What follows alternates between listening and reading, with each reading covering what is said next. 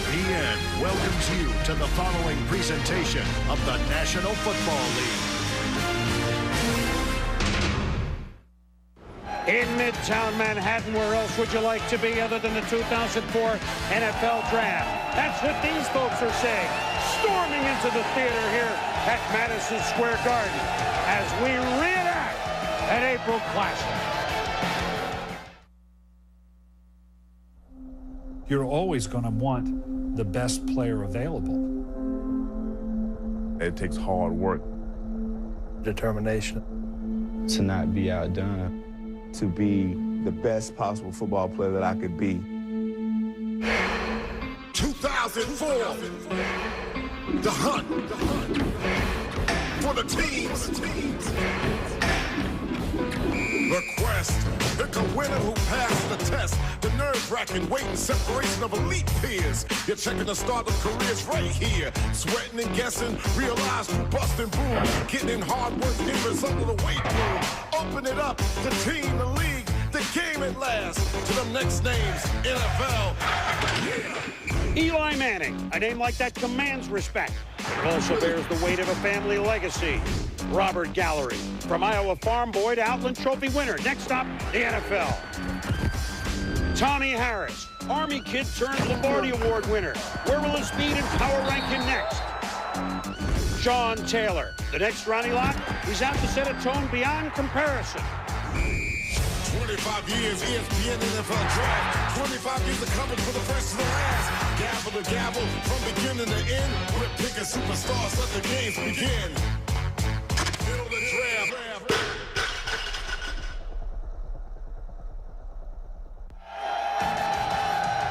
Welcome to ESPN's coverage of the 2004 NFL Draft, presented by Coors Light.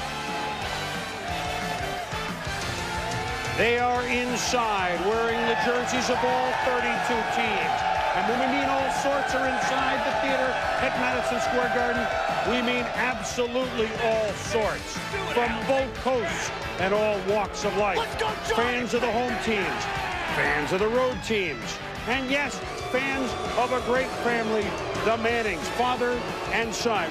This is their moment. Hello once again, everybody. I'm Chris Berman. So glad you can be with us here at the 69th annual selection meeting, which in English is the NFL Draft. Along for about his 8,000th NFL Draft is Mel Kiper. Good to see you again. Good to be here, Chris. Chris Mortensen for his 9,000th NFL Draft. Good to be here, of course. And his first with us, but a #1 pick at 88 by Tom Landry of the Dallas Cowboys. Michael Irvin, glad to have you along. Glad to be here, Boom. My first draft in New York. I love to be right here with the fans. You're like a player again, right? I've hit the feeling again. Absolutely. Well, to put it mildly, it was a historic and horrific week around the National Football League leading up to this draft, a week we have rarely seen. Number one, the first family of quarterbacks, if you will. Archie Manning, drafted second overall by the Saints in '71. Peyton Manning, drafted first overall in the draft by the Colts in '98, and the reigning co-MVP. And Eli Manning, expected to be the #1 pick in this draft. However, Eli Manning, word out, please, San Diego with the first pick, don't draft me. Maybe the New York Giants are a better fit. We still have San Diego on the clock. Stories to follow. The courts, Maurice Clarett challenge went all the way to 2 Supreme Court justices who denied the appeal to let Maurice Clarett and other underclassmen in the NFL draft. That's a continuing story, but Maurice Clarett, Mike Williams, etc., not a story today. And, of course, dwarfing it all, Pat Tillman, who traded in a career at safety for the Arizona Cardinals, and a pretty darn good one for serving with the U.S. Army Rangers in Afghanistan, killed in action Thursday night in battle at the age of 27. Heartfelt emotions out to his family, which include his next of kin, his football family, which would be high school, which would be Arizona State, which would be the National Football League, as you can hear everybody in this room and everybody in America. Pat Tillman and 700 other Americans have lost their lives in Iraq and Afghanistan, and we recognize them all. And a little bit later on, and not too long because Arizona picks third, we will have a tribute to Pat Tillman. Mort, now we go back to the top of our story. Eli Manning. Boy, did this swirl every day. What do we expect now? It's incredible that we have the Mannings, the classy family, getting booed even right here like this. That's just about the drama we have right now. But let's go back 10 days ago when the San Diego Chargers called Tom Condon, the agent for Eli Manning, and said, we choose to negotiate with you right now for Eli Manning. He's going to be our first pick, and Tom Condon sends the message, no, we choose not to negotiate. We don't want you to take Eli Manning. At that point, Dean Spanos, the president of the Chargers, called Paul Tagliabue, the commissioner of the NFL Football League, and Tagliabue said, let me call Archie Manning a friend.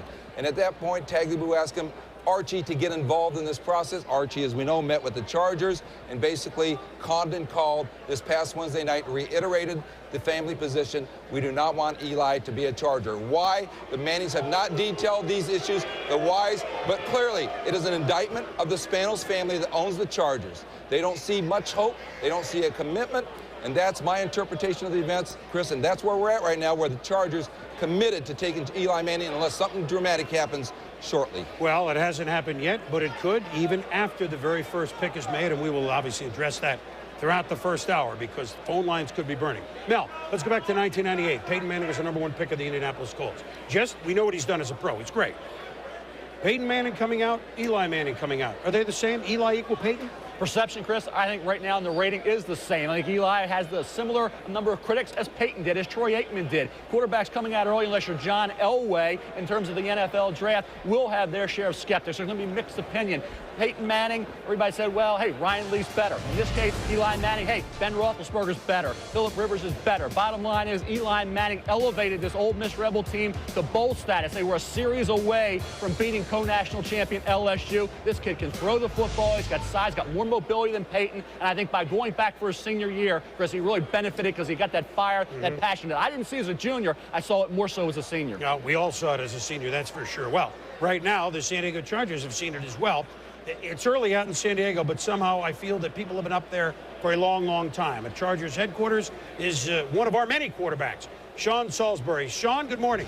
Good morning, Boomer. Thanks, and hope you guys have a great day. Let me tell you the latest on what's going on here in San Diego. We were supposed to have President, CEO, and owner Dean Spanos with us here at the top. But he said the only way he wouldn't if they were in a very important decision-making process, and obviously that's where they are. And just in the last 15 or 20 minutes, Mr. Spanos has gone into A.J. Smith's office outside the draft room, closed the door, and those men are in there trying to decide on the decision. And the decision right now as we stand, as Mort said, is that they will draft Eli Manning with the first pick unless there's a blockbuster trade. Well, there hasn't been a blockbuster trade, and they're prepared to dig their heels in and deal with the ramifications of taking Eli Manning and not being able to sign him. And we'll get an opportunity sometime during the next hour to talk to Dean Spanos and find out exactly all about that. Let's head out to the Giants in New York, Sal Palantonio. They got the 4th pick right now, Sal. Sean, they do, and the Giants are just waiting to hear what the Chargers are willing to do here. But here's the news that we've heard, is that there's a possibility of a way to get out of this, a scenario that's being discussed behind the scenes, that the Chargers would take Eli Manning with the first pick, and the Giants at number 4 might take Phillip Rivers, and that the two teams would then trade the picks. Everybody knows that Marty Schottenheimer likes Phillip Rivers, and the Giants, of course, covet Eli Manning. That is one possibility, Boomer, that is being discussed as a way to get out of this. Well, we have a little more time at that, Sal, and of course we'll check in with Sean and you and all around the league. But right now, we might as well check into the green room where Eli Manning, his father Archie, are waiting to hear what happens along with the rest of America. Let's go down to Susie Colbert. Suze? Thanks, Chris. Right off the top, Eli, why don't you want to play for the Chargers? You know, we're not really giving details right now. We just, we've made our decision, and that's what we're sticking to. Who's influenced you the most? You know, just, it's not really an influence. This is my decision. It was, you know, I wanted to do this. I was not, you know, told to do this. We talked about it, and I thought it was the best idea, so I went with it. Archie, 1998, Peyton, #1 pick to the Colts. The year before, they were 3-13. Why is this different? Well, all teams are different. It was kind of a start over there, and people that were there, a lot of people that they had. Just there's so many, as I said, we weren't going to talk about all these issues and all these factors. There were a lot of them presented to Eli, and he made this decision. Every organization is different, Susie. As a family, how emotional, difficult has it been challenging the NFL? it's been tough as a family, and it's been, you know, we're concerned about Eli, but we're also concerned about we care about this league and the people, not trying to distract or disrupt anything. So it was a very hard decision for Eli. Our family, we're supporting. We all know the tradition, #1 pick. What happens when your name is called? What are you going to do? You know, again, I don't know what's going to happen right now. I don't know what the Chargers are going to do. So, you know, if my name's called first or whenever it's called, you know, I'm going to do what everybody else does. If the Chargers call your name when I talk to you after the pick, will you be wearing a Chargers hat? You know, I don't know. We'll see what happens. Good luck, guys. Thanks. Chris? Susie, Eli, Archie, thank you very much. And now to get things started here in New York officially, the commissioner of the National Football League, in his 15th season and counting, Paul Tagliabue, who works the podium obviously throughout the first round, but it has been a different week, and the commissioner knows better than all of us.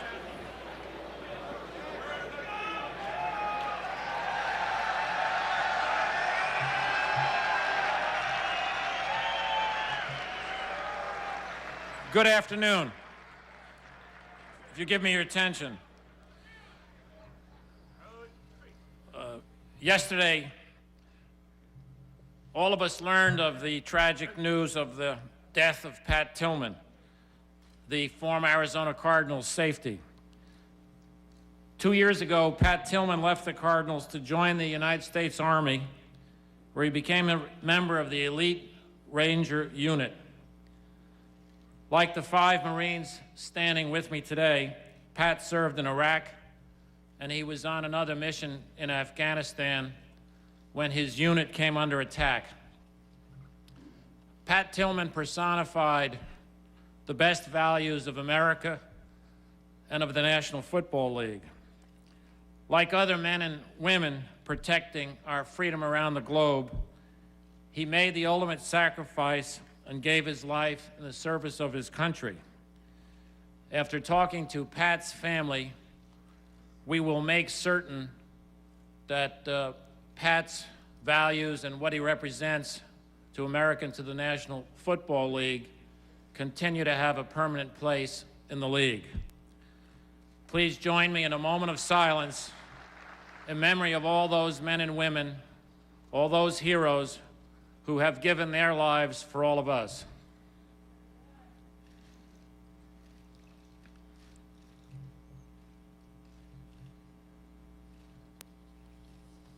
Thank you.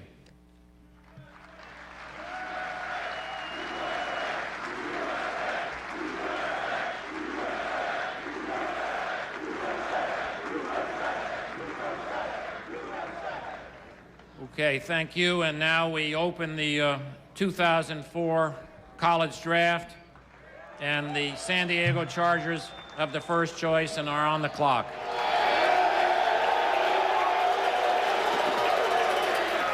Well, let us hope that every man drafted this weekend can live up to the man that Pat Tillman was on the gridiron and for his country.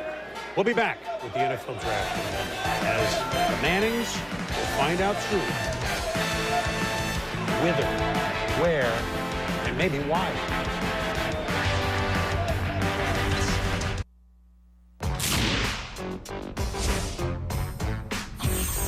This is the way the headlines are reading in New York City. Elway telling everyone that he will play for the Yankees and not play professional football.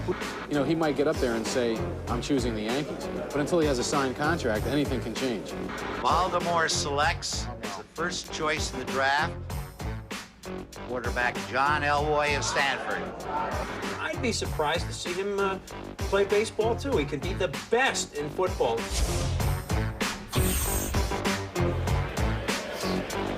You talk about scary television. Whoever that was in the red jacket is scary. Oh, Eli Manning has waited for this opportunity. It's not the opportunity that a lot of people might have sized up about a week ago, but we may know more in the next 15 minutes and the next hour. We may know more right now. Let's head back out to San Diego. Sean Salisbury, a buzz at Chargers headquarters? Well, you know what? It's still their status quo. They're still drafting Eli Manning as of right now, Boomer. They left, did A.J. Smith, the general manager, and president and CEO, Dean Spanos, and went back from A.J.'s office to that draft room to decide. They're sitting and watching just like you and I are, waiting. And you know what? There's the possibility that they still could, in talking to the Chargers, take Eli Manning, trade him down, and let the Giants draft Phillip Rivers, and make that trade. So if it does happen, then we got to wait on that when the Giants are on the clock. But fully expect the San Diego Chargers to use all 15 minutes in waiting to see if somebody else gets into this mix, Boomer. All right, Sean, well, they are on the clock right now. And, hey, look, let's not forget, Eli Manning's a hell of a football player. Maxwell Award, many awards, Player of the Year, took Ole Miss from where to a big-time bowl game, et cetera, et cetera. Mel, Eli Manning the player. Chris, what we forget is you don't have to be the #1 pick or rate as #1 pick to be a great quarterback. In Eli Manning's case, what he benefited from, and you talk about that name Manning, Archie's influence, I think, is the reason why he stuck around as long as he did at the college level. Keep in mind, he's redshirted in 1999, gradually worked his way into the mix, and as the top-notch SEC quarterback, his completion percentage improved 62.4% as a senior. And you watch him here. He was under pressure. The offensive line, Stacey Andrews, limited background in football. He'll be a 4th-round pick. He was on that offensive line, but overall they struggled. Chris Collins, good receiver, not a lot of speed. Running game, not evident each game in terms of helping out and assisting Eli Manning. That group struggled. I think when you look at the time that he had to throw the football, the lack of a running game, the competition that he faced in the SEC week after week, that's why he was able to achieve such a high grade. Maybe he's not the #1 pick. He's certainly not the consensus #1 pick. He's not the #1 quarterback on some teams' boards. But there's a lot of competition at that spot with Roethlisberger and Rivers. And what Eli Manning did in terms of elevating this Ole Miss football team, you see the throws there, the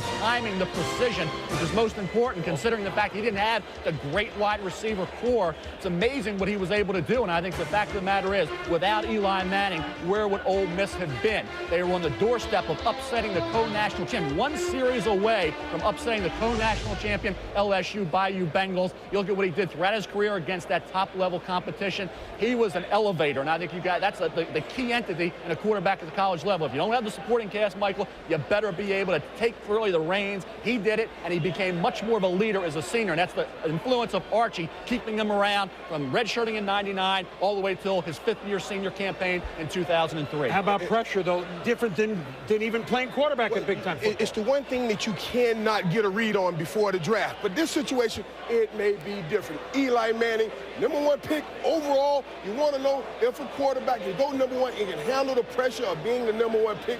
This guy has lived with pressure. He's the 3rd Manning. His dad played the game very well. His brother, the 4th Manning, Cooper Manning. Okay, but he's the 3rd quarterback Manning, and he's handled pressure well. I say he's a Sherlock, and because of the way he handles pressure, that's what makes him the #1 player. Michael, this is pressure that he's never seen before, and I guarantee it's been created by this buzz the last few days about all of a sudden Eli Manning. They tried in San Diego, I believe, to create a market that wasn't there. You talk about the money you have to pay for a #1 pick at quarterback. You talk about teams' boards being completely different around the NFL. This is a market could not have been created. What San Diego did was complicate matters, Chris. It should have been very simple. They made it complex. Look, let me boil it down to folks that may not have been following every move of this all week long.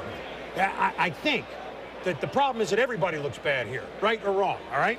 The Manning family, the first family. I mean, respect of the game, respect the people, absolutely.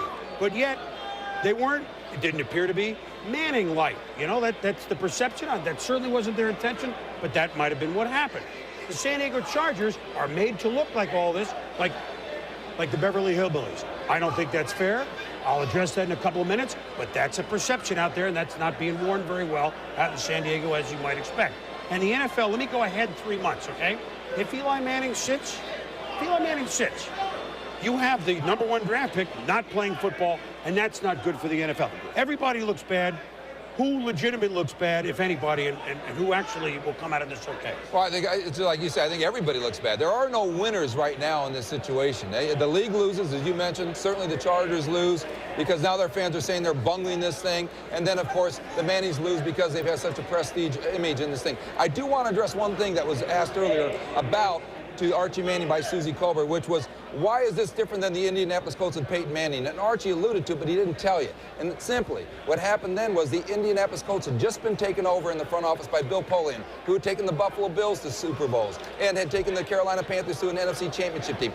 The Mannings have grown up in New Orleans, where the coach at that time was Jim Mora, who turned a losing franchise in New Orleans around into a winning franchise. So in that respect, of course, they had a left tackle, they had Marvin Harrison, so they did see more hope there, certainly. Well, I mean, that was their read. The Chargers are trying to, look, they feel, look, we just got great news for the first time in a long time on Baby Stadium. There's a step coming in San Diego.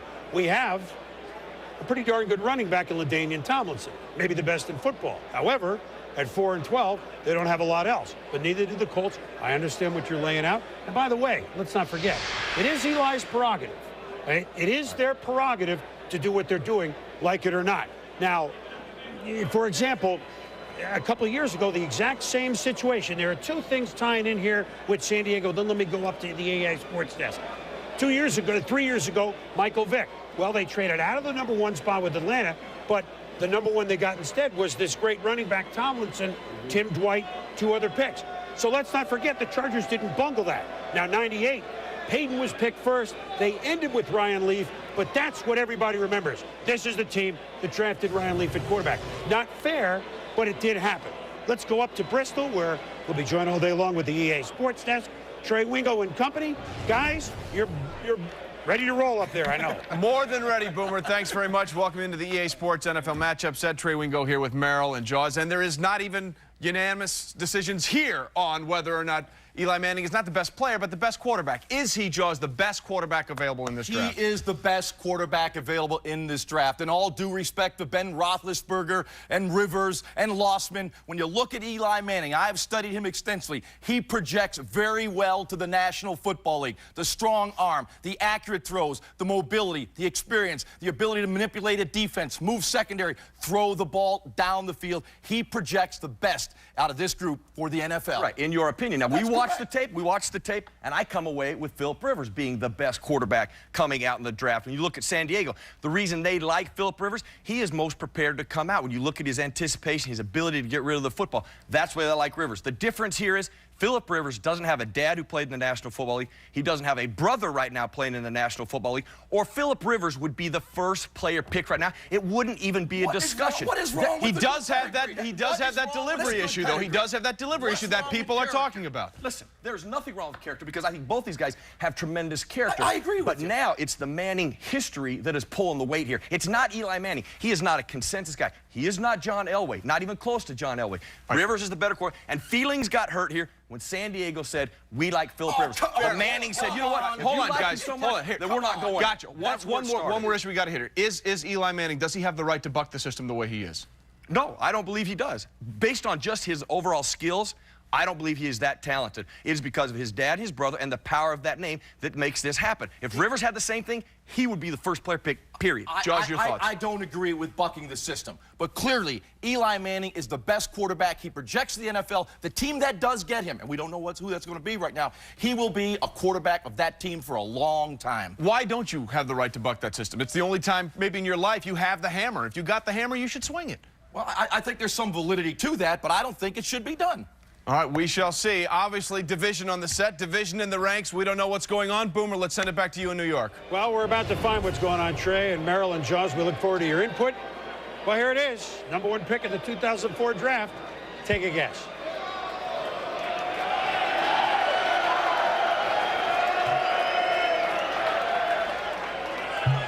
With the first choice in the 2004 NFL Draft, the San Diego Chargers select Eli Manning. When too much work bogs you down, Asana helps you handle it. That's because Asana is where humans and AI coordinate work together. AI makes it easy to hand off routine tasks, streamline workflows, and keep everyone focused on the work that matters most.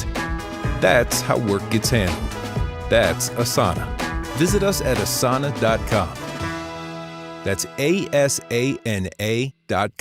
Quarterback, Mississippi.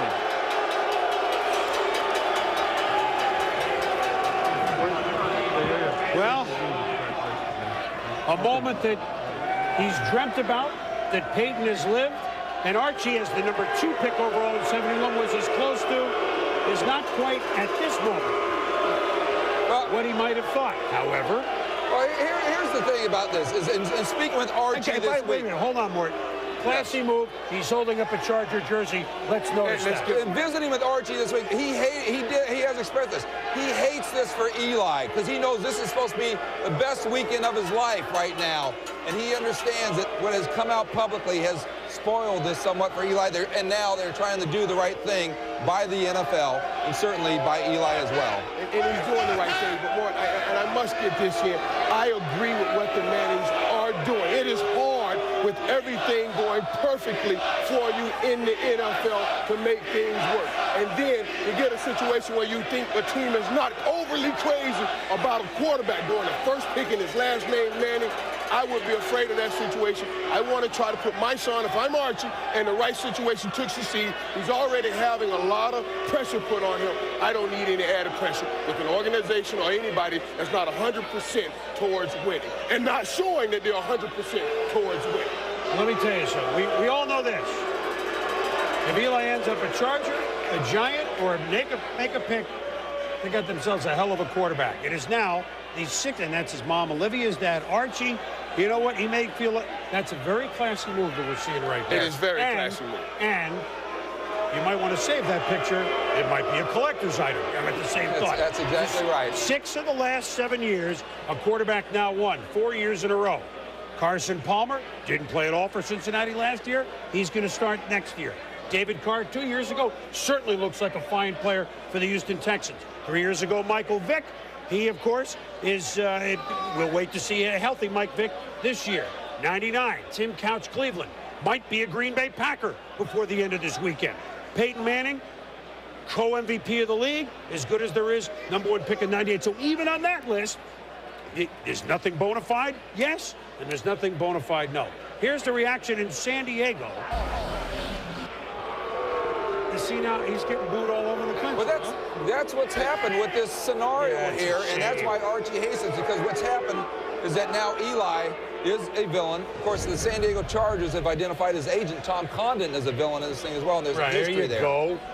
Well, and Tom is, and that's what agents do. They have to take a hit, and Tom has had some history with the Chargers on some things. I will also say that the Chargers, when the Manning family has to look at them, they see an ownership that certainly they must question. That's my interpretation of it. They see a general manager in A.J. Smith who hasn't been on board for long, and certainly a coach of Marty Schottenheimer who may be fired by the end of this year if things don't go well. And offensive line receiver issues, obviously. Well, something that will be debated, but there's no debate. Eli Manning was chosen first in the 2004 draft. 6 years after his brother, Eli is with Susie Colbert. Suze? Eli, what's this experience been like for you? You know, first off, I want to say this is a great honor to be selected as the first pick. It's a great day for the NFL, and it's an important day. So, you know, it's been a fun experience. It's been something I always remember, and you know, just being here with my family the past 2 days, it's been really great. I'm sure when you imagined this, you weren't thinking there'd be boos at Madison Square Garden. How are you handling it all? I'm doing fine. Obviously, you know, I've dealt with boos before. I've played in a lot of stadiums, you know, with LSUs and fans that'll boo you a lot. So that's just it's just part of the deal. What are you thinking when you're standing up there with the commissioner and you're holding a Chargers jersey? Well, obviously, everybody knows how we feel about the situation and what we've said in the past few days. So, honestly, I don't know what else is going to happen from here. I guess right now we just hope that a trade can happen. So if you had the ultimate right now, you'd be over during the first round, during the course of the day. What do you hope for? I guess we hope that another team will trade, you know, me to another team for picks, or I don't know how this all works. It's kind of a new territory for me, so I guess I'll sit and wait to see what happens. No trade happens, then what? You know, obviously we've talked about this, and we've told, you know, the Chargers how we feel and what will happen if they draft me. Great day, a tough day. Thanks. Chris. Eli and Susie, thank you very much. Well, there is some precedent, and we don't mean to say that he would be sitting out 12 months. Bo Jackson, drafted number 1 overall by the Tampa Bay Buccaneers in '86. Certainly a franchise at that time that you would have some concerns about. He elected to sit out the whole draft. went as a 7th-round pick the next year with the Los Angeles Raiders. He was already playing for the Kansas City Royals. John Elway, 1983. You saw the horrifying picture of me 21 years ago. You also saw that Elway, for a few days, Baltimore Colt property, but the trade to Denver. Similar, different. Mel, you were in Baltimore. I was, Chris, and a historical irony. You talk about then general manager of the Baltimore Colts, Ernie Accorsi, drafted John Elway. Elway said, I'm not playing for the Colts. I told you I wouldn't. I'm going to play baseball. Well, that summer, Ernie Accorsi was in the process of working out a deal that would have made John Elway a Baltimore Colt. He would have never been a Bronco. The trade by the owner to Denver without his consent created a situation where Elway went to Denver for Chris Hinton, Ron Solt, and Mark Herman. In the case of that situation, John Elway said what he did, but still could have been a Colt. Now you have a situation where Ernie Accorsi, GM of the New York Giants, on the other side of the fence, trying to benefit from a player, Eli Manning, saying, I'm not going to go to San Diego. The difference here is that Bo Jackson and John Elway had baseball options, and Eli Manning is a football player only. Correct. And if he actually has this resolve, we know that economically he doesn't have to sign with the Chargers. But in reality, John Elway did not have a baseball option. Well, he had a minor league. That was a fictional baseball option. It was fictional. It was fictional. Look, right now Oakland's on the clock,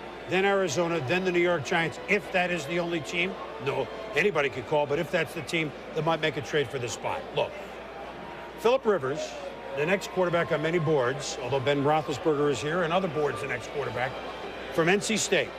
He was scouted personally by A.J. Smith, the general manager, midway through the season. A GM going to a team, he's, going to visit. That's different than a scout. He was not originally on the Senior Bowl roster. Marty Schottenheimer was one of the coaches in the Senior Bowls. They lobbied to get him on in the roster and on the team. Marty took a look. They came out and loved him afterwards. So it doesn't mean that the Giants trade any offer, change their offer, or make an offer to the Chargers. But we have a chance in the next 40 minutes that there still could be a trade which would bring Eli to the Giants' territory, Phillip Rivers to the Chargers' territory. Come on back. Build a draft.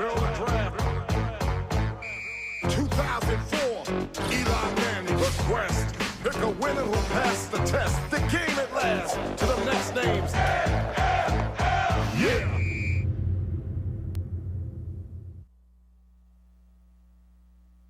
Go.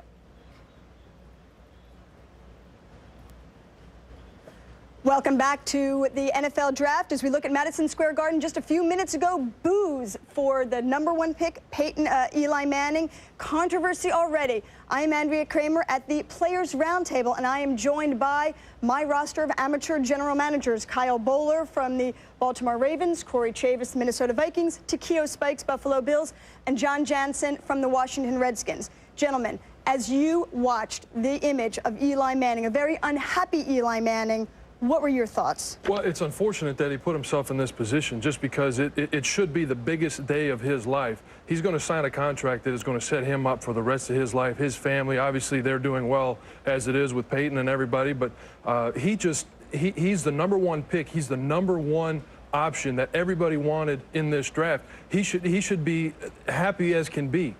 All right, John, we will be back at the roundtable for much more opinion, but right now let's head back to New York where the pick is in for the Oakland Raiders. All right, Andrea, thank you very much. The Oakland Raiders are on the clock. This has been a hot spot.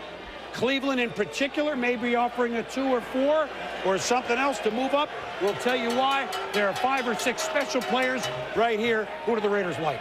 With the second choice in the 2004 NFL Draft, the Oakland Raiders select Robert Gallery, offensive tackle, Iowa. Well, let me just put one thing in for a moment backwards.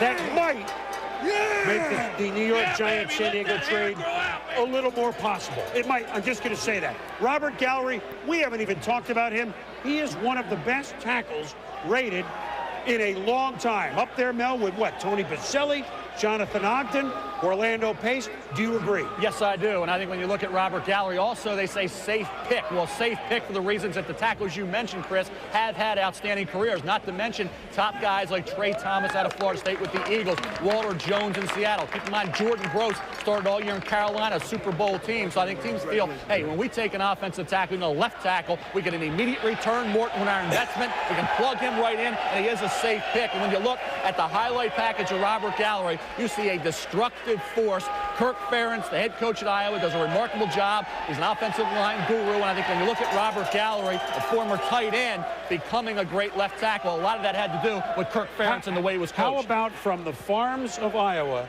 to the second pick in the NFL draft? But is he Tony Baselli? Is he Jonathan Ogden?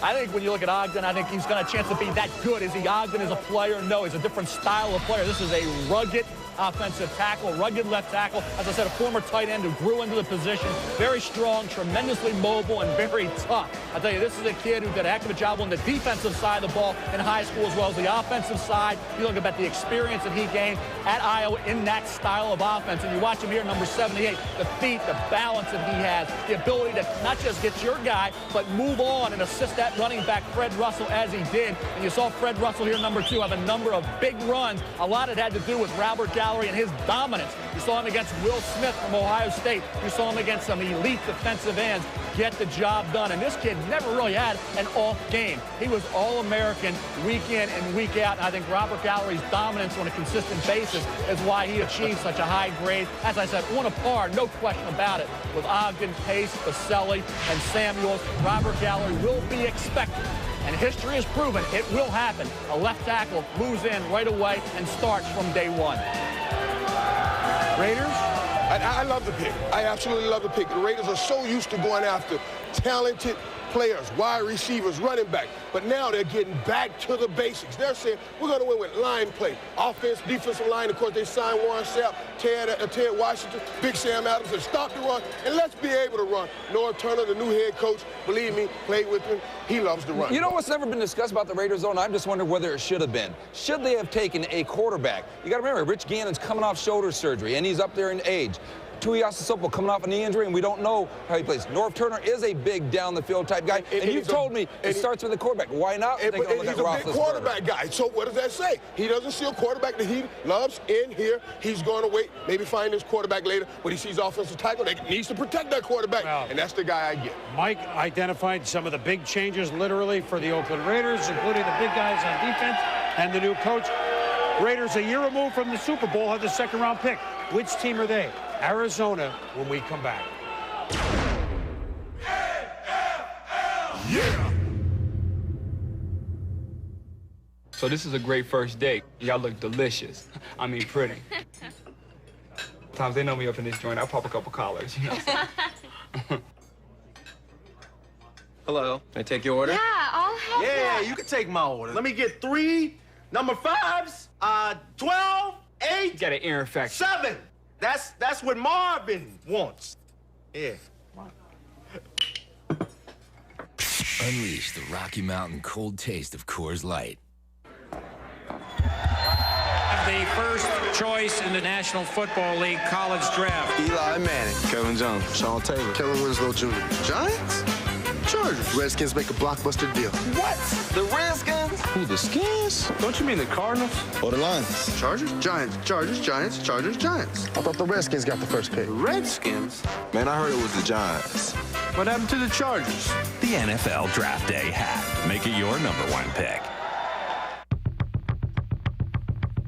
In this competition, there's no room to lose. So facing the opposition is what I'ma do. I got 24 seconds to live, and 200% is what I'm gonna give. So I push through the pain and raise my game. A victory is the only thing to gain. So I take it to the hole, drive it up your lane. I do it for the love, do it for the game. Even though I'm playing the game, I ain't playing. The trophy is the reason why I came. Let's get it started here. Let's get it started. Welcome back to New York with the Arizona Cardinals on the clock. And the Arizona Cardinals and their fans, and when you think about Arizona, think a lot more than just who they're going to pick in the first of the Denny Green era. In 2001, Pat Tillman was completing his 4th season as safety for the Arizona Cardinals. Here was a man that had a chance to sign a 5-year deal for $9+ million with the St. Louis Rams, decided, I'm loyal to Arizona. They're the team that drafted me. I'll play for less money. Then, after 9/11, here in New York and elsewhere around the country, he decided at the end of the season, football was not his calling. His country was the calling. So he turned down multi-million-dollar contract to play safety for the Cardinals in a state that he loved and the game that he loved, to serve with the U.S. Army Rangers. When he enlisted in the Army, along with his brother, he turned down all interview requests because he said, I am no more important than any other man or woman serving in the service, whether in peacetime or in wartime. I don't want to bring any attention to myself. That was the man that Pat Tillman was, and of course we heard the news on Thursday night, killed in action in Afghanistan. Chris Connolly remembers. What does a hero look like? From his earliest days in big-time football at Arizona State, Pat Tillman was an overachiever, admired for making the most of his physical skills, his smarts, and his aggressiveness. If his achievements in the NFL made liars out of those who doubted his ability to compete at that level, his decision to leave the game he played to serve the nation he loved made liars out of us all of us in sports, who casually invoke such concepts as sacrifice, selflessness, and dedication. Hip deep in a culture that prizes cold cash and fame's heat, Pat Tillman turned his back on them both to embrace the values of what sometimes sounds like a different era entirely: duty, honor, country. In life, he sought out challenges and met them head on. In death, he may have performed one final service for his fellow soldiers and for America by reminding us all that every man and woman who has fallen in that theater of battle also has a face and a story that must not be forgotten. We honor his memory by thinking of them, for Pat Tillman's death has given their bravery a new life. What does a hero look like? Maybe you have to lose one to know that you've found one. They built these roads as if they knew we were coming. The X3, X5, and X7, proudly assembled in South Carolina at BMW's largest plant worldwide. Take advantage of exceptional offers today.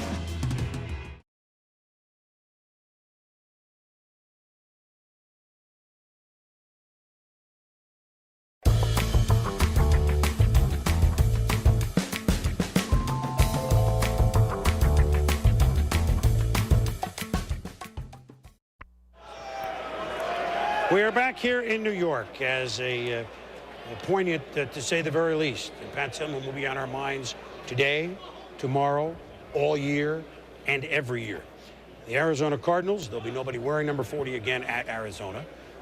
There will be nobody wearing 40 at Arizona State.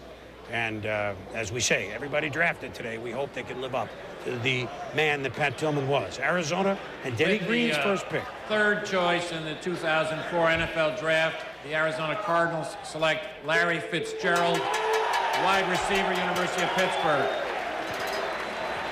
Now let's go to Arizona and a wonderful story. A wonderful story. Larry Fitzgerald was a ball boy with the Minnesota Vikings. Denny Green, as Viking coach, knew him when he was 8 years old. He's been friends of the family. Mr. Fitzgerald, a newspaper report, sports reporter, radio host in Minnesota. You talk about scouting a player. Denny Green has scouted him for 15 years.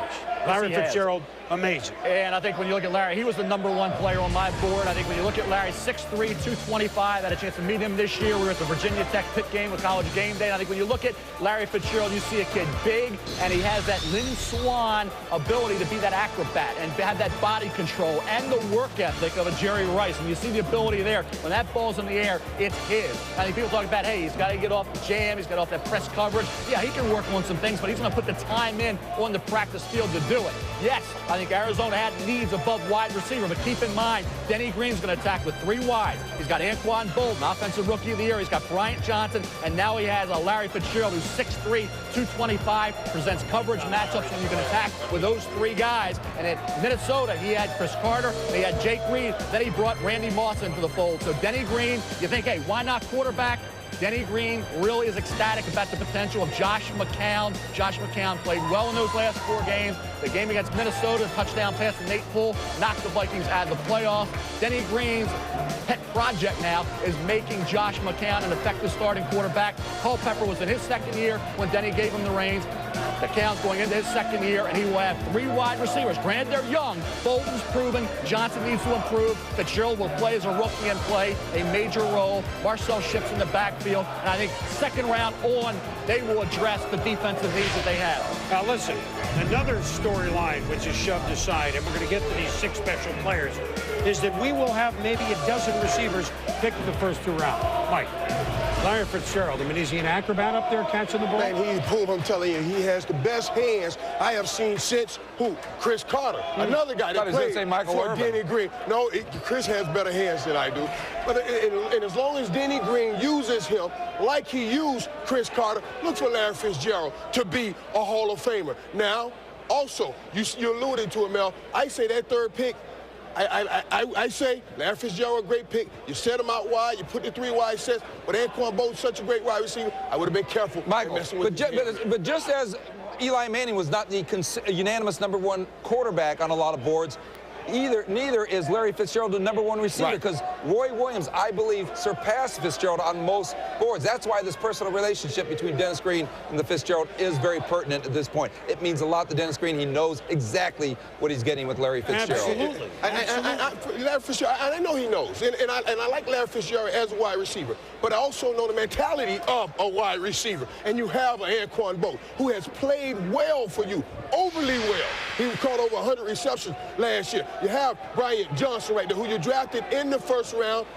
last year also. So with that, I don't take Larry Fitzgerald because I don't want to mess with Well, that's what I'm saying. Wouldn't Roy Williams have been a Randy Moss type to complement Bolton? Aren't Bolton and Fitzgerald similar guys? But that's too much of a luxury for Arizona. They don't have that luxury. You go get you a defensive player like Sean Taylor, and you let Anquan Bolton do what he does both best. Special players. They are both special players. And after all, the Arizona Cardinals scored the fewest points in football. They allowed the most. One of the reasons that Denny Green is the new head coach. A year ago, he was sitting in Michael's seat. The head coach next year, obviously. Well, the New York Giants are now on the clock, and maybe, just maybe, there's some drama. Don't know. Maybe Sal Palantonio knows. Let's go across the river about 8 miles to Sal with the Giants. Sal? Boomer, while the Arizona Cardinals were on the clock, the Giants confirmed to us from their draft room that if Phillip Rivers, the quarterback from North Carolina State, was sitting at #4, there would be discussions with the San Diego Chargers that the Giants would take Rivers and then swap quarterbacks with the Chargers, and that the Giants would eventually wind up with Eli Manning. We can only assume that those discussions are taking place right now, Boomer. Well, that's what we thank you, Sal. And we said as soon as Gallery was picked, because that was the player that the Giants were talking about all along also, that might help a trade in, I don't know, 10 minutes or... Well, this is a very interesting spot because the Giants have Ben Roethlisberger rated over Phillip Rivers. So they have to take their best shot right now with the Chargers in order to do this. But otherwise, with Roethlisberger there, I guarantee you, as Kellen Winslow and Sean Taylor of the University of Miami sit there, that the Cleveland Browns are also in this picture trying to get into the Giant spot and maybe another team or two, because Winslow and Taylor are big-time players, and Roethlisberger probably could be had a couple of slots down. This is going to be interesting to see how this plays out. What else might... Look, I mean, those are enough scenarios, Mel. Gallery gone. Who would be the next just player? Let's forget everything else. Next player, because we really haven't gotten into... Maybe we can. Sean Taylor's one of the highest-rated safeties in a long time. Kellen Winslow, the second, one of the highest-rated tight ends in a long time. Larry Fitzgerald and Roy Williams, Mike and the guys just talked about. Gallery, one of the highest-rated tackles in a long time. You don't see this that often, all in one draft at the top, Mel. They're the big 6, and all these guys that you see are #1 on some teams' draft boards. And we've already had Manning and Gallery and Fitzgerald gone. We still have 3 remaining: Kellen Winslow, Roy Williams, and Sean Taylor. And that's why you have this jockeying for position, as Mort said, because some of these guys, all these guys, are #1 on somebody's draft board. And that's a rarity. When you get to that 6th spot, you can still get a guy that's #1 on our board. Right. That doesn't happen often, Chris. And so Giants 4, Washington 5, Detroit 6, Cleveland is at 7, others a little bit below. Therefore, the top 6 are your premium spots. So we're looking at the trade from San Diego to New York. Maybe. There may be others. We didn't think this would be the fastest moving first hour because there are lots of phone lines buzzing. So do you agree that these are the... I mean, look, I'm not saying that Roy Williams, the safety, who Dallas has, isn't equal. I'm not saying Sean Taylor is better or Kellen Winslow, but these grades are about as good as we've seen. Well, right? there are those six premium players that Mel has talked about. But the other thing that's happened that'll make a lot of players, teams happy is that we are seeing Eli Manning and Ben Roethlisberger probably go, or Rivers here, which slides those guys down another notch or two. So a lot of teams that were picking 7, 8, 9, 10, and on down, we're hoping the quarterbacks would go early, and we're going to see at least 2 go early, maybe 3. Well, and maybe 3. And another storyline, and there's Ben, Miami of Ohio, a guy that many say, just let him sit and watch for a little bit, and he may have the best side of all of them. So you do get the different opinions, and it's exciting, and you may see J.P. Lossman, I expect, quarterback in the first round, probably 4 first-round quarterbacks, probably 6, 7 wide receivers. Not a lot of offensive tackles. There are a couple of running backs, so it's heavy at the top, and then there's the next little group of 6 or 7 players, and then who knows? I tell you, those 2 Miami players, Winslow and Taylor, are coveted by a lot of teams, and I'm telling you, there is talk right now, as you mentioned, about those players. Kellen Winslow is the top-rated player on a lot of draft boards, period. Well, I think you've already seen what other tight ends that may not even have the ability that Kellen Winslow have done. Tony Gonzalez, certainly Jeremy Shockey, and Todd Heap. Todd Heap has been tremendously effective in that Raven offense, so they're much more than tight ends. Ernie, of course, he made that point when he drafted Jeremy Shockey. He said, hey, if he was a tight end, it wouldn't have been our pick. He's much more than a tight end. He can expand your offense. Kellen Winslow can do just that. Sean Taylor is a destructive force in that secondary. If he was just a safety who had ability, fine. Ed Reed had a lot of ability. He dropped to 24-25. This kid brings a Ray Lewis passion, and Ray Lewis has helped to make Ed Reed the great player he is in Baltimore. This is Sean Taylor, one of the men, and he is with friends and in Miami. You saw that at a gathering, and it will soon be a party. But right now, it's not yet a party. But let me just change for a little bit because we have 6 minutes left with the Giants. You draft early in the draft, therefore you had a bad season. Therefore, 7 new coaches in the NFL. Many are coming up right now. Jim Fossil did a nice job, took the Giants in the Super Bowl a few years back, but last year was a downer to say the least, and now Tom Coughlin is in.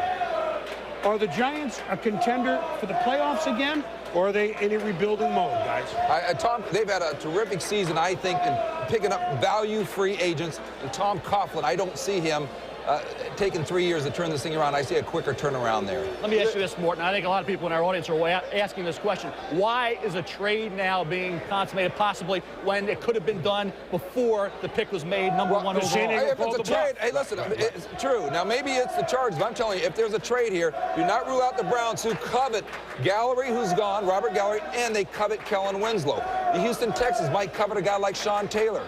So I say, you watch. If there's a trade here, it isn't necessarily the Chargers. Correct. It could be some of these other. Well, I don't know what it means. Sean Taylor's been on the phone with quite a few teams back in the green room in the last 5 minutes. Now, that could mean that he likes to use the phone.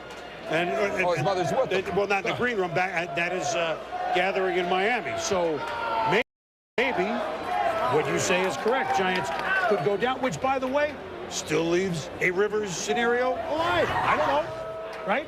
What a trade. Anything goes right now.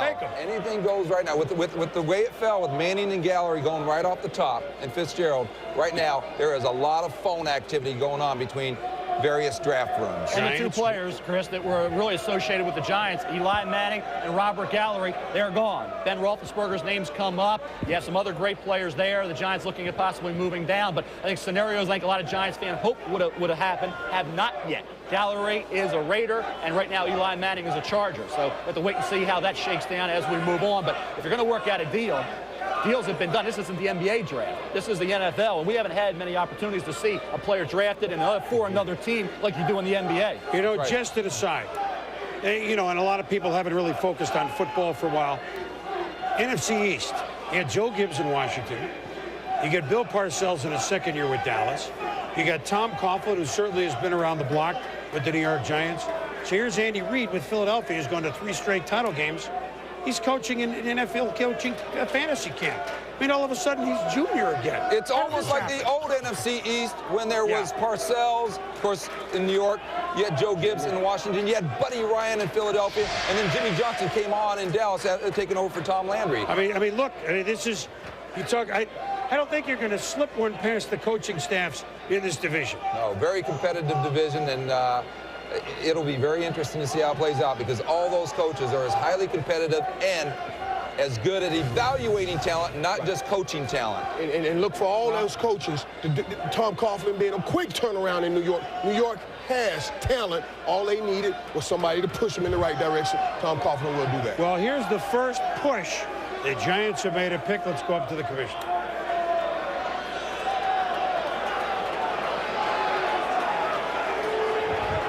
Cleveland. Never know.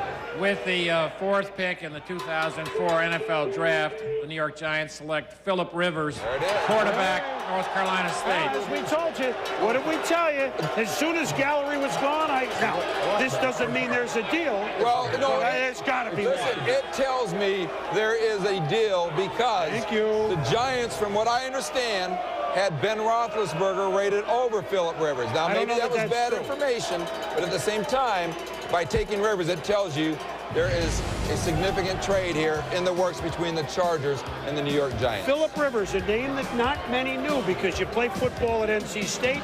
Only Roman Gabriel and Eric Kramer have been signal callers in the NFL from the Wolfpack now. Exactly. I think when you look at Philip Rivers, I saw a lot of Bernie Kosar in Philip Rivers, and you say, okay, who coached Bernie Kosar when he came out of Miami in the supplemental draft? Marty Schottenheimer. And I always thought that in San Diego, and we talked about it, it's not that complicated. You either take your guy or you trade down. And if you're debating both and you're waffling back and forth, that's not the way to do it. Who was the general manager in Cleveland when they did Kosar? Bernie Accorsi. Okay. Exactly. And I think when you look at Philip Rivers, you see that ability, that cerebral approach, and everybody said, well, it's unorthodox delivery. His arm strength is questionable. You're looking at passes here, and you tell me if his arm strength is suspect. This kid has that quick release, even though it's low. Not many passes batted down at the line of scrimmage. 4-0 in bowl games. 5-0 if you count MVP performance at the Senior Bowl down in Mobile. Came back on the plane with Philip, his wife, and his child. Mature kid, a kid who was the guy. Remember, he came in spring practice prior to his freshman year. It seemed like he was in college forever. And I think when you look at his track record of success, the fact that he didn't have his left tackle, Chris Colmer, one of his top receivers, Sterling Hicks, and T.A. McClendon, their fine running back, was in and out of the lineup, yet he put up huge numbers, completing over 70% of his passes. Philip Rivers, I think, will have a career in the NFL similar to Bernie Kosar. You guys like Bernie, you'll like Philip. That'd be pretty good. Yeah, who cares if the throwing motion isn't picture perfect? All right, now are we going? We have Philip Rivers here in the green room.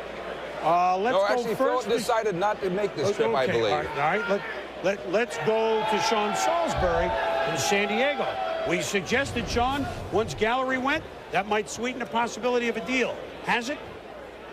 Yeah, Boomer, the talk now with the San Diego Chargers that there's a definite possibility there could be a trade. The parameters they don't know about yet, but I expect now with the Philip Rivers and Eli Manning situation that you will see something happen with the Giants and with the San Diego Chargers, which begs the question, Sal Palantonio, if the Chargers like Philip Rivers from the beginning, why in the world didn't they take him? Well, that's a good question, obviously. Obviously, the Giants want Eli Manning. That was the first guy that they had targeted all along. We heard early on that once Larry Fitzgerald went to the Arizona Cardinals, that there would be discussions between the Giants and the Chargers. We can only assume those discussions are ongoing, and we will hear shortly, I hope, from Ernie Accorsi. It's back to you, Boomer. All right, Sal, thank you very much. Philip Rivers is here. Hey, look, he's drafted 4th in the NFL draft, okay? You've made any mock draft in the middle of this season, your name isn't on the board at all. But here he is with Susie Colbert. Suze? All right, Chris, and Philip Rivers joins us from his parents' home in Raleigh. He did decide not to come here to New York. So, Philip, what have you been hearing today? I can't. Philip, what have you been... I've been right here at home. I've been right here at home with the family in Raleigh and just kind of waiting. I'm excited. What have you been hearing? We know you've been on the phone. What are the teams telling you? Well, I hadn't gotten a call yet from anybody. I'm just excited, as of right now, to be a Giant, and I don't know how everything's going to play out, but I'll be excited to see what happens. There's been so much talk of possible trade. San Diego, New York Giants. We know that Marty Schottenheimer and the coaching staff there in San Diego loved what they saw of you on tape.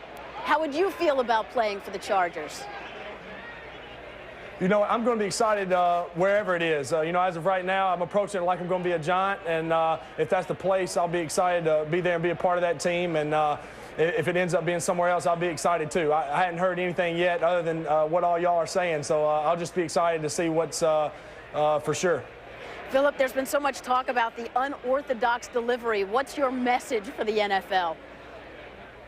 Well, I just think that there's been a lot of talk about it, but it gradually decreased throughout the season and throughout the Combine and the Senior Bowl, and I don't think it's going to be an issue, and that's kind of the feeling I get from most teams, and you know, hopefully the Giants feel that same way, and things will work for a long time.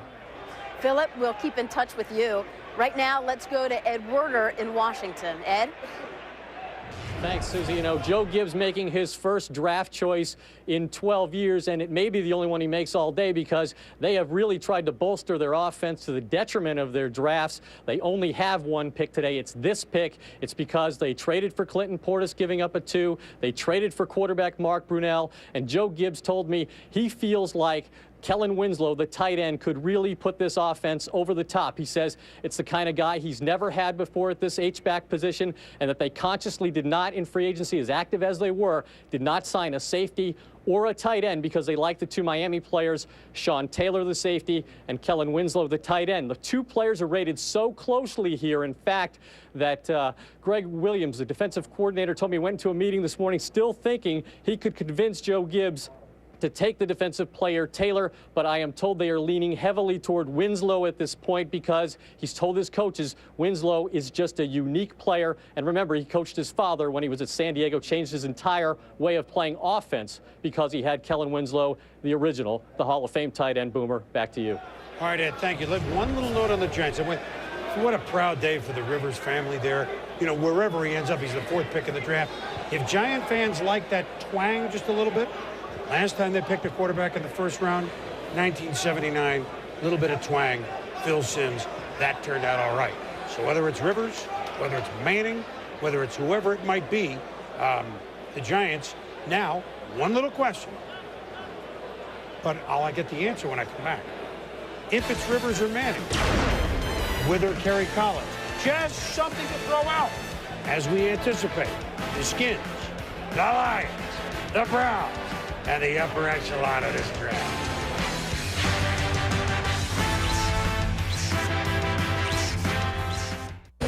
On an April weekend in New York City, 32 teams begin the quest for a championship. It's April, and we're ready for some football.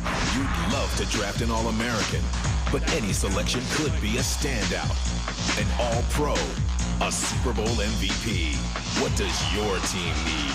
The NFL Draft 2004, presented by Coors Light, continues tonight at 7 on ESPN2 and tomorrow on ESPN and ESPN2. For the ones who get it done, the most important part is the one you need now, and the best partner is the one who can deliver. That's why millions of maintenance and repair pros. ESPN's exclusive coverage of the NFL Draft is presented by Rocky Mountain Cold Coors Light, the official beer sponsor of the NFL. And in part by Nissan, who invites you to ship the way you move through the world. And Lowe's, where you'll find all your home improvement needs. Lowe's, improving home improvement. Now, a beautiful day in New York, and certainly a wild early afternoon here in the Big Apple in the theater inside Madison Square Garden. Manning, Gallery, Fitzgerald, Rivers, gone 1, 2, 3, 4. Where they end, we still don't know. Now, Washington, Detroit, Cleveland, those players you heard Ed mention, what will be burning the phone lines now? Well, actually, let's go back to what was burning the phone lines, frame some of that drama while the Giants were on the clock.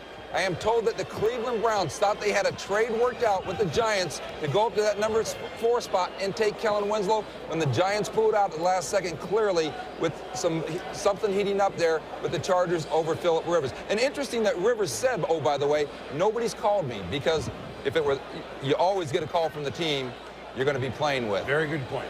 Okay. But now we're on to Washington with Joe Gibbs' first round pick in 12 years.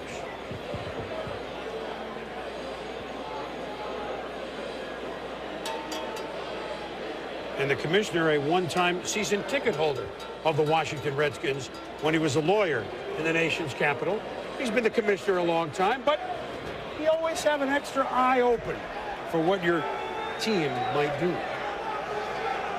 With the 5th pick in the 2004 NFL Draft, the Washington Redskins select Sean Taylor, safety, University of Miami. Thought so. And hello, Detroit. Just a little background on this. When the Redskins held when Joe Gibbs ran a personnel meeting on Friday.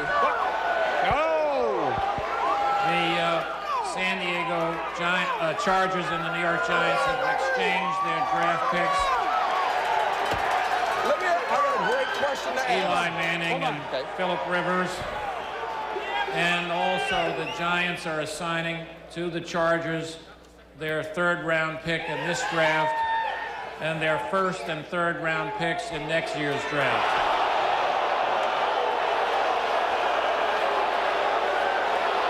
The Detroit Lions are on the clock. Well, I'll take it. Well then. And as Jackson Brown once sang, when you hear that crowd and you see those lights, you remember why you came. As we told you, one gallery, I think, was the final part of that. Let me put what I know, okay? You just heard what the commissioner said. They've traded quarterbacks, okay? So they get a 3 this year, does San Diego, and a 1 and a 3 next year. San Diego, let me take it from their angle with what I know, was out to get better than the Vic trade of 3 years ago.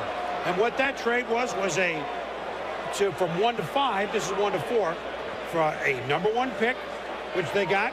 They picked Tomlinson with Atlanta. They picked a 2 next year, a 3 that year, and a pretty good player in Tim Dwight. Hold on. 1st and 5th round picks, not the 3rd round pick. However, but the big number is here, Mel and Mort, a 1 next year, which the Giants don't expect to be this high, of course, but you don't know. Right. So San Diego may have indeed gotten something comparable or a little better than the Vic. I don't know. I think San Diego capitulated a little bit here. Well, sure they did. It is also. not the trade of the century that they had been framing, and it just tells me that they came to their senses thinking, we do have an equal grade on Philip Rivers, and why go through the mess we're about to go through? What they did was reach for the sky, and it fell a little short, and they shouldn't be happy with their job. Here it is. Let everybody, here it is. I mean, just to recap. So they trade the rights to the 2 quarterbacks, essentially trading the 1st round picks, okay? Right. And so San Diego gets a 3 later today and a 1 and a 5 next year. They both capitulated. I just had a feeling this was going to... It's funny that they couldn't get this done in days, but we got it done in a half an hour. But they got it done. I have an interesting question. Who gets to negotiate as the #1 pick? Eli Manning. It'll be it. I bet you both agents want to negotiate as the #1 pick. Of course, both agents want to do that. Right. Chris, it's a steep price to pay. You could say on paper. I think when you look at it for the New York Giants, they believe. I think Ernie, of course, drafted John Elway. He sees Eli Manning as a special quarterback. You have to determine, the key to this trade is, what is that 1st round pick next year? How high is that pick? If the Giants are picking in the 20s, or are they picking in the top 5? That remains to be seen, how the Giants turn this thing around, how quickly they get back on track this coming year. Clearly, next year's #1 was a key, because Ernie, of course, he would not give up. He's the general manager of the Giants, of course, would not give up this year's 2nd round pick. I think that's really what the Chargers had wanted, but a #1 next year obviously did the trick. And also the comments, I think, when you talked about Dean Spanos yesterday, Morton said, okay, our entire draft this year and a 1st round pick next year. Well, they didn't get as much as they said they wanted for a guy that they said was one of the elite quarterbacks coming out of all time. There were a lot of emotions, and there was a lot of anger, and I think people had to sleep another night on it. And cooler heads prevailed. Look, so Eli Manning property Giants, Philip Rivers property San Diego. The man that engineered this trade right across the river for the Giants is Ernie Accorsi, the general manager, who was certainly involved, as Mel pointed out, with the Baltimore Colts. On another end, when John Elway was picked by Baltimore, said he didn't want to go there. It took a few days. Elway went to the Denver Broncos for a very good player, Chris Hinton, a veteran quarterback, Mark Herman, That's ancient history. Now, everybody's on the other side of the tracks. And I just throw out, I know a lot has happened in a hurry, but just, you think both Rivers and Manning could come right in and start. Rivers very well may in San Diego, which then might end the Drew Brees era. They have Doug Flutie as backup. New York, they have a guy that took them to the Super Bowl, Kerry Collins, albeit a few years ago. Right. Would Eli Manning, like Peyton, come in and take the first snap in week 1? That would be something that we would have to see. So, I'm just putting everything on a fast track, but boy, there was some fast tracks the last half hour, right? Ernie's not ready yet. We're going to go out to the Giants in a moment. Mort? Well, one thing you're saying, we are seeing Ben Roethlisberger on the phone right now, which means somebody probably is trying to trade up there and maneuver up into this spot with Detroit. Well, we'll see what happens on that one. All I can tell you is, in terms of this trade with Eli Manning and Kerry Collins, as you mentioned, I've been told that Tom Coughlin is determined to play if he took Eli Manning from day one. That's shocking. Now, Tom hasn't been quoted on that. That would tell me that Kerry Collins is headed out of New York, because there's no way they're going to have him back up Eli. That's based on what I've heard, not what he has told me. You hear stuff sometimes. It all just happened. All right, now we told you that the Giants have taken Phil Simms, and that's been a long while, 25 years ago. It's the third longest drought, and see how the names keep coming around. Ernie Accorsi involved with Elway. Archie Manning was still the last quarterback drafted in the first round by the New Orleans Saints. You saw Bill Munson. Well, I mean, that's a long time ago. Phil Simms took the Giants and led the Giants to their first Super Bowl in 1986. It was 7 years later. Phil Simms, who we got to know even better, worked with us before moving on the broadcast booth to other networks. And Phil Simms was a great player in New York. And now look, the New York Giants have a Manning. Hello, Ernie Accorsi's with Sal Paolantonio. Sal? Boomer, thanks. Ernie was a nail-biter throughout the first 4 picks of the first round, but you got Eli Manning.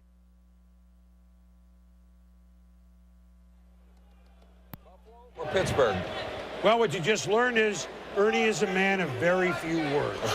I mean, he didn't want to spill all the beans right there in that interview to Sal, apparently, Mel. Maybe only you can get the information out of him. Well, I think when you look at Ernie, I think he's happy with the fact he got his young quarterback. I think nobody prioritizes young quarterbacks who have elite skills, and we can debate whether Manning has elite skills more than Ernie Accorsi does. As I said, you look at John Elway, he would have been a Colt if it was up to Ernie Accorsi. Unfortunately, it wasn't. The owner made that deal, not Ernie. So I think you look at this opportunity. If you're picking down the line, you're not going to be able to make this trade. By picking 4th, and they hope it's an aberration, they were able to make this deal. And I think that's a lot of teams now are getting away from the young quarterbacks. Ernie Accorsi never will. All right, look, here's a little trick of the trade. It's live TV. These things happen. Sal, caught in mid-sentence, now finishes the sentence with Ernie Accorsi. Thanks, Boomer. I am with Ernie Accorsi, the GM. We had a little technical difficulty there. Ernie, go back and tell us what the parameters of the draft, of the trade were. Sal, the trade was Philip Rivers for Eli Manning, and we gave San Diego our 3rd this year and our 1st and 5th next year, not our 1st and 3rd. Why Eli Manning? Why was it so important for him to be in a Giants uniform? Well, we all kind of had a unanimous opinion that this was a special quarterback. You know, you don't get a chance very many times for a decade to be able to select someone like him. We scouted him heavily as a junior because we weren't sure that he might come out. We tracked him this year, and I think we all felt that this was a quarterback that, that you wait for a long time, and we're just thrilled to have him. What were the discussions when San Diego was on the clock at the beginning of the first round there, and why didn't the trade happen then? Well, we really never had any discussions. Okay. We only had a discussion when they, we decided to pick Rivers, and we had our reasons, sure, we thought maybe, possibly that could interest some clubs. And if not, we had a pretty good quarterback for as far as we were concerned. We loved him. And then the discussions began after that. New head coach here, Tom Coughlin. You're starting over with basically just a re-energizing of the franchise. Where do you see Eli fitting in as a starting quarterback here at some point, and what happens to Kerry Collins now? Well, first. Well, yeah. We'll try and get him live next time. Maybe that'll be the way to go. But Ernie's certainly very busy and was gracious to come out. So, Detroit is on the clock, but we understand there's a trade with the team right below them, the Cleveland Browns. We can explain that to you in a moment. We're pretty much sure why. But right now, how about Sean Taylor? Huh? He's as high a safety as you've graded the last 15 years? In the end, Chris, yes, he was. And I think in the end, I think it's about that lineage at Miami. You go back to Benny Blades, Darrell Williams, and Ed Reed, and the level he took that position to at Miami. And the fact of the matter is, at 6'2.5", 227 pounds, can run like a corner, and he's that tough physical safety, everybody compared to Ronnie Lott. And I think you look at this division, what Joe Gibbs and the Redskins have to deal with in Jeremy Shockey. It's expressed to me that, hey, we have a guy in Sean Taylor now for the Redskins that can match up against Jeremy Shockey and negate all the skills that he brings to the table. So this is a guy who has multi-dimensional talent. And I've said it before when we're discussing the Elite Six players, the passion for the game of a Ray Lewis. And Ray Lewis single-handedly elevated that Raven football team, not just the defense. I think the Redskins hope that he will make everybody around him better. That's a sign of a truly great player. And because of that, a safety, normally not this high, that's a special quality that I believe allowed Sean Taylor to go up. And the fact he had 10 INTs and 13 pass breakups. This guy is a ball hawk in that secondary. When he comes through with the interception, a former running back in high school, he can do some damage. He can get you great field position or take it all the way for the touchdown. This kid is thinking big play all the time. He's a little sloppy tackling this past year.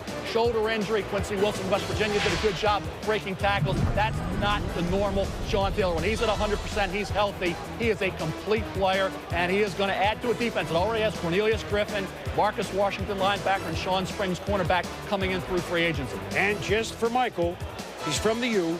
He's from the University of Miami, one of what could be a record-breaking 6 first-round selections we could have. We told you Detroit and Cleveland were cooking something. Here it is. Can you smell what the Lions and Browns have been cooking? With the 6th pick in the 2004 NFL Draft acquired from the Detroit Lions, the Cleveland Browns select Kellen Winslow, tight end, University of Miami. Well, we'll get the details on the trade in a minute. I will tell you one thing, Mort, that Detroit had a dead heat, and you could be happy with all of them. Sean Taylor, Kellen Winslow, Roy Williams. If that's true, you go down one spot, you pick up something, and you get a similar player. Well, no, as we know, Cleveland was talking to the Giants about getting up to get Kellen Winslow. And as you mentioned, Roy Williams, actually for Matt Millen, had a higher grade last year than Charles Rogers had he come out. And, of course, the Lions took Charles Rogers.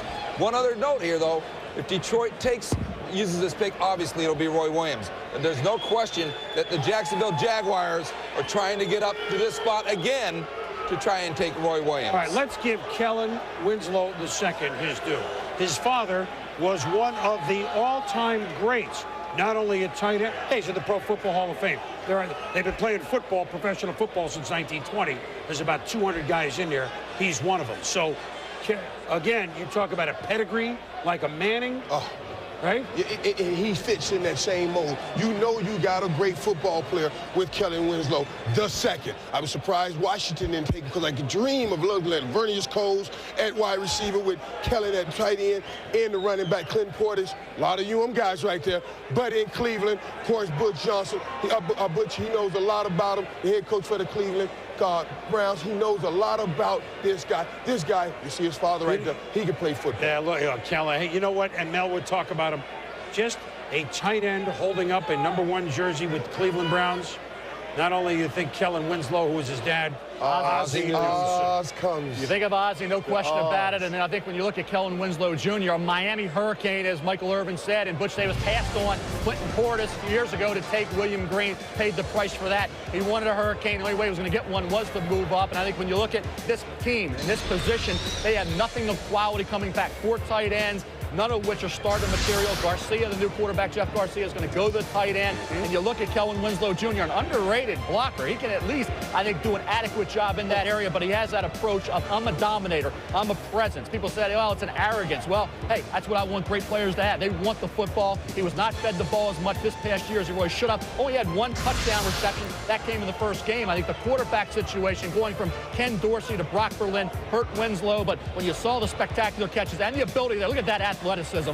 Remarkable. This kid is much more than a tight end. You watch him game after game when he had a quarterback who looked his way, and here, Berlin, and this was a 4th down play that saved the day. This is a catch, a clutch catch that Kellen Winslow Jr. makes time and time again. Looks a little careless with the football in the open field at times. Kind of becomes a running back. Gets that ball outside. You can strip it some. He's got to work on that with the Cleveland Browns, but they get a hurricane, and they don't pay the price like they did a few years ago when they passed on Portis over William Green. Did Butch recruit him? Let's not. Yes, I was going to say, let's not forget that Butch Davis knows this group of Miami players better than any coach because he recruited Winslow and, of course, this entire class. And what Cleveland needs, they need a guy that just loves to play the football game.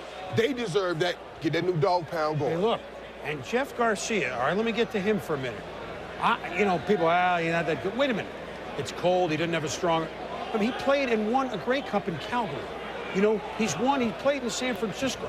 I don't see those things happening necessarily with the 49ers in the next year. Just what I'm saying is, for a quarterback like Garcia, who admittedly is not, you know, Randall Cunningham or, you know, 80-yard rainbows, what a perfect idea to have a tight end like Kellen Winslow. Well, we've heard Steve. We have heard Steve Young even say. I want to put this on my. We've heard Steve Young say he would prefer a Pro Bowl tight end over a Pro Bowl receiver. But Steve was lying because he had Jerry Rice. He was just joking. But Steve, he had Jerry Rice. says that. Peyton Manning will tell you how valuable a great tight end is. Of course, Troy Aikman will tell you how valuable a great tight end is, like he had with Jay Novacek. For most quarterbacks, when all else fails, I got a guy at the tight end position that I can just toss the ball to, and he's always in my view. So the tight end position is very important. And Michael, it's a tight end if you can get the ball to him. If you're not running around and trying to scramble for your life. That offensive line in Cleveland is still a problem. They had an interest in Robert Gallery. They were not going to be able to move up that high. Left tackle, that offensive line in general has got to allow Garcia to have the ability to do damage in the passing game to Winslow and company. This is a good move by Cleveland, all right? The Cleveland Browns are under the microscope a little bit. A lot of changes up the top with the President Carmen policy only being a consultant after May 1. Butch Davis in control with the son of the old order, Al Lerner, Randy Lerner. There's some questions about Cleveland, but today, they certainly look like they did a good job. Hey, all right.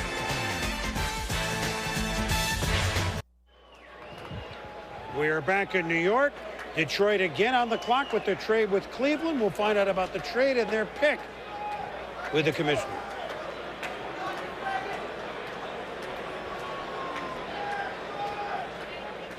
With the 7th pick in the 2004 NFL Draft, the Detroit Lions select Roy Williams, wide receiver, University of Texas.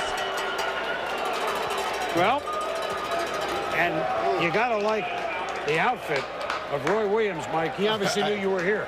I love the outfit, and it's fitting because, like you said, they liked Roy Williams last year, so they finally get some this year. They get him, and they put him with Charles Rogers. And for a young quarterback in Joy Harrington, who has to step up and play well this year. All right, listen. Let's talk about Roy for a minute, because many thought equal or higher than Fitzgerald. Last year, Detroit, with the 2nd overall pick, took Charles Rogers, who was hurt.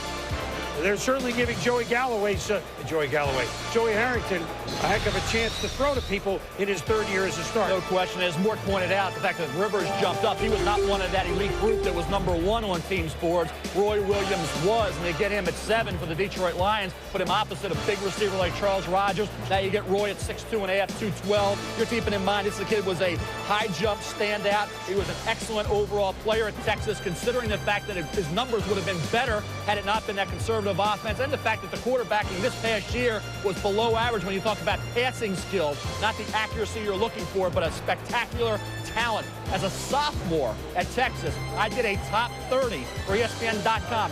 Top 30 college players, any position, any year. I think I surprised a lot of people. I had Roy Williams as a sophomore #1. Took a lot of flack for it, but I think when you look at Roy Williams, even as a sophomore, he was that good.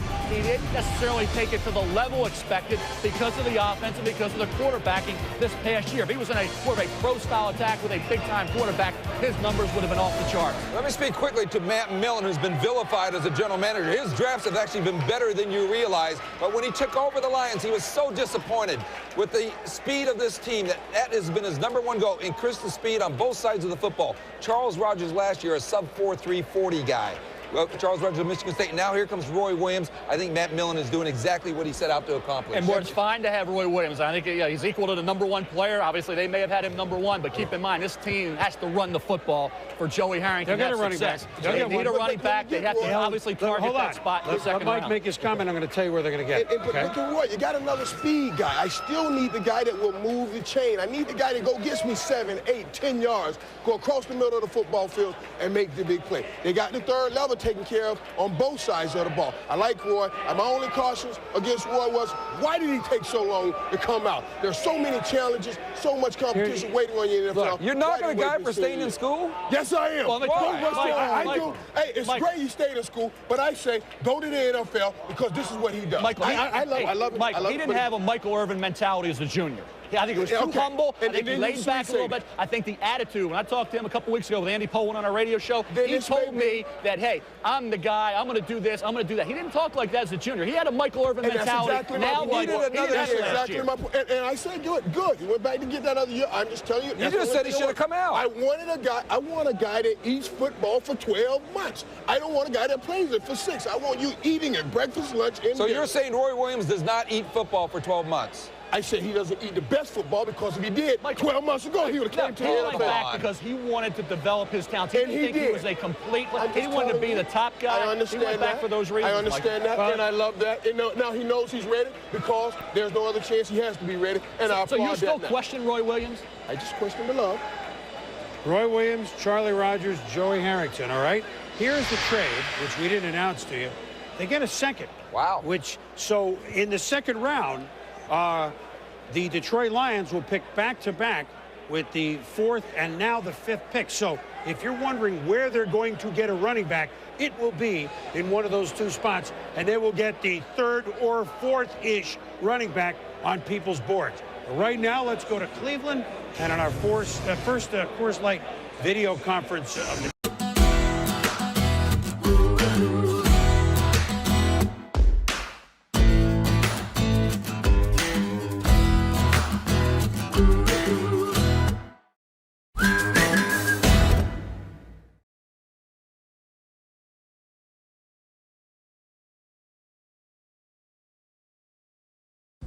It all starts in January, when Christmas-loving designers dream up an incredible world.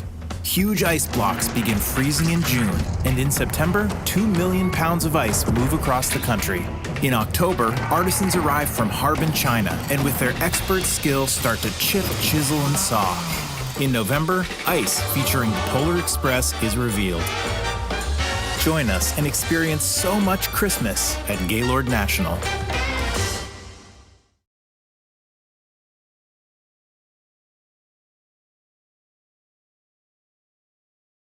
draft, which I don't know if that's a moniker that necessarily the head coach Butch Davis cares about. But Butch, you made the trade for Kellen Winslow.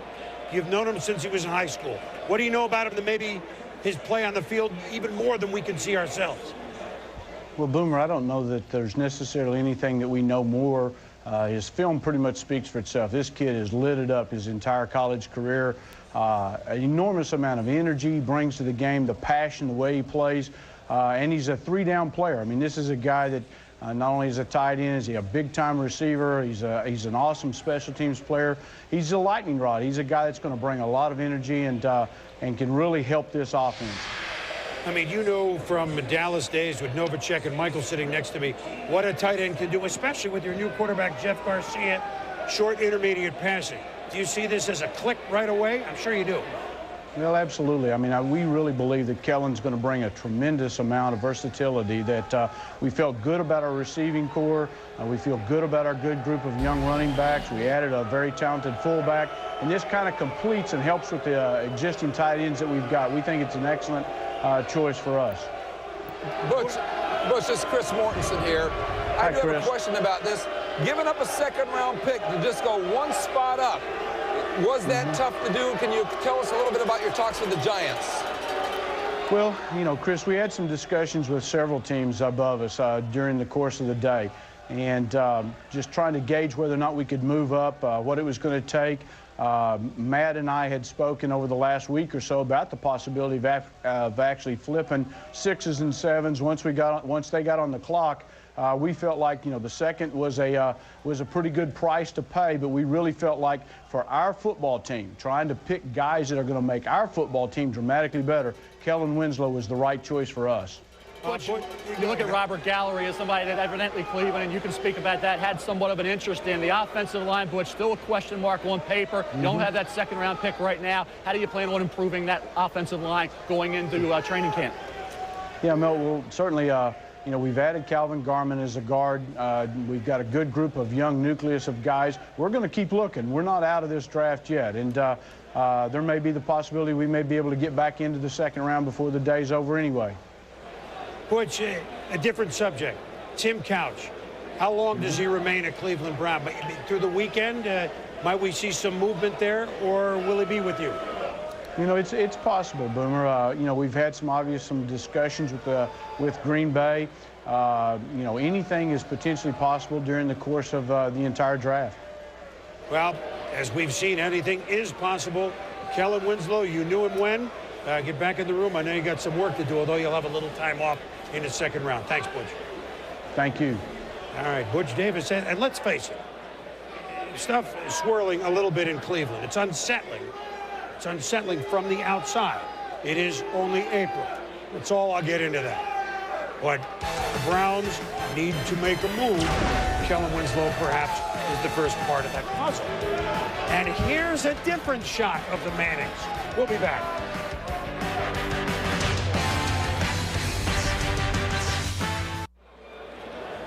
All right, we are back in New York.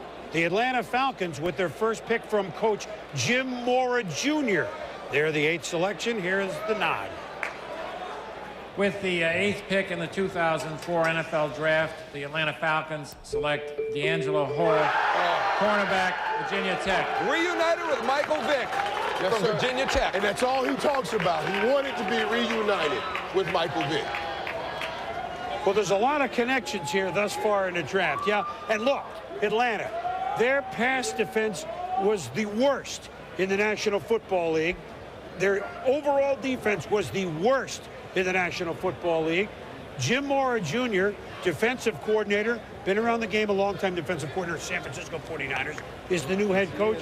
Is there any shot that this is the type of guy they got to go with? I think when you look at it, there's no question D'Angelo Hall, Chris. He says he's a shutdown corner. I think that term was overused and I think exaggerated a lot about cornerbacks in the NFL. This kid says he is. Darrell Green had world-class speed coming out of Texas A&I as the last pick in the first round of the '83 draft. D'Angelo Hall, world-class speed. He's been timed, he claims, 4.15 to 4.2. A kid who's tremendously confident. You will not find a more confident cornerback. Here's Larry Fitzgerald. Here's D'Angelo Hall. Obviously, Rod Rutherford, the quarterback, made it easy for Hall in that particular play. Here again, you see the ability here to make a tackle in the open field. Chiseled. People say, well, he's 5'10". He's 200 pounds. He's got great strength. And he runs that 4.15 to 4.2. Former prep All-American running back. And you see his punt return skills, averaged 16 yards per return during his career, during that one season. Here, a game breaker in that particular role. Darrell Green could have been a phenomenal punt returner. He was used in certain situations when they felt the need to do that. Joe Gibbs did in Washington.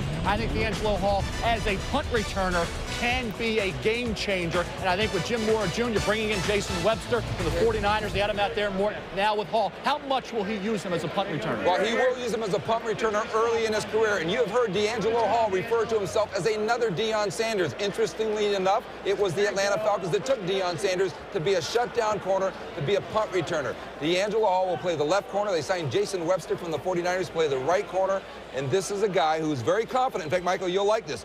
Some of the nicknames that his teammates have given him behind his back is Me-Angelo Hall. And that's quite all right. When I talked to D'Angelo, we talked about exactly that. I said, there's a lot of pressure being put on a shutdown corner. He says, Michael, I don't care about that. I want to show you I can play. I said, what about the big wide receivers in this league today? He says, in practice, I get the biggest wide receivers, and I work bump and run against them. I like the guy. I like a guy with that attitude. I like a guy that wants to be the best. Wait a minute. But the nickname that he may have, if he's as good as Atlanta thinks, is Michelangelo Hall. Right? Well, that's what they're trying to do. You're going to give him Boom, and that's a go. I give the nickname, not his teammates, all right? That's the way that game against Larry Fitzgerald made him a lot of money. That game he had against Larry Fitzgerald made him a lot of money. Well, look, so Atlanta, remember, just one little word on Atlanta. They now have a healthy Mike Vick. which was put on hold for a complete year. And so now we see what Dan Reeves saw 2 years ago, except a more mature Mike Vick and a new reign there. They may be a quick rising team. But look, the story of the day here is the trade between the Chargers and Giants that couldn't happen until Eli Manning was picked by San Diego. Robert Gallery, I think, has played a role in it, was picked second by Oakland. And then Eli Manning became a Giant when Rivers went with the Giants, and then they made the swap. Why did the trade happen on the clock when it couldn't happen for days? A.J. Smith is the general manager of the Chargers. He's with Sean Salisbury. Sean. Thank you very much, Boomer. A.J., you said you needed a blockbuster trade for this to happen, to get out of that first slot. Why? Well, we're very happy with it. We were going to stay with Eli Manning and see what was going to happen. And as it unfolded, obviously, in the draft, strange things happen, and you take it step by step. And when the New York Giants selected Philip Rivers, some dialogue took place, and we're real happy. What took the deal so long? Well, we had some dialogue, and it just didn't work out. I'll just leave it at that. There's give and take on both sides, and we were determined to get something that we wanted, and that's why we selected Eli. So what was the deal maker? Well, the deal maker was just when the New York Giants kind of surprised us and took Philip Rivers. Obviously, that's somebody that we love and have for a long time, and the league recognizes that. A little dialogue took place, and it came together. If Eli Manning, who stated that he did not want to come here, did you have any intention of keeping him if you couldn't work out a trade, really? Oh, absolutely. Eli was our choice, and he was going to be a San Diego Charger, and we were going to do what's right for the franchise. And as things developed, obviously it took a twist when the Giants selected Philip Rivers, and you sit down and entertain things, and we decided that package was very, very good for the Chargers, and we executed it. Who was the highest-rated quarterback on your board? Well, I've always told you there were 3 quarterbacks, and I won't break it down. Now, obviously, excuse me, with Eli going, that tells you something. If Eli said he wanted to be a Charger, would he be a Charger in 2004? Would the trade have happened? Oh, I can't answer that. That's something that we'll talk about as an organization. We know there was a twist to this whole situation, and I'll just leave it at that. We took care of it. Now, you got Philip Rivers, who I know you've coveted for a long time. What's the situation now with, I guess, kind of incumbent Drew Brees? Is his days as a starter and a player in San Diego over?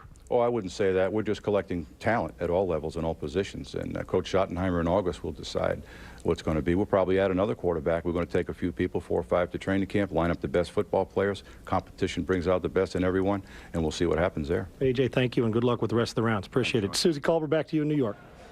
Okay, back here in the green room, Eli Manning, flanked by his brother Peyton. Describe the sense of relief when you put the Giants cap on. Well, obviously, we wanted something to happen to trade. We expressed our opinions of what we wanted to happen in this draft, and we never said we wanted the Giants to do it, but we wanted a trade to happen, and obviously it did, so we're excited now. From the time you were chosen by the Chargers up until you found out you would be a Giant, what was that like for you? It was mixed emotions. Obviously, I was excited to be drafted the first pick in the draft. It's a great honor. Something I've worked hard to get to that point, but obviously we didn't want that situation to occur exactly. So you had to go through a lot of press, a lot of questions, and hopefully the questions get easier now. Peyton, you didn't have to go through drama like this. What were you feeling for Eli? Well, it's an exciting time, no question about it. For Eli to be the first pick of the draft after all the pressure he's faced in college with the comparisons to myself and my dad, and to him to get to this point. And I just kept believing something good was going to happen. And like I said, still didn't know what team was going to end up taking and where he was going to end up being traded to if it was going to happen. But now that the Giants have drafted him, he's going to be playing here. I'm just real proud of him and real excited for him. It's a tough way to go through the day. What have you advised him throughout this process? Well, this was his decision, and just to stay strong and believe it. And it's kind of like when I decided to stay in college for my senior year, and Eli did the same thing. You don't ever look back. You make the decision, and you stick with it 100%, and you just keep believing that something's going to happen. So we have a lot of respect for all the organizations out there, for the Chargers. It was not a knock against them. This was just something that Eli wanted to do, and I supported him 100% as his brother, and I'm just proud it's all worked out. Again, in terms of drama, there were no questions when you were drafted by the Colts. Kerry Collins is the quarterback of the Giants. What do you expect? I don't know what to expect. Obviously, Kerry Collins is a proven player. He's been in the league a long time and has had a great career. So, all I can do is worry about, I'm going to go in there, I'm going to work hard. Where I'm backup or starter, I'm going to pretend like I am the starter, prepare like I'm the starter, so it'll only make me better down the road. Congratulations. Thanks a lot. Sal, let's go to you in New York. Well, Susie, now that the Giants have Eli Manning, the question is what happens to veteran quarterback Kerry Collins, who took the Giants to the Super Bowl 4 years ago. I just had a discussion with Giants GM Ernie Accorsi, and he said, first of all, the Giants would like to keep Kerry Collins. They're going to have a private discussion with him to decide his future. It is a cap consideration, he said, and it may not involve discussions with Kerry Collins about him renegotiating his contract. He's got about a $7 million cap figure, and this is the last year of his contract with the Giants. So it's very much up in the air, but the Giants would like to accommodate Kerry. They would like to keep him. As Ernie said, you can always use a veteran quarterback around here. Let's go to Trey Wingo in Bristol. All right, Sal, thanks. Welcome back to the EA Sports matchup desk here, guys. Eli Manning, Jaws, maybe nobody, because of the city he's going to and the way this went down, comes into a locker room with more pressure on his shoulders now in the brightest stage in the NFL than Eli Manning. Tell me he can handle it by what he does on the field. Well, that's what he's going to have to do. He's going to have to play well, because certainly he has created a lot of pressure on himself. And some of these wounds are self-inflicted by the fact that he did not want to go to San Diego. But clearly, as I study Eli Manning, he is a quarterback that can play in the NFL. When he was at Ole Miss, he had to make every throw. He can throw the short pass accurately. He can zip the medium-range pass into a tight window. He can make every throw in the NFL. On this play against LSU, Eli will throw to his Z receiver on an intermediate in-breaking route. Two critical pocket quarterback attributes: his ability to recognize the coverage to quickly determine which defender he's throwing off of, and the timing and anticipation of the throw. This is when Eli made the decision to throw the football. His receiver has not yet made his break. This is the anticipation that's necessary to play at a high level from within the pocket. Another element I look at is a quarterback's ability to read the defense after he turns his back, executing a play-action fake. Here, Manning immediately locates the safety sitting down on the tight end. He properly throws the ball over the top to the Z on the post, and that's a great throw. Eli is very polished as a pocket quarterback. I believe he will not have a long learning curve. Last year at Ole Miss, Eli's completion percentage was very, very high. Also, his yards per completion was over 13 yards per completion. That means he can get the football down the field. And I also like the fact that Tom Coughlin, the new head coach, now has his quarterback. Whenever you have a new head coach come in, he always likes to have his guy. The guy is going to be Eli Manning. But regardless of what play we're talking about, there's always going to be some flaws. If we're trying to take him from college and put him to the National Football League, as I studied Eli Manning, the one area or the one flaw, which I think is going to be very huge when you get to the National Football League, is how does he perform when defensive pressure is around him, when people make him move his feet. He is a above-average quarterback in that circumstance. In the National Football League, you will constantly have pressure on you. He didn't perform very well in college under those circumstances. Going to the National Football League will be very difficult. I think he will struggle in that area. Well, he's going to have to step up. And one person that stepped up, Boomer, on draft day was A.J. Smith. Vilified this week, perhaps, by the way he handled this thing. He comes out smelling like a rose. A first, a third, and a fifth. A.J. Smith swung the hammer well, Boom. Yes, San Diego did a good job. I want to reiterate one thing before Jacksonville makes their pick, is that Eli Manning was classy enough to go out there and hold up a Charger jersey, all right? So I think everybody is doing their best today to come up smelling like roses. By the way, 3 Dog Night records on sale in New York. Greatest hits. Eli's coming. You can buy them now on CD. Now Jacksonville's made their pick. Here we go. Oh. With the 9th pick in the 2004 NFL Draft, the Jacksonville Jaguars select Reggie Williams, wide receiver, University of Washington.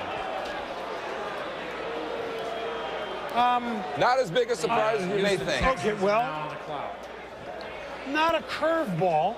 This isn't David Klingler with the 7th pick, but this is a little early. All I can tell you is, as the draft is near, now I don't spend a year on the draft like Mel does, but as I spoke to teams, there were teams when Southern Cal's Mike Williams was supposed to be in this draft who had rated Reggie Williams, this guy right here, the University of Washington, ahead of Mike Williams. He's a tall, big guy who can run after the catch, and Mel can tell you more about him. But Byron Leftwich is the Jacksonville Jaguars quarterback taken by James Harris, their general manager. He wanted to make sure that Byron Leftwich is enhanced by the best possible receivers around him.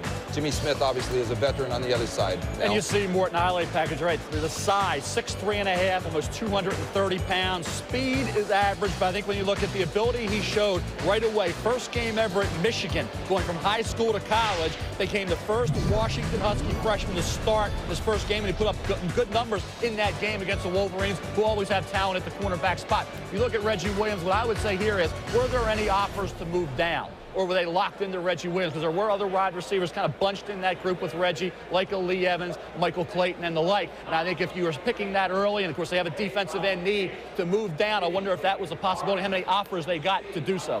I like Reggie, and I like to tier the receivers. In that first tier, it was the top 3 receivers. Michael Williams no longer there. Reggie moves right in that top 3. Jimmy Smith getting up in years. Now, let me set a mini drama now, okay? 2 quarterbacks are done.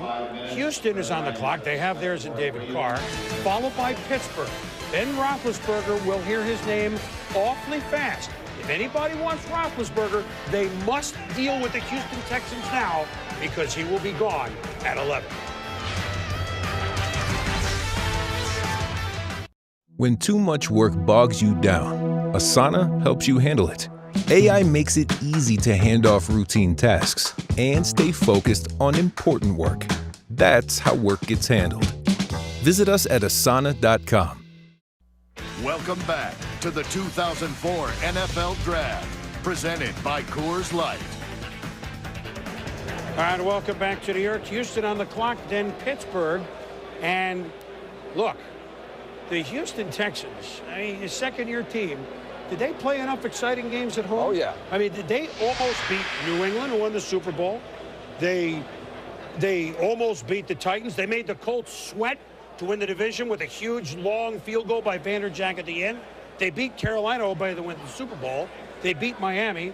Dom Capers gambled on 4th down better than anybody I've seen. This is an interesting team from off the pace, but the Houston Texans need defense. And the Houston Texans, you win close games by getting impact players. They did have an interest in trading up to get Sean Taylor, the Miami safety. But right here, if either cornerback, D'Angelo Hall of Virginia Tech or Dante Robinson of South Carolina was available here, that's going to be their pick. So there's no way anybody can jump up into the number 10 spot and take them away from taking the corner, one of the corners that they wanted, that being Dante Robinson. I'll be shocked if Dante Robinson's not their pick. Let's go to Mel's board and explain Dante Robinson, a name people may not know. There are 2 corners, D'Angelo Hall and Dante Robinson, rated way ahead, and Mel will attest it in a minute, way ahead of the others.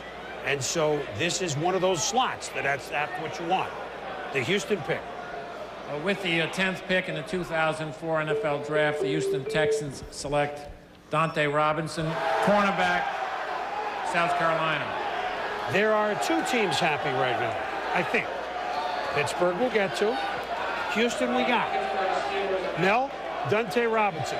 You have him, where do you have him rated with Hall? Yes, and I think when you look at the 2, and you're right, Chris, I think you look at D'Angelo Hall, Dante Robinson, Chris Gamble, Ohio State, he figures to be a mid to late first rounder, mixed opinion. Will Poole, USC, has probably dropped into the 3rd round area. Matt Ware, cornerback safety, debate there, but look at Dante Robinson, no debate about this kid's cover skills or his toughness. See the size, 5'10", 186, strong kid with 4.34 speed. And here's a guy that when you look at it, 4 INTs back early in his career, was team captain this past season, broke up 12 passes in that Gamecock secondary. You see him there, the ability he has in man coverage, the instincts to locate the ball and make the play in coverage. A kid who was a consistent, reliable corner. Now, what I liked about him was his toughness. You talk about run support corners. He's at or near the top in any year over the last 5 or 6 seasons in terms of his tackling ability and his toughness at 5'10.5", 186. And you talk about level of competition for Eli Manning. You see him there, a vicious tackle on what was set up to be a wide receiver screen by Tennessee. You see him here, the ability to close and make the play. That's Fred Gibson, who goes about 6'4", 200 pounds against the 5'10.5", Dante Robinson. This kid in my top 25 senior board all year and elevated, I think, once he ran that 4.34 Mort at the combine work. Mel, and in a draft that is full of wide receivers, in a league that is full of talented wide receivers, you must have people to cover them. And that's why you've seen D'Angelo Hall and Dante Robinson go in the top 10.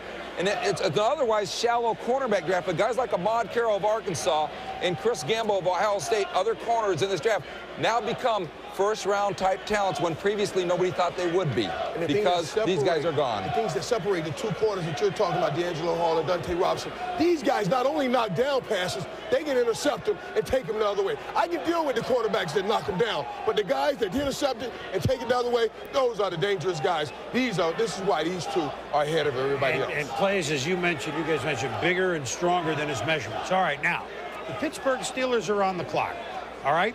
They have Tommy Maddox coming off an off year, which the year before he was coming off a great year. But obviously, Tommy Maddox is not there forever.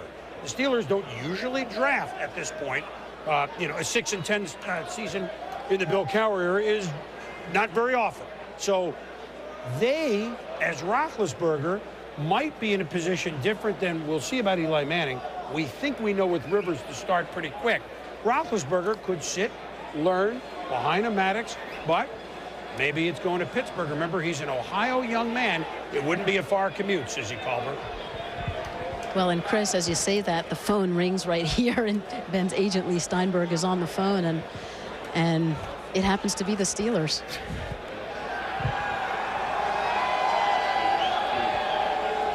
Yes. It's going real well, thanks. I'm sorry? Absolutely. No, I'd love to.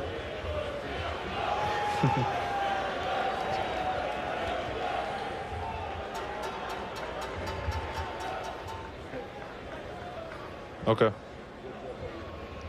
Okay. Hey, Coach. Absolutely.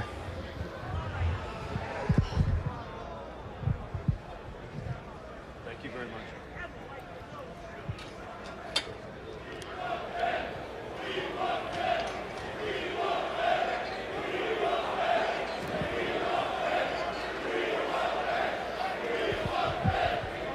Well, guys, Ben Roethlisberger has never had it easy. In fact, in high school, his high school coach's son was the quarterback, and he had to wait to play to his senior year. So Ben Roethlisberger is used to waiting. Congratulations from his family. Obviously, good news. Ben, are you a Steeler? Absolutely. Absolutely. What was this experience like? It's unbelievable. You know, it's a great opportunity to be here and now to go to the great city of Pittsburgh. What did you anticipate this day would be like? I don't know. It's hard to put into words. I feel great, relief right now, and it's everything and more than I thought it would be. Congratulations. Thank you very much. Woo! Well, we'll make it official with the commissioner, but so this, what I started to say was that Ben Roethlisberger from Miami of Ohio, by the way, it's not like that league doesn't have quarterbacks in the NFL. Chad Pennington, Jets, Byron Leftwich with Jacksonville, Dante Culpepper from Central Florida, and the last one's all. They're not bad. No, so there's going to be 5 in there, and he has a little luxury to sit and learn at the NFL level. However, and we'll wait till it's official. I think it's pretty official. All right. Yeah, we should. But now let's make it official, and then we'll move on. And with the 11th pick in the 2004 NFL Draft, the Pittsburgh Steelers select Ben Roethlisberger, quarterback, University of Miami, Ohio. Ohio kid going to Pittsburgh. I mean, he gets it. He gets that form of life. I like it. I know there was divided opinion before we get to mail about who the best quarterback in this draft was, but I talked to enough good quarterback coaches in this league who says this guy is the best, has the most upside. In fact, one coach, head coach in this league, who does pretty well with quarterbacks, didn't want to be identified, said he thinks this guy is the best since John Elway. That's a mouthful, Mel, but you know more about him. Mort, when you look back to the Steelers, I go back when they took Plaxico Burress over Chad Pennington. Another, you talk about a Mid-American Conference quarterback, Chris. That decision, I thought, hurt the Steeler organization. I thought Pennington would have been the guy. Then we wouldn't have needed a quarterback here for the Steelers, but they do. I think bring a quarterback in has a ton of ability. Ben Roethlisberger, as Susie explained, wasn't even a quarterback till his senior year. The coach's son had been the quarterback. He had obviously star in other sports as well as football. Senior year, he put it all together. Comes to Miami of Ohio, red shirts, then starts lighting it up. You talk about competition. competition, even as a freshman against Cincinnati, 20 of 25. Against Hawaii, threw for almost 500 yards. And you look at the ability he has, 6'5", 240, outstanding arm, release is a little slower than some of the other quarterbacks, but he can whip it in there. And I think when you look at Ben Roethlisberger, also a very mobile quarterback for his side. He is not a sitting duck in the pocket. He can move around. He can utilize his legs to allow him to bide some time and make some plays. And that arm strength is outstanding. And I think when you look at Ben, athletic ability, 300 hitter as a shortstop senior in high school, averaged 26 points per game on the hardwood in basketball, and a guy that I think comes out as a junior but has a lot of experience. And I think when you look at Ben, the adjustment's going to be, as far as in the Mid-American Conference in Miami of Ohio, he had receivers wide open. He didn't always have to stick it in there. And I think when he gets into the NFL, it's going to be that adjustment period that hopefully in Pittsburgh more he'll have time to transition effectively and not be force-fed like some of these other quarterbacks. You saw that shot of him speaking in the locker room passionately. This coach I told you about, who thinks he's the best prospect since John Elway, also told me he has got the passion of Peyton Manning, but with more physical ability. That's saying something, but he's a third quarterback taken. He has the best set of wide receivers that he's going to at Plexico Bears and Hines Ward. And that will help him develop quickly. And Antoine Randall develop as far as him, Chris, I think that the separation for me was the Iowa game. You say, well, you put all that stock in one game. That Iowa game, 4 interceptions, no touchdowns. And Ben came on College Game Day with us on the radio and said, hey, I take full responsibility. Tried to do far too much. It was Iowa. It was early in the season. He got all geeked up for that game and really said, hey, I'm going to go out and show the world that I'm not just a product of the Mid-American Conference. That one game, you could say, it's one game, but it was the separation. The Iowa game, not the best effort for Roethlisberger, but I tell you what, he steps up, he is accountable, he's responsible, he's a great kid, he loves to talk football, talk it all day, and I say we use that word passion. Find me a bust of these 3. If we come back 2-3 years from now, and you can play this back right in my face if you want, I will say that Roethlisberger, Rivers, and Manning, none of the 3 will be busts. And I will say this right now, and I had Manning number 1. Manning right now is in the toughest spot because the expectation level is up here, and he's in New York. Giant fans and the way the pressure, I'll tell you what, he's the one I would worry about the most. All right, let me wrap up something with Pittsburgh. Whole new offensive staff. Remember, their offensive staff went to Buffalo. Mike Mularkey, who was the offensive coordinator. Tom Clement, who's now Buffalo's offensive coordinator in Mularkey. Wizen Hunt is the new offensive coordinator. And Mark Whipple, a great teacher of quarterbacks, is the new quarterback coach at Pittsburgh. He's just come off the college campus as a head coach of Massachusetts. What a perfect time to have a college coach coaching a guy coming out of college. 2 other notes. First quarterback in the first round picked by the Steelers since Mark Malone. And the longest name ever in the first round. 14 letters. Longer than Jim Druckenmiller and Blake Brockemeyer. Just some tidbits you need to know if you're sitting there with chips and sodas. Oh, by the way, the Jet fans are revving up, and the pick is coming in quickly. Defensive speed. They got to take Vilma, Jonathan Vilma, don't they? Yes. Don't they? Yes. Unless they like the other linebacker better. I think Fred Flintstone's about to be teed up. With the 12th pick in the 2004 NFL Draft, the New York Jets select Jonathan Vilma, linebacker, University of Miami. Too many Hurricanes going too early. Too many Hurricanes in this draft. They are can't-miss players. Look, the Jets have had at linebacker some players who have been really outstanding for a long time. Mo Lewis, Marvin Jones. Gone. Sam Cowart, not with. This is prime need. Speed, linebacker, and as Fred Flintstone would say, Vilma! How is he, Mel? Chris, I tell you what, he's the most instinctive linebacker to come out in years, and I think the debate is, and Jets fans say, why not trade down and get Vilma well? 17's Denver, 18's New Orleans, 19's Minnesota, and 21's New England. All could look at linebacker as one of their top 2 need areas. Jonathan Vilma, you talk about tackles, 133 as a junior, 127 this past season. But this past season, he was more of a force in the backfield, 12 stops behind the line of scrimmage. He sifts through traffic. Having Vince Wilfork and company up front certainly helped him. But here's a guy that has to be protected by the defensive lineman. Dwayne Robertson is a key guy. Needs to come through big time for the New York Jets. You look at 6'1", 225 to 230. Not real big, but I tell you what, if those defensive linemen do their job and he can float to the football, he's fast. I questioned Victor Hobson last year, didn't have a lot of speed. He'll start. Now you get speed with Jonathan Vilma, something the Jets desperately need at the linebacker position. Yeah, they couldn't make the plays last year, right? They could not make the plays. To not get to the football. This kid gets to the football, and as I said, we talked about Dwayne Robertson. The Jets were bold last year. They traded up for Robertson, a little slow coming around. He needs to have a breakout year and create a disturbance and wreak havoc inside to allow Jonathan Vilma and the rest of those linebackers to do their job. But I'll tell you what, Vilma, you look at a guy that was on the rise because a lot of teams, even this morning, were saying, hey, some teams, like I say, 17 to 21 in that area, we're going to look at this kid. Well, as the Jets have picked their AFC East rivals, the Buffalo Bills are up next with pick number 13. Bill Cowher will be on the phone with us, the video conferencing phone. The quest. Pick a winner who passed the test. The nerve-wracking waiting separation of elite peers. You're checking the start of careers right here. Yeah. Welcome back to the 2004 NFL Draft, presented by Coors Light. Well, the Buffalo Bills are on the clock. You have to think they may be looking offense, considering last season Drew Bledsoe and company finished 30th in the National Football League when it comes to offense. So far, we have had 3 quarterbacks taken. Eli Manning going #1 overall, but ending up with the New York Giants because of the trade that sends Phillip Rivers down to San Diego. And just moments ago, Pittsburgh Steelers selecting Ben Roethlisberger from Miami of Ohio.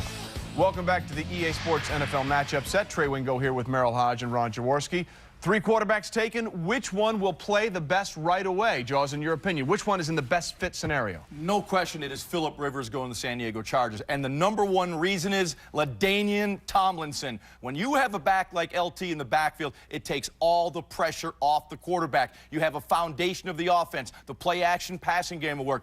But in San Diego, they must get some wide receivers for Phillip Rivers. And when you look at Rivers, his ability to manage a football game in his career, he had under 2% of his passes intercepted. And if you project his collegiate rating a year ago to the NFL, it's 118 in the NFL rating system. So clearly, Phillip Rivers is ready to step in and play, and probably will play early. Problem is, right now in San Diego, doesn't have a lot to throw to. LaDainian Tomlinson also had 100 catches last year. The running back position, they need to upgrade the wide receiver. Okay, let's bring in the head coach of the Pittsburgh Steelers now, Bill Cowher, who joins us now. And Bill, I guess first question for you, what are you going to do right away with Ben Roethlisberger? Will he start? Will he sit behind Tommy Maddox? Well, you know, you look at it, Trey, I think, first of all, you know, we feel good about Tommy and Charlie, 2 veteran quarterbacks. And, you know, coming into this draft, we had a number of players we thought that would be there, or hopefully would be there at 11. And we felt good that, you know, if Ben were to drop to that, you know, we don't feel like we're going to be here every year. And to be able to get a quality player like that, it'd be too hard to pass up. Hey, Coach, when you look at his skills, obviously John Elway is a comparison when you look at what he can do, but what really stood out to me studying him on tape was his arm strength, how he can throw it to any part of the field. That has to also get you excited about what you'll be able to do with him once you put him as your starter. Well, Merle, I think when you look at his physical attributes, there's no question that he's up there with Phillip and Eli. I think the thing that separates him is his experience. He played 1 year of high school football. He's only played 3 years at college. And you know, I think that's the thing that both Phillip and Eli have been fortunate. You know, Eli having a lot of the quarterbacks in his family. Phillip had his dad who coached him. So I think from an experience standpoint, that's the only thing that's lacking with Ben Roethlisberger. Bill, any concerns at all about the level of play he had in college coming out of the MAC? Well, I mean, you certainly, you know, that's something you take in consideration. But certainly, you look at Chad Pennington and you know, down in Jacksonville, the quarterback. So I mean, those guys have been, you know, very productive. And you know, I don't think that again, when you watch him play, he played better as the season went on. I know everyone talks about the Iowa game, but he played very strong going down the stretch. And again, I think when you look at the upside in this guy, I think it's something that we had to take in consideration. Chad Pennington also doing pretty well. And then there's that Randy Moss fellow who came out of the MAC. He was okay, too. Bill, we appreciate your time. Thanks for joining us. All right. Thanks, guys. Boomer, let's send it back to you in New York. All right, Trey, thank you very much. So, the Buffalo Bills are on the clock. Now, I had to get down to the Garden today from our hotel. I got in a cab, and wouldn't you know it, it's the same cab driver as he's driven me for about 15 years. I don't know how it happens. He wears a Buffalo cap. Boy, this is a tough pick, isn't it? Well, they'd like a quarterback, this and that, but you know what? Maybe another wideout to really replace Peerless Price. Maybe that guy is Lee Evans. I don't know. That's what the cabbie told me. Let's go up to the commissioner.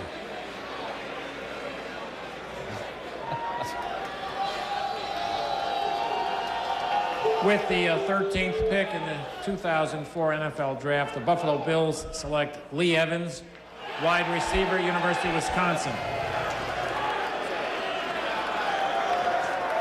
Hey, there's the Bills draft party at Ralph Wilson Stadium. They got an offensive staff. They're looking for a comeback year for Drew Bledsoe, and they got him a guy to put in the ball. Still to come, maybe tight end, maybe, pass rusher. But Lee Evans injured. But boy, Mel, if he's not injured, where might he have been in this wide receiver? Well, fortunately, Chris, I'll tell you what, it's a great story because he got back into the middle of the first round. I think when you look at Lee Evans, where he was before the serious knee injury, which I'll get to in a second, he had speed, he had big playability. 75 catches, 20.6-yard average, 9 touchdowns. Then the knee injury, final play of the spring game, sat out 2002, comes back this year, 64 catches, 19-yard average, 13 touchdowns. Then you say, okay, did he lose any speed after the injury? Runs a 4.41 at the combine. Some had him 4.38. Lee Evans has that speed back. Lee Evans is a force to be reckoned with as a deep threat. And keep in mind, the Buffalo Bills, disappointing year for the receivers. Eric Moulds had a 100-catch season 2 years ago, 64 catches, only a 12.2-yard average. Josh Reed didn't get it done. And I think when you look at a situation now where they need Lee Evans to have an influence right away. Peerless Price is in Atlanta. Josh Reed did not make people forget about Peerless Price. And I think when you look at it, a need area to put pressure on Reed and to hope that Moulds can revert back to his old form. Take advantage of the big arm of Drew Bledsoe. Drew Bledsoe missed Peerless Price sorely. He wanted that guy to get the ball downfield, which, as you know, Michael, did make Eric Moulds a better receiver. This opens up this Pittsburgh offense, Buffalo offense. He gives you that. He can get deep and get deep quickly. Hey, look, the new confidence. I don't think Drew Bledsoe is going to be the Bledsoe of last year. Do you? I think I've talked to a lot of people who think he's got plenty left in that arm. Just put the right players around him. Well, they started by doing that. The Chicago Bears first pick from Lovie Smith when we return.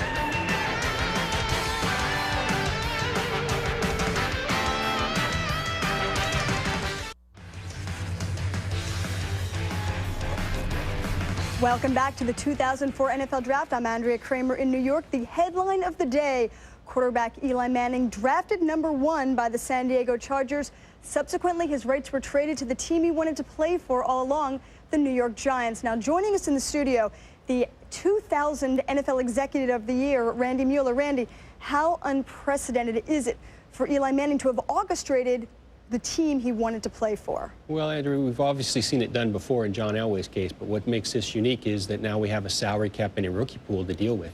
So it's always been a hard trade to make in the past because the money changes hands. The way the rookie pool works is if you get picked the top of the round, you get X amount of money. You get picked second, little less. So obviously, in trading Eli Manning's rights from 1 back to 4, I think the way it'll work is he gets a little less money. Obviously, the guy who hits the jackpot here is Philip Rivers, who now goes up to the top spot and gets paid like he was the first pick in the draft. So it'll be up to Eli Manning and his representation and Tom Condon to find a way to make up the difference in that money. We know it's going to be a coach's decision, Tom Coughlin's decision, whether or not to play Manning right away.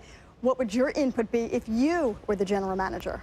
Well, I think it's a new era of Giant football. Obviously, Tom Coughlin wants to put his stamp on it. I think, as we all know, New York, you don't get a long grace period. So the rope will never be longer for Tom Coughlin than to play the rookie right now. I think there's a chance that fans will be more forgiving, at least in this first year, and they can advance the learning curve. I think Kerry Collins is a good player, but we all know also that he's in the last year of his deal. So in looking down the road, I think it benefits them to start the learning curve right now for Eli Manning. All right, Randy, thank you. We'll be back to you now as we join our players here on the roundtable.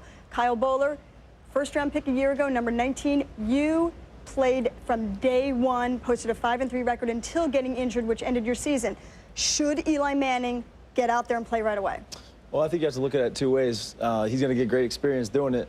But at the same time, in my situation, my supporting cast, I had Todd Heap, I had Jamal Lewis, I had Jonathan Ogden. I had all these great players surrounding me, so people would think it was easy. I think he's a great quarterback. It's going to be up to him and to the team to decide what he does. I think success totally dictates, is determined by the supporting cast. Patrick came in 2 years ago.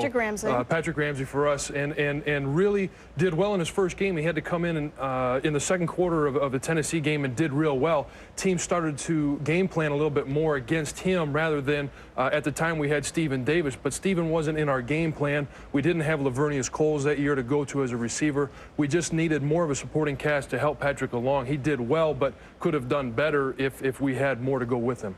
Corey Chavis, your Vikings play the Giants this upcoming season. Are you salivating at the prospect of facing a rookie quarterback? Well, I mean, anytime you get a chance to play against a rookie quarterback, you get a little bit excited. I certainly do. Anybody else would. But I think when you look at the offensive line for the Giants, the fact that Luke Pettigoat is probably their most effective starter right now, and he may be moved to the right side, I think you might be able to get some heat. We have a good defensive front, so if we can get some heat and get after him, I think the fact that the offensive line still has to be upgraded is what I'm excited about. And I have to agree with Corey, because whether or not if you play a young quarterback early in the season or later in the season, when I break the huddle and I turn around and see him walking up behind his offensive line, I see the fear in his eye. He's telling me a lot what's going on in his mind. He's worrying about the snap count. He's worrying about trying to set the front, making sure the line checks off as far as, okay, who's coming down the cornerback, seeing how many people's in the box. So that tells a lot right there. And right then, I'm okay, Takeo, let's go. Let's get in his mind. Let's talk to him a little bit before the play goes, and let's see what happens. He has to beat him. All right, we see what Peyton Manning has to look ahead to. Chris Berman, back to you. All right, Andrea and our crew there, Takeo looking pretty dapper as well. Takeo just as well. Well, you know what? They had the second best defense in football, and they had some offensive help. The Bills, nobody's that far away. I mean, that's what we've seen with Carolina from 2 years, 1 of 15 to almost winning the Super Bowl. Now, Chicago here in the middle of the draft at 14, with Lovie Smith, a defensive coach, making his first pick of the Bears. So you would think D-line, but this is about the spot here, somewhere around here, that Mike Williams, wide receiver USC, had the Claret case turned out, at least before this week, a little differently, that he might have gone. Sal, let's take through the last week, and then where do we go from here with guys like Mike Williams? Well, Boomer, I covered the case in the federal courts all week long here in New York. And as everybody knows, Mike Williams, wide receiver from USC, a sophomore, declared himself eligible for the draft after the U.S. District Court in February ruled that Maurice Claret could be part of the draft. That was overturned on Monday when the U.S. Court of Appeals issued a stay in that case. The Claret case went all the way to the U.S. Supreme Court, and on Thursday, 2 justices of the U.S. Supreme Court decided that Claret and Williams were out of this draft. Though Mike Azzarelli, the agent for Mike Williams, decided that he didn't want his client even in the country hearing about today's draft.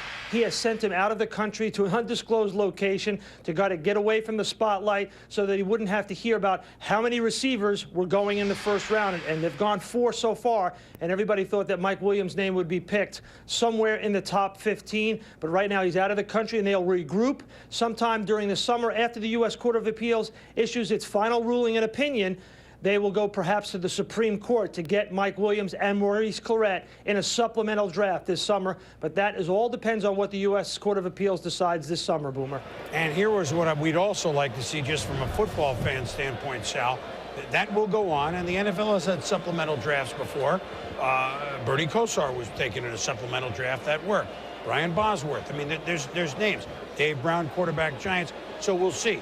But I would like to see the NCAA, if that's overturned, say, you know what, Mike Williams and you other guys, this is a special year. You want to come back and play in the NCAA, but your eligibility is not done. They will do it.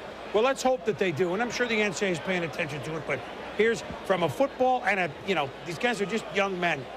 Give him that chance, all right? He doesn't know what the Supreme Court's going to rule. I would say give him that chance. That's just looking ahead. When we return, the Bears will have their chance. Then Tampa Bay. And San Francisco, could we see some more receivers coming soon? Open up to the new breed. Build a draft. The speed is what you need. Build a draft. If finesse is what you want to possess, build a draft. The power again is here at last. The NFL draft. Yeah. We are back here in New York. There's about 2 minutes to go with the Chicago Bears on the clock, who finished nicely last year, but it was not enough to save Dick Geron's job. He's now the defensive coordinator at Detroit under Steve Mariucci. Lovie Smith, a defensive guru under Tony Dungy when they were at Tampa, the defensive coordinator of the St. Louis Rams. Much improved defense. gets the chance to be the head coach of the Chicago Bears. This is his first pick. You got to think that Tampa style, fast, quick, defensive lineman is what the doctor ordered. Pick in the 2004 NFL Draft, the Chicago Bears select Tommy Harris, there he is, defensive tackle, Oklahoma. I didn't say the name, but he is Mel, right? He is. Oh yeah. He is quick. He is sap-like. I mean, well, I'd say if I said three technique, who's the perfect three technique defensive tackle? Warren Sapp. Right. Tommy Harris comes out in that similar mold. I think when you look at a three technique, fast, athletic, penetrate, and give you a pass rush, that's what Tommy Harris can do. He's been a player since his freshman year, a big-time defensive tackle since his true freshman season, comes as a junior. When you look at Tommy Harris, 6'2.5", 295. That weight was up. He played at about 280 a lot of his career, and you watch him throughout his stay. This was against Alabama early on as attacking Brody Croyle. You see the ability. Remember, three technique, the quickness, the explosiveness, get into that backfield and give them a pass rush up the gut. Lovie Smith wants to attack the line of scrimmage, and the line of those defensive ends up wide. Defensive tackles have to pursue, they have to penetrate, and they have to be quick, and this kid is as quick as it gets. You see that ability to get into the backfield, stuff the running back for a loss, and he can also give you that pass rush ability as well. Here he is against Texas, the inside running game, stuffed by Tommy Harris. So he's not just a guy who's one-dimensional. In this defense, poor Lovie Smith got down to Vince Wilfork, 323, 328 pounds, where Tommy Harris just pushed his weight up to 295. I thought Wilfork could have played in this defense. They obviously went the conservative route and got the guy that they know for a fact could be like a Warren Sapp in Tommy Harris. Well, if he were Warren Sapp, though, athletically, he does have those abilities, but I heard he still didn't make enough plays. For his athleticism, he still could have made more plays. They rotate. In Oklahoma, they rotate. I thought that was something I agree. They talked about that, but they rotate their defensive lineman in Oklahoma. He's not on the field for as many plays. Which means he should make more plays when he's on the field. That's not on the field. They had more opportunities, Morton. I agree. His productivity in terms of tackles wasn't up to the level some expected, but hey, they rotated. That was the style that Bob Stoops believed in, and I think had he been on the field for more plays, I think those numbers would have been elevated. This kid is a heck of a football player, and he's perfect for Lovie Smith. Well, work for Bob Stoops. He's going to need to be a heck of a football player because there's a lot of pressure put on that position in the Lovie Smith system. They love to play cover two. That means we don't have safety support. The lineman has to get to the quarterback to make the plays, stop all the running backs at the line of scrimmage. He has to be a great player. 4 defensive linemen, Chris, have not, we said would go pretty high. This is the first of those 4. Wilfork, Will Smith, and Kenichi Udeze still there. Obviously, defensive line, we said all along, the toughest position to evaluate, and the biggest risk factor is defensive linemen. 50% of these guys will disappoint. Offensive tackle, the easiest position to hit on. So those 4 have dropped, but it is a risky spot where you don't have all the answers coming out of college. I don't know how in Killeen, Texas, and you saw where Tommy was, how they would say with a Texas twang, monsters of the Midway. But they're going to have to learn that. And Susie, I guess you can talk with Tommy Harris, the newest Bear.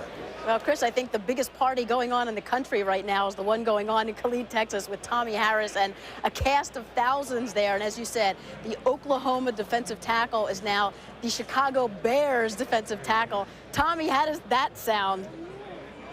It feels great. You know, the funny thing is that me and Lebby, Coach Lebby, we prayed about this thing when I was on my recruiting trip. And, you know, I didn't go as high as I go, but it's not how you start, it's how you finish. So I believe I'm going to do well in the NFL. Compare for me your expectations for this day and what the reality is like. It feels great, you know, this is the third one for our family. First Stalker win, then Jerome went, so I'm right behind him. But as long as we keep this ball rolling, and good things going to happen, hopefully. What advice do you get from your family members about what it's like making this transition from college to the pros? Just knowing that it's a business, and you got to be ready to play every Sunday, and I'm looking forward to this, and I'm just getting ready to play. Now, Tommy, I know that you can sing, but we also saw when you were chosen that you also have some pretty good moves dancing, too. How does this feel? How do you express yourself through all of this?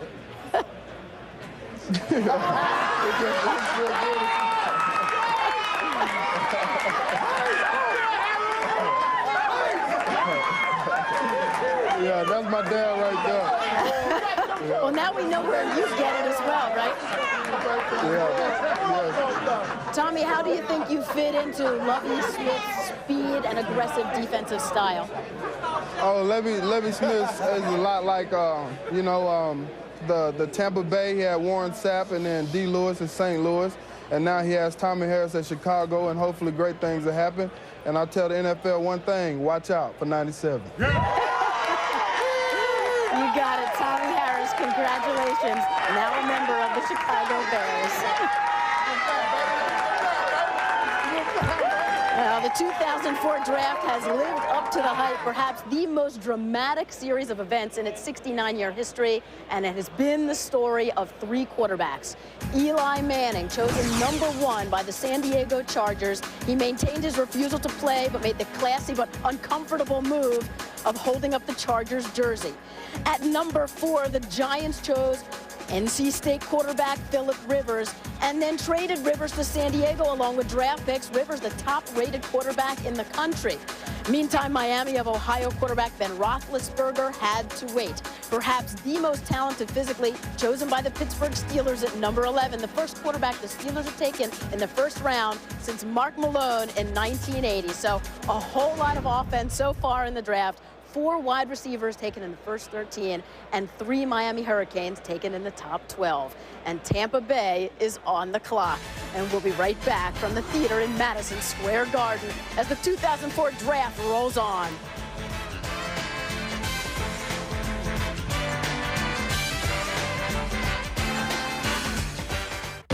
On an April weekend in New York City, 32 teams begin the quest for a championship. It's April, and we're ready for some football. You'd love to draft an All-American, but any selection could be a standout. An All-Pro, a Super Bowl MVP. What does your team need? The NFL Draft 2004, presented by Coors Light, continues tonight at 7 on ESPN2, and tomorrow on ESPN and ESPN2.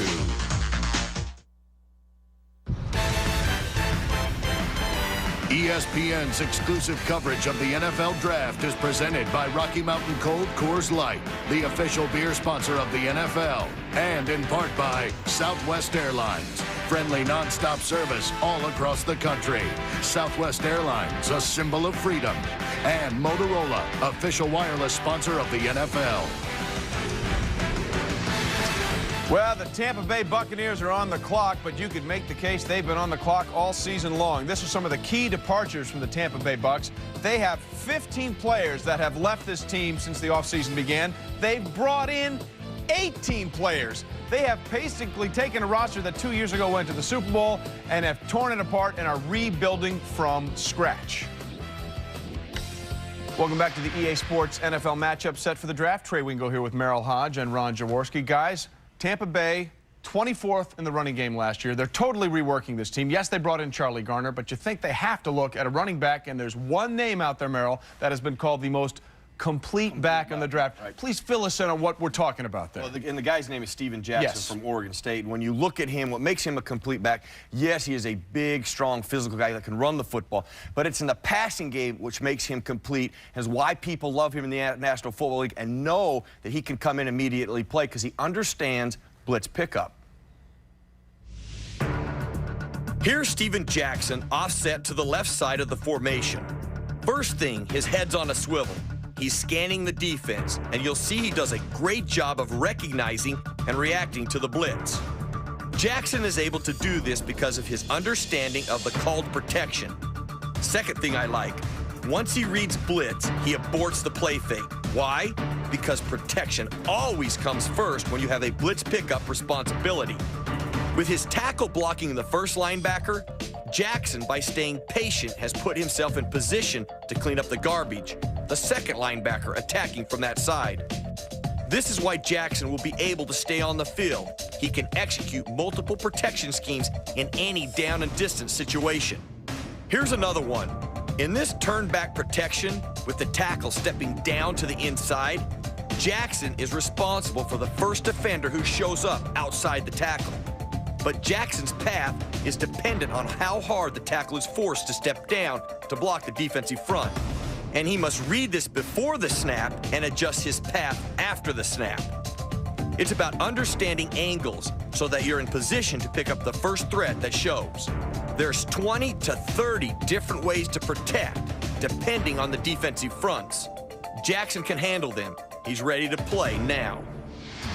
Now, when you study a running back and you look at the transition to the National Football League, the one thing that I look at Steven Jackson, I study him on tape, he is a stretch runner or a downhill runner.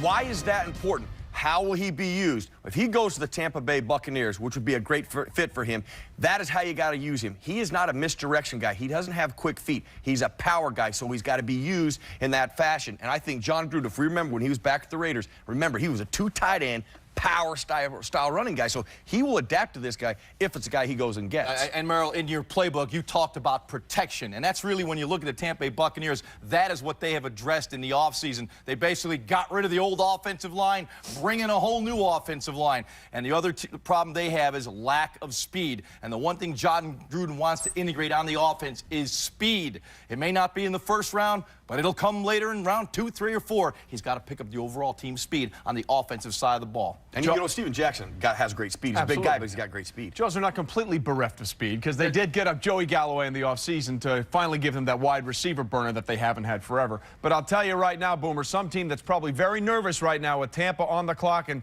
still seeing Steven Jackson is Denver, who traded up to try and get Steven Jackson. Well, we'll see, Trey. And, fellas, thank you very much. Look, Mike Allstott and Derek Brooks are like the last of the Mohegans. They showed you all the difference in Buccaneers, and from last year to this year, it was a team that admittedly fell out of the Super Bowl championship to a below 500 record, 7-9. Although they're one of like 1 or 2 teams who was in the top 10 of offense and defense. But they're talking running backs.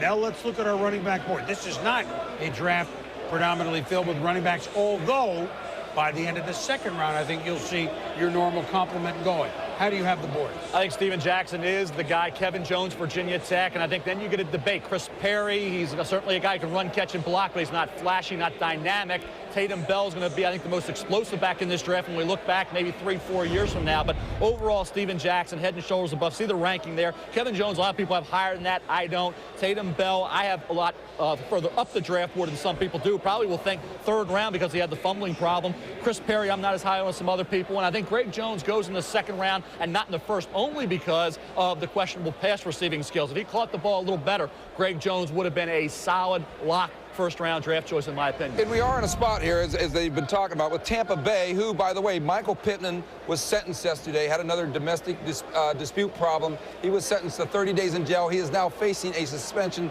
by the NFL. It would be his 2nd. We know that they lost Thomas Jones to free agency to the Chicago Bears. They do have Charlie Garner, but they need a running back. Could be Steven Jackson. Next, San Francisco 49ers pick. They don't need a running back, but the Eagles might be talking to them about going up there for a running back. Of course, Denver falls behind there, need a running back. No question, this is where Steven Jackson, I think, goes somewhere in this area. How about Dallas? They need a running back as much as anybody. Well, Dallas needs a running back. However, you have for value, well, you might. Usual, Who's got value? As usual, Bruce Allen took the full 15 minutes. Here we go. Receivers have value. With the 15th pick in the 2004 NFL Draft, the Tampa Bay Buccaneers select Michael Clayton, wide receiver, LSU. I can tell you he is one of the names on my list of guys that Bucks were looking at. John Gruden likes big, bad receivers. Go ahead, Mel.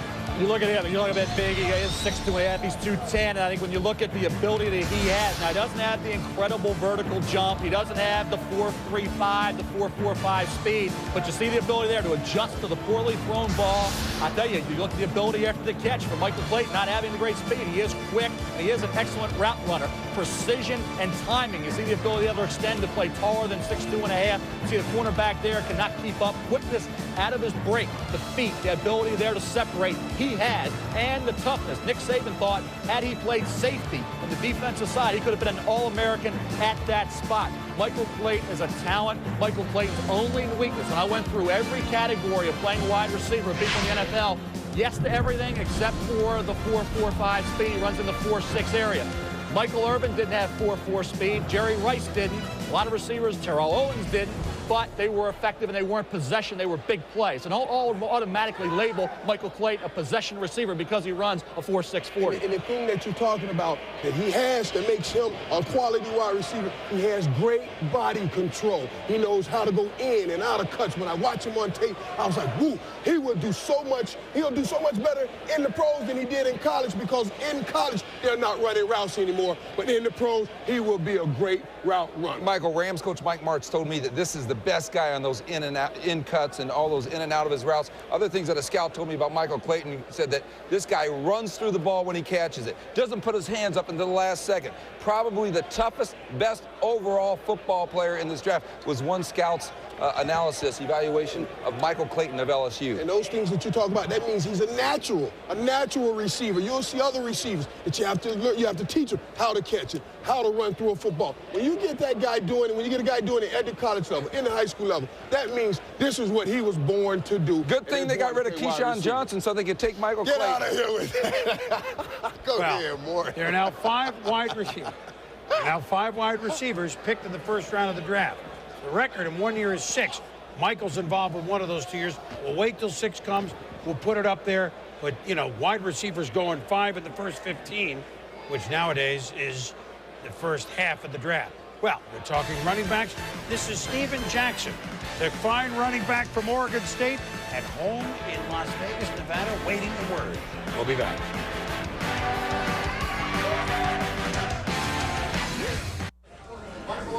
Philadelphia trying to trade with San Francisco.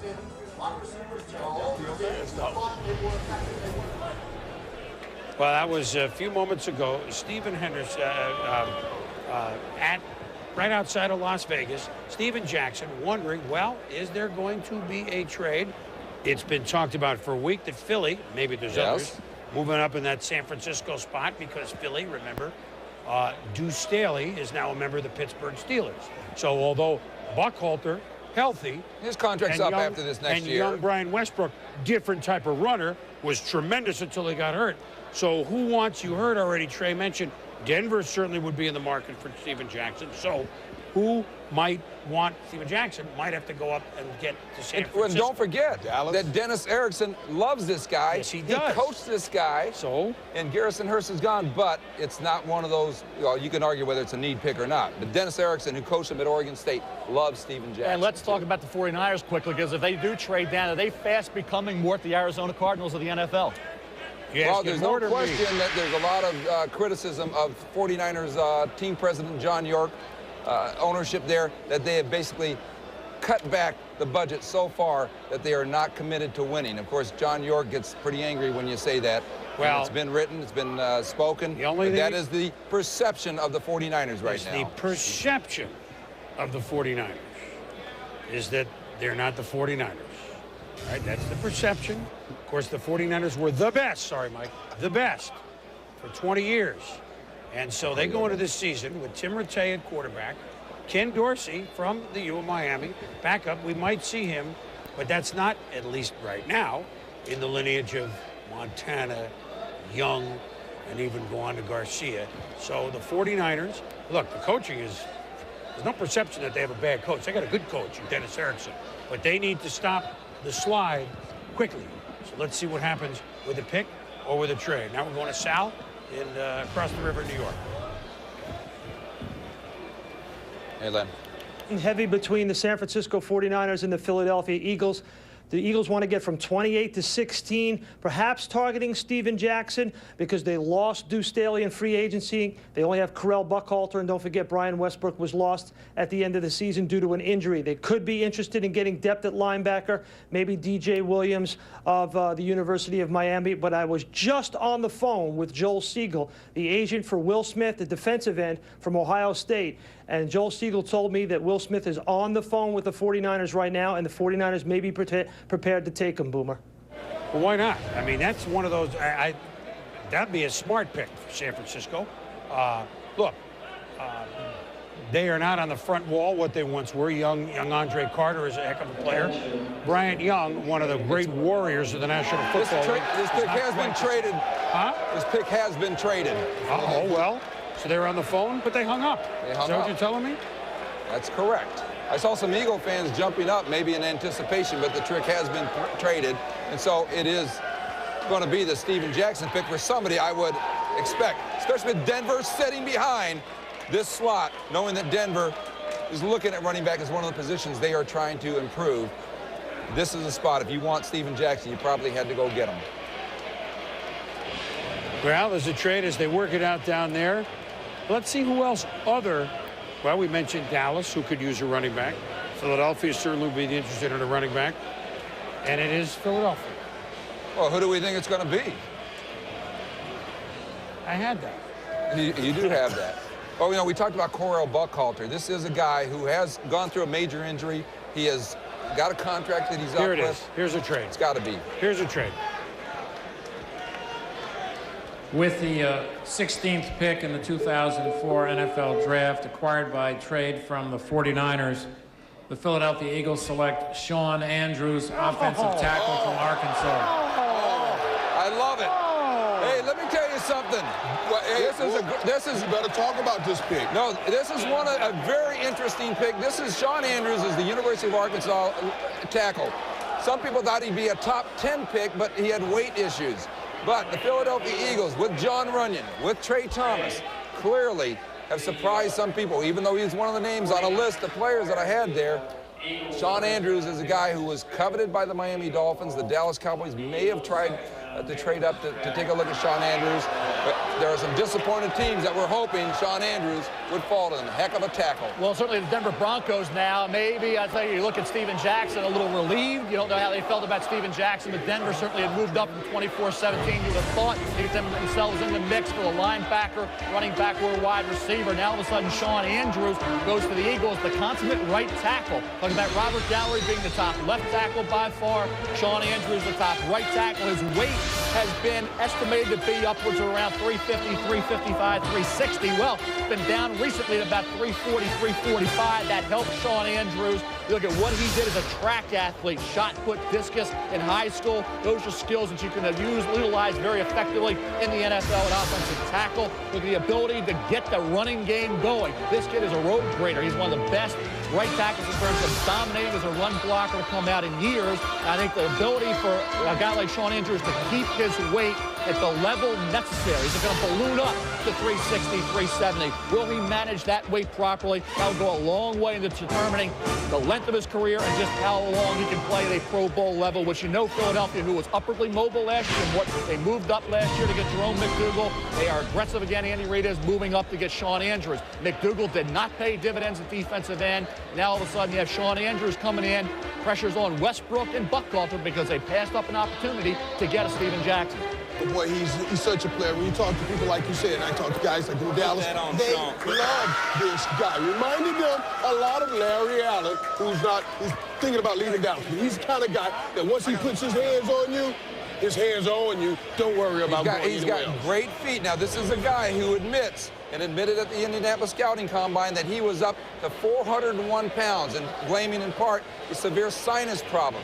He fell off some teams' boards, dropped a little bit because he skipped the last bowl game with the Arkansas Razorbacks. Some people thought that was a character flaw, but he's a great personality, and by some people's accounts, think he could be equal to Robert Gallery. The difference being he has played right tackle in college instead of left tackle. Well, John Welborn went on the radio this week and blasted the Eagles and start numbering those days. The trade, and it's not for Steven Jackson. It is the Eagles give up their second-round pick late in the round, but so the 49ers pick up an extra second-round pick. Look, San Francisco needs players, so there's something that they can do about it. They did that. I'm surprised that Andrews was the guy for Philly, but now Denver, if they want Steven Jackson, which I think they do, will have a chance to pick a running back to fill the slot vacated by Clinton Portis. Sean Andrews will enter the NFL as a physically dominating offensive tackle. His size and strength can be imposing to opponents. But to the people in his community, he is simply a big man with an even bigger heart. He generously volunteers his free time to speak to the elementary students and plays the role of big brother to foster children. Because, as Sean knows, with a little help, they can also achieve more than they ever thought possible. At Microsoft, we see your potential. We're inspired to create software that helps you reach it. Welcome back to the 2004 NFL Draft, presented by Coors Light. Well, there's Steven Jackson at home outside of Las Vegas. You saw him for a minute. Wondering if he will be the next pick. His dad a higher up at Caesars Palace in Las Vegas. That's why he is there. Here is the Denver spot. However, do keep in mind that nobody is better at drafting a running back later in the draft. That's right. And making him a star, or having them correctly scouted, like Terrell Davis, just to name one, than Mike Shanahan of the Broncos. So, do they go running back or not? Well, they have linebacker as well. Mobley's We'll injury see. situation, Ian Gold's injury situation, Chris, linebacker, running back are definitely need areas. With the 17th pick in the 2004 NFL Draft, the Denver Broncos select DJ Williams, linebacker, University of Miami. Just as Mel was just talking about, John Mobley, Ian Gold, you have those problems there, and linebacker was a need. Running back, wide receiver, linebacker were the need for the Broncos. Let's say something about Mike Shanahan real quick before we get to this. Mike Shanahan has been a masterful offensive coach in this league for a long time. Since they've won the 2 Super Bowls, when John Elway left and Terrell Davis got hurt, he has seen the New England Patriots and defense in this league dominate. Thus, Clinton Portis gets traded for a Champ Bailey, and they take a DJ Williams here over a Steven Jackson. It tells you that he knows his defense has got to become more dominant to get back to the Super Bowl. And overall, I think more finding players in the first round. You go back to Deltha O'Neal, disappointment. He's now in Cincinnati. Willie Middlebrooks was a bust. And you look at George Foster last year, still coming around. I think you look at this particular player, DJ Williams, a little bit risky because of this reason. He was a former running back coming into Miami. Certainly when you look at what he did at the high school level, was an outstanding player on both sides of the ball, but a running back, fullback, initially fullback at Miami, turns out to be a weak side linebacker, can play on the strong side or the weak side in the National Football League at 6'1", 250. Speed, that's his forte. Certainly a great athlete. Is he as instinctive as Vilma? No, he's not. Does he sift through traffic like Vilma? No, he doesn't. So I think DJ Williams is still a work in progress because of the fact he was, as I said early in his career at Miami, a running back. Does he have upside? Does he have talent? Yes, he does. But you'd have to say he's a roll of the dice this early. He played against top competition. That's the play he makes against Rand Carthon and the Florida Gators. But a guy that I think, when you compare, and everybody tried to compare and contrast Vilma, DJ Williams. DJ Williams bigger at 6'1", 250. Vilma 6'1.5", 225. But instinctively, Vilma got to the football, I thought, a lot better than DJ, and that's why Vilma went a little higher. They need him with Gold's situation injury-wise and Mobley more. But this is a pick that I think when we look back, we'll have to see how he develops in the NFL if he's coached up at the linebacker position. And we have speculated hard about Steven Jackson being the guy here, the Oregon State running back being the guy right here, certainly no later than here. But Steven Jackson did not feel good about Denver, had not heard from the Denver Broncos in over more than 24 hours, and actually had more contact with the Denver media than the organization itself. So he had a read that the Broncos weren't as hot to try about as you think. And of course, you mentioned Shanahan has success at finding running backs in later rounds. He told Mike Shanahan says there are 10 running backs that he likes in this draft. I'm sure Jackson was one of them, but there's 10 of them. You're going to get one. I mean, they're going to pick a running back, but obviously just not here in round number 1. The Denver Broncos, we're going to get back to Philly, by the way, shortly because they came up quickly. We're going to hear from Coach Andy Reid shortly, and then we'll debate Philadelphia on whether they have put the final pieces to the Super Bowl puzzle. The Denver Broncos. Obviously, the last time, the Colts just scored again, if I go back to the playoff game. So it's apparent the defense with the linebacker and with Champ Bailey, they're going at least somewhere that they know that they're not stellar. Yeah, and it surprises me. I hear you mention the trade. Never do I give up the trade, Clinton Portis, for Champ Bailey. Never do I make that trade. I don't give up a possible 25 touchdowns for a cornerback that may give me one, especially in the AFC West where there are no big-time wide receivers that you have to set down. But DJ Williams is a great pick. He's a great pickup because he has such speed and he has the attitude. He brings an attitude, a winning attitude from the University of Miami. Mike Shanahan has had success, as we keep hammering here, at finding running backs in later rounds. He has not had success at finding a shutdown corner, and he has tried, and Champ Bailey is proven, and that trade to me made sense, even though it's been criticized by plenty of folks. And you mentioned running backs, and Mike Shanahan's confidence he can find one. You go back, and we're up at the pick number 18 right now. New Orleans, they have Deuce, and some of these other teams now have running backs. Dallas probably keeping their fingers crossed. They could have an opportunity to have their pick. 2003, Willis McGahee went 23rd. 2002, William Green went 16th. We're beyond that now. And in 1984, Greg Bell went 26th to Buffalo after they had traded down with Miami. Doesn't happen that often in the NFL draft where a running back, the first running back, is not off the board until this point in the first round. This will be the third lowest point that a running back has ever gone. And certainly not 3 years in a row. I mean, 3 years in a row, which is interesting. All right, we said we get to Philadelphia. Our Coors Light video conference. We bring in the head coach of the Philadelphia Eagles, and that would be Andy Reid. And Andy, you made the trade with San Francisco. You just like those big guys, don't you, Sean Andrews? You just can't stay away from them. Well, I know one thing, Boomer. You win with the offensive, defensive line, and I think that's very important, and we needed to address it, and we did. Is this something that, look, I mean, a need in the first round? I mean, how do you see this shuffling out? And, of course, you had a little issue with Wellborn this week, who went out and publicly trashed the team. Yeah, this didn't have anything to do with Wellborn, but it did have a lot to do with what the Philadelphia Eagles want to get done, not only now, but in the future. And we needed an offensive lineman in the mix. We haven't taken one up there for a while, and it needed to be done. Andy, obviously, just to hit on this a little bit more, you have John Runyon and Trey Thomas at your tackles. We have seen a Leonard Davis come into this league and play guard. Is Sean Andrews going to play guard? Is John Runyon going to play guard? What's going to happen here? Mort, it's absolutely right that he can play offensive guard, and I have no problem putting him in that position, and we'll give him an opportunity there this year. Andy, you guys have loaded up for the big run. Terrell Owens, Javon Curse. Let's go one by one. Terrell Owens, he at the Pro Bowl certainly was on your sideline, and Donovan McNabb was with him all week. Clearly wanted to come to Philadelphia. What made you know that Terrell Owens will be the great receiver, but not be Terrell Owens a distraction? What made you know that?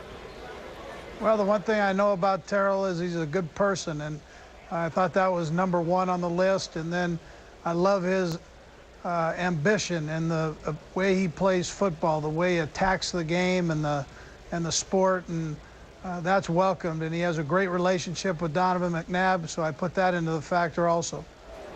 Yeah, they might hook up a couple of times. Javon Curse, we know what he can do when he's healthy. Pass rusher extraordinaire. His health obviously didn't worry you when you made the deal. But his durability's got to be some concern. What made you know that he'll have a healthy year? Well, I'll tell you what, our team docs and Rick Burkholder, our trainer, did a great job of analyzing his situation. We're a little bit familiar with it with Derek Burgess's foot. We felt great about Javon. What an energy he'll bring to that defense. Well, you have energy with Javon Curse. You got energy with Terrell Owens. You got a big guy like you and me who you just drafted in the first round. We'll talk with you later. Thank you. All right, Boomer. All right, so 8, the Eagles are loading up. I mean, there's no mistake about that, as they should in their position. New Orleans is on the clock. We can talk more Philly in a moment. The New Orleans Saints. They got to get a corner here. Another Ohio State guy, Chris Gamble. It's about time. Ahmad Carroll of Arkansas. They need a corner. With the 18th pick in the 2004 NFL Draft, the New Orleans Saints select Will Smith, defensive end, Ohio State. Ohio State is what they need. Right. Well, they got the Fresh Prince of Bel-Air.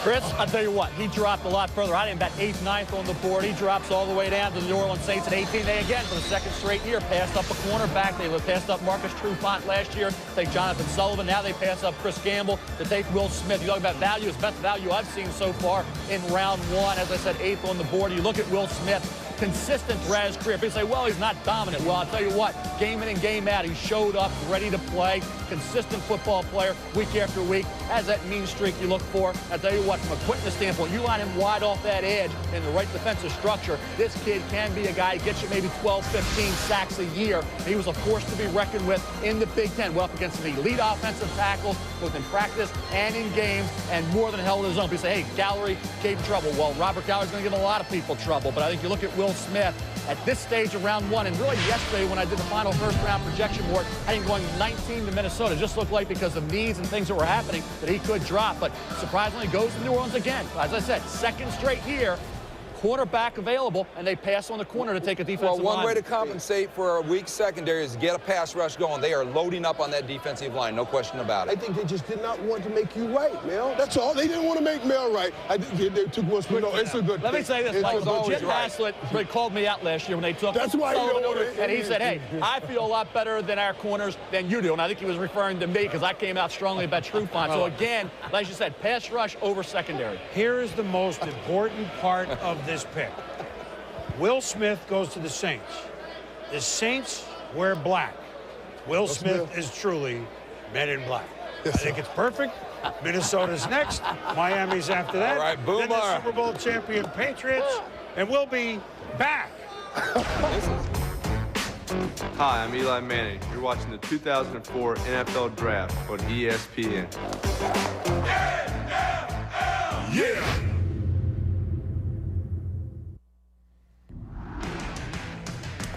The Minnesota Vikings are on the clock.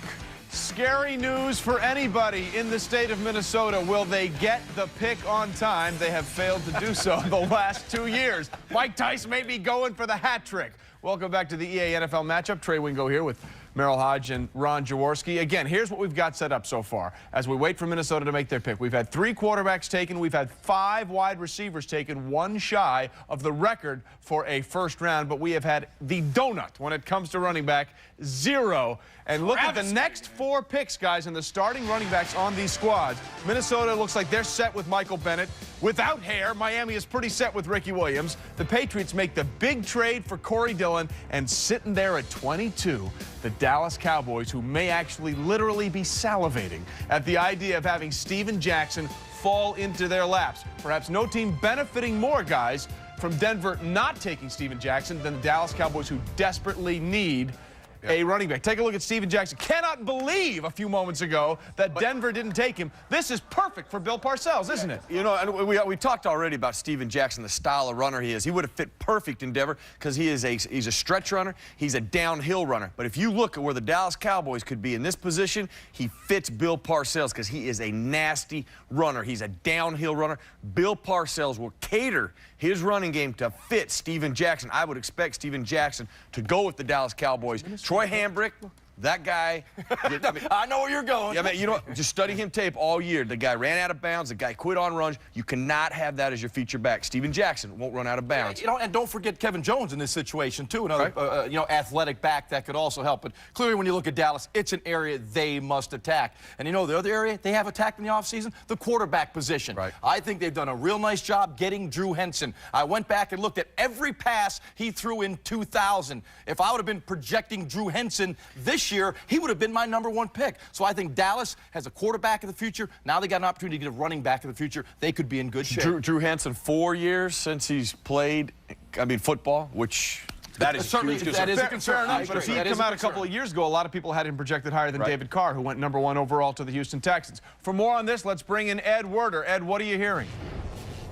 Well, Trey, Steven Jackson is a player that Bill Parcells has consistently spoken very highly about. And last week, he actually got on the phone with Steven Jackson. He expressed to Jackson a vast knowledge of his career, told him he was really impressed with the way he played. Clearly, he's much more of an inside tackle-breaking type of runner than a Kevin Jones, who was probably the #2 back on the Cowboys board. This is certainly a position the Cowboys never expected to be in. They couldn't have imagined things falling this way. In fact, I know that at various times in the last week, they have talked to the Chicago Bears about trying to go up as high as 14 to try to get maybe the 2nd running back. But now it looks very much like they're going to be able to substantially improve a running game that last year featured Troy Hambrick failing to gain as a replacement for Emmitt Smith 1,000 yards in the season. In fact, there were 9 games last season where Troy Hambrick failed to average 3 yards per carry.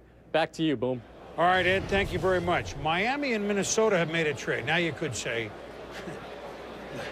Minnesota wanted to buy more time on the clock. I mean, you could say that, right? I know it's not fair, but you could say it. But Miami and Minnesota's going to pick up something. We don't have the details yet. Remember, 2 years in a row, Minnesota had clock management problems. Last year, we saw the speed rarely timed by the guys sitting at that table down there. The guys were running 4.340s with their cards. 3 or 4 teams passing over Minnesota, making the pick. Well, Mike Tice not going to miss the pick. but he's now below Miami. So the Dolphins are on the board. Look, here's another team that feels, boy, how do we not make a run? They have some things to address at quarterback, yes. They got Feely from Philadelphia along to go with Fiedler. They changed a majority of their offensive line. Clearly, other than Ricky Williams and Chambers, a couple receivers, some offensive changes. What do we see? With the 19th pick in the 2004 NFL Draft, acquired from the Minnesota Vikings, the Miami Dolphins select Vernon Carey, guard from the University of Miami. All right, first question. Well, all right, we'll talk about the player first. Did they have to come up to do that? Although they need to change their offensive line, it was clearly a weakness last year. When Sean Andrews went off the board, Vernon Carey just went up in value. In fact, the Minnesota Vikings liked Vernon Carey over Sean Andrews, so the Dolphins went up and had to get this guy. That was the greatest need. The thing about Vernon Carey is more versatility. He played guard. Of course, he had the ankle injury as a senior, which hampered him, but as a junior at right tackle. And you think about McIntosh and St. Clair coming over. Big question marks about right tackle. You have Wade Smith over on the left side. You have Whitley at the one guard spot. You have McKinney at center. And then you have Geno James coming over from Carolina. Good acquisition at the other guard spot. But now all of a sudden you get a right tackle in Carey, who, as I said, as a junior, MVP on the offensive side in 5 games that junior year against Florida State, Florida, Virginia Tech, and Pitt. Battle-tested against top competition. As I said, had that ankle injury. He even played left tackle, filled in for Bryant McKinney against Virginia Tech when McKinney got hurt in that game. He's played all 4 spots on the offensive line except for center. As Mort mentioned, at Miami, he'll be in that mix with McIntosh, St. Clair for that starting right tackle job in a completely restructured offensive line. Let's look at the Dolphins and all the pressure on Dave Wanstead. That's an offense that has been under fire. We know they have A.J. Feely in a trade with the Philadelphia Eagles. They did this in the offseason. Jay Fiedler still in the competition there. But they added David Boston to the mix at wide receiver along with Chris Chambers. Now you got Ricky Williams. Now you fix this offensive line. All of a sudden, they might talk offense about the Dolphins if A.J. Fiedler or Jay Fiedler step up. And it's a good pick for Miami. I'm a little surprised that I didn't see Dallas trying to jockey more for position and get Stephen Davis. Like you said, maybe he falls. Steven Jackson, maybe he falls at Dallas, right where they're sitting. But they. You worried about the Cowboys or something? I am. I'm already circling the Cowboys. Hey, I live in Dallas. I'm circling that pick right now. It's a couple other things to remember about Miami. They acquired the troubled, and I don't know what else to say, David Boston, wide receiver who was nowhere close last year in San Diego, who's had good season in Arizona. Who's back but with Jerry Sullivan. They tried him, all right? A note on Miami. Their cold weather games, they don't have any this year. They're at Buffalo early. They're at the Jets early. They're at New England early. Just throw that out there. They've always had trouble in the cold. They don't have any this year of those divisional cold weather games on the road past early November. We'll come back with the Vikings on the clock. An interesting phenomenon. We put 25 years ESPN NFL Draft, 25 years of coverage from the first to the last. Gavel to gavel, from beginning to end, we're picking superstars let the games begin. NFL, yeah! Welcome back to the 2004 NFL Draft, presented by Coors Light. All right, so Minnesota's on the clock. You got to give Viking fans the nod. They're all looking at their watch. They vow that the 3rd year there will not be a clock malfunction. Here's the pick. With the 20th pick in the 2004 NFL Draft, the Minnesota Vikings select Kenichi Udeze, defensive end, Southern California. Kenichi Udeze from the University of Southern California, the national champs, the co-champs, and he went down a little bit, Mel, right, because of injury, correct? A shoulder injury, Chris, final regular season game against Oregon State. Questions about that when you get the leads leading up to the draft the last 2-3 weeks going up to April 24th today. And I think when you look at Kenichi Udeze, a defensive tackle, got his weight down to be a defensive end, and a guy that I thought was disruptive behind the line of scrimmage. Look at his numbers. You talk about 26 tackles for loss. 16.5 sacks, and you caused 5 fumbles. That means you're getting into that backfield, you're creating a disturbance, and you're doing a job there as he did tackling Julius Jones, who had a great year for Notre Dame at the running back spot there. Not only back down the pass, come away with the INT. Here's against Washington off the left side, beats the right tackle, gets in for the sack, and creates a turnover. This kid is looking to strip the football any chance he gets. They're sacking John Navarre, getting the best of a very good Michigan offensive line. So up against good players in practice and in games. When you look at Kenichi Udeze, I thought he could go as early as Jacksonville at 9. He drops down to Minnesota. I thought Will Smith would be able. He went to New Orleans 1 pick above, so I think Mike Tice was, keeping his fingers crossed that one of those defensive ends would be there. And there, of course, he sacks Derek Anderson, makes a play there against Chris Perry. Look at the talent of the players that he's making plays against at running back and quarterback, and who he's going up against on the offensive line. If it wasn't for that shoulder injury, he may have gone a little bit earlier. As I said, once projected maybe 9th overall to the Jacksonville Jaguars. Mel, and in fact, that shoulder injury, it's a torn labrum, or it's a labrum injury. And there are some teams that are saying he's going to need surgery at some point, and it did scare them. But it is something that can be surgically corrected, and it doesn't have to end your season. And this is a guy that Mike Tyson was just praying would fall to them. In the Metrodome, with that noise, on AstroTurf, they have become even more of a dominant whole team with this guy rushing the passer. And you know what their problem was on D? They were one of the slower teams in the league. Now, I don't imply that ESPN's Corey Chavis, who also is a Pro Bowl safety for the Minnesota Vikings, who's with Andrea right now, I don't imply that he's one of those guys, but I'd like to get his thoughts on a new quick teammate up front. Andrea? Thanks, Chris. And I just want you to know that when you said they were sort of slow on defense, Corey went, ooh. Chris Berman's right, though. You need to add speed. What does Udeze do to that end? Well, I mean, he does a lot. I mean, obviously, I think he uses his hands better than most of the defensive linemen coming out this year. And the best thing about Udeze, I think, is the fact that his work ethic improved so much while he was in school. He lost all the weight. He proved that he was determined to be one of the best in the Pac-10. And obviously, it was a big reason why they won the national championship. Now, we know the Vikings got off to the strong 6-0 start, a lot on the strength of turnovers from your defense, but then really almost collapsed down the stretch, the entire team. What does the defense need to do to pick up the slack, especially with that prolific offense that you have? Well, I just think we need to be overall more consistent. And I think when you bring somebody in like Antoine Winfield, you got to credit our personnel department and our coaching staff for identifying that. He's a guy who can add a lot of energy to your defense. And you don't go through those types of lulls when you have somebody who I think gets the crowd into it. He's a big-time hitter, and I think people will enjoy watching him play in Minnesota. And I think that's probably one of the bigger reasons. You also were able to pick up Martin, and now you pick up Udeze. I think overall, you've certainly improved your talent level, and that's what you have to do to be successful.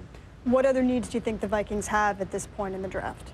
Well, I think that's something that Scott Studwell and Frank Gilliam and Coach Tyson and the rest of our personnel department have a lot better feel about. They do a great job. Last year, they did an excellent job, I think, of identifying the best players available throughout the draft, and all of our players were able to contribute. If you look at each one of our guys that we drafted in the 7 rounds, each one of those guys contributed. Even our 7th rounder, Keenan Howry, was our starting punt returner. So if we continue to get the depth like we've gotten so far, adding somebody like Udeze, I think we're going to be in good shape. And the best news, of course, they made the pick on time. The NFL draft will continue from New York. The New England Patriots are on the clock. Please stay with us.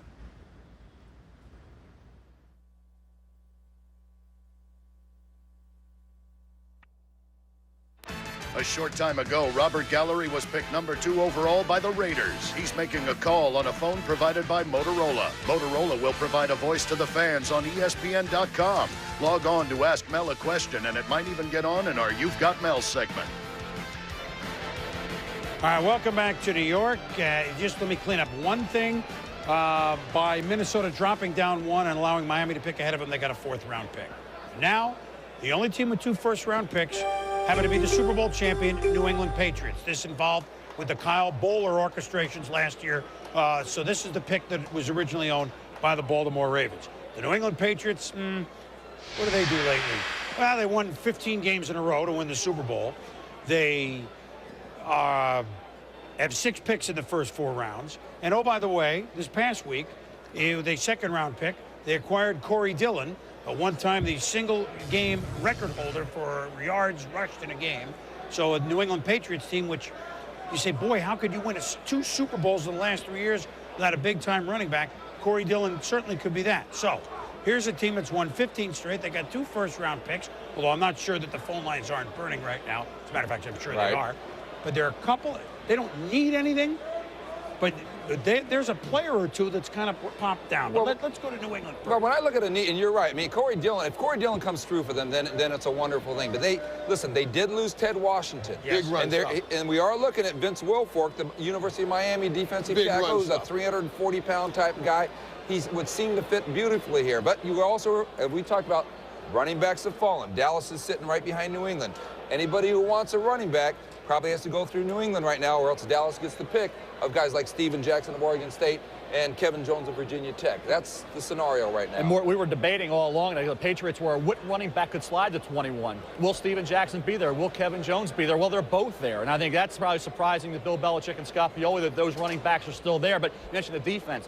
The back 7. You look at the linebacking core. 4 of those linebackers over 30 years of age. The secondary, 3 of those 4 over 30. And, of course, the only young kid is the second-round pick last year, Eugene Wilson. So I think age on defense is becoming a factor, and they want to go with some more youth in the back 7 on the defensive side. Keep in mind, they did take Ty Warren in the first round last year on the defensive line out of Texas A&M, and added Rodney Bailey as well, Chris, for a late-round pick on the defensive line. Let me just throw out one thing, because, look, now they can pick the best player that they have, and there's another player that's fallen some.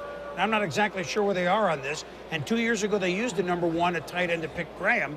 But there's Ben Troop, who's there, who on some boards might have been gone by now. Might have, okay? So, Mel, let's look at your names. And, this is something they could do. It won't be gamble, all right? It won't be gamble? What about guys like Ahmad Carroll of Arkansas, another corner? If you're trying to get younger in the back 7, the linebackers are gone. They might have looked at a linebacker, wouldn't they? Sure, they would, but they're pretty good on the outside where they are right now with McGinnis and Vrabel and Roosevelt Colvin, who didn't play 1 down for them last year. That's like getting a new player also this coming year. Keep in mind, Rodney Bailey comes over as well. So I think they have done some things to fortify that front 7 on defense. They'd like to do a little more. And I think right now, has the board fallen properly for the Patriots? Is the right guy there? The 2 Miami linebackers are already off the board. You talk about a hot guy right now. And I know there's some teams that are saying the last Miami Hurricane of the 6 is Vince Wilfork, still on the board. This kid is an athletically gifted 328-pounder, Chris, a heck of a talent. And a defensive tackle with that kind of ability normally is not there this late in round 1. One thing you can say, he's possibly Big Ted Washington's one of the best run stoppers in this league. He could possibly be a more athletic Ted Washington and allow. You're talking about Vince Wilfork. I'm talking about Vince Wilfork. Well, one thing it could be great for New England. One thing about Bill Belichick we should note here, and Scott Pioli, the vice president of player personnel of the Patriots, and executive of the year, and executive of the year by the Sporting News and vote of his peers. They like to stockpile picks for the following draft to reset their draft. So if they are talking to teams, it would be a surprise if it didn't involve getting a draft pick next year so they can start stockpiling again. They might have gone up. They might have spent a third to going up, but they could go down and then pick something else up. They got 3.5 minutes to go. Let's go quickly to Ed Werder, because it's the next 2 on the clock, Ed, if I'm not mistaken. New England, Dallas, Belichick, Parcells. What do we got? Well, the interesting potential thing is here that only the Patriots now stand in front of Dallas getting its choice of any running back in the entire draft.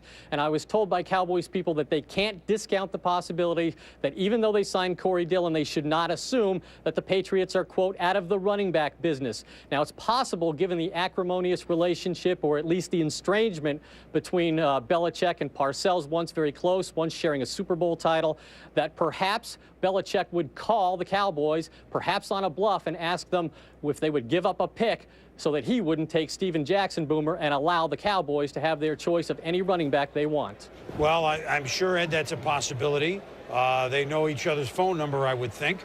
But, I mean, look, and Michael tipped on it, and we all did, there were a couple of names that might have fallen for a variety of reasons. But Ted Washington was such a huge part of that run defense last year. Okay, let me just tell you something about, if you look at the statistics in the Super Bowl, Ted Washington, no tackles, no assists. Then put on the film of that Super Bowl. That's true, Boo. And you watch, That's true. He had like 45 assists, but not in the true sense of the word. Now, he's a member of the Raiders. They really would like that, and so, as you guys have all talked about, with Vince Wilfork sitting there, I think they're a little surprised, but I think, and in terms of 10 minutes worth of calls, But let's make the move. Let's go. Let's go with the Wolf Fork. That's what I think they'll do. In terms of the Cowboys worrying about the running back and Steven Jackson, it's just going to depend how much higher is their grade on Steven Jackson over Kevin Jones of Virginia Tech. I think that would determine what the Cowboys' attitude right now. Let me say this, Mort. I have Steven Jackson ahead of Kevin Jones, but there are some teams out there that do feel that Kevin Jones is the best running back in this draft. He's an athletically gifted kid, plays faster than he times, and a guy that hit a lot of home runs at Virginia Tech. And I think from a completeness standpoint, Steven Jackson may be a little bit better at this stage, but there are teams in the National Football League that do like Kevin Jones over Steven Jackson. How about this size? If Will Fork becomes a good player, if they pick him, they might. And if Ty Warren, last year's #1, big guy up front, and Richard Seymour, Pro Bowl, boy, isn't that pretty formidable up front on defense? By the way, he's a good defensive coach. With Teddy Bruschi roaming around there, you better believe it's formidable. Let's go to the commissioner and see what the Super Bowl champion Patriots will do. With the 21st pick in the 2004 NFL Draft, the New England Patriots select Vince Wilfork, defensive lineman, University of Miami. Good. That's good. Really? The rich get richer. That's what it is. The rich get richer. Who's done the draft better than them lately? Well, it's not only that, though. There are teams that if you sit down at the bottom of the draft, everybody says, oh, we're never going to get a player. Players always fall. Daisy fell to the Minnesota Vikings. Wilfork has fallen to the New England Patriots. But it's not such a terrible area to be drafted in. But players pan out towards the bottom of the draft. Players like Wilfork, because they go to a program where the pros teach them how to be pros. This is how we work. That's what would be great for What are you talking about? He's a big guy. In New England, they will teach him how to become a professional football player, and he won't have a weight problem because in New England, they work hard. Mike Warsick, the strength and conditioning coach there, will have him ready. We'll have him ready. And, Michael, you look at Keith Traylor and you compare Vince Wilfork to Traylor. Short arms, and he'll miss a tackle every now and then because of that. But I'll tell you what, athletically gifted. His weight was estimated to be 350, what have you, 355, 360. He was 323 at the Combine, 320-23 during his individual, then 328 a few weeks before the draft. So he's maintained that weight at a level which can maximize his ability in the NFL. 6'1.5", a kid who ran in the 4.98 to 5.03 range. And I'll tell you what, you go back to this year, Florida game, 8 tackles and a sack, 6 hurries, and a fumble recovery against Florida State. Productive, and I think what a lot of people really like about Vince Wilfork is this. You talk about stamina and durability. He was on the field for 55, 58 plays in a lot of games, more than Tommy Harris was. I think people look at that weight and say it's a concern, but I'll tell you what, he showed stamina. He played into the fourth quarter, didn't wear down. Miami of Florida now with 6 first-round draft. I believe that's 19 over the last 4 years. Here it is. Let's just go down this and we'll continue. So, Mike, the Miami Hurricanes with 19 first-round picks, as Mel mentioned, in the last 4 years, 6 today, breaking the record of last year. Brian McKenzie, Jeremy Shockey, Philip Buchanan, Ed Reed, and Mike Rome. At 1968 USC with Ron Yeri, now a Hall of Famer, Mike Taylor, Tim Rosevich, who ate glass bottles, Mike Hull, and wide receiver Earl McCullough. This is a new record for Miami. All right, so off New England for a minute.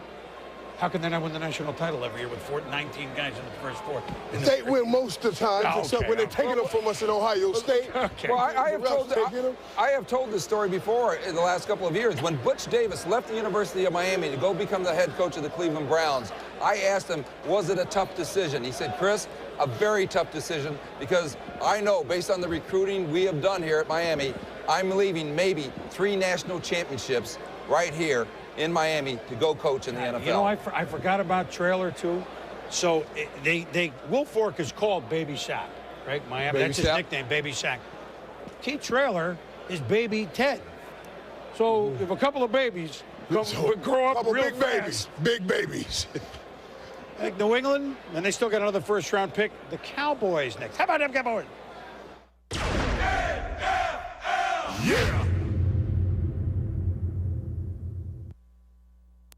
Let's go. We are back now in New York. We've had 21 first-round picks. We have now at number 22 the Dallas Cowboys, who have about 9 minutes to go. And Michael with the fist up. Cowboy, Ravens, and New York fans. What is the matter with you?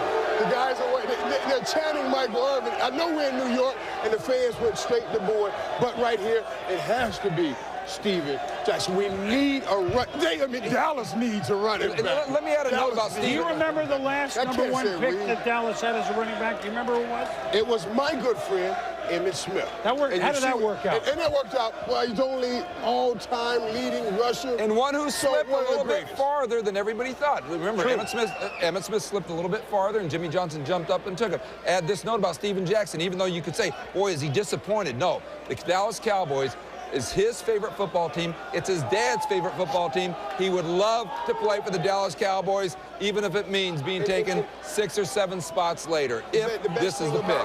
He's a smart football player in Dallas, and Bill Parcells, he loves smart football players. This guy, he knows how to pick up a blitz. He knows how to protect the quarterback. He knows how to not fumble. That's what Bill he is a tough guy. I had one scout tell me that Steven Jackson took about 5 times more hits than anybody else at Oregon State, but never showed signs of slowing down. Morty's 238 pounds. I think what Steven Jackson gives you is the bounce outside. He doesn't play like somebody that's 238. Normally 238 pounders will not give you the long dimension. He will. 227, now 238. And you're looking at Steven Jackson with the productivity.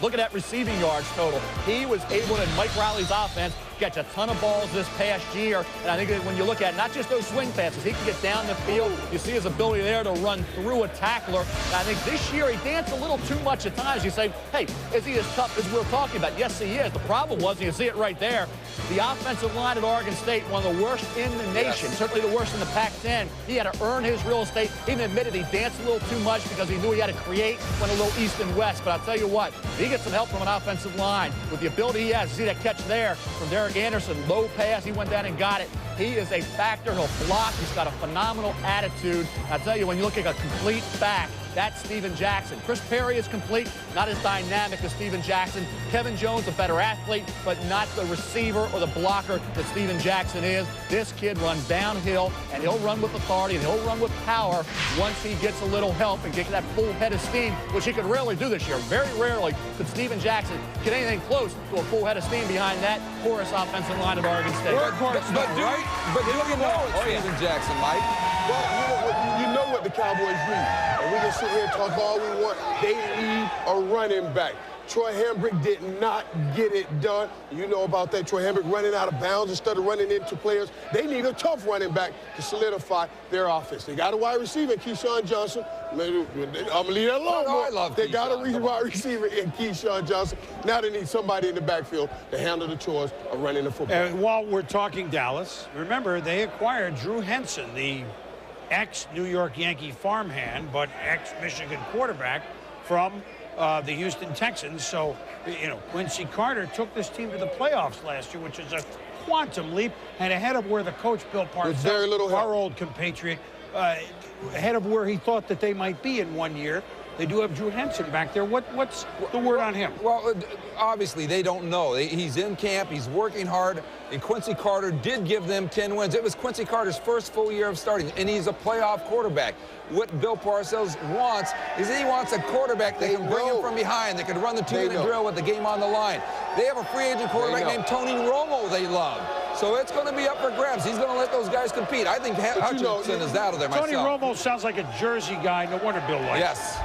Let's head up to our EA matchup set with Trey and Merrill and Jaws. Fellas? All right, Boomer, thanks. You know, you talk about the quarterbacks for the Cowboys. All 3 of them on the roster right now, besides Tony Romo, former baseball players, Chad Hutchinson, Drew Henson, and Quincy Carter was in the Cubs organization as well. Real interesting here, though. Bill Parcells, the things he's done in the offseason. He gets Keyshawn Johnson. Maybe the most underrated offseason maneuver, picking up Marcellus Wiley from the Chargers for a team that was the #1 ranked defense last year. Well, that stays with their style defensively because they're going to attack. But if we look at where the Cowboys sit as far as a position, if they take Steven Jackson, how this helps Quincy Carter. The one thing that really stood out last year is Quincy Carter had to carry this team. Quincy Carter's not in a position to do that. And the one game that really stands out, when they went to Tampa and they had to play there, he had big eyes. He didn't perform very well there. So he needs somebody to take the pressure off him. Steven Jackson would be that guy. They'd be able to run the ball. Then Manny's first, Manny's second down. Manny's the game better, and that will help Quincy Carter. And also a rock-solid acquisition in Keyshawn Johnson. When you look at Keyshawn Johnson, he's not a #1 guy that's going to go down the field and make those big big explosive plays,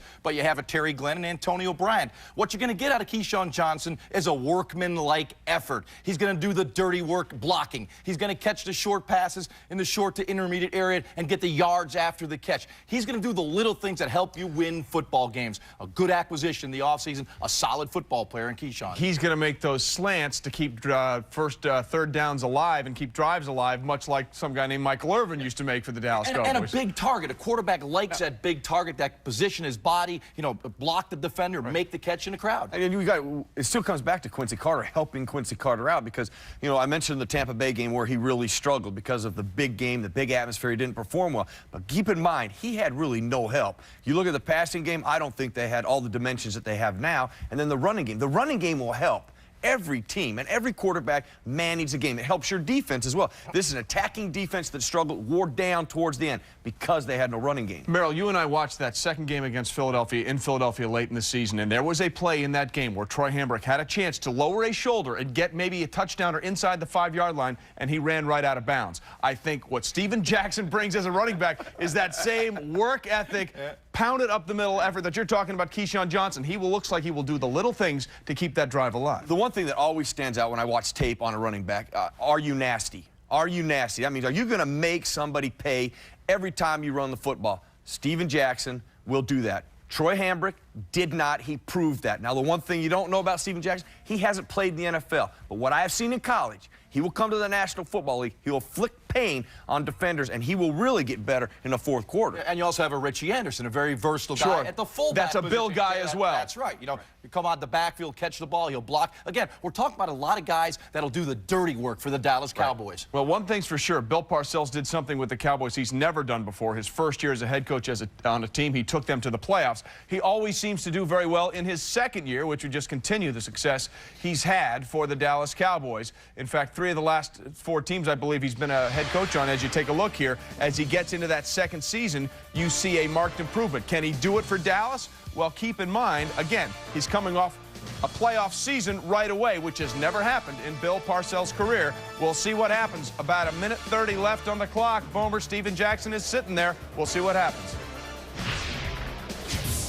All right, guys, thank you. We're sitting here. And look, Bill, I imagine he's just seeing if anybody is calling, right? Mort, there's a reason. Well, he does do due diligence, and Jerry Jones does the same thing. They both are friends of Al Davis, and Al Davis has always used almost the entire amount of time on the clock to make sure nobody's calling to give you a deal you can't. The Cowboys only have 5 picks in this draft. They've got to get at least 4 players out of this draft, and Parcells will tell you they're not so good that they have to say, we got to have a running back. If there's a better player on the board, they'll take him. But to me, the best player on the board, well, so we do have a trade, and that's the thing. They only have 5 picks in this draft, and they have to get more players, and certainly you can get a running back.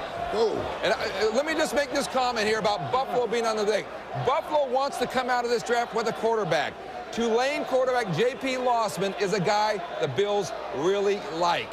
And with Green Bay and St. Louis coming up, J.P. Lossman, the Tulane quarterback, probably is the Buffalo target here. And how about Buffalo and Dallas making a trade?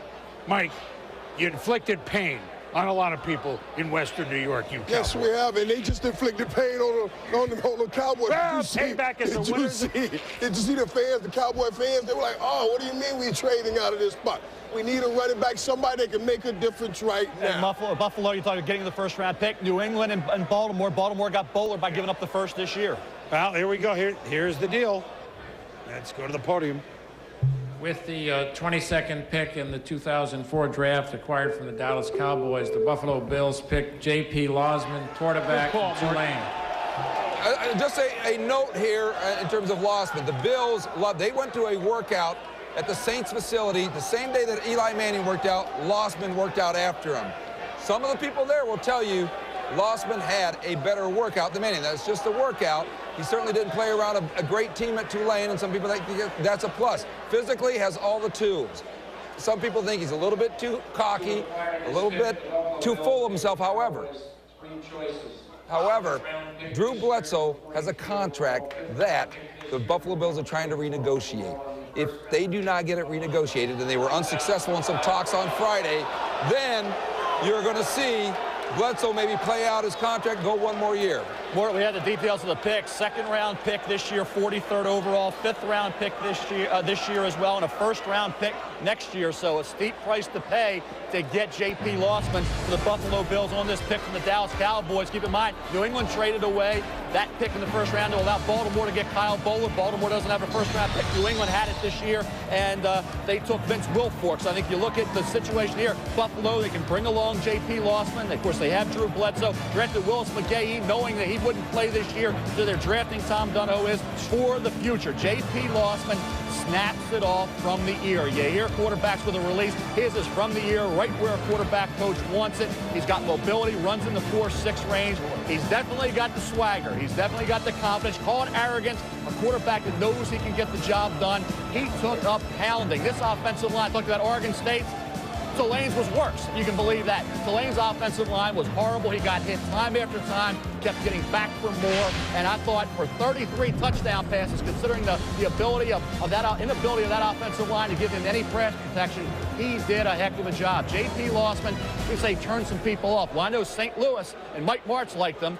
They thought about it maybe in the late first, and here's Buffalo jumping in there as the situation. It just reflects last year when New England traded that pick, allowed the Baltimore Ravens to get Kyle Bowler. Now the Dallas Cowboys trade away a pick, get extra picks, a 2 and a 5 and a 1 next year to allow Buffalo to get J.P. Lossman. Let's know this is going to be controversial because they gave up a #1 pick. The Bills did for next year's draft. We know that Ralph Wilson Jr. and Tom Dunno have courage. They took Willis McGahee last year. But let's go back to a Friday phone call between the Buffalo Bills and David Dunn, the agent for Drew Bledsoe. They wanted to get a contract extension done by today. They did not do it. So Bledsoe could pretty much play this year under this contract, but after that, they're going to need a big-time quarterback, and they had a big grade on Lossman. Well, they probably would have used a first-rounder on a quarterback next year. That was their thinking. Almost 1,000 passing attempts at Tulane, 27 interceptions, and a rocket arm. You say, well, geez, like McGahee, he's not going to play all year. But they remember they had another #1 pick here, so they got Lee Evans. So it's not like they have nothing to show for it. Very gutsy move by the Buffalo Bills. Let's go to Sean Salisbury for your take on this. Sean?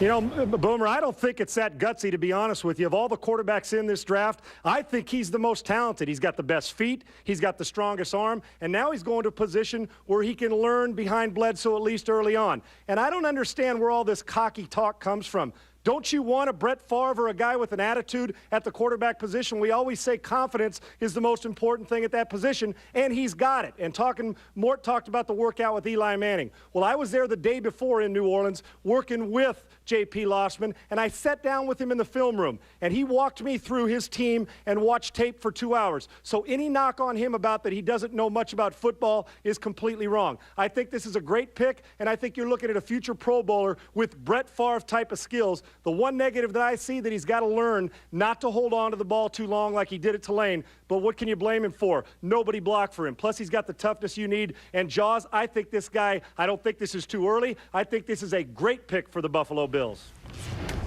All right, Sean, thanks. Well, one thing that J.P. Lossman is polarizing. You either love him or you do not love him. I don't want to use the other word there, but people feel very strongly one way or the other about J.P. Lossman and what he brings to Tulane. Jaws, you love him. I love him. In fact, I had him rated above Phillip Rivers, who now is You got everybody rated above Phillip Rivers. No, I did not. I had Phillip Rivers #4, and he's going to be an outstanding pro. But I'll tell you, when you look at a young quarterback like J.P. Lossman, you see a very live arm. That's the one thing you can't teach someone, how to get the RPMs on the football. And when I broke him down, I saw a quarterback that projected very well into the NFL.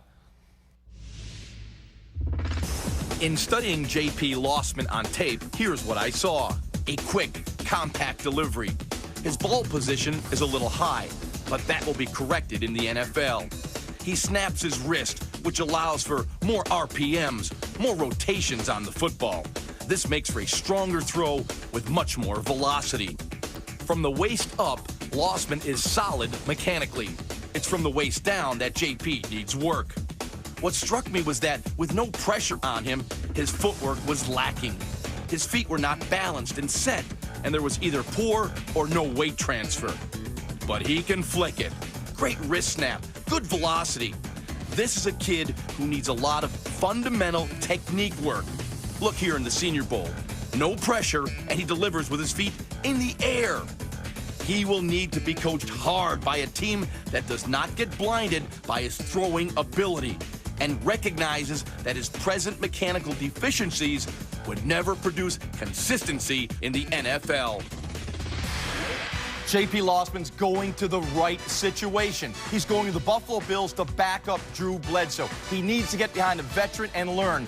Tom Clements, the quarterback coach, must also do one thing: stay on top of him all the time. He has the live arm. He has the quickness. He has the ability to make all the throws. Mechanically, he does break down with his feet way too often, but it's a thing that can be coached up, and I think Tom Clements will do that. I think there's no question this guy is a major project. Now, he says there's no way he's a major project. He is a major project and a 3 or 4 year project before he steps on the field. When you look at his mechanics, you just showed it. The mechanics he struggles with. And then the best way to describe him in the classroom and apply it to the field, he's spastic. He doesn't apply the football knowledge to the field. And if you watch his tape, and he really can say that he's like Brett Favre, then you know what? Then I got a question. You know what you're looking at in tape. Brett Favre is an MVP of this league, has won a Super Bowl in this league. If you're going to compare yourself to Brett Favre, you better at least have one MVP, and you'll be at least better played in this league. You can't compare yourself You're to upset Brett there's Favre. no running back's been taken. That has nothing to do with it. That's a separate issue that he's dealing with. Real quickly, though, 33 touchdowns, 14 interceptions. You can't argue his stats. Do you have a problem from here up? His maturity level. His maturity level is awful right now, and that's why being behind Drew Bledsoe for 4 years is the key. If he starts right away, he'd be a bust. Well, we shall see. Okay, the Seattle Seahawks are on the clock. I told you this guy was polarizing. We'll see what Seattle has to do. 7 minutes and change for their pick. Stay with us.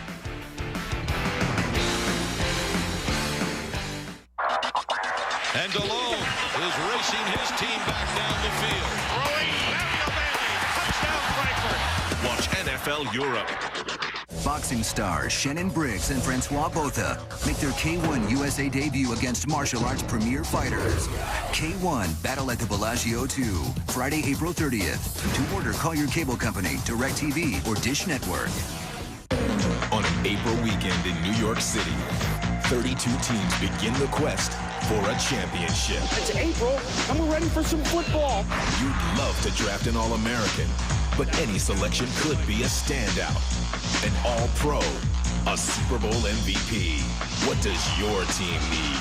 The NFL Draft 2004, presented by Coors Light, continues tonight at 7 on ESPN2, and tomorrow on ESPN and ESPN2. And most recently, a bit of a surprise pick by the Buffalo Bills, J.P. Lossman. And on the other side of the ball, Takeo Spikes, the Pro Bowl linebacker for the Bills. What are your thoughts on why they would go for J.P. Lossman?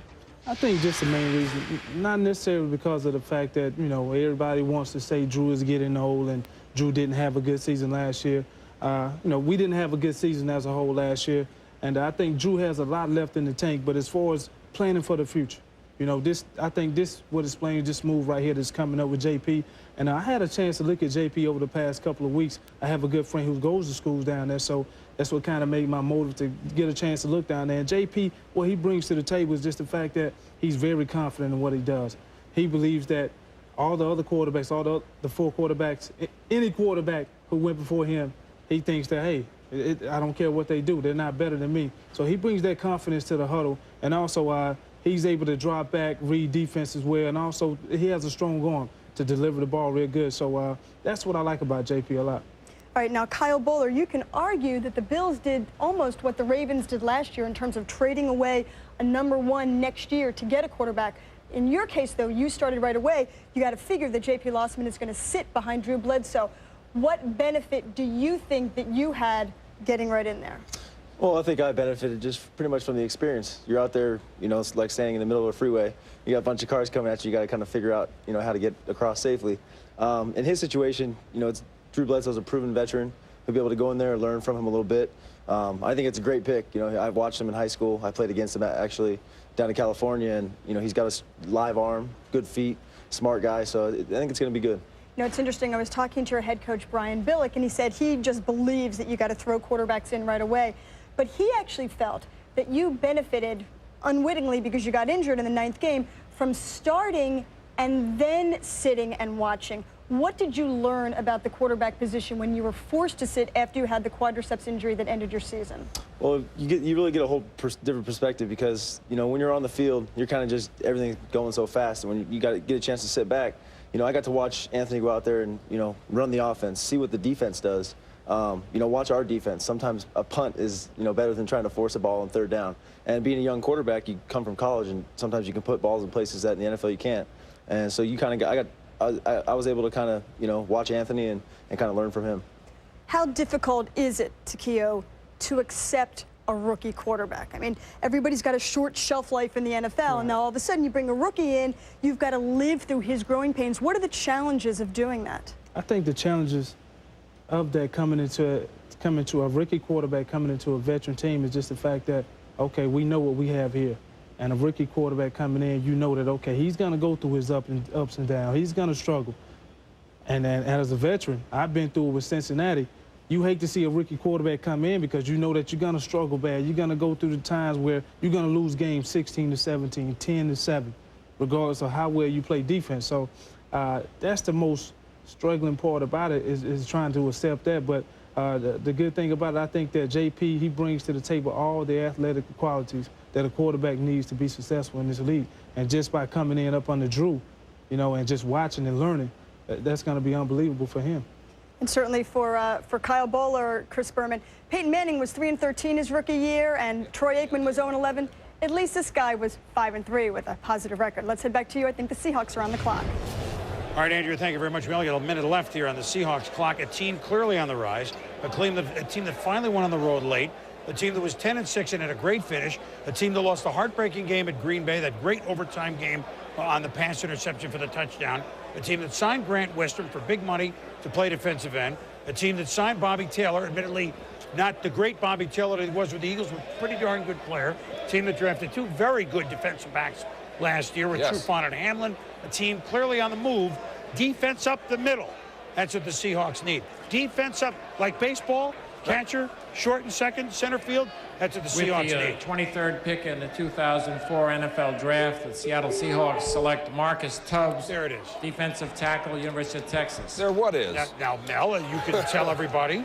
If we had 20 more seconds, I would have gone to that name because we already talked about it. They really... But the defense up the middle. They don't have anybody. They got the old names of Eaton and Randall and Hand and company. They're gone. Seattle is completely restructuring the defensive tackle spot. Marcus Tubbs will be the cornerstone of that restructuring now that he is a Seattle Seahawk. Look at that size. Great strength, was more productive this season, battled some minor injuries as a junior. This season, I thought he got it done on a more consistent basis. See him number 95, a big 325-pounder, pretty good athleticism, and a guy I think in the NFL has to turn up the intensity dial and maintain a sustained level of fire for 4 quarters. I thought he had some series where it was a little lackluster effort. I think if he can go full steam ahead for 4 quarters, he has the talent. And you can say boom or bust type, whatever. If he can be pushed and driven to play to the maximum of his capabilities, Marcus Tubbs has a chance to be a pretty good pro. We said how the risky defensive linemen are. I think there's a risk factor here with Tubbs unless he picks up the pace just a bit. He has talent. That's why it's a first-round pick. He needs to get more intensity for 4 quarters. It's a good name for a big defensive tackle, though, huh? Tubbs. Very, very good. Seattle will be picking more guys. And why don't I put this out here right now? NFC title game? Seahawks, Eagles. You hope. Just throwing it out there. It's April. I can say whatever I want. When we come back, we will have the Cincinnati Bengals on the clock. The rejuvenated Bengals with new uniforms and everything else. Yeah. Now we're getting going.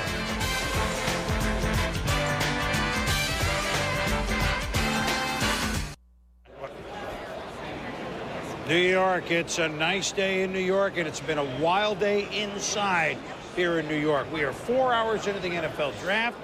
Eli Manning was picked by San Diego. They had him for an hour. Then there was the trade with the New York Football Giants. Eli Manning there. Phillip Rivers will be quarterback of San Diego, or at least I don't think he's going to start necessarily, but he could. And if you tune in late, you missed a very intriguing first hour of the draft. The reason I point out that we're already 4 hours into the draft, we have not talked about the Cincinnati Bengals for the first 4 hours of the draft. Now, if you think at the rich history of the Cincinnati Bengals in the 90s and the early part of this decade, they were within the first hour. Not anymore. Marvin Lewis, 8-8, had him thinking playoffs. He's done what very few can. He's made the Bengals respectable. He's given them a lot of hope. He's given them organization. And this year, Mort, we're going to get to it in a second, he's using last year's #1 overall pick to play quarterback. That's right. That's Carson Palmer, and we'll debate that in a little bit, but I know this much. Marvin Lewis's face is now on the Bengals. That's a miracle in itself instead of Mike Brown, the guy everybody liked to rip, the team president of the Bengals. But Marvin Lewis now believes with 7 picks in the first 4 rounds, he has a chance to put his fingerprints on the Bengals even more so. And listen, they did give Corey Dillon, they traded him to the New England Patriots. They have Rudy Johnson, but you've got 2 backs like Kevin Jones of Virginia Tech, who they really like, and Steven Jackson, who I don't think they thought was going to be there. And yet, Ohio State cornerback Chris Gamble is a guy they love. It's going to be really interesting to see them as they try to build this around Carson Palmer. Hey, wait, that hurt me when you said that. That just hurt me. Yes. When you talk about what Cincinnati has done last year, I think they made great strides. You say Marvin Lewis's face is on Cincinnati. That's fine. But to make the change in the offseason from Kidner to Carson Palmer, big mistake. This football, this game we call football, the respect you earn is in the locker room. John Kidner did not lose a job. He did not lose a job. They gave his job away, and you don't get anything in the NFL. And I agree with you. I think Marvin Lewis's credibility might be on the line in the locker room. Now, he had a honeymoon year, but if for some reason Palmer struggles and this team loses, John Kitna, very popular. The other note I'll make here, though, I think they made that call early so that Carson Palmer can get all the repetitions in the offseason, and if for some reason it isn't working, they can go back to Kitna. But it may even be too late. It may be too late. Once you draft a quarterback #1 overall, he's playing as a second-year quarterback. And that's why the Eli Manning situation. Steve McNair didn't play That's why the Eli Manning situation was so important, because you got to put him in the right situation. Carson Palmer goes out and he doesn't have early success, and Cincinnati's expecting to make a move towards more playoffs. They don't have early success. They're booing Carson Palmer. Steve McNair and Chad Pennington played in their 3rd year. Steve McNair came from Alcorn State. This kid came from USC. I think he's got to play right away. Culpepper played his 2nd year. These guys, well, you want to say force-feeding or not, bottom line is when you draft him #1, he's playing by his 2nd year. There are many blueprints of how to do it. You know, Peyton Manning took every snap. I mean, did you say Steve McNair 3rd year? Ron Jaworski took many a snap. Agree, disagree with what the Bengals are doing? I totally agree with the move. I think Carson Palmer is the better of the 2 quarterbacks, and that's no disrespect toward John Kitna. He certainly has made a significant contribution to bring the Bengals back to an 8-8 plateau, and I think John Kitna has plateaued. I think the upside for the Cincinnati Bengals is Carson Palmer's talent. That's what it all boils down to. Who can go out there and make every single throw? I've been on the field watching Carson Palmer throw the football down the field, zip. There's a huge difference in how Kitna throws the ball and Palmer throws the football. When Carson Palmer is in the game, the whole field opens up. When Kitna's in the game, you're restricted. Well, quite honestly, I think we have the system to blame, because really, is it Carson Palmer's fault that he was picked first? No. When you look at the system, the money that's being paid to these young guys, trust me, the owner's sitting there and looking at a guy who's making $15 million. That is why Carson Palmer is going to play. Carson Palmer did not beat out John Kitna. Carson Palmer makes more money than John Kitna, and that's why. Physically, does he have some better skills? Absolutely. Has he proven it on the field? No. And actually, Takeo Spikes makes a great point. When you have a rookie quarterback, when you think of some of the veterans that won't come to you, some of that's because of that. If a rookie's going to be there, I don't want to go there. Michael, I know that's one of the big issues, especially with free agency. Who's going to be your starting quarterback? What's my chances of winning? Well, you know what Jaws is saying? Jaws said, I watch Carson Palmer throw. You watch him throw on the sidelines. Have you ever watched him throw the ball with those boys barreling down his neck? That's the way he'll have to throw during the regular season. I did see him throw the football at Southern Cal in the preseason, and the upside is with Carson Palmer. There's no question he brings everyone in the game. And I hate to sound like I'm dissing John Kitna, because I do have respect for him. But if you want to become a championship team, I'm not talking about going 8-8, 9-7. You want to win the Super Bowl, the guy you win with is Carson Palmer. Winning championship, Jaws, that's put the best player on the football field. And that's Carson Palmer. Hey, I'm not talking about the best talent. I'm talking about the best player. And the difference is, a guy with talent has potential. You were 8-8. A player gets out and play. 8-8 is good. With the Bengals, 8-8's like 14-2. 8-8 is great coming from 2-14 for 100 years. You lead John Kitna, you get those receivers, they build on, they're building something. They have something to build on. You let them play football. If he wins the job, he wins it in training camp. Like a man, like an NFL player. You've got a 31-year-old quarterback who's plateaued. You got a younger quarterback where the sky is the limit. That's the guy you play. The team will rally around Carson Palmer. They're throwing the kitchen sink, the grandmother, the granddaddy. Every time he steps to the line of scrimmage, they're throwing everybody at him. Wait, here, Michael. Teams don't always blitz the quarterback. They don't blitz the quarterback. They blitz the system. If the Bengals have the right system to protect the young quarterback, they're fine. You can ruin the kid, Jaws. They have to be careful. He's in his second year. He's ready. They have to be careful. Second year, it's ready to go. Put him out there, let him go. That's why they made a decision now. I tell you what, I bet he cannot fail. He cannot fail, and he has to top 8-8. Now, that's a tough chore for a rookie. He's basically a rookie again this year. He cannot fail. If Palmer blows this thing, he will go back to Kitna, guys. Well, listen. By the way, for our fans out there, and you can go back to Kitna. Will Palmer be the same? For our fans out there, Ron Jaworski, Michael Irvin, available on TV 90 minutes every Monday night on Monday Night Countdown. I love that we're debating the Bengals. I mean, just think about this. All right, now, usually it's so exciting when a guy gets picked. He's here in New York. He has the jersey, and then he gets on a plane, and he flies, and a long way to go. And then they have a press conference at the end of the day, the team that they've signed him. So Eli Manning held up the Charger jersey. Oh, it's maybe a long plane flight. No, it's an 8-mile ride over the George Washington Bridge or maybe through the Lincoln Tunnel to the Giants. The Meadowlands, he's now with Sal Palantonio. Sal? Yes, the Eli has landed, Boomer. He's officially a New York Giant. Eli, did you ever think that this moment would come to pass? And when you came out of the car and saw Giant Stadium there, met Tom Coughlin, what was going through your mind? I was just excited. It was a great feeling to be a New York Giant, to see Coach Coughlin and then see the stadium, Giant Stadium. And it's been, it's overwhelming. It's been, a great day.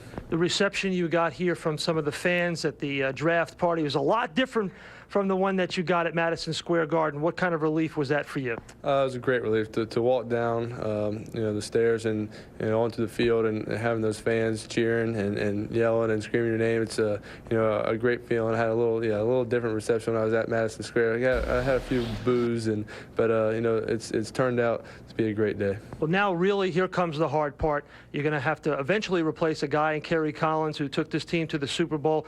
You're coming with all the hype of not wanting to play in San Diego. You got your wish to play in New York. Be careful what you wish for, right? What do you do right now to get yourself prepared for this upcoming season? Well, I think the first thing I do is just get that offensive playbook as soon as possible. Start, learning the system, learning the plays, and obviously Kerry Collins has proven himself to be an outstanding quarterback. He's been in the league a long time, and he's got the job right now. But I'm just gonna come in and do whatever the coaches want me to do. I'm gonna work hard. I'm gonna prepare myself to play, and whether I do or don't, it's just gonna make me better for the future. Ready for New York?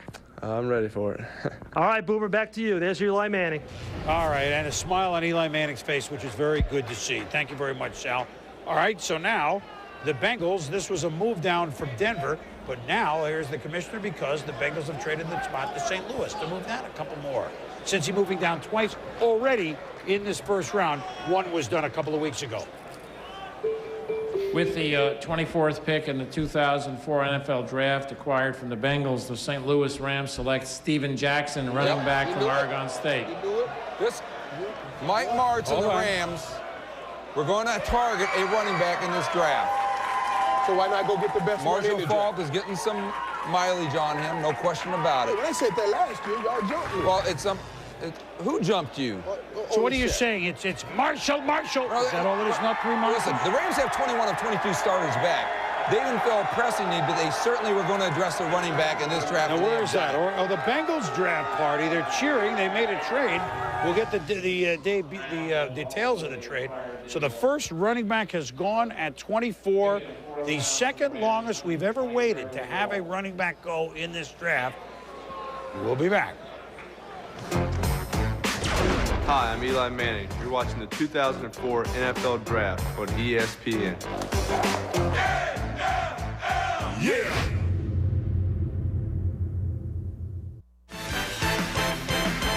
ESPN's exclusive coverage of the NFL Draft, presented by Coors Light, is brought to you by Lincoln. There are those who travel and those who travel well. And Tractor Supply Company, the stuff you need out here. Welcome back to New York, where Steven Jackson, the Oregon State running back, just selected at number 24 by the St. Louis Rams. Steven, we know in physical time it was 4 hours. How long did it seem to you mentally? Excuse me? How long did it seem to you mentally waiting all this time to be picked? Well, it was a long time. We know we were going to go in the first round, but we had no idea where. And then the shocker was Dallas, you know, making that trade. So we had no idea, but I'm more than happy to go to St. Louis, spend some time with Marshall Faulk, you know, I consider him the best running back in the league right now. So with that, and being a mentor towards me, I think I'm going to tear the league apart now. Marshall Faulk is such a tremendous student of the game. What do you think you can learn from him? How to read the defense. That's what's most important in the NFL. Teams want to be able to spread out the defense and make reads in the coverage. So hopefully he can help me out with my defensive reading the secondary a little bit better. We've heard about a poem you wrote as a little kid. When did you first believe you could be an NFL running back? Well, you know, I've been playing football since I was 7 years old, and you know, as I see myself start maturing and be able to pick up the game a little better, I felt that I was physically better than a lot of kids growing up. I always seen it as a reality, and you know, God has blessed me on this day to, you know, to be able to be an NFL running back. It has come true now. Oh, praise to God. Thank you. Steven, congratulations. Steven Jackson from Oregon State to the St. Louis Rams at number 24. We'll continue here from New York in just a moment.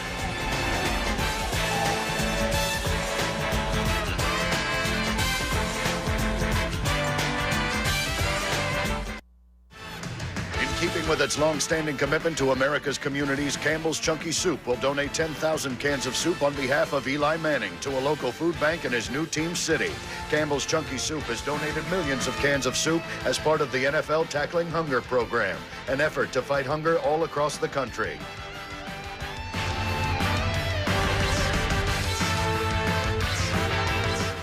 I'm Tommy Harris. I'm Eli Manning. I'm Robert Gallery. I'm Sean Taylor, and you're watching The NFL Draft on ESPN. ESPN. ESPN. Is that what you want?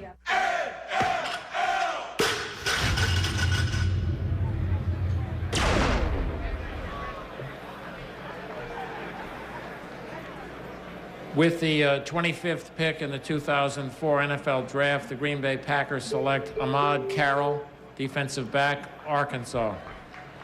A hog. I like it. Second Arkansas. There have been 2 Texas, 6 Miami. They call him Batman. You know why? Why? Because as a kid, he'd jump over the center repeatedly. I like it. How about that? That's Batman for you. And you look at Ahmad Carroll, not real tall, 5'9.5", but a 41 vertical, pesky in-your-face corner. You watch him here in coverage. Here's a kid with a 41 vertical and 4.38 speed. He's got the track background. This is, of course, against Eli Manning. One of his best games as a junior came against Ole Miss. He had 7 tackles, 3 tackles for loss, and an interception in that game against Eli Manning. You see how he closes, recovers, and comes away with the interception. Ahmad Carroll wasn't flawless at cornerback, Mort, but a kid who I think the combine worked out one of the fastest and one of the most athletically gifted corners, despite the fact he's only 5'9.5". And you cannot coach speed. And here's one thing about Ahmad Carroll. This guy is a worker. He shows up at the Arkansas facility every morning at 6 a.m. to start his work. And don't forget, at the NFL owners meetings last month, we heard that the NFL is going to crack down on all that hands-on, those corners on the receivers, that illegal contact. So you better be able to run with these receivers. If you can't grab and hold them, Michael, you know that Ahmad Carroll can do that. I think he cost himself money by not staying in school. He would have been a top 10 pick next year, but he's confident enough to come out right now. And you're right, Mort. The quicker guys, they become more of an asset for your football team, because now, since we can't grab, I want the guys that can sit back and drive on the football real good, and Ahmad Carroll can do that. He will help the Green Bay Packers. If he'd stayed at Arkansas, he could have been a teammate of Alex Morton's. And he'd probably be better off just being around Alex Morton. Well, here's one thing. Right. His hair is shorter than most of the defensive backs for the Packers. Here's one. Shorter than Harrison McKenzie. Well, I mean, we should talk about Mike McKenzie, because Mike McKenzie is a guy who has been making a lot of noise. He's unhappy with his contract. We hear from behind the scenes he wasn't happy with the shuffling of the coaching staff. So there is some concern. McKenzie saying he wants to be traded. Ahmad Carroll certainly gives him some insurance. All right, but wait a minute. We're talking about the Green Bay Packers, who won an overtime game in the playoffs, which is unbelievable. They lost a game they could have won at Philly. In other words, they could have been maybe a Super Bowl team. Brett Favre has a couple of years left. But see, we're going to have to ponder that.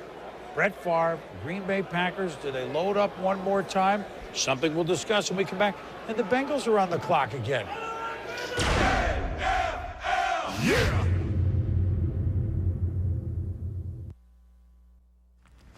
Welcome back to the EA Sports NFL matchup.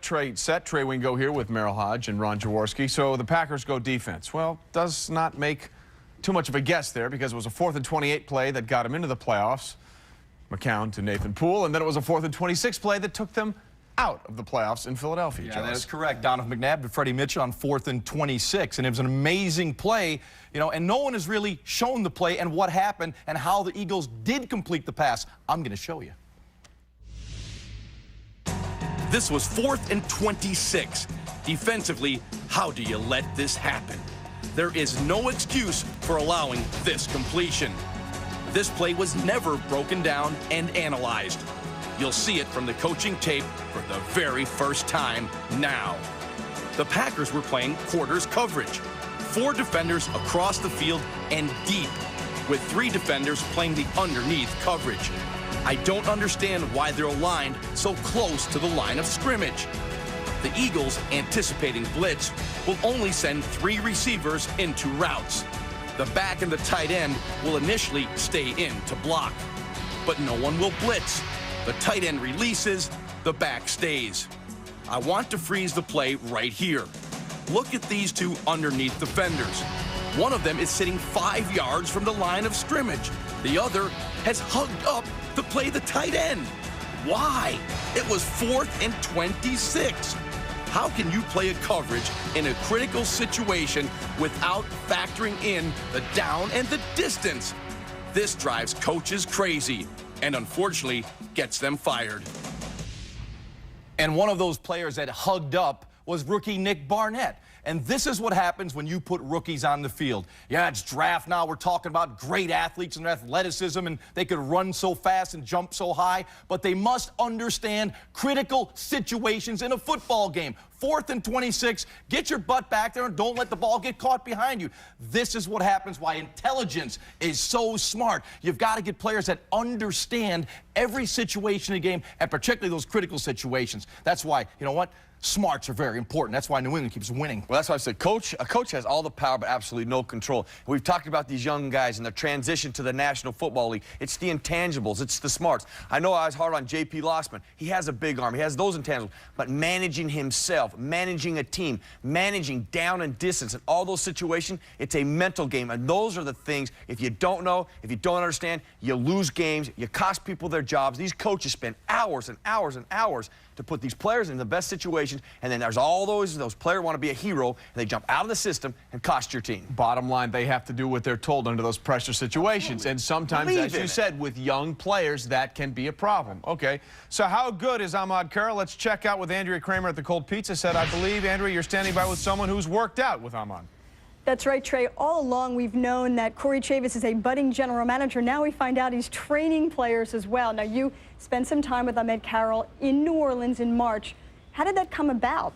Well, actually, I'm good friends with Darren Martin, who works with Ahmad. And one of the things he talked about was at the Combine, there were some questions about his drills.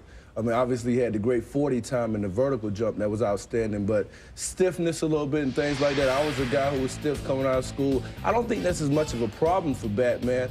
I think, really, when it comes down to it, he hasn't had the spring practices that a lot of other guys get in terms of fundamentals because he's run on the track team. He has a tremendous work ethic, though, and that's the biggest thing that I thought that stood out to me. He has a yearning desire to want to get better. How do you think he will fit in Green Bay? Well, I think you heard Chris Mortensen talk earlier about the changing of the rules, and I think Green Bay likes to use a lot of man coverage. You look at last year with Harris and McKenzie, they do play man coverage, and they do it very effectively. He fits into that scheme as an extra corner, somebody who could come in and compete if McKenzie, the problems with him continue on. I think Batman has a chance to really develop into an outstanding corner in this league. Keep working out those players, Corey. All right, that's it from here. Boomer, let's head back to you with Cincinnati on the clock. All right, Andrea, Corey, thank you very much. The Cincinnati Bengals began this draft a couple weeks ago with 17, then 24. Now they're down to 26. Now it's their turn. They picked up 2 4s and Delta O'Neal for moving down twice, and now this pick. We said they've lost Corey Dillon. With the 26th pick in the 2004 NFL Draft, the Cincinnati Bengals select Chris Perry, running back, University of Michigan. Look, guys, they have lost Corey Dillon. We mentioned that.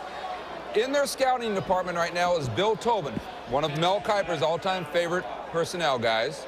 Bill Tobin has always loved Big Ten Conference players. This is a Big Ten Conference player, and Mike Brown, the president of the Bengals, have always loved Big Ten Conference players. Of course, obviously, Marvin Lewis does, too. Well, I look at Chris Perry as a guy who can run, catch, and block. I don't think he's the best back in this draft. And I think you look at Steven Jackson already off the board to the St. Louis Rams. Kevin Jones still available. And I think there's some other running backs that are going to present value. Chris Perry, though, you talk about consistency over the course of a season. He had that at Michigan. I just think there was a better back on the board at this point in Kevin Jones. But I think Chris, kind of guy, you look at the size, look at versatility. He'll be on the field for first, second, and third down. And keep in mind, in Cincinnati, he doesn't have to worry about being the full-time guy anyway, because they have Rudy Johnson, who had almost 1,000 yards last year, averaged 4 or 5 a carry, and scored 9 touchdowns. Chris will be a guy who can catch the football out of the backfield very effectively. He will be a guy in the NFL, not dynamic, not flashy. Now, I don't know if his skill level is enough to make him one of those top echelon backs, but keep in mind, in Cincinnati, he's going to be the number 2 guy, a 1-2 punch, along with a guy that's very underrated. Rudy Johnson had a nice year for the Cincinnati Bengals, Mort. Yeah, and now, as opposed to a guy like Kevin Jones, who doesn't get much experience in the passing game, Chris Perry understands a fairly sophisticated passing game in terms of picking up on protections. And you got a rookie quarterback who may or may not play. Carson Palmer right now has the job. Chris Perry is a little bit more advanced than Kevin Jones in that area. And you saw the ability to go up and over the top, in the goal line, in short yardage. Chris Perry runs hard. He's got that frame. He's got the kind of size, and he can, as I said, get that first down, go up and over the top in short yardage situations. And a good compliment, really, to Rudy Johnson. Is he going to be a big-time feature back? No. Are they going to ask him to be that kind of player in Cincinnati? No, they're not. They have Rudy. A scout told me that Chris Perry reminds them of a guy like Deuce Staley, where he may not do any one thing great, but he does everything well. Where's Kevin Jones in this? Does he go with it before we're done with the first round? Are you surprised that he's not the second back, Mel? There were people in the league that I spoke to who thought Kevin Jones was the best back in this draft, because I didn't think so. I thought that Steven Jackson was the best back in this draft, and I think when you look at the completeness of Steven Jackson, St. Louis, remember, Marshall Faulk has only played in, you talk about over the last 2 years, 21 games. He's had some injuries, his career lows at St. Louis, and in terms of this past year for the St. Louis Rams, so that made sense. Steven Jackson will be a nice addition. Kevin Jones, athletically gifted running back. Now, I think when you look at Kevin Jones, what does he need to work on? More reps catching the football. And I thought at Virginia Tech, he was not a consistent tackle breaker. And I think that's something you need to be cognizant of when you're evaluating Kevin Jones. In the NFL, arm tackles should not get you down. The grass should not make the tackle. And I think with Kevin Jones, he needs to be a little bit more aggressive on a consistent basis, breaking tackles, running hard up the gut, and I think getting yards after contact, which was not always something you saw with Kevin Jones on a consistent basis. And more consistent catching the ball, like you say. Now, you put the young guy in, Carson Palmer, and when he's in trouble, he's going to look for that running back to dump the ball off to. I don't want this hot potato. You get it. He has to catch that ball. And Perry has that ability. Well, look, the Bengals, they took it back. Like I said, they got a couple of 4. They have now how many picks in the top? They have 8 in the top 117, Chris. The Cincinnati Bengals, well-stocked to come out a lot of players in this draft. Tennessee on the clock, then the 49ers, then the Colts. So here we go, late in the first. We'll be back.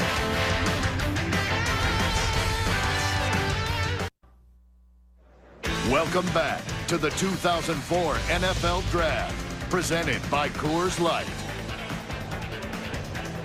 And welcome back to the theater at Madison Square Garden. Now, we knew we were in for a lot of intrigue in the first round of the 2004 draft, but maybe we got even more than we bargained for. 6 trades in all, and let's begin with the biggest. The San Diego Chargers traded the rights to Eli Manning to the New York Giants for Phillip Rivers, plus New York's 3rd-round pick this year, number 65 overall, plus a 1st and a 5th-round pick next year. Then a big move up by Philadelphia for the 2nd straight year to select Shawn Andrews, the big offensive tackle from Arkansas, taking San Francisco's spot at number 16. San Francisco gets the Eagles' 1st-round spot coming up at 28, plus the Eagles' 2nd-round pick at number 58 overall. Dallas traded with the Bills. Buffalo moves in with their 2nd first-round pick. They took quarterback J.T. Lossman of Tulane. Dallas got the Bills' second-round pick, number 43 overall, a fifth-round pick, and the first-round pick next year. There were also swaps between the Lions and Browns, the Vikings and Dolphins, and the Rams and the Bengals. And maybe most surprising is that the Patriots stood pat. We know that they love to stockpile, and they also have a pick at number 32. On the clock right now, Tennessee. So we have to wonder now, will Tennessee stand pat or will they make a trade? And right now, let's go to Ed Werder in Washington. Ed? Well, Susie, their phones definitely started ringing as soon as their pick came up and Chris Perry was off the board. Now, Jeff Fisher, I know because he lost Javon Curse and Robert Smith on his defensive line, really was hoping a big defensive player would fall to them.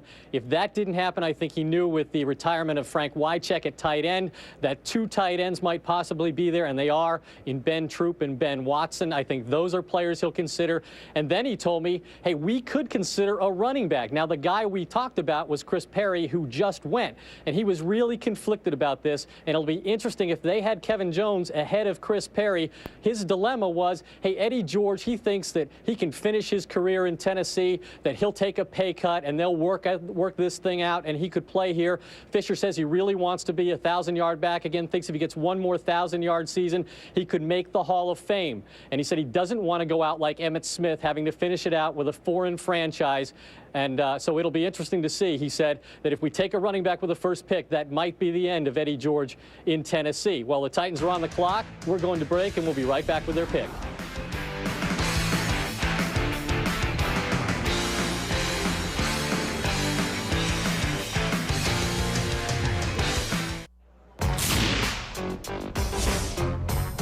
Dallas Cowboys select on the first round Marshall Irvin, wide receiver, Miami.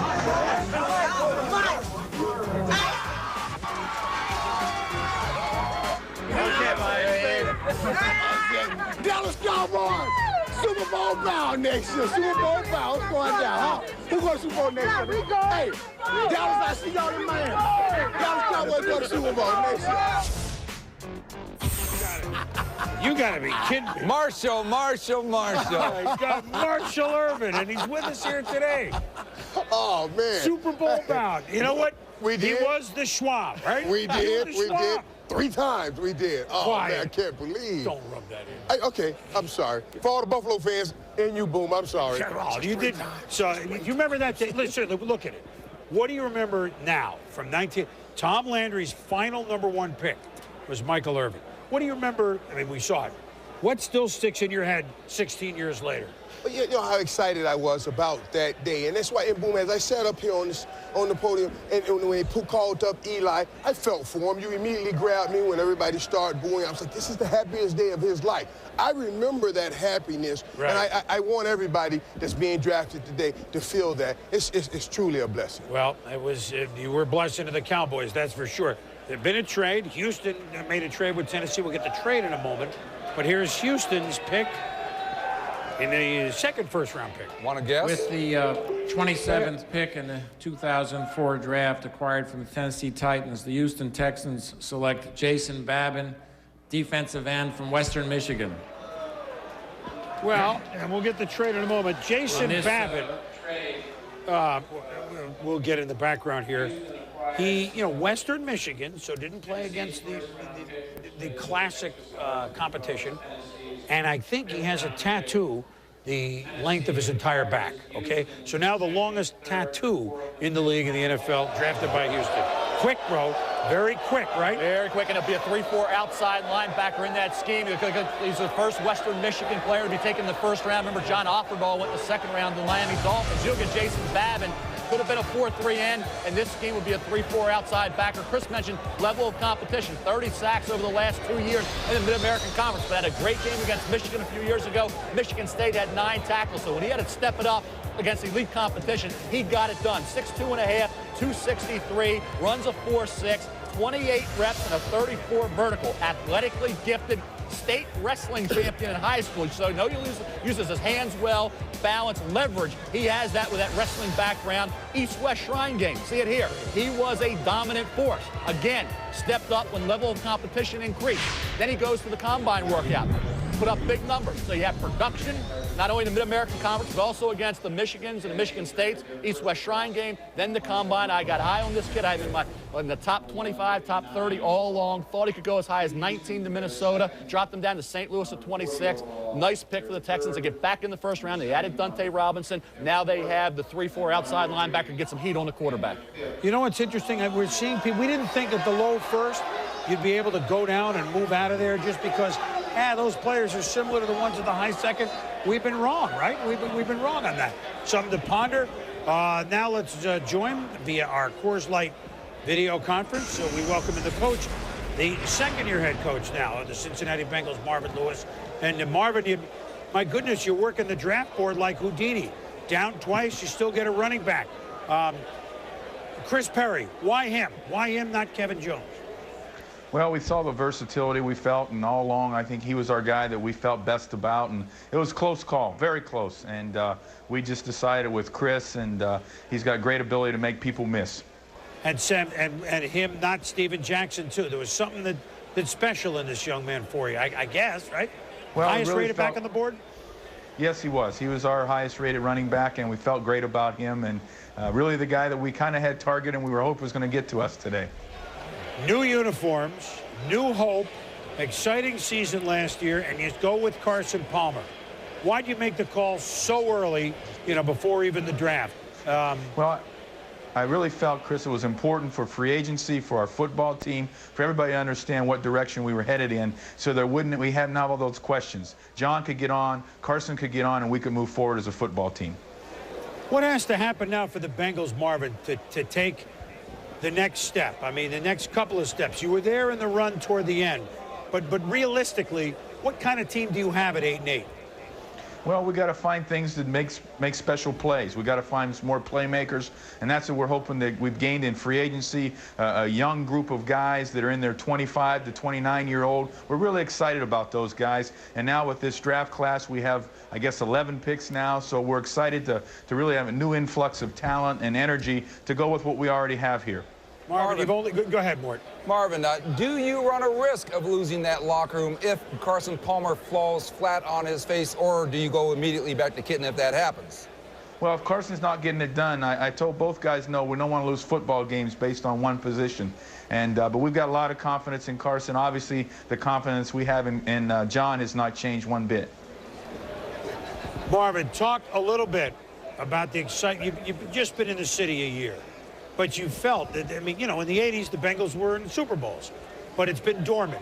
Talk about the excitement that you felt in town just going about your drives to and from the store. It's really been fantastic. Football is big. Everybody's talking about football now year-round and want to know what we're doing, who's going where, what are we doing. And I think everybody's excited for football. They've got a great draft party here today at the stadium. They're just excited about football. Well, you better get back to work with all those picks, We're keeping you too long already. Yeah, it's are. Ohio. They're excited about football, that's for sure. Keep up the good work. That's right. Thank you. Marvin Lewis, he came in and did not the impossible, but the improbable. And keep in mind, also in Baltimore, he was there when they had Jamal Lewis and Priest Holmes. Now you have Rudy Johnson and Chris Perry. So he's been around a team that had two excellent running backs and was able to benefit from that. Let's revisit how badly Houston wanted Jason Babin. Unique that they traded with Tennessee, by the way, the old Oilers and everything. You're right. That is, they have traded the Texans traded their second, third, fourth, and fifth round picks to get Jason Babin. Now, they get a fifth-round pick back from Tennessee, but that tells me that Babin was a huge piece of their draft day puzzle. Well, he's one of the fastest in that sort of mode. Didn't fit every team. Do we think we saw Cincinnati? In their third year, is Houston coming? Are they coming as fast? Well, they got one thing, and Mort, you know this, David Carr. David Carr is a guy you can build around. He's the cornerstone. He's the guy that I think will allow everybody else to develop. Andre Johnson, you got a big-time player there. Look at the running back situation. Stole Dominic Davis in round 4 last year. So offensively, they have components more that you need. I think the Texans and the Jaguars are both those teams. The problem is they have the Colts and Titans in their division. Texas very smart football team. San Francisco's next, and then the heavy metal. Indianapolis, Kansas City, and your Super Bowl teams, Carolina and New England again. Round 1 moves along.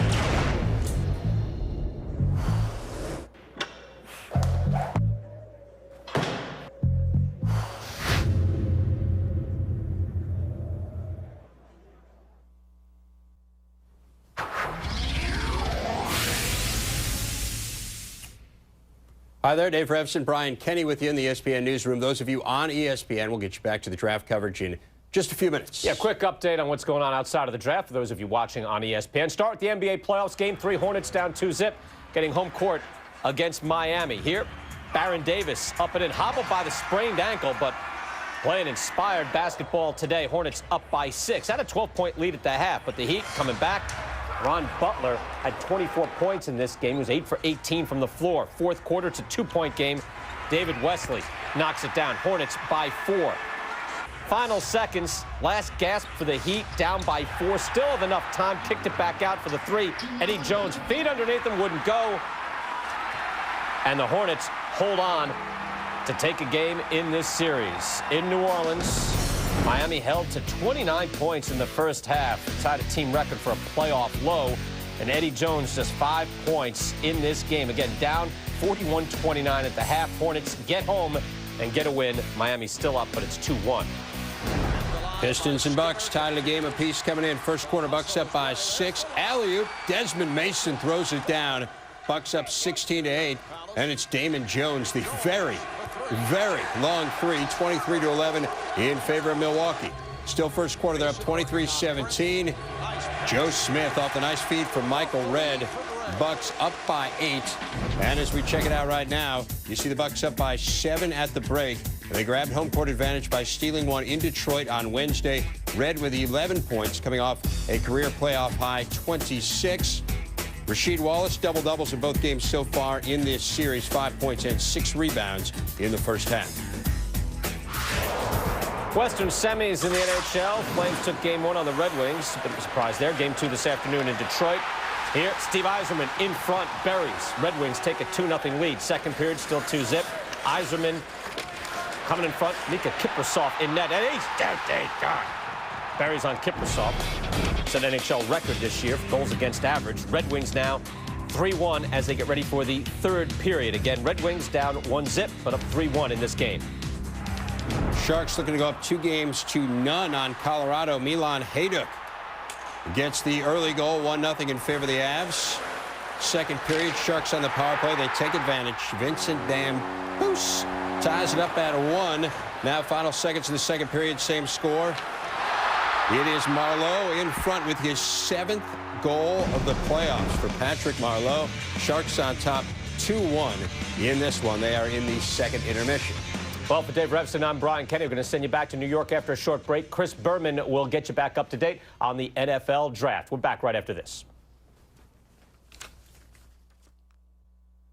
Welcome back to the 2004 NFL Draft, presented by Coors Light.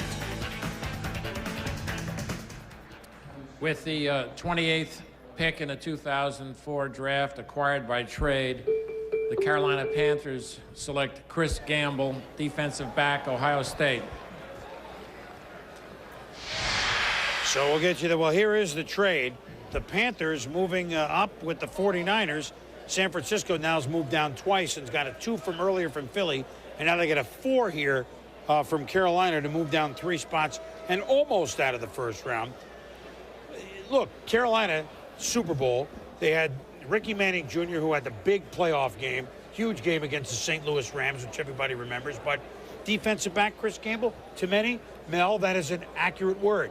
Is he a gamble? He isn't to a certain extent, Chris, because he lacks experience. Only a year and a half, really, where he worked the corner, didn't practice a lot at that spot. Former wide receiver, return man, did it all on special teams. And a guy that you could argue is one of their most valuable players because of both sides of the ball, what he accomplished. At times, he'll lose sight of the football. And I think when you look at him in run support, he needs to upgrade his ability there. So as a pure corner, he needs work. He's not a quick fix. He's not going to come in as a rookie and be a starting corner. He's a work in progress. He needs coaching. He needs some time. But there are skills to be developed there. Chris Gamble has talent. The Kansas State game, which you see footage of here, he was outstanding. That was his last game in a Buckeye uniform. And I think when you look at the lack of experience and the way he played there against Reggie Williams, he does make the tackle there, but he's not the most physical, aggressive player that you'll ever find. So I think people look at him as a guy who needs to develop. In the NFL, now you're looking for the guys who can come right in and be starters. With Chris Gamble, Carolina has to be patient, work him in, coach him up, and in 2 or 3 years you may have something that's a little bit better than average. You may have a special player. The risk, though, is he doesn't react to the coaching. He doesn't develop into a corner, so it is a roll of the dice pick, Chris, to a certain extent. I thought Cincinnati may go that route. They went instead running back. This late in the first round, I think the gamble is limited. But you know what? You talk about coaching up. Was there been a better coaching job than John Fox? He took over. The team was 1-15 plus. They had stuff off the field that was much worse, much worse than a 1-15 football team. And what does he do in 2 years? He gets them to the Super Bowl, and all of a sudden this division, which going into last year we thought was a walk for Tampa Bay, it obviously turned out not at all when Vic got hurt and everything else. And it was Carolina. You got Carolina, rejuvenated Tampa Bay, Atlanta back with Mike Vick. This could be a real hotbed division this season, no question about that. Let's go up to the EA Sports Desk, and Trey and Merrill and John. All right, Boomer, thanks. No question about it. The story of this draft is the Manning family, not only their influence on how to get the son where they wanted him to go, Eli, but just look at the lineage. Archie, what did he do wrong? He was only the second pick overall in 1971. 11th time we've had two brothers go in the first round. The first time both of those brothers have essentially been number one. Eli Manning going number one, then trading to the Giants as the Giants pick up Phillip Rivers. So what to make of Peyton Manning now with the Colts are on the clock? They had a great run. They finally got those 2 playoff wins, Jaws. Peyton Manning did, but that defense still let him down in the AFC Championship game. Peyton Manning, can he be better than he was last year when he was the co-MVP with Steve McNair? Yeah, I believe so. The one thing you see about Peyton Manning is a guy that still commits himself to get better every single week. And one thing about Peyton Manning as well, he lines up every single week. He has started every game since he came into the National Football League. And when I go down Tuesday at NFL Films and plug in those tapes, you know, one of the first tapes I grab is Tom Moore's Indianapolis Colts offense, because no one understands the quarterback position better than Peyton Manning. Peyton Manning is the best in the NFL. No quarterback takes what he learns in the classroom during the week and executes it on the field Sunday better than Manning. He's like a computer, processing information quicker than any other quarterback. Here's a great example. This is the Colts' staple play action. Peyton's initial read is Marvin Harrison deep, but the safety, who did not bite on the play fake, is sitting over the top. His second read is Dallas Clark on the intermediate dig, but the middle linebacker takes that away. Manning's ability to throw deep to the other side of the field to his third read, Reggie Wayne, is what sets him apart. This is very hard to do. And it shows his intuitive feel for the position. Peyton instinctively knew that the backside safety would drift to the initial progression side. He verifies that and pulls the trigger, knowing that a great throw beats the safety and the corner in the void. The pocket awareness is tremendous. An offensive lineman loved Peyton Manning because of the clock in his head. The ball comes out. Look at the completion percentage last year, 67%. Now, one thing I always look at is that touchdown to interception ratio. Very important for the quarterback to protect the football. And one thing Peyton Manning does is protect the football. Unfortunately, when he went up to New England, did not do a good job of that. So that's what will motivate Peyton Manning this season, to have the great year, but then have the great postseason. You know, when you study Peyton Manning, there's absolutely no flaws. I mean, there are very few flaws as far as Peyton Manning goes. When he makes the type of money he makes, I am a veteran guy, and a guy who has proven it and has earned it deserves every penny. But when you pay a guy that much money, what does become a concern as far as the team goes is how can you build? Defensively, they do need help. They don't have enough money to go out and get defensive help. And if you look at the next step, it's got to be a defense. That's what's going to have to help them get to the next step. Peyton Manning can only do so much. There's only certain players in this league that can do so much. You cannot win it by yourself, but they don't have the money to go get the help defensively. So Peyton Manning will have to get a little better in order for them to take that next step. That is an awful tough thing to do. Well, in a sense, they're just counting on Tony Dungy to keep improving that defense, much in the same way the Chiefs are hoping Gunther Cunningham just coming back will hope the Chiefs defense, which I believe the Colts just scored on the Chiefs defense again. Colts are on the clock. We'll see what they do. Stay with us.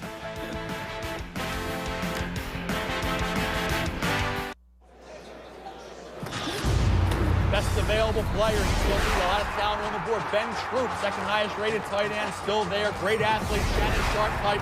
Natural pass receiving skills. Just sacrifice some blocking. He's dropped into the late first. Michael Jenkins, productive at Ohio State in that conservative offense. And still, Kevin Jones, athletically gifted running back, still on the board, Chris. Well, those are some names. And, you know, now there's a lot of thought that late 1 and early 2. Look, there is nobody that knows the bottom of the draft better than Bill Polian.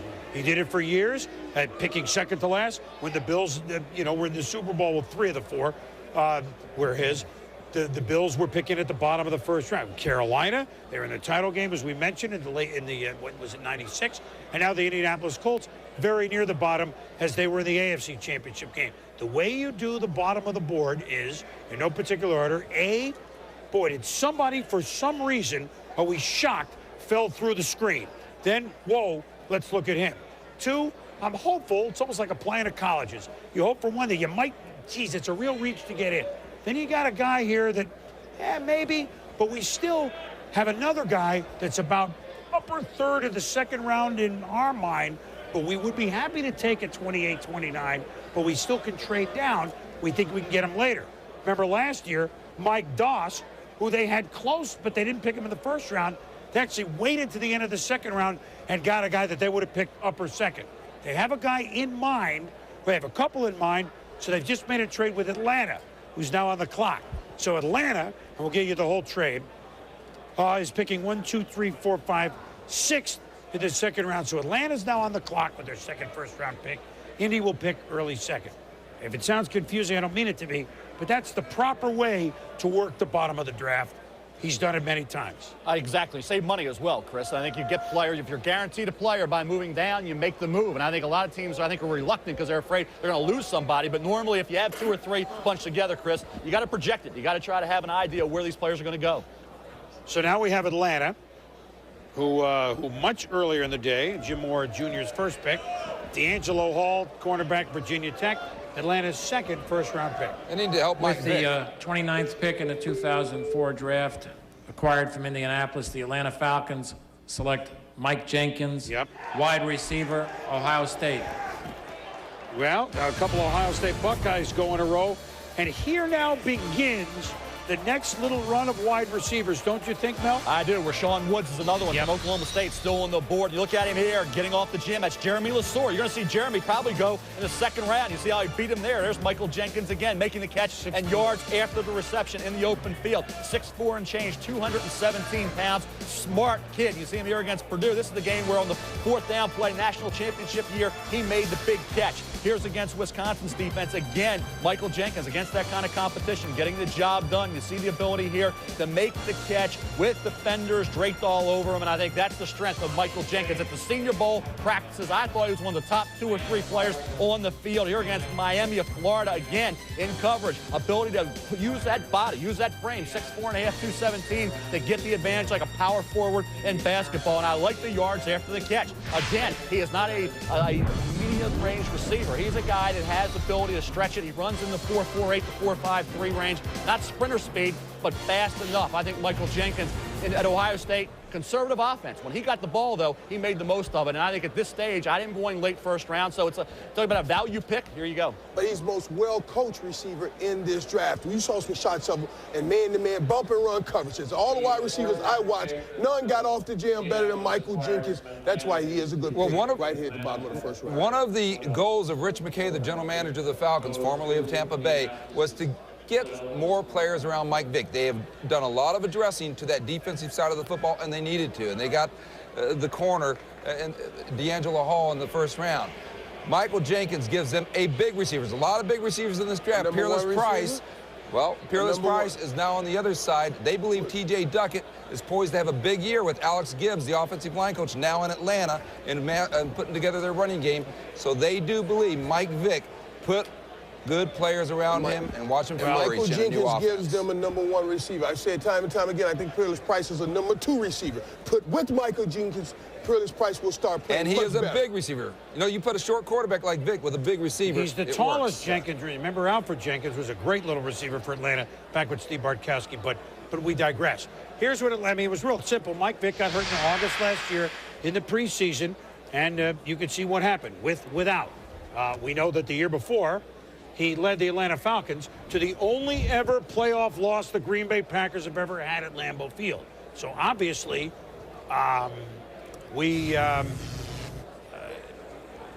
going to, okay, I thought I heard another thing. You see, this is what happens. You get a little batty. And what I'm predicting may be the longest first round in the history of the National Football League, but we'll get back to that. So that's what Atlanta now has a chance. I mean, they can move, but we've already established it's a pretty tough division. Let's go quickly up to Trey at the EA matchup desk. All right, Boomer, thanks. You mentioned a lot of addressing that the Atlanta Falcons have done on the defensive side. They were dead last defensively. They pick up Keon Carpenter and Aaron Beasley to try and shore up that secondary. But there's no question in this draft with D'Angelo Hall now on the defensive side, they went after another weapon for Michael Vick and Michael Jenkins, and they're trying to build around the franchise. Right, and I think also the other question is, how does Mike fit into the West Coast system? Because Greg Knapp will come in and he'll apply that. And one thing I love about Greg Knapp, he is great as an offensive coordinator and building a quarterback. When you look at Mike Vick, first of all, we want to think must-see TV, most exciting quarterback in the National Football League. But he also has tremendous skills, and he will fit perfectly in the West Coast. We all know Mike Vick is special. He takes mobility to a level we've never seen before and may never see again. Must-see TV will be back in full force this season, but he will be asked to master the West Coast offense. That means being a playmaker with his arm first, and I've seen him do it. When he hits his back foot, the coaches will demand that the ball come out. I saw him do this at times last season. From the sideline camera, here's the breakdown. The route by Peerless Price has to beat the corner playing him, and the throw by Vick has to beat the safety, sitting down in the middle in lurk coverage. And this is where Vick's unparalleled arm strength comes in. I believe no other quarterback gets this ball in. It's only a matter of time before he becomes a complete quarterback. Look at this play. Off a 7-step drop, Vick initially reads to his left. Nothing there. He stays patient and calmly works backside to the dig. Vick has the passing foundation that's needed to effectively execute the West Coast offense. The new head coach for the Atlanta Falcons, Jim Mora, is so excited. Why? Because he's got a guy like Mike Vick. But when you look at this West Coast, what makes the West Coast really pure, if you want to use pure West Coast, the movement of the quarterback by design. That's what Mike Vick will bring to this West Coast. Changing that launching point, moving him. He's going to bring that natural gift to move anyway when a play breaks down. But the design of that natural movement in the West Coast is where Vick will shine. Yeah, I couldn't agree with you more. I think an outstanding move of bringing Greg Knapp in as the offensive coordinator and keeping Mike Johnson, who was Michael Vick's quarterback coach last year, and the fundamentals were improving tremendously. Unfortunately, Michael got hurt, and those fundamentals regressed a little bit. Now, with the coaching staff intact, and as Merrill said, kind of a movement-style offense. And we're not talking about run-around, make-play offense, movement by design. Michael Vick will fit nicely into that. Then you look at their wide receivers. Obviously, Peerless Price, you know, his game will pick up now with Mike Jenkins as another wide receiver. And also, don't forget, Brian Finneran, Alge Crumpler, big targets, good in that West Coast-style short passing game. Again, they were 3-1 when Michael Vick started last year. Alge Crumpler really blossomed without Michael Vick, so we'll look to see what happens when they all get starting and mesh together. There has been a trade. The Chiefs have traded out. The Lions are on the clock. We'll let you know what Detroit's going to do with their second first-round pick when we come back on the draft. Stay with us.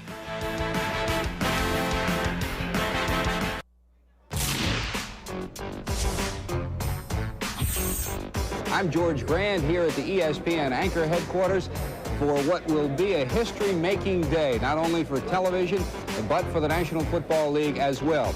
The draft was the last of the great newspaper stories, but that no longer holds now that ESPN is here. First round selection, Oklahoma running back Billy Sims. And here's Billy Sims. When our one-time that was great to see George Grand video there, our first anchor for these drafts and a great friend. When Chet Simmons, our president, told Pete Rozelle in 1980, we'd like to televise the NFL draft. Rozelle said, what are you, nuts?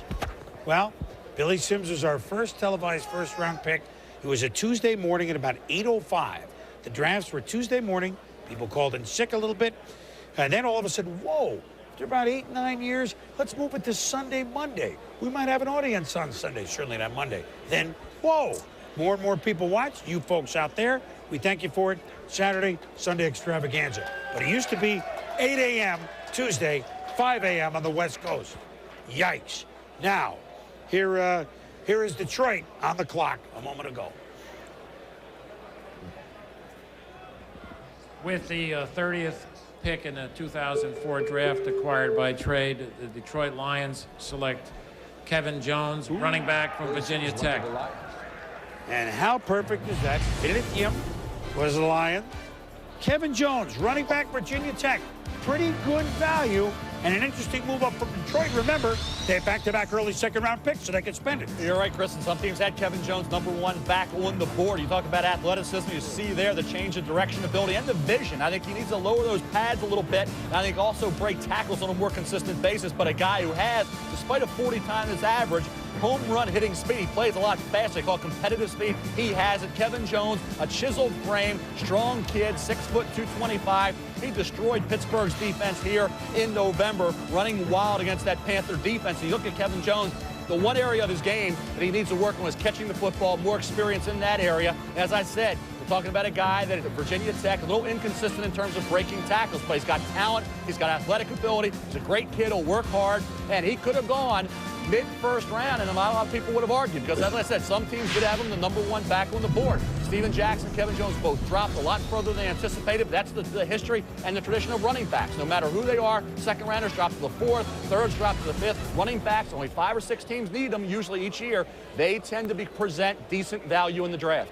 Boy, when you look at Detroit, they're starting to look like a football team. Matt Miller took a lot of heat, but he is drafting well to get Kevin Jones to go along with Roy Williams and Charles Rogers. Give Jordan Harris some weapons. They starting to like a pretty good football team. And I think that what we've seen from Joey Harrington is it looks like he's going to be okay in the NFL, but he's going to need a lot of good players around him, and that is what Matt Millen is doing. He's gotten Charles Rogers last year, Roy Williams today, and Roy Williams, by the way, was the #1 rated player on the Lions draft board. So this was huge for the Lions getting Kevin Jones as a piece of the puzzle. Well, look, it's a division where, with apologies to Green Bay, who's a very good team, there's room to move in this division. And the Lions, they open up at Chicago. Is that where they could break that 24-game road losing streak week 1? We'll be back. 25 years ESPN NFL Draft. 25 years of coverage for the first to the last. The speed is what you need. Build a draft. If finesse is what you want to possess, build a draft. Draft. Yeah.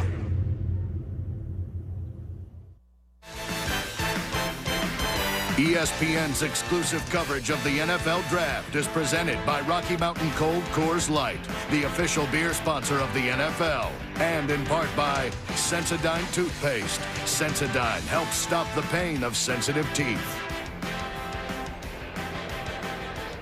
Welcome back to the theater at Madison Square Garden. We continue in the first round. Let's go to the commissioner, Paul Tagliabue.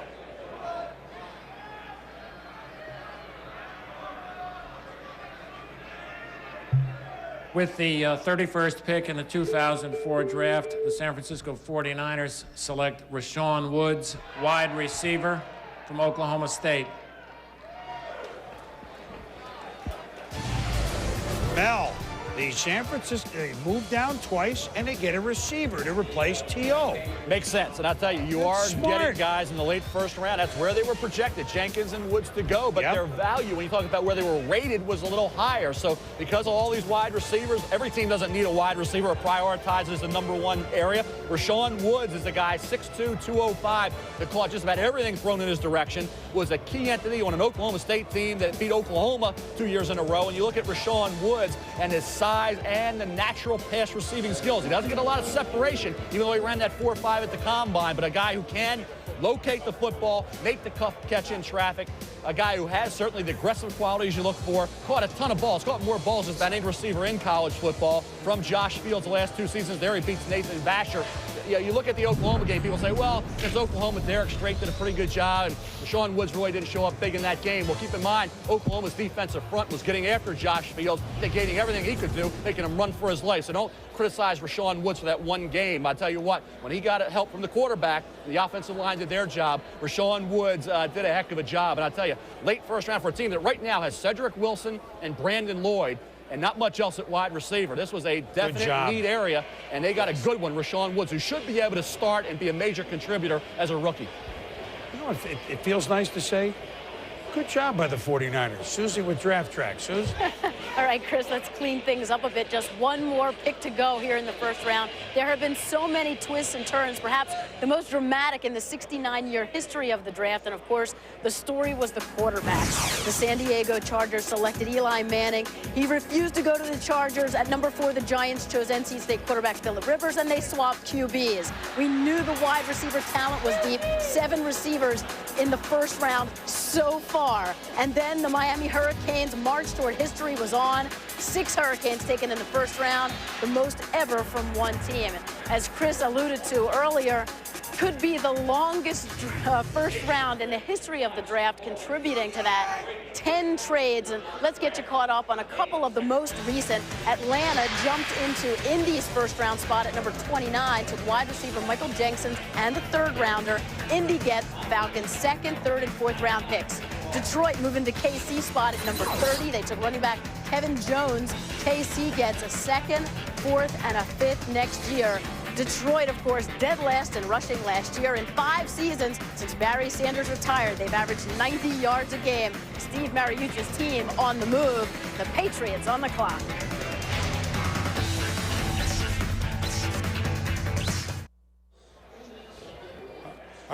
Welcome back to the 69th annual selection meeting, the NFL Draft. The first round with the second first-round pick of the New England Patriots, the Super Bowl champion Patriots, is coming up. The Patriots, of course, picked earlier. They got an outstanding defensive tackle, Vince Wilfork, from Miami, Florida, to fall to them. So now they don't need necessarily anything, but positions that we talked about before.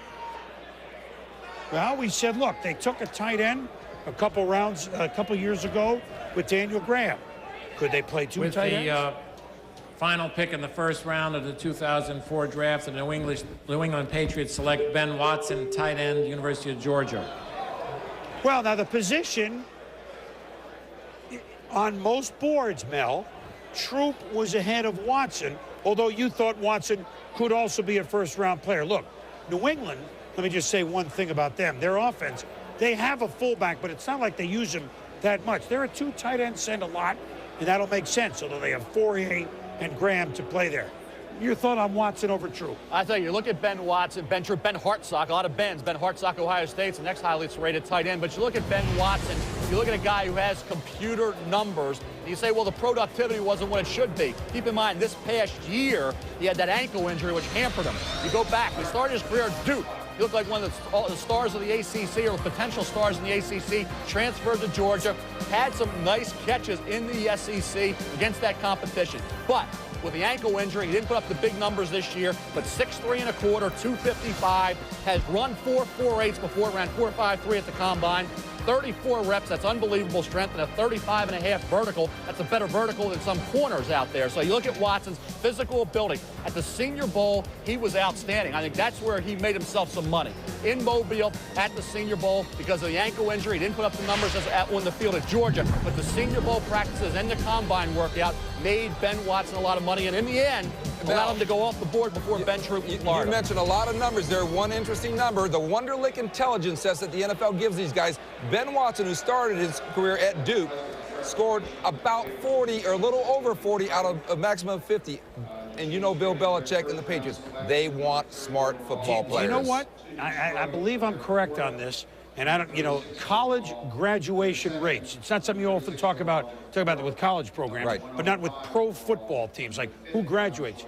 New England, Indianapolis, and I want to say Carolina. New England, Indianapolis, and Carolina were the top 3 with of college this past year with college graduates. They were 3 of the 4 top teams in the NFL, if you look at the title games. Just an interesting number. The first round is over. We'll wrap it up. Arizona's on the clock. Yeah. With the first choice in the 2004 NFL Draft, the San Diego Chargers select Eli Manning, quarterback, Mississippi. The Chargers and the New York Giants have exchanged their draft picks. Eli Manning and Phillip Rivers. The New York Giants have a Manning. Hello? Come on! Come on! Come on!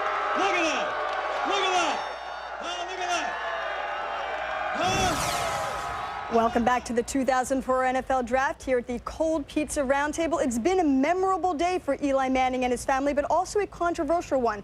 As we head up to the loft in our resident GM, the 2000 NFL Executive of the Year, Randy Mueller. Randy, Eli Manning pulled a power play.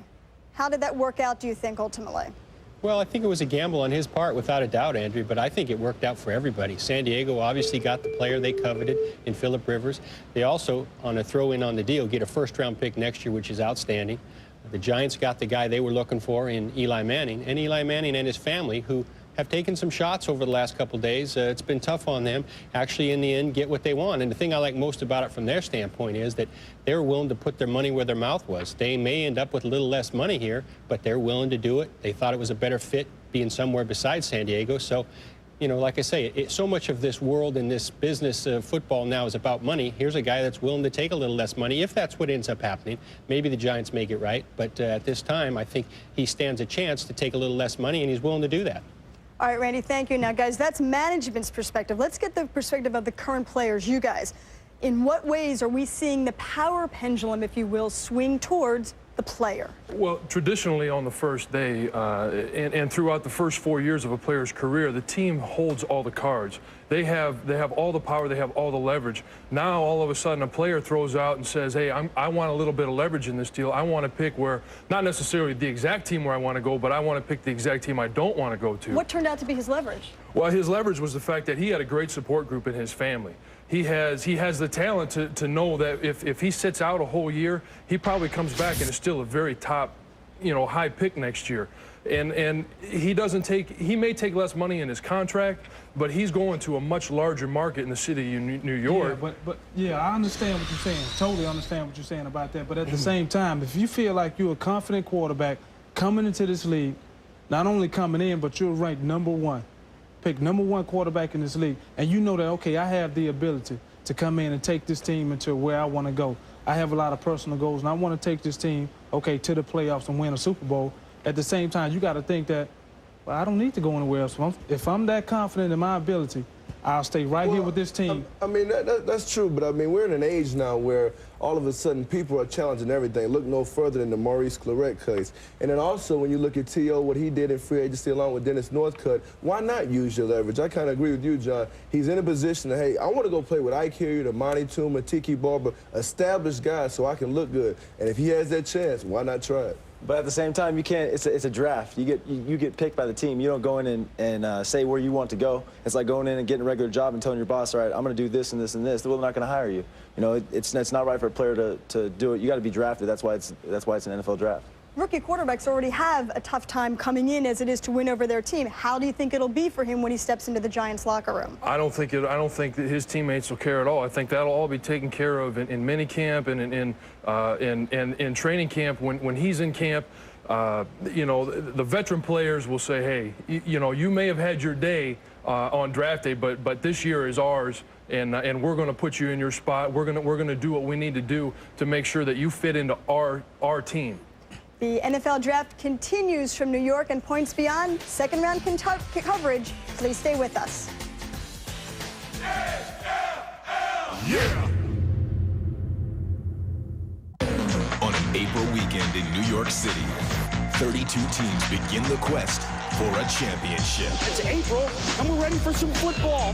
You'd love to draft an All-American, but any selection could be a standout. An All-Pro, a Super Bowl MVP. What does your team need?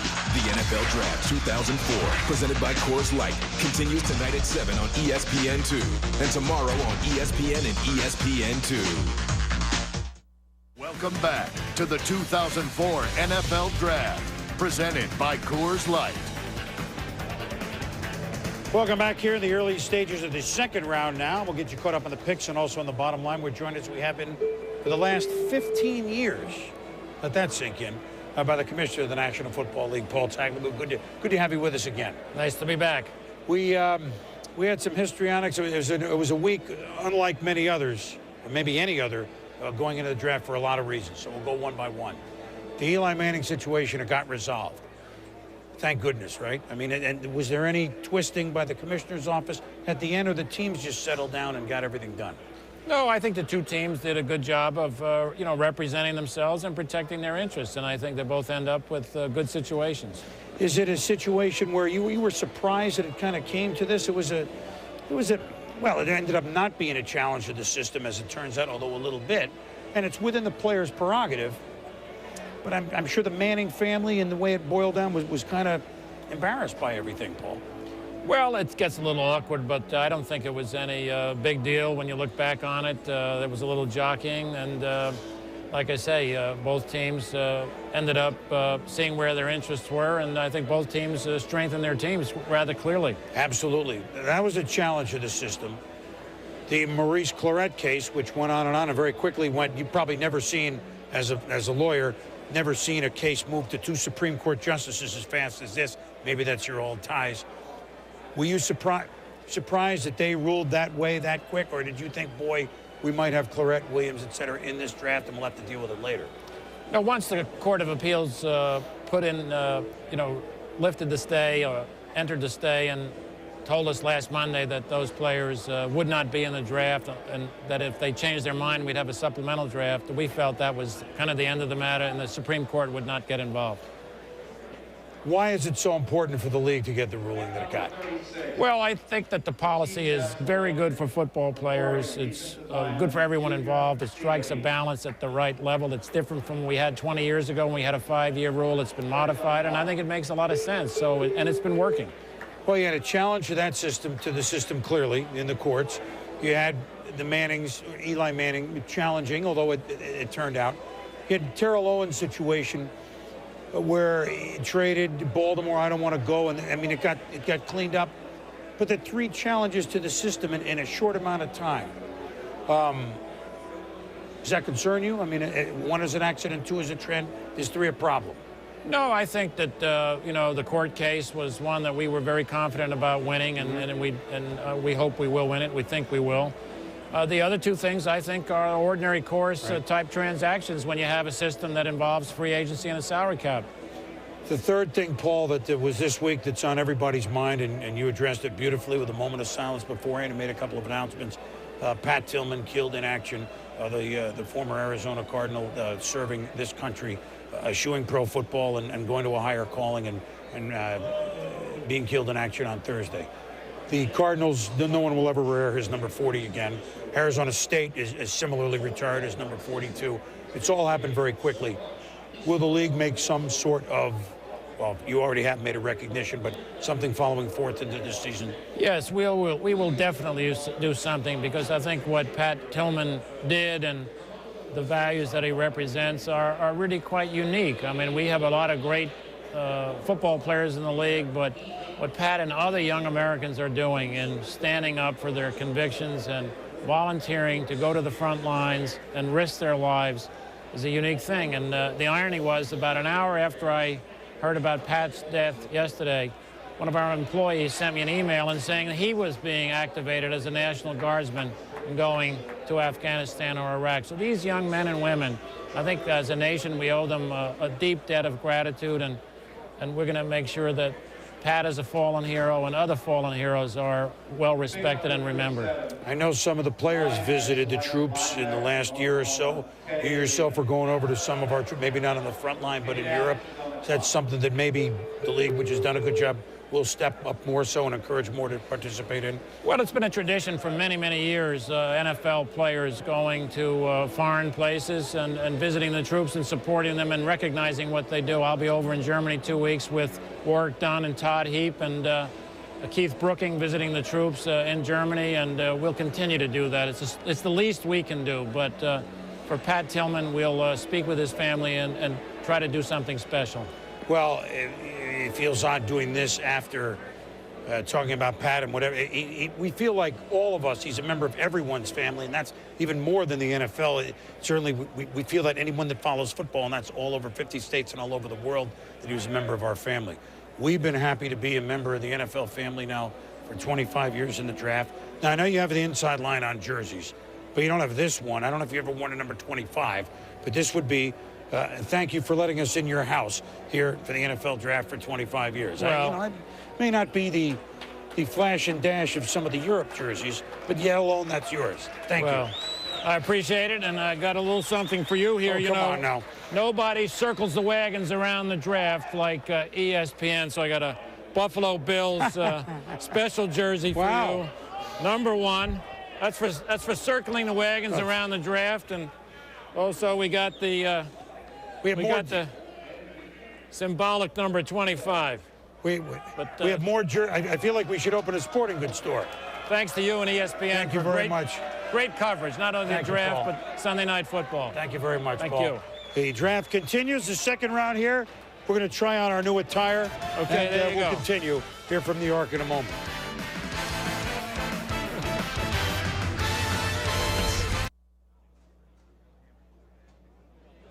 And welcome back to the theater at Madison Square Garden. We're moving through the second round of the 2004 draft. Teddy Lehman, one of the fastest linebackers in the country out of Oklahoma, continues to thrill people with his speed. And Carlos Dansby, another linebacker out of Auburn, instincts and a love of the game. 2 of the last 5 chosen. We'll talk about those guys when we come back here from New York.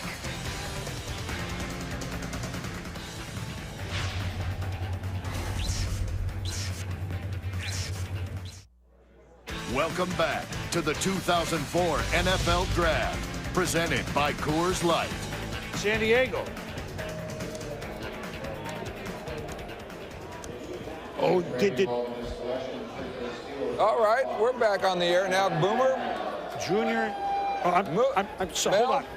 Up. Are we here? We're here, baby. Oh, This is TV and it's live. This is live TV. I've had the jerseys. And I'm just trying them all on. I just wasn't here for a minute. I know. These things happen more. You look a little lighter, by the way. Thank you. I'm working on it. Did you see the Queen Mary 2 here in New York this week? I saw it. Did you see it was down 2 deck chairs already? Know. That's right. me. Me losing weight. Down 2 deck chairs. All right, we got a lot to catch up here on the second round. All right, we put the picks up. Let's, well, here's Carlos Dansby, and he's at 6'3", 251 for Arizona. He is not Tiny Dansby. No, he is not. 6'3 and a half, 247 pounds, Chris. And for Denny Green, you look at the Arizona Cardinals in an outside linebacker position that needed strengthening. Dansby is a guy who added about 10, 15 pounds to his frame over the last year or so. Wasn't quite the dominant presence, but here is a key entity off the edge in terms of his pass rushing ability. You see him here getting after the quarterback. That's his forte. I actually thought he'd be ideal for a 3-4 team coming off the edge like the Houston Texans. But in this scheme, he's got to work on his coverage responsibilities and playing within the framework of the box. But I think when you look at Dansby, a guy that is a big play outside linebacker, potentially, once he rounds off his game, could be a factor in that scheme. You know he can get heat on the quarterback. I think you look at teams right now that are looking, I think at this point, Carlos Dansby, I thought could be at one point in time a mid-first round pick. Dontarius Thomas, the other linebacker at Auburn, should come off the board in round 2 as well. So the Auburn Tigers had 2 guys, both of which dropped a little bit down the draft board, but Dansby early in round 2, if you can get him to be a more complete linebacker, has potential. All right, well, we will go further down the second round here. But let's go out to San Diego, where certainly the end result was what was needed. Although let's call it some anxious moments, Sean Salisbury, for the last 2, 3, 4 days, maybe even longer as far as the Chargers are concerned. You're with Coach Marty Schottenheimer. Yes, I am, Boomer, and I think there's a sense of excitement around here. Coach, first of all, talking about the Eli Manning, Phillip Rivers situation, I've never seen you more relaxed before either a game or a draft yesterday and today. I mean, the exact person you wanted in that spot? It was a terrific opportunity for us. You've seen me more nervous than that when I was getting ready to do ESPN stuff. But no, we really were delighted about the way things unfolded. And, we think both players are obviously outstanding. We had the benefit of spending considerable time, with Phillip down at the Senior Bowl, which I think was really a benefit for us. What does Phillip have that Eli didn't have, aside from wanting to play here? Well, I don't know that from a physical standpoint that they're much different. The only thing I would say, of course, is that Phillip has played a little bit more. He was a 4-year starter with the 51 starts. Eli started, the 3 years. But they're both outstanding prospects. And, I think probably in the final analysis, the familiarity that we had with Philip Rivers made us all very comfortable. Now, Marty, your agent, Tom Condon, Eli's agent, Tom Condon, was there ever a part of maybe taking it personal that Eli didn't want to come here? Tom Condon's agent. I mean, no, what did we have up there? Oh. I mean, was there a part of because Eli did not want to come here? Did you ever take it personal that he didn't want to come here? I was thinking of Tom Coughlin because Tom Coughlin also is represented by Tom Condon. So, but anyway, no, never. It never became an issue with us. It's business, and of course, we ended up having to make ourselves available to the circumstance. And but it really, from our perspective, we feel like we got a player that's really going to be an impact player for us. Now, real quick, what are you feeling on rookie quarterbacks? I have no problem with rookie quarterbacks. We started Bernie Kosar back in 1985 in Cleveland and won quite a few games, if memory serves me right. Won a division. Now, you're a second pick, Igor Olshansky from Oregon. I know he's going to move from inside to outside in your Wade Phillips 3-4 defense. Marty, thank you so much. Okay. Let's head out to the Meadowlands in Sal Palantonio. Thanks, Sean. I'm with Tom Coughlin, the coach that did wind up getting Eli Manning. You made an enormous investment. First-round pick next year, fifth-round pick next year, third-round pick this year. Why Eli and why that investment, Tom? Well, he's the highest-ranked player on our board. Outstanding quarterback prospect, obviously an excellent pedigree, a guy that we felt the future holds nothing but good for with the New York Giants. Is the future now, Tom? When will he start for the Giants? Well, that's something we're going to have to determine, Sal. He has the ability. He reacts very well under pressure, obviously. There's a lot to learn coming into the National Football League. That's a decision we're going to have to make. You had a brief telephone conversation with Kerry Collins this afternoon.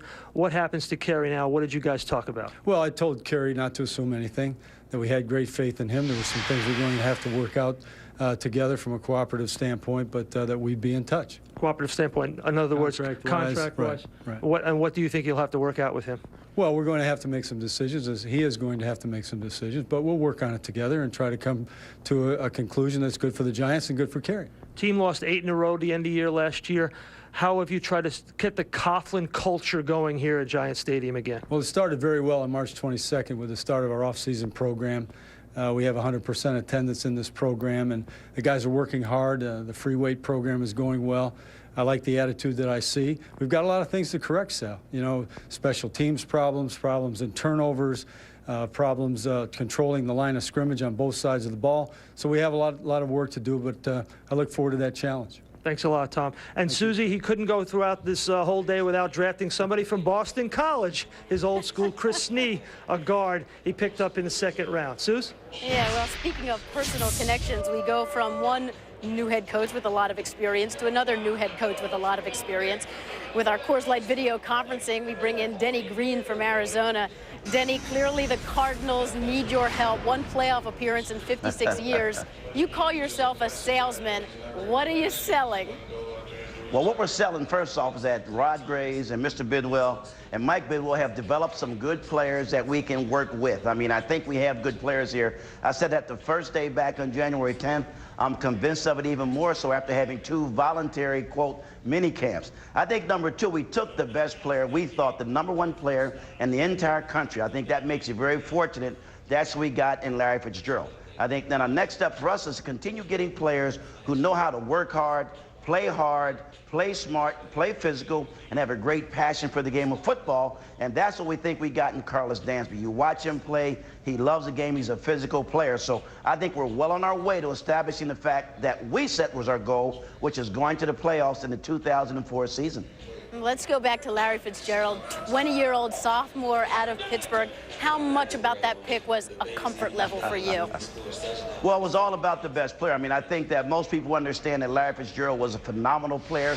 He is only 20 years old. He has great speed, great hands. He expands the field. It was really, for us, we're always about really the best player. And one of the things that I said was if Larry Fitzgerald had gone #1 or #2 to San Diego or Oakland, he would have understood it. I would have also, because we understand and we respect the system. So Larry Fitzgerald going #1 was about a team that needs to go from 32 in total offense last year to #5 this year. If we will be a playoff team, we can't just go do twice as good as last year. 16th in total Minnesota offense will not get it done for us. We will not be a playoff team at 16. We got to make that huge jump inside the top 10 as far as offensive productivity. You're going to make that huge jump with Josh McCown. Why? I think he's a tremendous athlete. If you look at Josh McCown coming out of the combine, 6'4", 220 pounds, runs a 4.6 in the 40, has a 39 vertical jump. He is a gunslinger. The type of plays that he had last year when he started against Carolina, when he started against the Minnesota Vikings and played so well, I think he's the right guy. Having been in the division in the NFC, in the conference, and knowing what players have inside of them, recognizing the Tom Brady's and the Mark Bolgers and you know, Jeff Garcia's, guys that are tremendous players who bring a passion and hunger and a determination, a little bit of chip on their shoulder. Those are the kind of guys I think I respond the best with. I think we also have a running start with Josh McCown because he has had 2 months in our system, and I think he's going to be a very good, not just a good quarterback, I think he wants to be a very good quarterback, and I agree with him. Denny, best of luck in Arizona. Do you miss me at ESPN or not? I mean, you didn't say anything about me not being there last year. I had to pry it out of you. I had to pry it out of you. Want to come up here for day 2? I could still use your help. No, I love my job, and my wife, Maria, and I, we love Phoenix. We love the Arizona area. We love the Valley of the Sun. Thanks, and we do miss you, Denny. Take care. And the Arizona Cardinals get their man, Larry Fitzgerald, 6 years as a ball boy for the Minnesota Vikings when Denny was at the helm. Round 2 continues.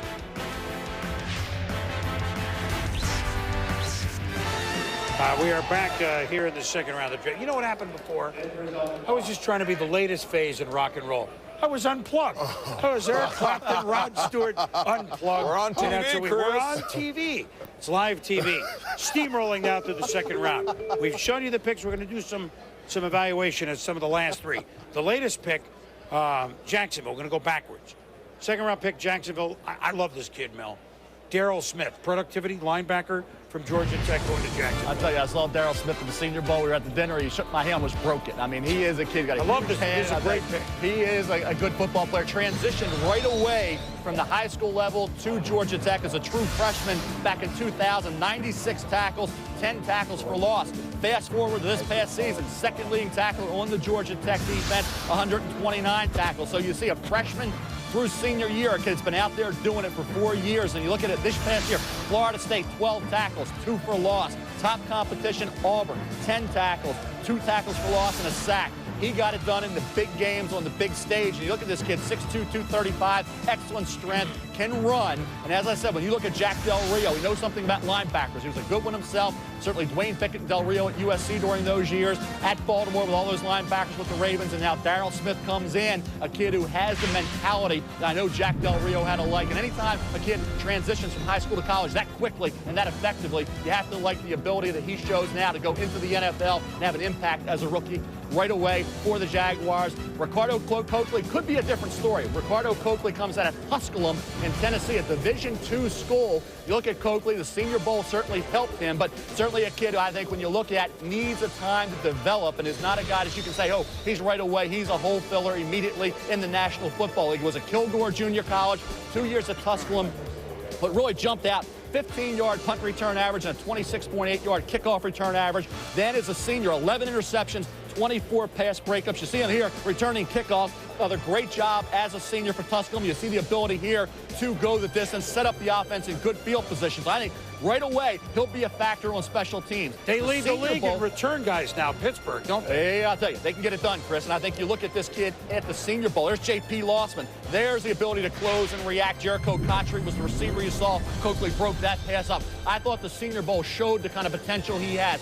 Confident, not in all of the talent down in Mobile. And I think the key factor with Coakley gets stronger in the weight room. These big wide receivers could cause trouble for him. Before that, Detroit picked Teddy Lehman, a guy that I got to know a little bit as winner of the Bednarik Award at the Maxwell. He's all football, Mel. Matt Millen sees a little bit of himself in him, I bet. I would say he's got every award you can name went to Teddy Lehman. Big 12 Defensive Player of the Year, Butkus Award, you name it, he got it. A kid who's about 240 but runs a 4.5 40, so he's got the size, he's got the speed. He obviously has the mentality and the toughness. The key, though, is at Oklahoma, he was protected by Tommy Harris. Dan Cody's going to be a first-round pick next year, the defensive end. They rotated those defensive tackles. Jonathan Jackson on the other side freed Teddy Lehman up, to go to the football unblocked. Now, I think you see him there. He took on, but some of those tackles were 4, 5, 6, 8 yards down the field. Senior Bowl wasn't really his best effort. I thought if he would have had a better week in Mobile, he could have been a first-round pick. But again, you can't question his productivity. You can't question his heart and his dedication. And if you can have a defensive front that gives him the ability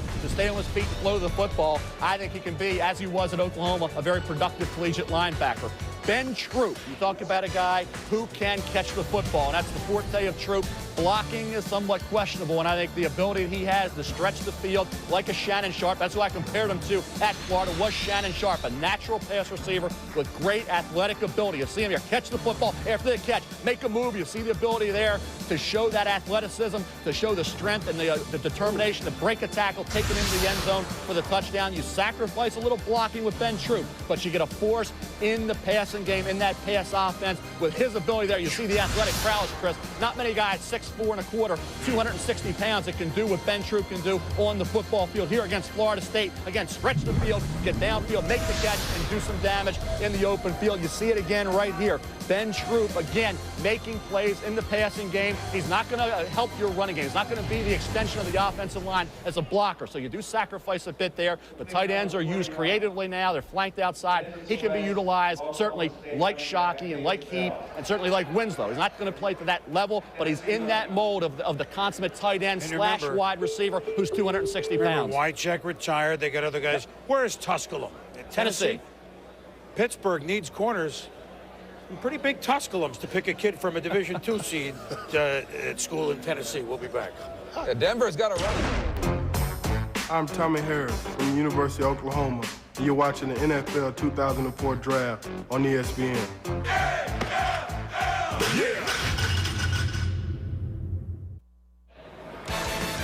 NFL Draft. Have you had enough? Of course not. So at 7 o'clock, we move over to ESPN2. We'll take you gavel to gavel all the way through round 3.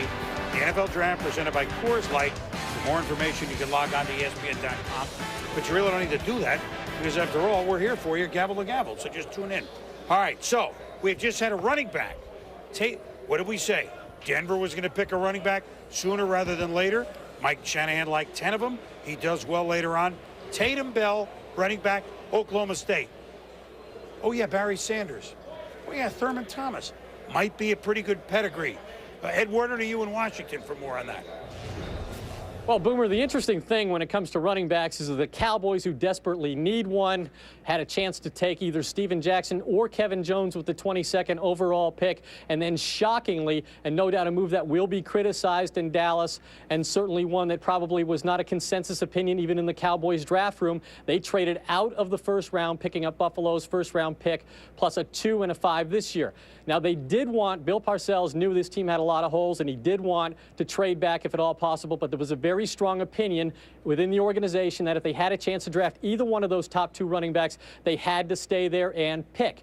And they have chosen now not to do so. And now they're looking at a situation with this pick that they acquired from Buffalo of maybe making the 5th running back selection, which could be a Greg Jones, a Julius Jones, somebody of that quality, instead of getting one of the top 2 running backs. And I think when you look at it, Boomer, overall in terms of a long-term perspective, they've done a couple of moves now with the Drew Henson trade and acquiring Buffalo's #1 pick, which Jerry Jones said he was just overwhelmed by the potential of using that pick next year. That would suggest perhaps that Bill Parcells building a team for the future, maybe he's going to coach longer than anybody expected. Well, he's enjoying himself. That's what it seems like, Ed. Thank you very much. Good point. As Tennessee's on the clock again, just something to keep in your mind when they're on the clock. They've not been very happy with Albert Hainsworth, who is very much of a force as a defensive tackle. But word is on the street that he may have picked up 25, 30 pounds, not participating in the off-season work program. They lost Kurst. They lost Robert Smith. So don't be surprised if D-line for this pick in the 2nd round for Tennessee. They just had another one when they took Ben F. Troop. Wilton Parmenter they'll pick later on along with Corporal Agard. Now we bring in on our Coors Light video conference someone I'm sure that's watched a few F Troops over the years, and that would be the coach of the Lions, Steve Mariucci. Mooch, you guys went offense here in the first round. Very busy. You developing a powerhouse there? Well, you know, we've been saying all along, Boomer, that we were trying to give Joey Harrington a supporting cast, and Charles Rogers was drafted high last year, and then, of course, he got hurt. So adding Roy Williams to the mix, and boy, Roy, he brings some real measurables. You know, he's got 10.08 100-meter speed and 25.6 long jump. The guy's a terrific athlete with hands, and so we thought that having a couple of bookends at receiver was in our best interest. And then we were able to acquire a second-round pick with the trade from Cleveland, and that enabled us to move up and get Kevin Jones, a running back who we targeted early in the draft. And we were able to do that. So we got a couple of offensive weapons, which we really need. Teddy Lehman, in the second round, the Butkus Award winner. And how appropriate to open in Chicago with the Butkus Award winner. He gives us some great flexibility, some position flexibility at the will, or maybe inside, and special teams certainly. He's a great leader, a great athlete. So we feel that we filled some needs. Well, no question. Let me assign to Lehman for a minute. I got to know a little bit in the offseason. Mort says Matt Millen saw himself in Teddy. Was he leaning into your ear the whole time for that pick? That's a scary thought. You know, Teddy he's a throwback. Does that mean Matt's a throwback? You know, but he's a linebacker with linebacker mentality. He's a football fanatic, and he's the kind of guy that you need on your defensive side of the ball. There's no question. What do you need? Joey Harrington, year 3. Can he make a huge step? You're giving him material to work with. What kind of step must he make this year for you guys? Well, see, we've done some things to help him out. We signed Damian Woody, David Laverne, a couple of guards in the offseason up front to help him out. We added a receiver and a tailback in the draft, as you know. We also added a corner, and Brock Marion at safety and Fernando Bryant at corner to help us play defense. So we needed to upgrade a lot of spots in our football team, and all of those upgrades are going to help our quarterback. We're not going to be playing from behind, hopefully, as often. And in the third year in this West Coast system, I think you're going to see some progress in this quarterback. Well, you're sitting on a silver mine there. If you keep working like you've been, get back in there, Mooch. You're acquiring some interesting chips. Thank you. All right, Boomer. Thank you. See you later. Steve Mariucci, once again, nobody better to work with a bunch of young guys. Right. And Turney, you saw it in San Francisco. He turned them around a lot quicker than he should have. And he's going to do the same in Detroit. You watch. Philistine will be with us when we come back.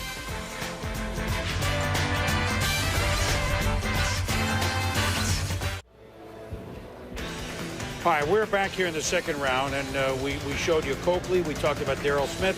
We talked about Ben Troop. We talked about Tatum Bell, the running back, going to Denver. And, well, defensive line.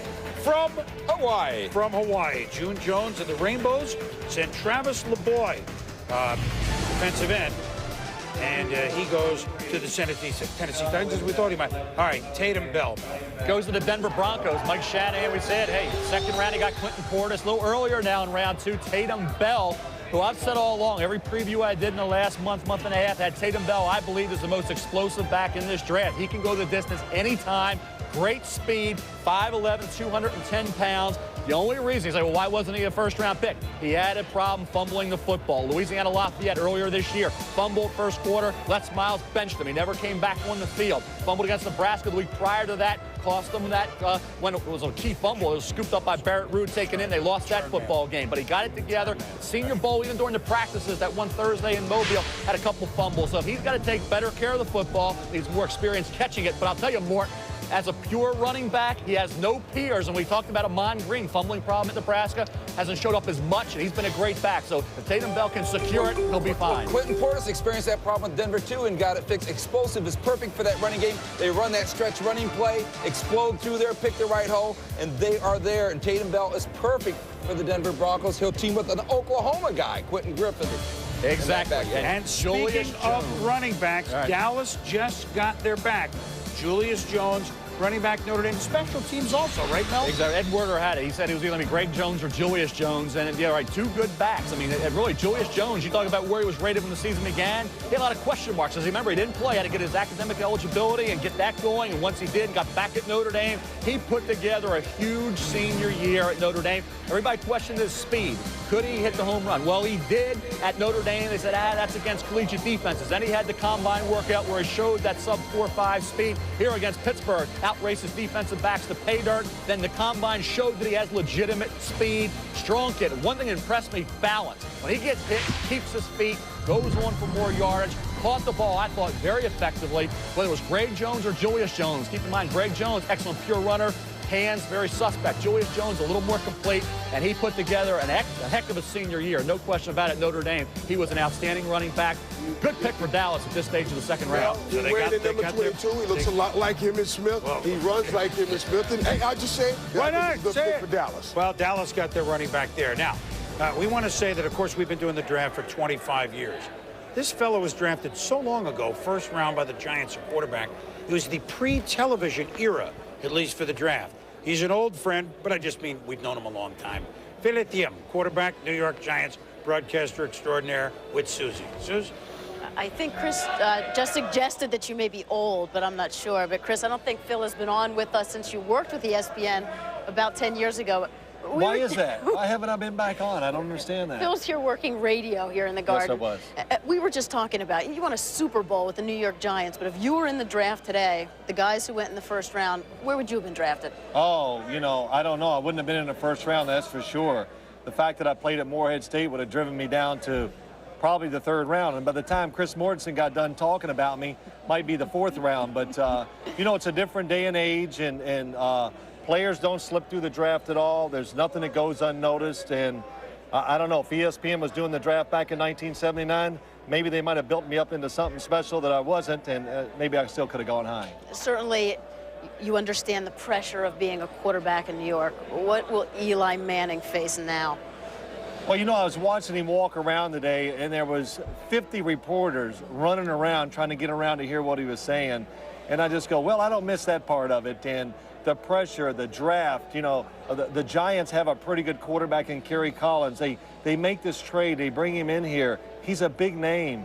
And this is a market that loves to make a star or whatever to talk about players. So, yeah, there's a lot of pressure, but Eli Manning's been dealing with that pressure his whole life. Since grade school, he's heard it.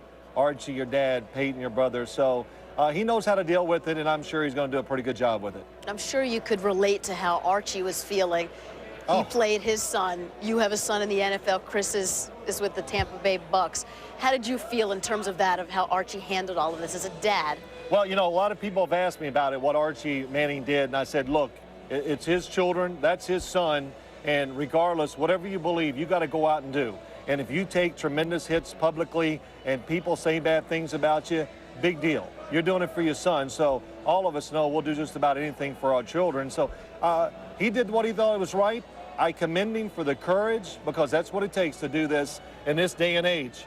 Because once he does it, Susie, what happens? The following night, he's standing there in front of microphones going, well, I didn't know it was going to come out this quick or whatever. So it worked out well for Eli Manning.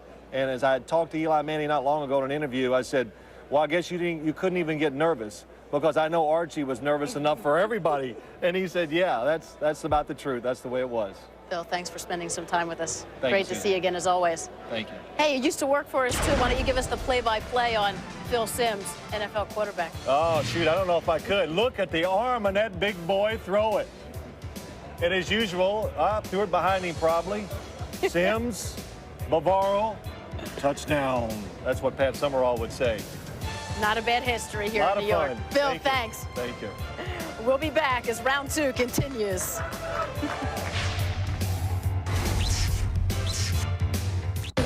On an April weekend in New York City, 32 teams begin the quest for a championship. It's April, and we're ready for some football.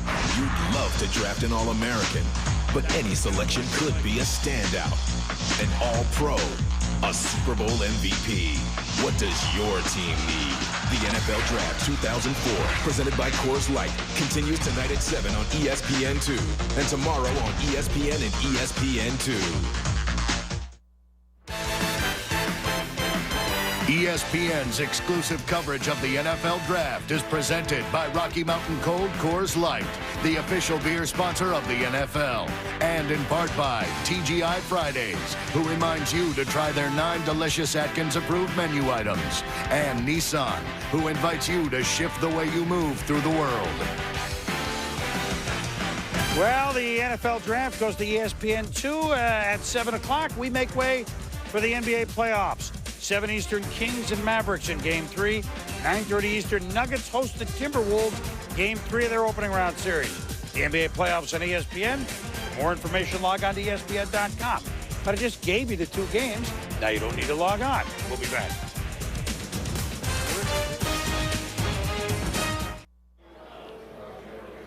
All right, welcome back to the draft here. We're getting quickly toward the middle of the second round. We told you how the Indianapolis Colts and Bill Polian worked the draft, a team with Tony Dungy that was very close to upsetting New England in the playoffs and getting to the Super Bowl. They moved down twice, out of the late first to the high second, then they moved down again at the mid-second because they thought the guy that they got, Bob Sanders, safety from Iowa, would still be there because on a lot of people's boards, Mel, he wasn't that. We'll talk about him a little bit later, but a big time hitter, different sort of player from the safety spot.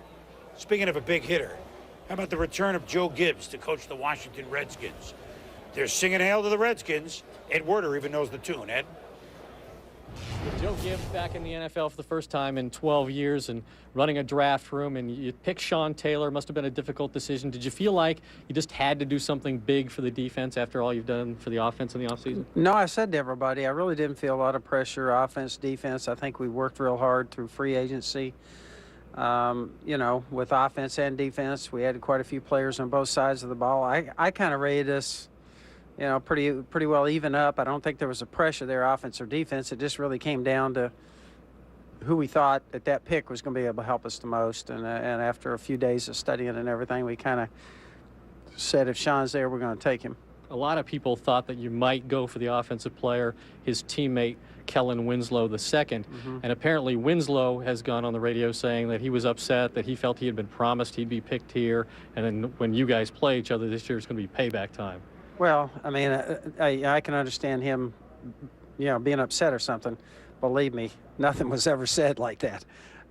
When we sat here and Kellen left here, I told him, we really like you. I told his dad, we really like Kellen. We do.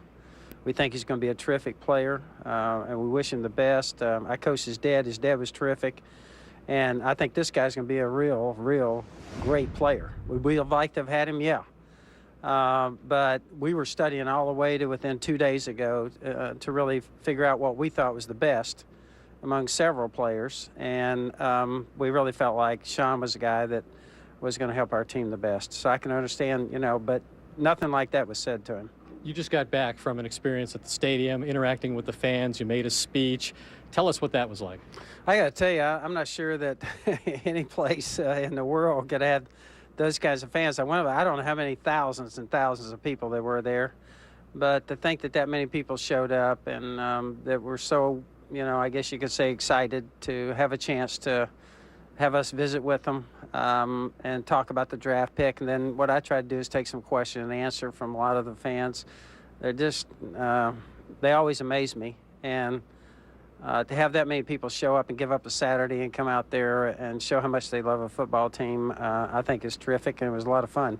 All right, Joe Gibbs, 3-time Super Bowl winner, inspired such enthusiasm, Boomer, at the stadium that the fans, after his speech, started chanting, "We want Dallas, we want Dallas." Back to you. Well, they're going to get him twice a year. Gibbs against Parcells, part deux. When we return, the final payment from Tampa to Oakland for John Gruden, a second-round pick. Oakland on the clock.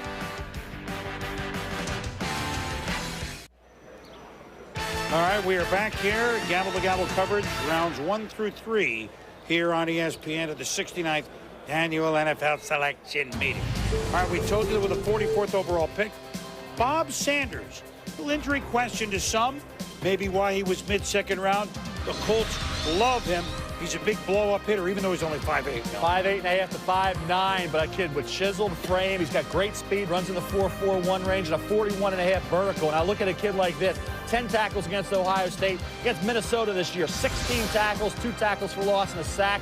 This year, he forced 6 fumbles. You see him here getting one of those 6 forced fumbles against the Golden Gophers, a kid who was very active, very alert, but at 5'8.5", there's somewhat of a limitation there in terms of height. You're looking at a guy, though, who was a lights-out hitter, Blaine Bishop type. That's the comparison I think you'll draw when you watch this kid play. There against Sean McHugh, 6'5", 260, delivers the blow, causes the fumble on McHugh, who's 6'5", 260. So this kid plays a lot bigger than 5'8.5" because he's so strong and so powerful and such a tough kid. You know, Mel, speed on defense for the Indianapolis Colts. They obviously have to do that. Now, Oakland just made, because it's the center position, you see them go a little bit lower.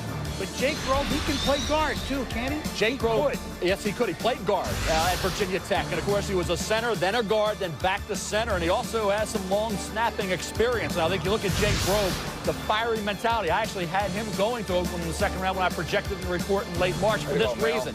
Barrett Robbins, you look at the successor, you look at a guy with that kind of Oakland Raider mentality. I thought he had as good a grade as Jeff Fain. Jeff Fain went first round, but hey, here's Jake Grove, pick number 45 in round 2. He started the final 32 games of his career at either guard or center at Virginia Tech. Did 31 reps at the combine. He'll get after you. I mean, this guy will definitely get after you. He's got to be a little careful in the NFL of getting some flags for some 15-yard penalties. But I'll tell you what, Jake Grove is the typical Oakland Raider. I think Al Davis probably watched a little film on him today. Get this guy because he has the kind of mentality they're looking for, Chris. All right, well, so that's Jake Grove, and that was, as I said, the last compensation pick, if you will, for John Gruden going to coach Tampa Bay from Oakland.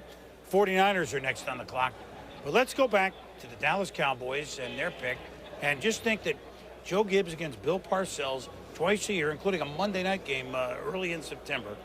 Mort, how about the running back that Bill Parcells just picked? And with both Joe Gibbs and Bill Parcells, you get some smash-mouth football. And don't forget, Bill Parcells has always been able to find running backs. We speculated, we wondered, why aren't you taking Steven Jackson? Why aren't you taking Kevin Jones? Why are you trading out of there? Don't forget, when he was the head coach of the New England Patriots, he found Curtis Martin on the 3rd round. So finding Julius Jones on the 2nd round, I think speaks well of a Julius Jones, Michael. And I said it earlier as I watched him on tape. He looked a lot like Emmett. We talked about his balance, how well he handles the blitz and how good he is with his feet. I think that makes all the difference in the world. Watching a guy like him look a lot like Emmitt Smith, bring back a lot of good memories for Dallas and the fans of Dallas. He's the only back really high up in the draft that was a return man, too. Right? Usually get exactly. a few. And the thing is, Chris, I think when you look at his backs now, it tells you about, hey, how important it is to catch the football effectively. And I think Greg Jones, as a pure running back, we talked about Tatum Bell, fumbling problem pushed him into the 2nd. I thought it could have pushed him into the 3rd, but Mike Shanahan took him in the 2nd. I think you look at Greg Jones. At the Senior Bowl, he's outstanding. He came back from that knee injury. This is a good football player. Greg Jones is ready to play some football for somebody. This is going to be a good pick whenever he comes off the board. If he caught the ball better, he could have been a 1st-round pick. So if you keep him on the field 1st and 2nd down, he'll do damage for you. If you want to throw the football to him, he'll let you down. So he's a 1st and 2nd down back, but Greg Jones, big. I tell you, he showed some shiftiness at the Senior Bowl. This kid can run with the football. Well, we'll see where he goes, and we also know that we're going to come back. We're going to go. Then we're going to come back and talk what started the day. Eli Manning and now the New York Football Giants. Stay with us. Hi, I'm Eli Manning. You're watching the 2004 NFL Draft on ESPN. Yeah!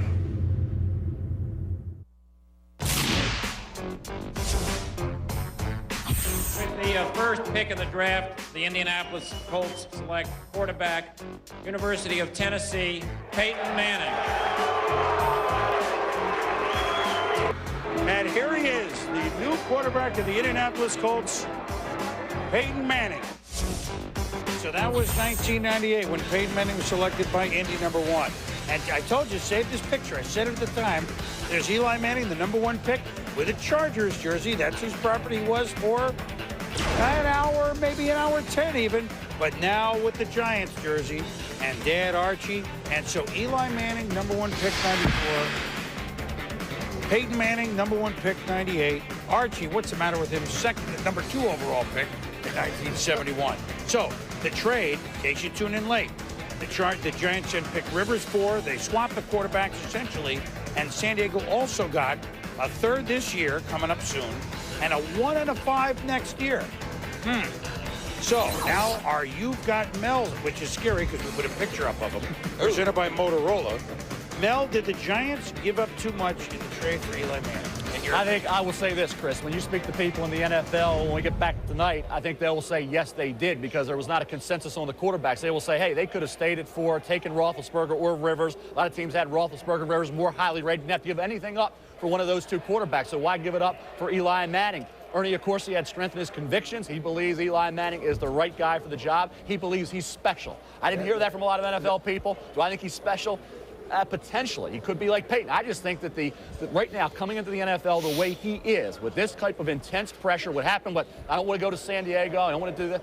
I don't think it's a different dynamic for Eli than it was for Peyton. I think that's going to be, I think that's going to hurt him coming into the NFL. New York knows with that Manning name, if he wins here, he's got a great friend in Jeremy Shockey, the tight end. If they win here, they can be kings of New York. It is so tough to play quarterback in the free agency era. Only one quarterback taken in the draft in the free agency era has won a Super Bowl, and that's Tom Brady. It's not easy for these quarterbacks. And he was taken in the 6th round. And he was taken in the 6th round. Well, when we return, we'll get you caught up. San Francisco's just picked. Chicago next.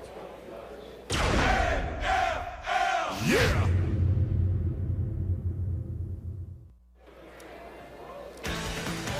All right, we are back here in the NFL Draft, and we have some first-round records today.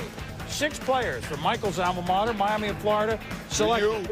And Brad, the record before was Miami last year, and USC in '68 with 5. 7 wide receivers selected in the first round. The record before was 6.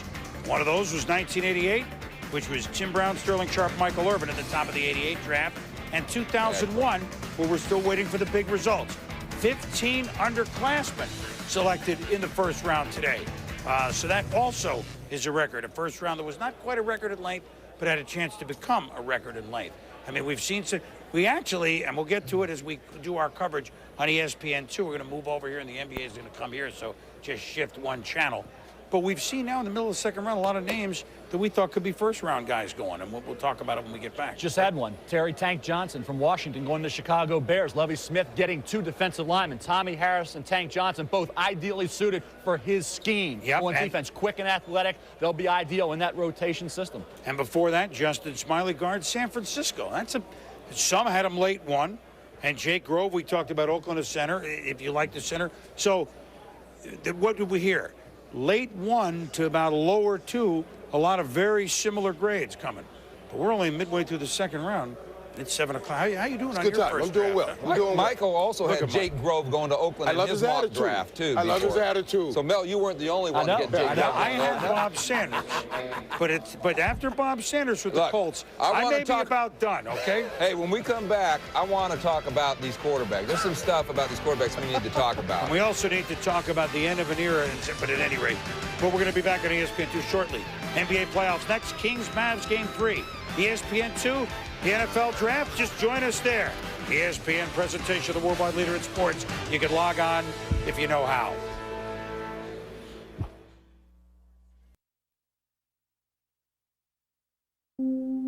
Open up to the new breed. Feel the draft. The speed is what you need. Feel the draft. If finesse is what you want to possess, feel the draft. Pick the power. Again, it's here at last. The NFL Draft. Yeah. First choice in Eli Manning. The Chargers and the New York Giants have exchanged their draft picks. The New York Giants have a Manning. Hello? Feel the draft.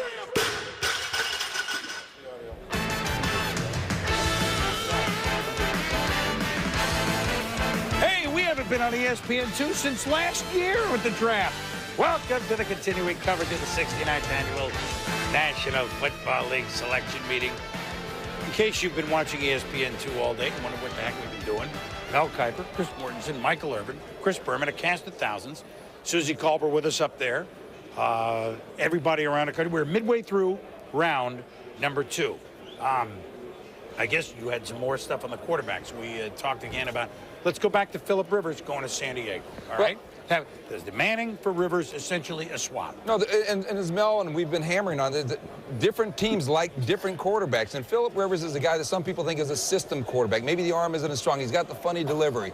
He is a guy, I know one team liked him so much, they said if you were drafting a son-in-law, you would want to draft Phillip Rivers, but we think a guy like Ben Roethlisberger has more upside. But let me tell you about Philip Rivers. Even though he is a nice, humble man, he's a nice man, good husband, good father, all those good things. One thing that you hear from the North Carolina State coaches, Noah Mazzoni, the offensive coordinator, those guys, is this guy is a competitive guy. He brings energy to practice, and he is a trash talker. He won't cuss, but even in games, even in the Senior Bowl, he was trash talking Teddy Lehman. So this guy is a competitor, and he brings that type of passion every day to the practice field. So we have Philip Rivers is going to be San Diego, which means, again, we're recapping, but if you've come in late, maybe, you know, we'll see. Maybe they don't think Drew Brees is the guy. I think it may be the case. No, they don't think Drew. If they thought Drew Brees was the guy, I'm being polite. He's going to go, and he could start, Rivers. Eli Manning, that'll remain to be seen. Do you start instead of Kerry Collins? It's pretty quick to do that. And Roethlisberger, the third quarterback pick in the first round, going to the Pittsburgh Steelers. He has the luxury of sitting for a year behind Tommy Maddox if all goes well. They also have Charlie Batch there, someone that's been around the NFL. And then Lossman was an intriguing move and a trade late by the Buffalo Bills. So 4 first-round quarterbacks. And are we really surprised that all 4 went in the first round? No. Not shocked at all, no. I think J.P. Lossman, St. Louis, that was even discussed for a possibility for J.P.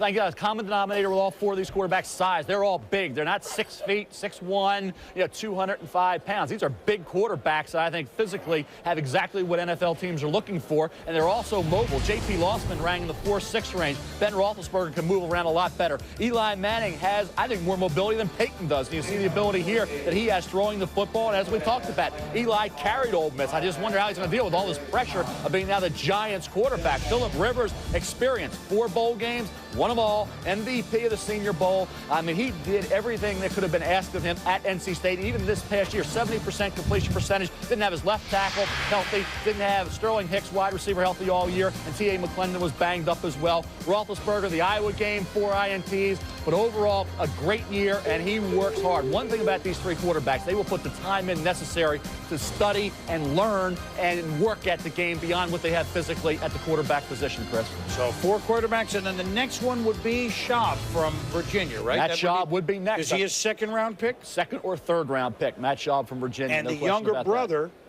of Josh McCown.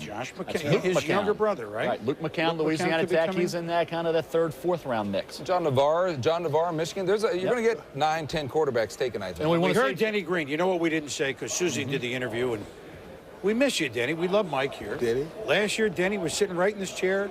We can get you hired. See, his work on the draft, then he had to watch. Now Denny is in charge, and he's going. You heard what he said with Susie when Josh... We sent Jimmy Johnson to another network. Yeah, we did. That's another story. They wouldn't let him get out of there. Tears of McCown is going to be, and that's what he was to the Minnesota Vikings, who are now on the clock, as McCown had the miracle pass to knock the Vikings out of the playoffs last year. We have the Knights of the Round Table. They like cold pizza. Andrea Kramer, what do you have? Well, Chris, thanks very much. I'm with my resident GM, Randy Mueller, the 2000 NFL Executive of the Year. Now, going back to the Eli Manning situation, it's one thing for him to have dictated where he wanted to go, ultimately, the New York Giants. But how is it a win-win situation for both Eli Manning and Philip Rivers? Well, obviously, Eli Manning is willing to do whatever it takes to get to the Giants or another option outside of San Diego. I think for Philip Rivers, he hits the jackpot money-wise because he now jumps up to that top slot, probably a difference of about $1.4 million or $1.5 million in total dollars, cap numbers. So I think it's a great move for them. I think San Diego, again, feels a little bit of relief. They have a comfort level with Philip Rivers that they felt from when they worked him out, and I think it's an excellent deal for all parties. How did the Giants pay Eli Manning? Well, they'll find a way to pay him, and I think they'll probably find a way to make it right by him. I think he's going to be their franchise quarterback. I think they'll find a way to give Tom Condon and the Mannings the bells and whistles that he would have gotten had he been picked #1. I think they've thought through that already, and Ernie Accorsi, experienced GM, they'll find a way to make him feel good about being where he's at. Can you foresee a situation where Eli Manning may get less money because he may make up more money in endorsements being in the media capital of New York? Oh, I think that's definitely a possibility. He could end up getting less money initially, but I think in the long run, he sees it as being a better situation for him. I also think there are ways now with contracts. We talk about voidables, escalators, all these things, like I say, bells and whistles, you can add on contracts, that the Giants will find a way to give it back to Eli and that everybody will feel good about it. All right, Randy, thank you very much for that assessment. Now let's head up to Bristol, Connecticut, and Trey Wingo. All right, Andrea, thanks. Welcome into the EA Sports NFL matchup set. Trey Wingo here with Merrill Hodge and the MVP of the 1980 National Football League season. A good player. Ron Jaworski, ladies and gentlemen. And the reason I bring this up is because Jaws brings certain credentials to our conversation he wanted here. you to say it. And yes, he did pay me to say that. Talking about Philip Rivers. A lot of questions about his mechanics and whether or not he can get the job done. But hey, nobody's more prepared than Philip Rivers to step in with an NCAA record, 51 starts under his belt. Yeah, you're absolutely right. And when you talk to people around the league, the key word from Philip Rivers is production. Everything he has done in North Carolina State has been terrific. He has produced. And when you look at his career, you look at less than 2% of his passes were intercepted. Last year, a completion percentage of 72%. Over his career, 67% complete. So when I look at a quarterback, he does throw the ball accurately. But as I studied him, I still think there are some mechanical flaws that need to be corrected when he gets in the NFL. Here's what concerns me about Philip Rivers, and it's clearly evident in this shot. Look closely at his throwing mechanics. He drops the ball below his belt buckle, and he does not drive off his back foot. Keep in mind, there's no pressure on him either. Rivers pushes the ball. He doesn't snap and flick his wrist. That costs you velocity. And in the NFL, you have to make a lot of throws with defenders around your feet and your body where you can't step into the throw. He could even lose more velocity. Look at this downfield throw. He loses his mechanics and throws it with all arm. You can't be consistent like that. There's no question Rivers has a great feel and instinct for the position, but like David Carr 2 years ago, he will need to have his delivery reworked. I like this throw from the Senior Bowl. Good plant, good hitch step, much better weight shift. Notice the velocity is there. The accuracy is there. That's an NFL throw. You know, the first throw that we saw for the touchdown there, you know, I'm breaking down his mechanics saying they're poor. Yes, it was a touchdown throw, an accurate throw. But in the NFL, you must make those throws on a consistent basis. And clearly, when I look at a Philip Rivers, when he gets to camp, the coaches will work with him. They will force him to become a more consistent quarterback. He certainly has the ability to be one, but I think the consistency is going to be the key in his game, Merrill. Well, listen, I believe in the end result, too, and you mentioned that. The one thing is I studied the tape, and you've mentioned this all the time. If there's one key to being a great quarterback in the National Football League is anticipation. In college, guys are open. You see that the guy is open. In the National Football League, you must anticipate that window, that wide receiver coming in there. That's where I thought Philip Rivers really stood out. I thought that's why he is the best quarterback at this point in time and most prepared to come play in the National Football League come September. The anticipation, seeing guys open, anticipating breaks, he was the best from all the guys I studied. There's also one other thing that concerned me a little bit, the style of offense they were in. I didn't see enough throws down the field, the deep comebacks, the square-ins, the skinny posts, the throws that project you to the NFL. I didn't see enough of those where I could elevate him up to saying, hey, this guy's a surefire NFL starter. Now, it's funny. What I saw there is because it is a spread offense, the decisions have to be quick, and that's what he did. On a bubble screen? Everything was quick. Well, listen, if it's got to go to the back, then it's got to go there quick, and you got to know that, and that's what he did. It's a one-receiver route. You get the ball, throw it to one receiver. And then when there were opportunities, when those opportunities present present down the field, they were there. Let me ask you a question about his delivery. Obviously, it's funky. It's a little low. It looks like it's a sidearm. Reminds you a little bit of someone named Bernie Kosar, whose first head coach in the NFL was Marty Schottenheimer. Right. So it obviously Marty feels comfortable with this kind of a delivery. The part about the delivery that bothers me is I think there comes a time in the course of a game when you have to throw it around the rush and you got to move and you have to have an unorthodox delivery. But what I saw with Rivers too many times when there was a comfortable pocket, no one around him, no pressure, he lost his mechanics. All right, we shall see. Listen, give A.J. Smith, the Chargers GM, a little bit of a credit. Took a lot of heat this week. He got his guy, Philip Rivers, and he got a boatload of picks as well. A lot of quarterbacks taken, 4 in the first round this year. The quest. Pick a winner who passes the test. The nerve-wracking waiting separation of elite peers. You're checking the start of careers right here. Yeah.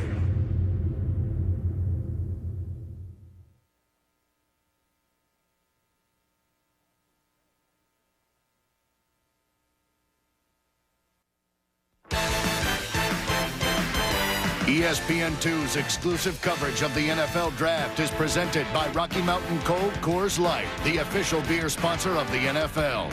And in part by John Deere. Nothing runs like a deer. And Tractor Supply Company, the stuff you need out here. 7 hours into the 2004 NFL Draft. The first round completed in 5 hours and 24 minutes. Not even close to the longest ever, but it felt long. Contributing to that, 10 trades, and we'll start at the top. Quarterback Eli Manning, selected by San Diego, #1 overall. Eli refused to play for the Chargers, but in a classy move, he held up that Chargers jersey. In the end, he got what he wanted. He's a Giant. That's because at #4, the Giants picked NC State quarterback Philip Rivers, then traded Rivers to San Diego for Manning plus picks. Meantime, Miami of Ohio quarterback Ben Roethlisberger, perhaps the most physically talented of the group, waited. Finally, the call came. The Steelers took him at #11, the first time the Steelers have chosen a quarterback in the first round in 24 years. And in this draft, no shortage of history. 6 Miami Hurricanes take it in the first round, most ever by one team. In the last 4 years, that's a total of 19 first-round picks. The only team that ever even came close to that was USC, and that was 12 over a 4-year span. More history, 15 underclassmen taken in the first round, and we knew this draft would be deep in wide receivers, 7 taken in the first round. That's your wrap-up of the first round of the draft. Let's go back over to Chris and the guys. Suze, you know what you're doing there? You're just warming up for tomorrow. That's your hostess for tomorrow, Susie Calmer.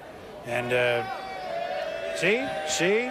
They always like the second quarterback. See, that's just the way it goes, right? You start, you're no good. Bring her in. She'll be bringing you through home tomorrow, rounds 4 through 7. All right, let's get caught up. Last 5 picks. Some we mentioned over the air. Justin Smiley, San Francisco. Some had him tab late first. Tank Johnson, defensive tackle from Washington to Chicago. Interesting player. Here's a good one. Dontarius Thomas, linebacker, Auburn, Minnesota. Kewan Ratliff, cornerback, Florida, goes to Cincinnati.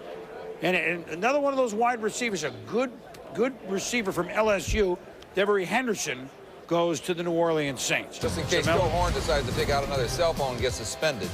Exactly. They are going to put some pressure on those starters in New Orleans with Henderson coming in. I think you look at him as a running back in his history, and you see a kid after the catch. You get the ball in the short route and get it in his hands. Also, he has the speed to beat cornerbacks down the field. He was inconsistent throughout much of his career. As a senior, I thought put it all together. Didn't drop quite as many passes. Was more of a factor on a consistent basis, working opposite Michael Clayton. You see Matt Malk here, obviously getting the ball down the field to Henderson. Made the big catch as a junior to beat Kentucky with no time left on the clock.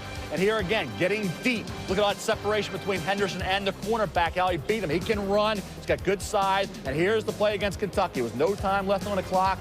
Got a lucky bounce, and there it is. Touchdown to break Guy Morris, the former head coach of Kentucky. Break their heart of the Wildcat fans. Here again, deep pass. Hands, I think, are something he needs to work on. Because in the NFL, if you're double clutching, they're going to drill you, and you're going to drop the football. If there's more separation in college, and he'll see in the NFL. The short route, though, I thought in the Senior Bowl, when he caught the football, he was outstanding. He put some moves on Derek Strait, left him in his wake. And Derek Strait's a pretty good tackling cornerback, not yet off the board. He should go 2nd or 3rd round. But I think you look at Tank Johnson going to Chicago. Already talked about the Bears and Lovie Smith. You know the system. You know what they're looking for. Quick, athletic guys who get upfield, get the pass rush. Lovie Smith wants to attack the quarterback. He got Tommy Harris in the first round out of Oklahoma. Now Tank Johnson, a similar mold for Tank Johnson to Tommy Harris. 6'2.5" at 295 to 300 pounds. When you watch this kid as a senior, you saw a big difference. As a senior, he had career highs in tackles for loss with 18.5, and sacks with 10. And remember, here against USC, Pac-10, he's going up against quality linemen. There, he drills the quarterback liner. He also, in practice, went up against some pretty good players. So this is a kid I thought, as a senior, took it to another level. 4.7 4 speed, perfect for Lovie Smith. 31 reps, great strength, and a 34 vertical, the athleticism that Lovie Smith wants. So you say, hey, 2 defensive linemen. They have some other young kids like Scott and LeFevre. This is a guy, though, is going to be in a rotation system, Mort. And for Lovie Smith, there are certain guys that are okay for other systems, certain guys okay for Lovie Smith. This is another guy, along with Tommy Harris, that can get it done within the framework of that scheme. The perfect guy for this system, Warren Sapp. These guys have that quickness and that explosiveness. Get back to Devery Henderson, the LSU receiver, going to the New Orleans Saints. They do have Joe Horn. I made a joke about the cell phone, but they have Joe Horn. But remember, Dante Stallworth, a first-round pick, they also have. But Stallworth has been a disappointment, Michael. He's been hurt. constantly hurt. He just hasn't been what they thought he'd be, and they need some more weapons. And he is the speed guy, so I am surprised to see them get Henderson because he's a speed guy. But let me tell you something, Dante Starworth, I work out with him in the offseason. This guy could fly. Henderson, he could fly. I'm not surprised LSU co-national champions. They covered the whole football field from the wide receiver. Michael Clayton taking care of the intermediate and short stuff. With Henderson going deep, he will be a great pickup for the New Orleans Saints. There is only one team that did not have a first-round pick, and that's because of a trade made by Baltimore last year that enabled them to move up to take Kyle Bowler. New England ended up with their pick. So now the Baltimore Ravens are on the clock, and through the magic of television, we have, as Baltimore picks, the reason they didn't have a first, but a guy who's anxiously awaiting this pick, Kyle Bowler with us, with Andrea Kramer. Andrea? Thanks a lot, Chris. And no team may have a more clear-cut need than the Baltimore Ravens needing a wide receiver, basically only having Travis Taylor out there. When I talked to Brian Billick this morning, he said they're pretty much resigned at 51, not being able to get one of the key guys.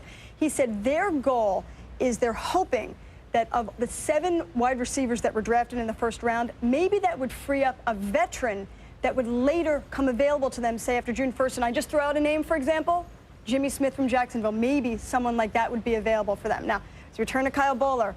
How frustrating is it for you trying to upgrade the worst passing attack in the NFL that you don't have any weapons? It's tough. It's it's going to be a challenge, and we need to definitely bring somebody in. I mean, Travis Taylor's really the only guy that we have right now. A lot of guys last year got hurt, and we lost Marcus Robinson to the Vikings. So hopefully, Ozzie and Brian and the whole organization will be able to figure something out here. Woulda, coulda, shoulda, could have been Terrell Owens. How do you view the fact that he came so close to being a Raven and yet spurned the team? Well, I mean, that was a weird situation, but, Terrell wanted to be a Philadelphia Eagle. He didn't want to be a Raven, and it's just something that we're going to have to, move on with, and, we're going to have to find another Terrell Owens. For you personally, you almost now have 4 quarterback coaches, the most recent being the ex-New York Giants head coach Jim Fussell, brought in as a consultant. What are all these coaches doing for you in terms of helping your development in your second year? Well, basically, I have 4 guys looking over me now, so I better be pretty good next year. But Coach Fossil's come in and, once again, kind of worked on my fundamentals. Being a rookie quarterback, you're thinking about so many different things. You're trying to learn the offense, and I got my, just my footwork to my throwing motion, just the little details. He's come in and helped me with that, and hopefully here in the near future we'll be able to even talk a little bit more football. All right, and Kyle Bowler just had some shoulder surgery in his non-throwing shoulder in March, but says he's ready to go. That's it from here in New York. We will continue with the NFL draft. Stay with us.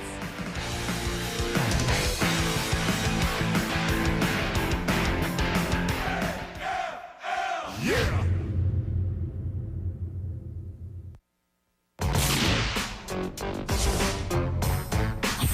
I don't think this selection makes any sense whatsoever. The Colts have a storied history of draft day ineptitude, and it continues here today. Only one can answer this is obviously Mike Ditka. I totally disagree with the pick. To me, this is a stretch for a Seattle Seahawks team. That's why the Colts are picking second every year in the draft, not battling for the Super Bowl like other clubs in the National Football League. Who in the hell is Mel Kiper? I have a right to my opinion. He has a right to his. I'll tell you what, Bob, it's obvious to me right now that the Jets just don't understand what the draft's all about. Way to mince words, Mel. If some of it, you're still all right, Mel. The years of Mel Kiper, if I was standing in front of that draft board now, nobody would have seen it. I'm working on it. Take a stand, Mel. I'm taking a stand. I've taken enough stands over Why the you years. saw me hold that microphone with Bill Tobin, but I was like this. Yeah, you got it going. I knew it was going to happen. I did stir it up some. Mel, why do they get on you like that, Mel? Mort keeps jabbing. I do. He keeps jabbing it. He was the instigator. You know it. I knew when Mort was at Indy, it was a big trouble. I grew up that way, baby. Who would have guessed, huh? Right? Well, let's talk about Baltimore's pick, yes. Your hometown. Dwan Everett, another name that could have gone in the first round, huh? Baltimore D tackle, although I don't think Kyle Bowler's going to throw to him much. Maybe a tackle eligible. That's the problem. Devery Henderson could have been a possibility. He went 1 pick earlier in New Orleans. I thought maybe Kerry Colbert from USC. They went with Dwan Edwards because they do have a need at defensive tackle in that 3-4 scheme, and that's what Dwan Edwards is suited for. I mean, 6'2.5", 310, got his weight up really as a junior, up to around 300 pounds. The stamina and the durability, I think, is what really impressed people. This kid never took a down off. Never went to the sidelines, was out there on the field, play after play. And who's going to be working with Dwan Edwards? One of the best defensive line coaches in all of the National Football League. Rex Ryan, the son of Buddy Ryan, does a great job. Took Kelly Gregg, who nobody thought could play at Oklahoma, made him a quality player on the nose. And here's DeJuan Edwards coming in. Anthony Weaver was solid, steady, reliable, and that's what you see out of a guy like DeJuan Edwards from Oregon State. Dallas has just picked tackle from the champion USC Trojans, Jacob Rogers. Jacob Rogers can play if he can stay healthy. He's had durability concerns throughout his career at USC. You see a 3-year starter. You see a guy who banged heads against some top players throughout his career. Terrell Suggs at Arizona State when he was there. You see him here against the Michigan Wolverines in the Rose Bowl here, number 77, getting the job done. As a player, he was fine. That's actually Kerry Colbert making a fine catch. Colbert should come off the board soon. Dave Ball was there, a defensive end from UCLA who Rogers got the best of. Here again, doing the job against Ball. I think when you look at Rogers, if he can prove that he can be on the field and show the durability necessary and shake off all those injuries, he can be a bookend who can get the job done in the NFL. But it all gets down to staying on the field and not sustaining any injuries. That was a problem year after year at USC, Morton. Bill Parcells is not going to let him stay off the field without injuries. Ask Larry Allen. Well, let me ask one thing quickly on Larry Allen, and then let me go to you on Baltimore. Larry Allen, or maybe you guys know, is it talk that he's out, he's out Warner's welcome in Dallas. True, false? Right. Yeah, yes, he has. And I talked to Larry just a couple of days ago, and Larry talked about he wanted to move around, not get out of Dallas. He had a great career there, but he's not seeing things eye to eye with Bill Parcells and the new staff, so he's looking forward to moving out. Oakland has had some interest in Larry Allen, but I think they almost needed to pick up some extra picks to pull it off. What the Cowboys want to do, they would like to move Larry Allen this weekend, but they are not going to cut him right now after June 1st because they prefer to take the salary cap hit now as opposed to, because they can afford to, as opposed to next year when it would be a little bit tighter. In other words, they're cutting him after June 1st. Oakland is where he says he wants to play football. Oh, he's from he grew up in that area. He wants to get back with North Turner. Everybody ends up. Smash mouth football. Everybody ends up in Oakland at the end. At the end, you're right. Well, who's been a Pro Bowl? I don't mean at the end, he washed up. Larry Allen might be a Hall of Famer. He might be a Hall of Famer. He is a Hall of Famer. What do you mean might be? You got to be inducted and elected first before you're a Hall of Fame player. But you know he's a Hall of Famer. He is a Hall of Famer. Come on. Speaking of a guy who may not be a Hall of Famer, but boy, production, and a guy who may be moving on more. You have some interesting notes on the Baltimore pick. Or what Baltimore's just coming doing off today. that Kyle Bowler interview, the Baltimore is concerned about getting Kyle Bowler more help. Remember, they had Terrell Owens. They traded for Terrell Owens, and then it all blew up in their face. He ended up in Philadelphia. They have been active. They were hoping when Jacksonville took Reggie Williams, the receiver from the University of Washington, that maybe Jacksonville and James Harris, with his old buddy, James Harris, the general manager of Jacksonville, with his old buddy Ozzie Newsome in Baltimore, might let go Jimmy Smith, 34-year-old wide receiver of the Jaguars. Baltimore would have been willing, I think, to give up the second-round pick for Jimmy Smith, but James Harris told me, no, I'm holding on to him. Got a young quarterback, young receiver. I need a veteran receiver there, too. Jimmy Smith, in the last decade, is one of the best players that really, and I know he's been in Pro Bowls, that really nobody talks about. Agree? He is a great wide receiver. Outstanding. When we return, we're toward the bottom for Seattle, Denver, Green Bay. Steamrolling here toward the bottom of round number 2. 25 years ESPN NFL Draft. 25 years of coverage for the first to the last. The speed is what you need. Build a draft. If finesse is what you want to possess, build a draft.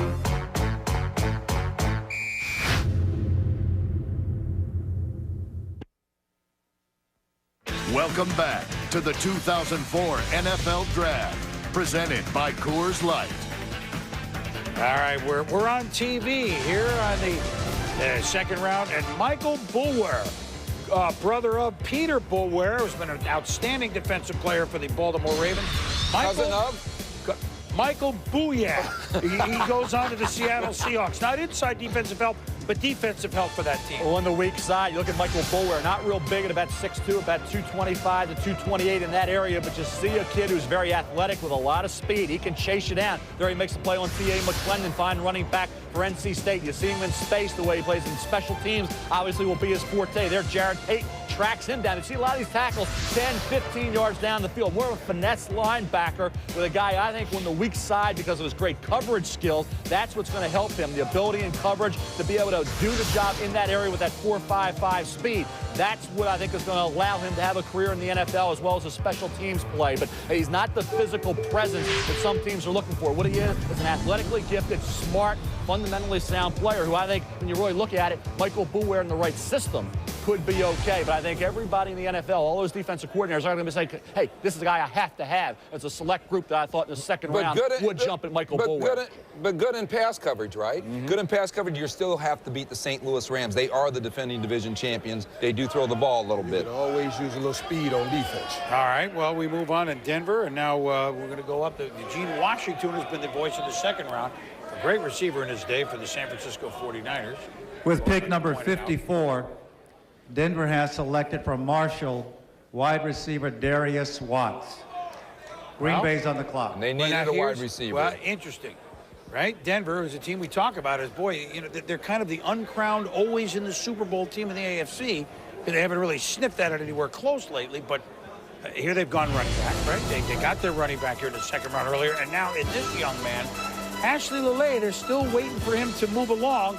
And remember, Ed McCaffrey retired. Exactly. You look at Byron Leftwich. When I talked to Byron over the last couple of years, he raved about Darius Watts. Darius Watts is a kid, 6'2", about 177 to 180. Lean frame, needs to get stronger and needs to become a more physical wide receiver at the pro level. Get off the jam, and obviously the defensive backs in the NFL could give him a little trouble initially until he gets that weight room strength up. A little inconsistent at times, drops some catchable balls, but he's an athlete with a 44 vertical. So this kid, 6'2", plays taller. He's a talent. What he needs to have is a wide receiver coach who can mold him and develop him in 2 or 3 years. So a guy that I thought jumped up because of the athleticism, the consistency, and the knowledge of the position. He has the knowledge. I think the consistency is something he's developed, and I think in time, if he can add maybe 10 pounds to that frame, retain his speed, he's certainly a gifted athlete, he could be a factor.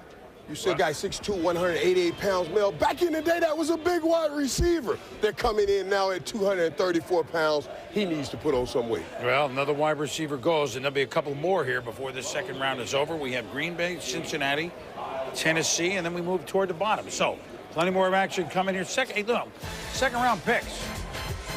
Big contributors to ball clubs. Stay with us here as our gavel-to-gavel coverage continues from New York.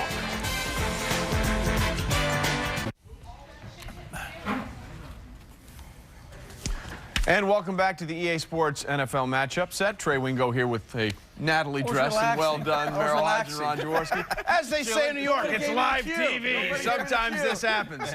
The draft continues here on ESPN2, and one of the big movers and shakers, guys, without question so far on day one of the draft has been the Buffalo Bills. They get a speed wide receiver with their first pick in the first round in Lee Evans, and then they make the big move to jump up and give Dallas a first next year, a second, and a fifth to get quarterback J.P. Lossman out of Tulane. And Tom Donahoe, actually, you know, Tom Donahoe's been around a long time. The one thing that I've always respected about Tom, I think he does a great day on draft day. And well, he drafted you, didn't he? Yeah. Well, there you go. Oh, they said you bring that up. There you go. You know he's got to be smart. You know he's got to be smart. We don't want to bring up his mistakes right now, so let's concentrate on the good things he's done. There's very few mistakes, but, you know, Mike Mularkey, this is his first draft as well. A guy that I actually played with, who's been a tremendous coach, has earned his stripes here, and will do a terrific job in Buffalo. I mean, if he coaches like he plays, which we've already seen that as a coordinator, he will turn the Buffalo Bills around. He will give them that little magic touch, that little added touch offensively that they need. That defense will play to the level they need to. The Buffalo Bills will be one of my surprise teams for next year as far as their division and a playoff team. Well, you look at them defensively, number 2 in the league last year, rock solid on the defensive side of the ball. Right. I love the acquisition of Lee Evans, and now you get that complimentary receiver to Eric Moulds. I love getting the young quarterback you can develop behind Drew Bledsoe. You got to know they're going to run the football with Travis Henry and McGahee in the backfield. However, they still need to address the offensive line. Drew Bledsoe is a plant, step, and throw quarterback. He needs that comfort level in the pocket. He needs a cushion to be able to do that. They need to address the offensive line. Then I would say they're going to be a team to watch. And this, I think, you also have to watch out for Buffalo Bill fans. And the Bills fans are already mad at me, and the organization's mad at me. This will really make them mad. But they could potentially have 2 1,000-yard rushers. I really believe that this could be a team that gets 1,000-yard rushers. Well, we'll get to that. We'll get to that. Yeah. Tom Donahoe. The issue is Willis McGahee essentially brings them an extra draft pick right now because of what happened. All right, let's bring in now with the Coors Light video conference phone Tom Donahoe, the former ESPN.com insider, who, of course, drafted Merrill Hodge way back in the day and is now sitting up in Buffalo. And Tom, first question for you. You gave up a lot to get J.P. Lossman. You guys must have to think he's really special. Well, we did. We really liked 4 quarterbacks in this draft, and we thought that 4 quarterbacks had first-round value. And with our first pick in the first round, we wanted to get a player who could come in and contribute right away. And then our plan was to see if we could get back into the first round and get Lossman. So we feel very fortunate that we were able to do that. Tom, any concerns that for the second year in a row you're probably drafting a guy who will not play this year? No, not really, because, you know, we're in this for the long haul here in Buffalo, and we realized that Drew Bledsoe's our starting quarterback, but Drew's like every player in the league. He's not going to play forever, and we don't really have a good young quarterback prospect behind him. So we're preparing for the future with this pick, and we do feel that our #1 first-round pick, Lee Evans, has the potential to come in and contribute right away. You know, Tom, you go get Mike Mularkey. One of the areas that you felt like you had to work on is the offensive side of it. You got Drew Bledsoe. Your offensive line, how do you feel like that's going to come together, and what do you got to do to address that and get to where you'll be comfortable come September? I think we have some pieces in place, Merle. They've got to get better. We're young on the offensive line. We picked up Chris Valerial in free agency, and we think he's a solid performer at right guard. We have 2 young tackles that we like, Mike Williams and Jonas Jennings, and a veteran at center in Trey Teague. The one spot that is a little bit unsettled is the left guard spot, but we've got 3 young players there that we feel under the tutelage of Jim McNally have a chance to be good. So it has to come together. It is a concern. They're going to have to play better than they played last year, but we feel they have the ability to do that. You know, Tom, Merrill alluded to the fact that the Buffalo Bills may have 2 1,000-yard rushers next year. Number one, what is the status of Willis McGahee, and how do you share time when you have 2 great backs like McGahee and Travis Henry? That's a great problem, Jaws, for Coach Mularkey and his staff to deal with. You know, Travis is a proven commodity in this league. He had a great year last year, and he played injured. Willis is healthy. We had a mini camp about 2 weeks ago, and Willis did everything in the mini camp. So, you know, Mike and his coaches are looking at ways to get production out of both of those backs, and I think it'll be exciting to see what they come up with to utilize the talents of both those guys. Tom, by picking up J.P. Lossman and making such a strong move to go up and get J.P. Lossman, are the Buffalo Bills at all concerned that Drew Bledsoe might not get back to the form he was in 2002? No, not at all. I don't think the moves are related. I think we've said since the end of the season that we were going to take a quarterback in this draft and to begin to develop somebody for the future. And, you know, Drew's had an excellent offseason, a very good mini camp. He likes what we're doing offensively. He really has a lot of respect for Coach Mularkey and Coach Clements and Coach Weich. And I think people will see Drew Bledsoe bounce back in a big way next year. Tom, we appreciate the time. Good luck with the rest of the draft. Thanks very much. All right, stay with us. The Cincinnati Bengals are on the clock, ladies and gentlemen, and with all the picks they have, that's going to be a phrase you'll be hearing quite a bit over the rest of this day and the next. Stay with the draft. Visit NFL.com/dreamticket, and you could win tickets to Super Bowl 39 in Jacksonville. Enter today at NFL.com/dreamticket. On an April weekend in New York City, 32 teams begin the quest for a championship. It's April, and we're ready for some football. You'd love to draft an All-American, but any selection could be a standout. An All-Pro, a Super Bowl MVP. What does your team need? The NFL Draft 2004, presented by Coors Light, continues tomorrow at 11 a.m. on ESPN and 1 p.m. on ESPN2. In this battle that never ends, there is no peace. The battle. Atlanta Falcons' first-round choice, Deion Sanders, cornerback, Florida State. When Detroit took the other Sanders, I saw a big grin come across your face. I was so happy but I was kind of scared. I thought Detroit was going to take me. I would ask for so much money that I had to put me on layaway. On layaway, Hey, you know what? Now, I will say, I mean, Deion is unbelievable, right? Andrea, and she's with us on the show. Andrea, you know, probably won't be the host of The Tonight Show. But Andrea Kramer, the funniest line that she had was with Deion Sanders. She goes, look, you get the Mr. T starter kit on. I mean, that was unbelievable. That was a good line. That was a good line. And I used to hear it all the time. Deion and I, of course, real close friends, my best friend. we kind of did a lot of things together in college, including. We don't want to know too many details on we're that. We're talking about football things, man. Okay. Football. Well, fun. It was football. Why don't we, for segue from all the glitter into another Florida State selection, which was just made.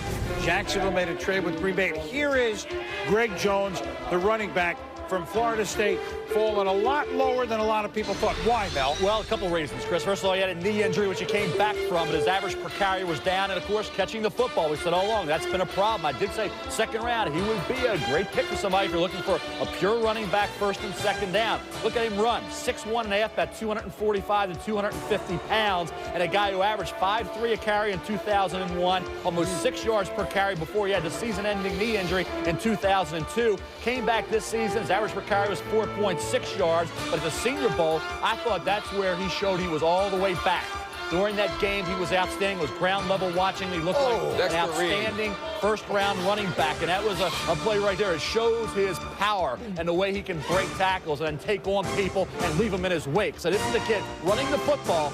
Hey, he might be a top 15 to top 20 type guy. Didn't Sean Taylor say that he thought Greg Jones was the best back end that he had seen because he goes where he wants to go, right? Right. No, that's correct. And he showed a lot of character. I don't think, because he didn't have to play as soon as he did with those knee injuries. No, we might ask, why is Jacksonville taking a running back when Fred Taylor has had 2 injury-free years? He rushed for 1,500 yards. He has a new contract. Why? Well, James Harris is running the personnel department in Jacksonville. He comes from Baltimore, where he was under with 2 of the best in Ozzie Newsome and Phil Savage. They always stay true to their board, no matter what the position is. For example, in Baltimore, they had Shannon Sharp off a Super Bowl year. They take Todd Heap.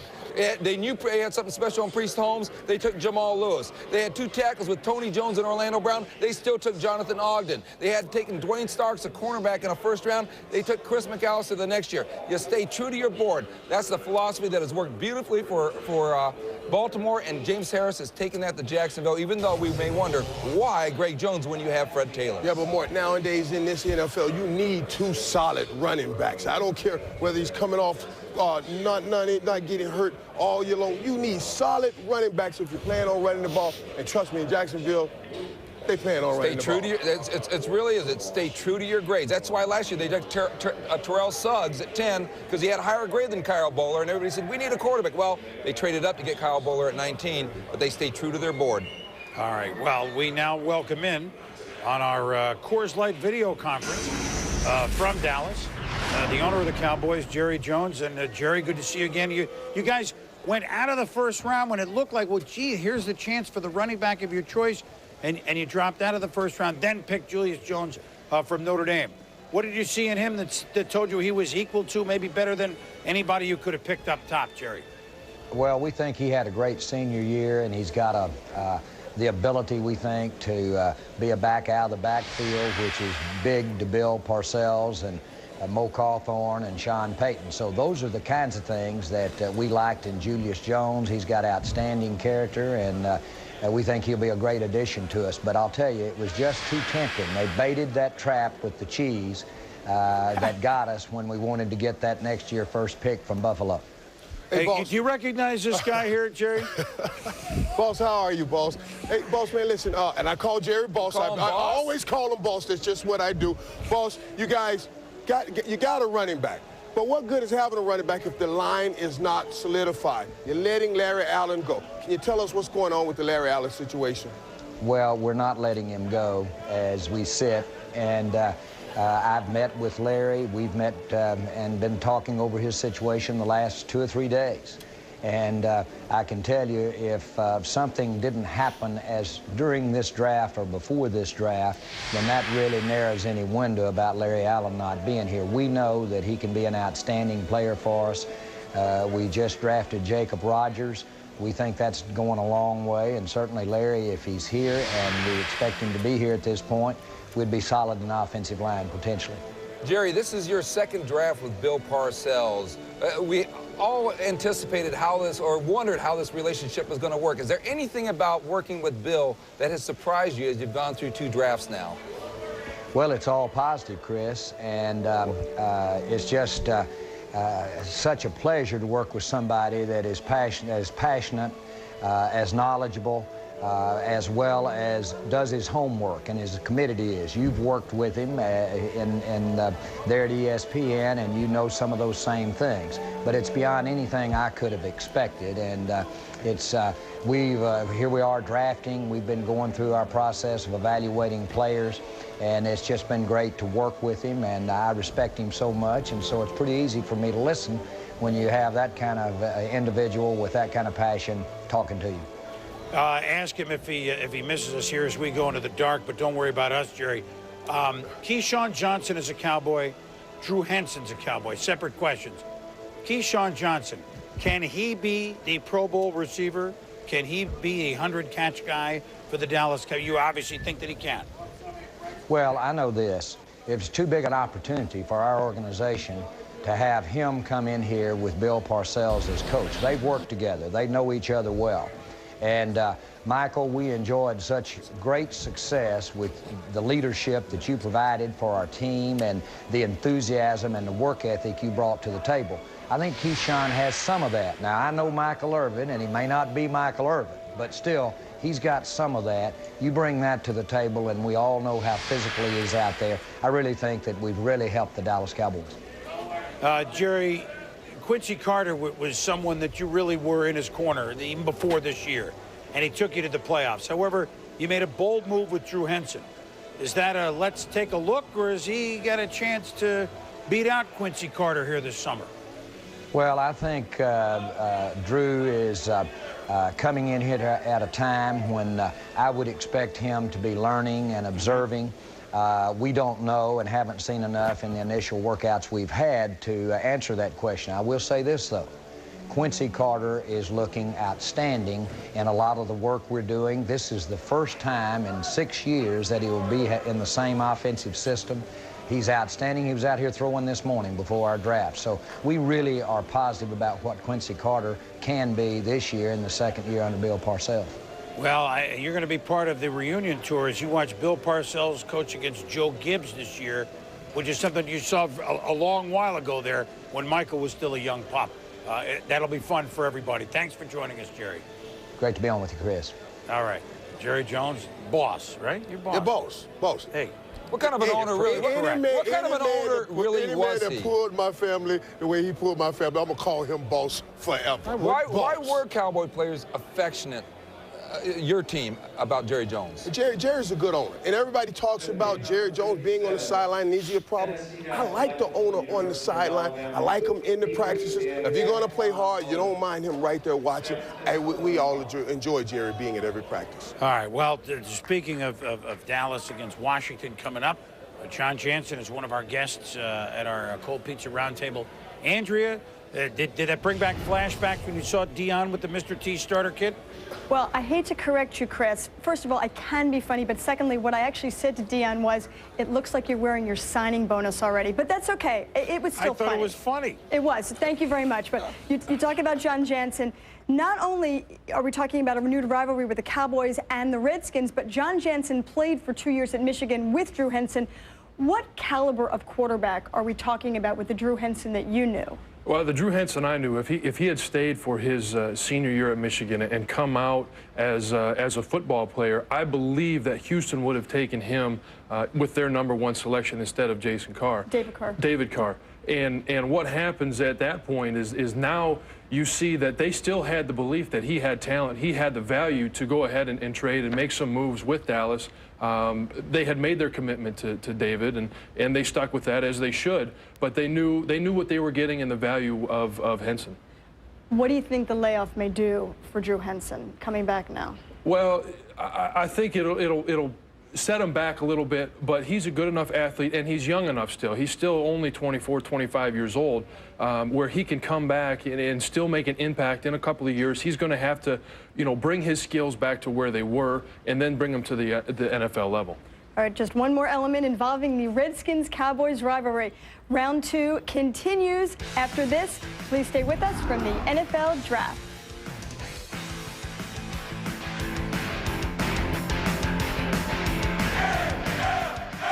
Yeah!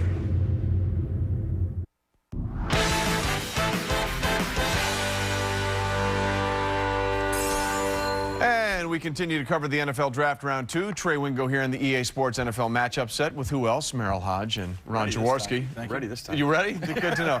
The biggest... The pure definition of a cover corner. He's a fluid athlete with great hip turn and change of direction.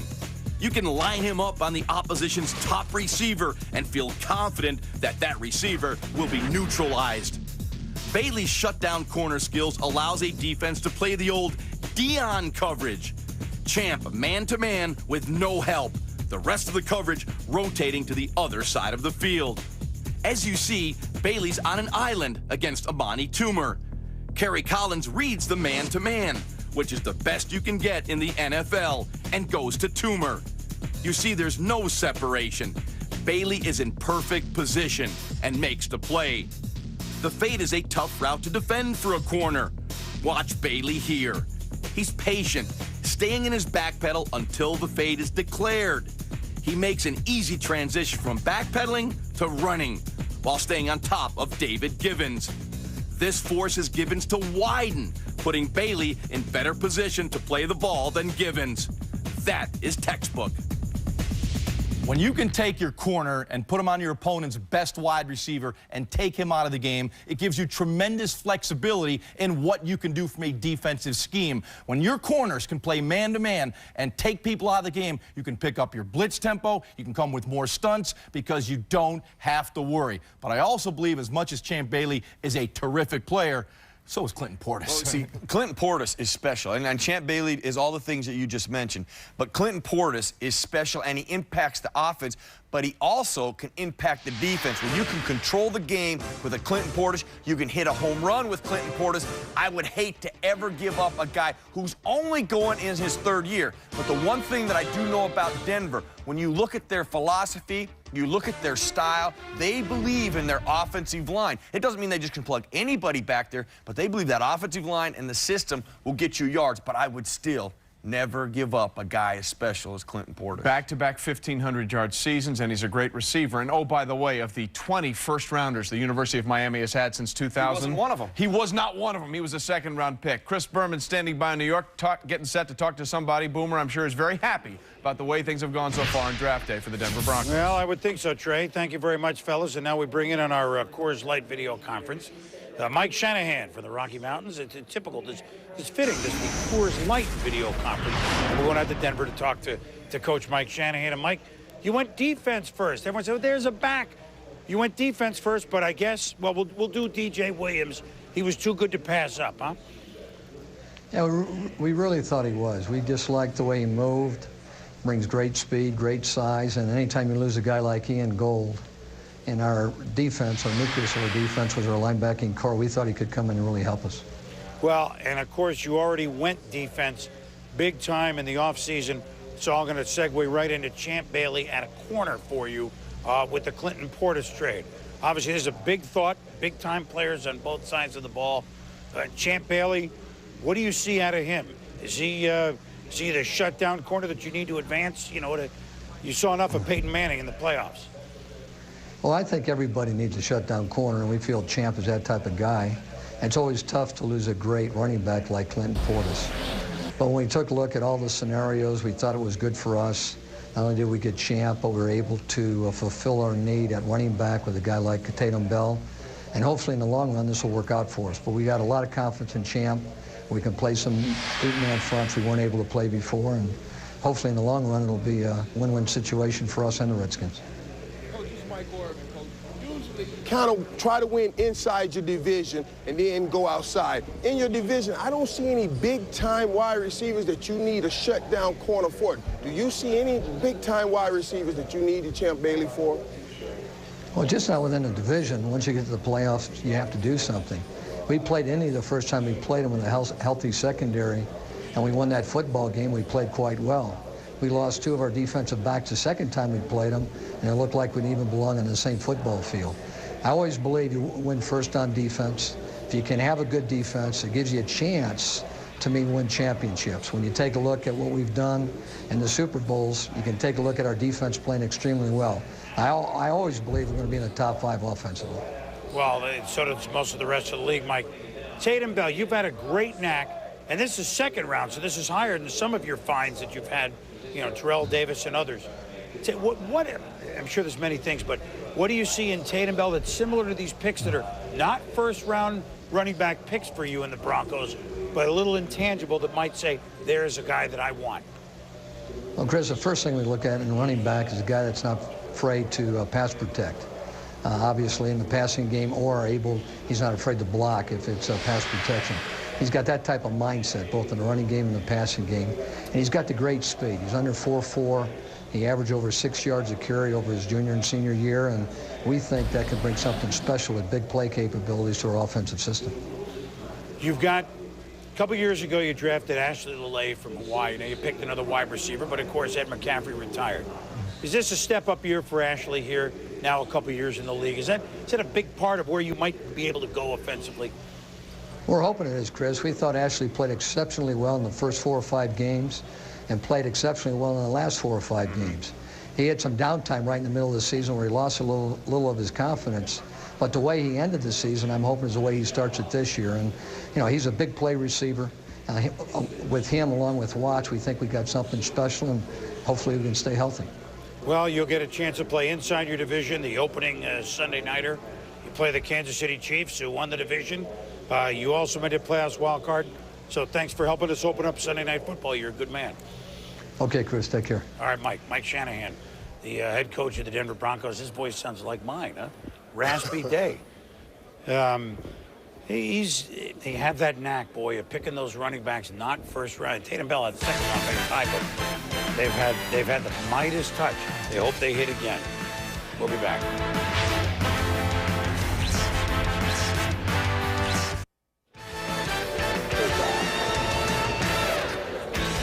Welcome back here to our late second round coverage of the NFL draft, and the American flag, a very poignant sight. As we remember Pat Tillman with a moment of silence before we began, and the NFL will honor. The Arizona Cardinals have retired his number in Arizona State, so let us not forget that is upon all of us here in this country, not just those watching the draft. Let's get you caught up in the second round here. Greg Jones, we talked about. Let's see, we had Vilma. He went to the Jets. We had F. Troop. He was picked. And now we have Madu. Right? Well, no. Now we're going to go to Shante Spencer. Madu Williams, the safety from Maryland that went to Cincinnati. Here's Shante Spencer, corner from Pitt to San Francisco. Well, you look at San Francisco. Of course, Jason Webster's now with the Atlanta Falcons, reunited with Jim Moore Jr. I think you look at Shante Spencer, he's going to have an opportunity to play with the 49ers. And a kid who I thought elevated his grade significantly. He was really not invited to the combine workout, off the charts, yet I thought it was a chance for Shante Spencer, maybe be in the late first, early second round area, drop down to pick number 58 to the 49ers, a kid who had an excellent senior year, did a great job against Miami, Syracuse, 6'1", 177, actually started his career strong as a freshman, then had some problems, lost his starting job, but then recovered and finished, I thought, to the point where he could be an early round pick. Second round for the 49ers, not a bad choice. This is a kid I thought Seattle would have looked at. They went with Michael Boulware, and Chris, you say they're projecting Boulware to safety. They might play him at safety. Yeah, that's a possibility. And Sean Jones is a true safety. It is a true safety, and a kid who I thought really the last 2 years at Georgia, when he amassed over 100 tackles, was one of the better defensive backs in the SEC. Thomas Davis, who's a star at Georgia, all over the field. This kid, Sean Jones, 6'1.5", 216 pounds, was a playmaker. He's got size, speed, athletic. I also feel he's yet to play his best football, so I think he's still really gaining experience at the safety spot. Of course, he was a high school quarterback. You look at this kid as the type of player, I think, physically, that everybody's looking for. Runs under 4'5", 36.5 vertical. See him here on special teams, blocking the field goal attempt by LSU here as well. Johnny on the spot down at the goal line against Tennessee, scoops up the fumble, and he has some speed in the open field. So here's a kid I projected, as I did Spencer, in the late first round. Actually, I had to go to Indianapolis in the first. Indianapolis later got Bobby Sanders from Iowa. So I think from a standpoint of guys who I thought projected a lot higher, but with Cincinnati with Madu Williams, he was projected in the third. They took him in the second. Spencer to the Niners, and Sean Jones here to the Cleveland Browns. I think two picks that, from my board, presented some value. Let's talk about the 49ers. We've watched them trade back, collect extra picks. Just a note here. The guy who has been working the phones today in his last week or 10 days on the job with the San Francisco 49ers is Bill Walsh, the former coach, the Hall of Fame coach, 72 years old. He's about to officially end his career. And what Terry Donahue, the general manager of the 49ers, did, along with Dennis Erickson, the coach, they asked Bill Walsh to evaluate all the offensive talent. And then they said, will you work the phones today? Because they thought the phones would be busy, and nobody was more masterful, or certainly he was one of the best at working the phones and collecting extra draft picks and making the most out of it. And making some offensive evaluations. Yes, he he's picked Hall some of Fame offensive coach, players. already Hall of Fame coach. I mean, you've seen the moves today. I'm glad you pointed that out. It's Bill Walsh no longer with the 49ers. I mean, Hall of Fame coach. They're not your 49ers anymore. Well, He's a Hall of Fame coach. Yes, I know, Mort. I know. I have all the phone numbers. I just don't know who's at the desks. We'll be back.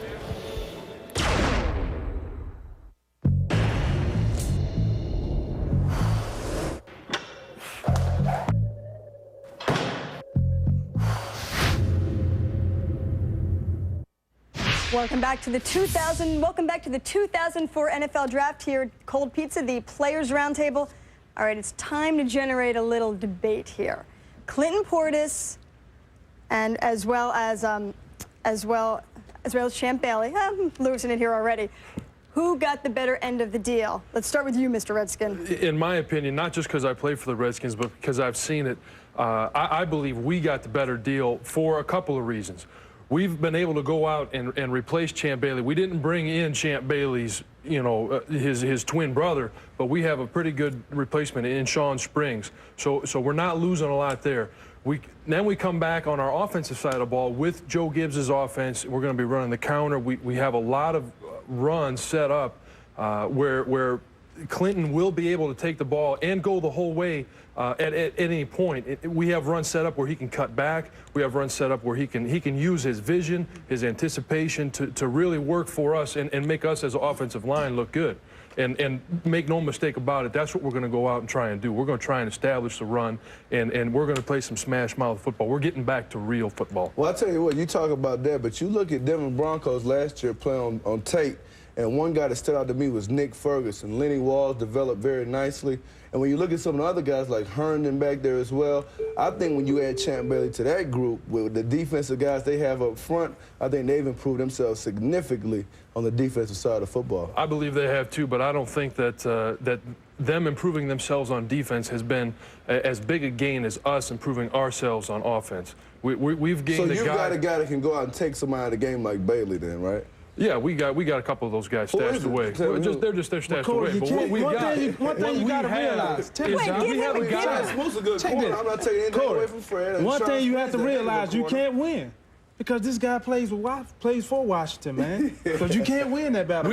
We got two guys that anytime they touch the ball, they could score. We have Laveranues Coles. What do you think in terms of how much of a loss Champ Bailey was for the Washington Redskins? I mean, it was a big loss, no doubt at all. But at the same time, you get another franchise player, Clinton Portis, coming in, and he's able to pick up a lot of the slack. And like he said, you're not going to bring the twin brother in, you know what I'm saying, which Sean Springs, but at the same time, he brings some athletic ability where he's able to, may not do the same thing as Champ Bailey, but he's able to come in and do a lot of things. And, you play a little cover too, help him out a little bit, and then he's still able to hold his own out there on the field. Well, he's a heck of a corner. I mean, no question about that. And he has been a shutdown corner. But when you start talking about you got the better end of the deal, I have to disagree because, like you just said, Clinton Portis is a franchise running back. And in my opinion, Bailey is definitely one of the few shutdown cornerbacks in our league. I would say for the Baltimore Ravens, I'd say we got the best of both worlds. We got a great running back, and we also have a great shutdown corner in Chris McAllister. So, but if you could only have one. If I can only have one, I'm taking Jamal Lewis because we have corners that. So you want the running game? I want the running game. We have corners that come in and try and tackle Jamal all the time, and he just runs them right over. If you got the running game, you can keep the ball, and your corners aren't on the field anyway.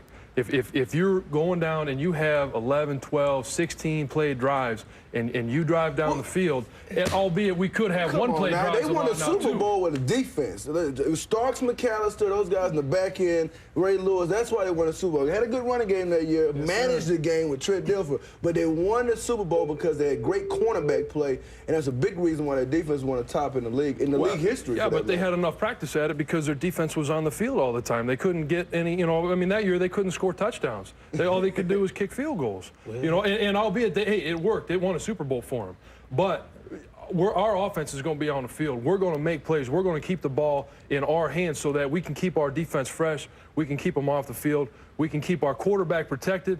And all these things that Clinton Portis adds to our team is just going to make us better down the road. But New England won it with defense. But this begs the question for me, how much value is there remaining for a franchise quarterback anymore?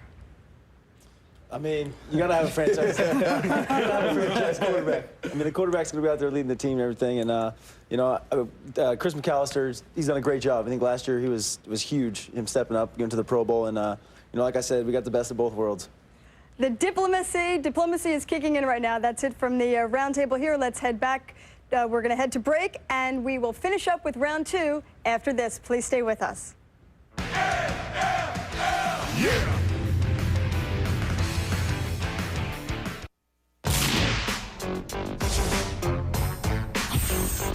There has been a trade involving this 5th pick in the draft.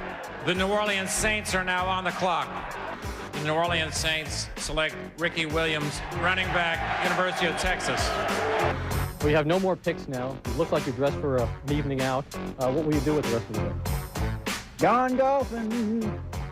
And that is Mike Ditka in the Ricky Williams dreadlocks. You gotta. He was fun. Mike, the best. Yeah, he was funny. Yeah, he could be funny. He could be funny, Mike did. Ricky cut his hair, huh? Yes. And he looks they were grabbing his hair. Yeah, they were. But he looks better. He looks better with his hair cut anyway, like mine. He looks better. He looks much better. Yeah, they were grabbing his hair to make the tackle, you know? I'm afraid to throw to Andrea anymore. I mean, I've been dissed like that since my parents said, son, you're out a little late. You missed curfew. No car this weekend. I mean, Andrea appearing with Wanda Sykes soon on Comedy Central. She clobbered me. Let Mel clobber you now. But that's all right. I know better. I might forget to throw on one of our NFL countdown shows. We have nah, I can't get out there. No, Andrea, keep up the great work. We love you. Gee, see, now people are going to write that we're not buddies anymore. Well, you're not. Oh, stop. Can you tell that it's almost 8:30 and we're still in the second round and we're punch drunk? We're like Mike with the dreadlocks. Courtney Watson, linebacker Notre Dame, inside. The best, as you rated in your book, Mel, an inside backer pure goes to the Saints. He played both, outside and inside for Notre Dame. And a kid who, when you talk about smart and productive, he was not a fit for every system. I think that's why there's some teams would be high on him, some teams would not. 6'1.5", 240, fast, ran 4.54 at the combine. Athletic ability is excellent. Season high 14 tackles against USC, the eventual co-national champion. So in some big games, he stepped forward, and he was their best defensive player. They have a young junior defensive end, Justin Tuck. Watch out for him next year as well. He could be a high pick, but when you watch number 33, 14.5 tackles for loss, 107 total stops on the year. The production was there, but he is more finesse than a guy that, as I said, could be a good fit for every system. Chris Wilson goes to the Kansas City Chiefs, a kid who caught the football very effectively when he was thrown to as a junior, averaged actually 21.8 yards per catch. This past season, they had, of course, Rod Rutherford. They had Larry Fitzgerald, who was the marquee guy. Still, Chris Wilson, key entity, 44 catches, and another kid who can get down and stretch that deep middle. And I think when you look at the natural pass receiving skills of Wilson, teams will be impressed. Once in a while, he dropped the catchable ball when he's trying to do too much after the reception, didn't look it in. Rod Rutherford, a quarterback, a little inconsistent throwing the ball, not as accurate, but this kid has some skills catching the ball. Not real tall at about 6'2", but goes about 245, can run, and is a great kid. A chance to meet Larry and Chris Wilson when I was at Pittsburgh for the Virginia Tech game, and both these kids, talk about Larry Fitzgerald's work ethic. Chris Wilson has a similar work ethic. I guess the question is now, Mort, Tony Gonzalez is in Kansas City. Why Chris Wilson? Yeah, why? I was going to tell you, he's going to the NBA to play for the... Stop it. No, but... no, that's just... He can be funny. It'll be a question that we are going to want to ask Carl Peterson, the president and general manager of the Chiefs, and certainly Dick Vermeil, the coach. I want to go to this New Orleans pick because they need some defensive backs, and a lot of people thought Will Poole of USC, a cornerback, would go either at the bottom of the first round or the second round. If you want to know why he has slid, what I've been told, he was taken off some draft boards because of some character issues that date back to when he was at Boston College, even though Southern Cal says he was okay at our place. keep in mind, I had Carolina looking at a wide receiver at the end of the first. They traded that pick. San Francisco took Rashawn Woods, and now Carolina, the Panthers, who need a wide receiver, take Kerry Colbert. I thought Baltimore would look maybe at Colbert as well. They took instead Dwan Edwards, but here's Kerry Colbert. A lot of people think is one of the fastest risers up the draft board. Actually, after all said and done, he went about where he was projected. Was the third, moved up to the late second, didn't get into the early second, but a kid who catches the football very well. You see the hands, you see a kid with good size, really a kid who was extremely confident. Talk about Mike Williams, he was more low-key. This kid, Kerry Colbert, will talk the game, and I'll tell you, he'll get after you in game day with the pads on. Doesn't necessarily have great speed, but ran better during his individual workout. A kid who you can say is a possession receiver. I compared him to Keenan McCardle. If you like Keenan McCardle, I think you'll like Kerry Colbert going to the Carolina Panthers. I'm gonna jump the gun, so I'm gonna go back to you, Mel, because I think this is one I didn't know we were on. No, actually, it's not that true. During the interview to the commissioner, because you mentioned Chiefs, they didn't have a first-round pick, they traded out. The first guy they picked, we didn't discuss. It's proving that football has truly become international, if you will. Junior Saivy, right, the defensive tackle from Oregon. And then I got another guy to ask you about in San Diego. He's huge, this fella. He is. I mean, COVE is a powerful kid, tremendous strength, no question. I think you look at the lower body strength that he has, and a kid who can really, when you talk about controlling the middle of the line and taking on the double team and actually holding his own against the run, stuffing the run, freeing up your linebackers, he can do that. So I think you're right, like you're talking about, it depends on the defensive system. Junior COVE actually went higher than Igor Olshansky. So we're actually went right back to back. That was the next guy. You're right. Igor Olshansky went right before COVE, but COVE actually was projected as a third, fourth round pick. He goes early second. Olshansky was projected to be a mid-2. He went the second. So COVE, I know, elevated his draft stock, Chris, but I think a little higher than maybe I thought, and I know some teams may have thought. So those are the two Kansas City picks at tight end when they already have, they already have Tony Gonzalez. One of the best. And they picked Larry Johnson last year, the running back. But they had no idea at the time how healthy Priest Holmes would be. And then Olshansky, let me go back to this. San Diego, with everything else that's going on with the quarterback, Igor Olshansky, a young man that was born in the Ukraine. Here he is, the third pick in the second round, defensive tackle for Oregon, the Chargers. Limited football background, but did 41 reps, great strength. And the thing about Olshansky, he played defensive end and defensive tackle at Auburn, so he gives you versatility. Certainly the San Diego Chargers have a lot of holes to fill, and this was about where he was projected early to mid-second round. I think COVE is a need area pick for the Kansas City Chiefs, Chris. They need help there. Indianapolis exploited them in the playoffs, and Ryan Sims needs to pick up the pace, their former first-round pick, so COVE will put some pressure on the incumbents who need to play better for Kansas City to take that next step. All right, when we return, we'll visit with the coach of the Seattle Seahawks, Mike Holmgren. They've gone defense early on here in the draft. Yeah, gavel to gavel, from beginning to end, we're picking superstars as the games begin.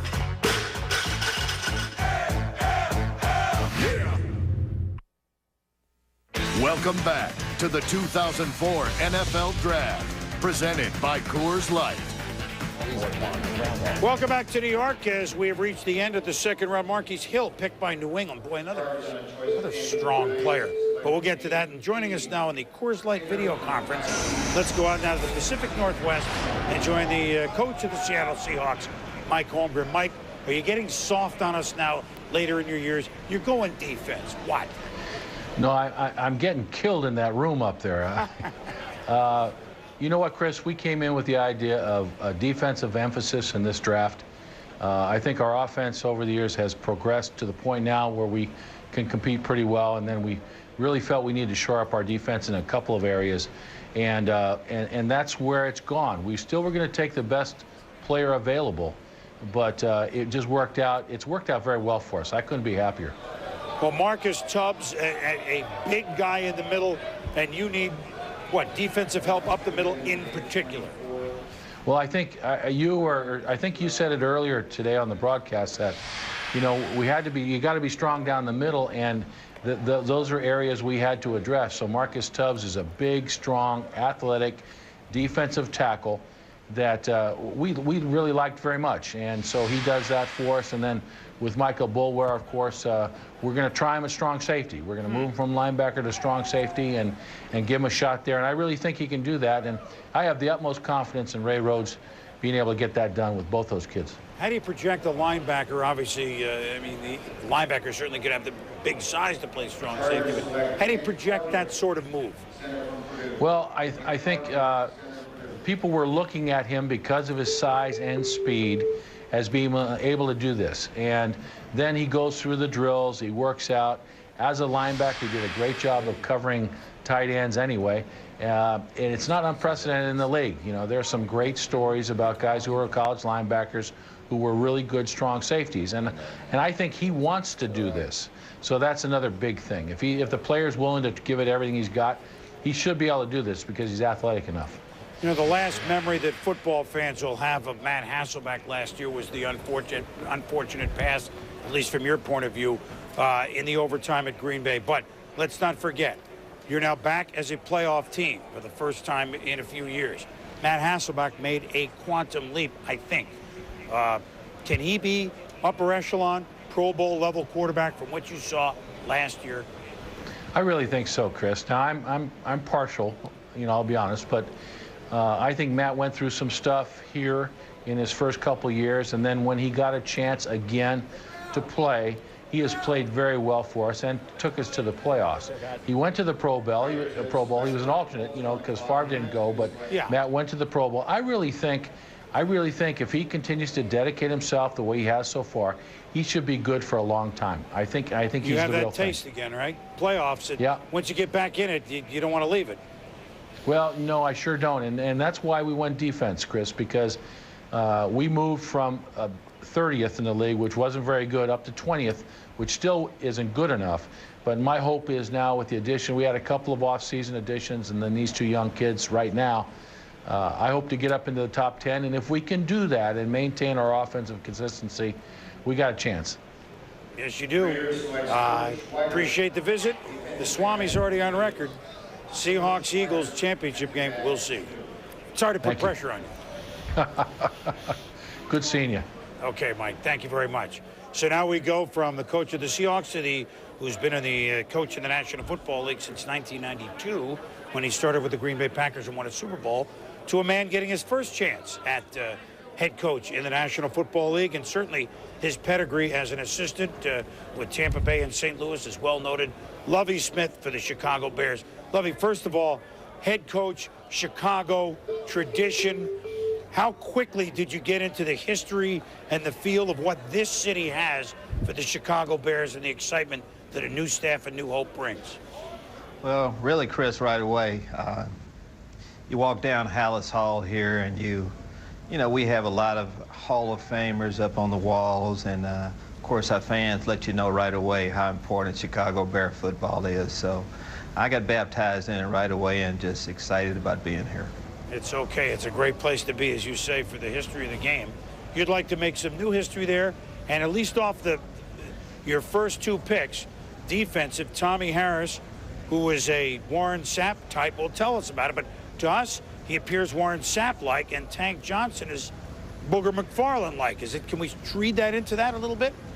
Well, I think it's a little early to compare them to those two great players, but we really like the potential of both of them. We would like to get 11 guys on the field that can run to the football and make plays.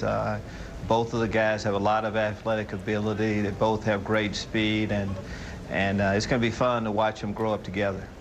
Although this is, you know, you've just been on the job a little bit. Rex Grossman, the youngster picked a year ago, I guess he is the future at offense, at quarterback. What do you see in him that stands him out? Obviously, he's fiery. Do you think he's ready to step in and take charge? Well, we definitely think so. You mentioned him being fiery. Yes, he is that. He's a tough guy. His teammates have a lot of faith in him. He'll make a believe out of you that he can get the job done. It's what Chicago football is all about, you know, tough guys making plays, and we think Rex will be that way for us. Lovie, we like him being our quarterback. Yep. If you were to characterize, I don't mean one-loss record. I mean, you want to win every game. I understand that. What kind of team will the Chicago Bears be under Lovie Smith, the head coach?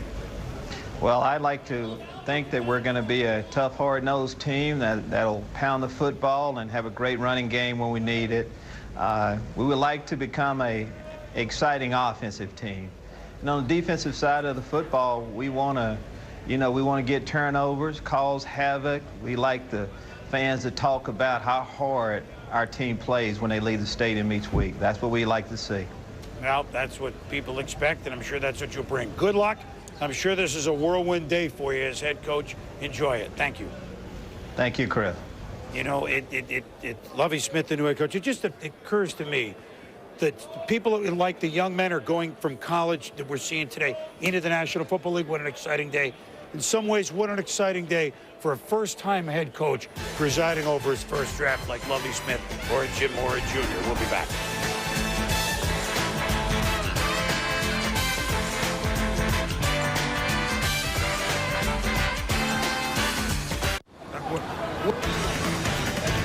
We're back in New York, and nighttime setting in here, but it's never nighttime when ESPN televises the NFL Draft as we steamroll in now to the third round. All right, so these are the last picks. Marquise Hill, we'll talk about in a minute. Defensive end from LSU to New England, another strong defensive player. Man, they're going to be tough up front. Darnell Dockett, Denny Green's pick with Arizona. The Chargers took a kicker. Well, it's gone. That board's gone, but we'll get back to it. Darnell Dockett, Mel, Florida State. ACC Defensive Player of the Year, Chris. You go back to 2002. Before this year, he's double-teamed. He had the Achilles injury, battled through. Production was down, so he had a very conservative grade going into this season. Then, all of a sudden, he really turned it on. 6'3", 295 pounds, 17 tackles for loss, 16 quarterback hurries. He was a force to be reckoned with. Senior Bowl practices at times, he was unblockable. You say, okay, well, why is he still there in round 3 for Denny Green, the Arizona Cardinals? He needs to stay focused on the job at hand. Who is the master motivator in the NFL? Denny Green. He should be able to push the right buttons to get Darnell Dockett to maximize that ability and remain a guy on the field that can be a force as he was all year. He really had first-round ability, and now Denny gets him in the third round, first pick on round 3. And you look at him here, this is the Senior Bowl game. Remember, the practices, he was unblockable. Also was a force in the game itself. Sacking there Cody Pickett, quarterback from the University of Washington. So I think for Denny Green, he gets Carlos Dansby, an edge pass rushing outside linebacker. Now you get Darnell Dockett at a position where Wendell Bryant only had 1.5 sacks his first 2 years in the NFL. So far, he's been a first-round disappointment. Now he'll be pressured by Darnell Dockett and try to keep up with Dockett and that intensity level. This is New England's pick at the end of the second round. Marquise Hill, almost 6'7", 305. I'll tell you, if you go back and you look at the Ole Miss game where he chased Eli Manning, pressured him 5 times, you'd think this is a kid with early round ability, but not week after week was he the force that was necessary to achieve that early round grade, that first round grade. Kid, as you said, big, pretty good athlete, fairly strong. And I think when you look at Marquise Hill, Nick Saban would have liked to have had Marquise for one more year. I think you really believe with another season in the SEC at LSU, Marquise Hill could have been maybe a top 15, top 20 pick in the first round. So by coming out early, he goes into the second round. So you cost yourself a little money, but you get a year ahead in the NFL, and you're playing, obviously, in a situation in New England with a coach who knows how to get guys to maximize their ability on the defensive side. Marquise Hill didn't cost himself a little money. He cost himself a lot of money, and he actually tried to undo what he did by declaring for the draft, tried to get back to LSU, but he had already signed with an agent. You will note here, coming from LSU, Nick Saban, the LSU head coach, and Bill Belichick, very close friends, so yes. He has a good reference, certainly, on Marquise Hill. Well, he certainly has. And you saw the graphic. We'll put it right back up there again. Remember, New England got spent a second-round pick here earlier in the week on Monday for Corey Dillon, all right? So the once upon a time single-game rushing record holder with the Cincinnati Bengals set the rookie record for a single game, set the regular record, which, of course, was broken by Jamal Lewis of the Ravens last year. And obviously, it seemed on the surface odd that Corey, after the Bengals got good this past year with Marvin Lewis at 8-8, said, I don't want to play here anymore after all those years of losing, but he wanted out.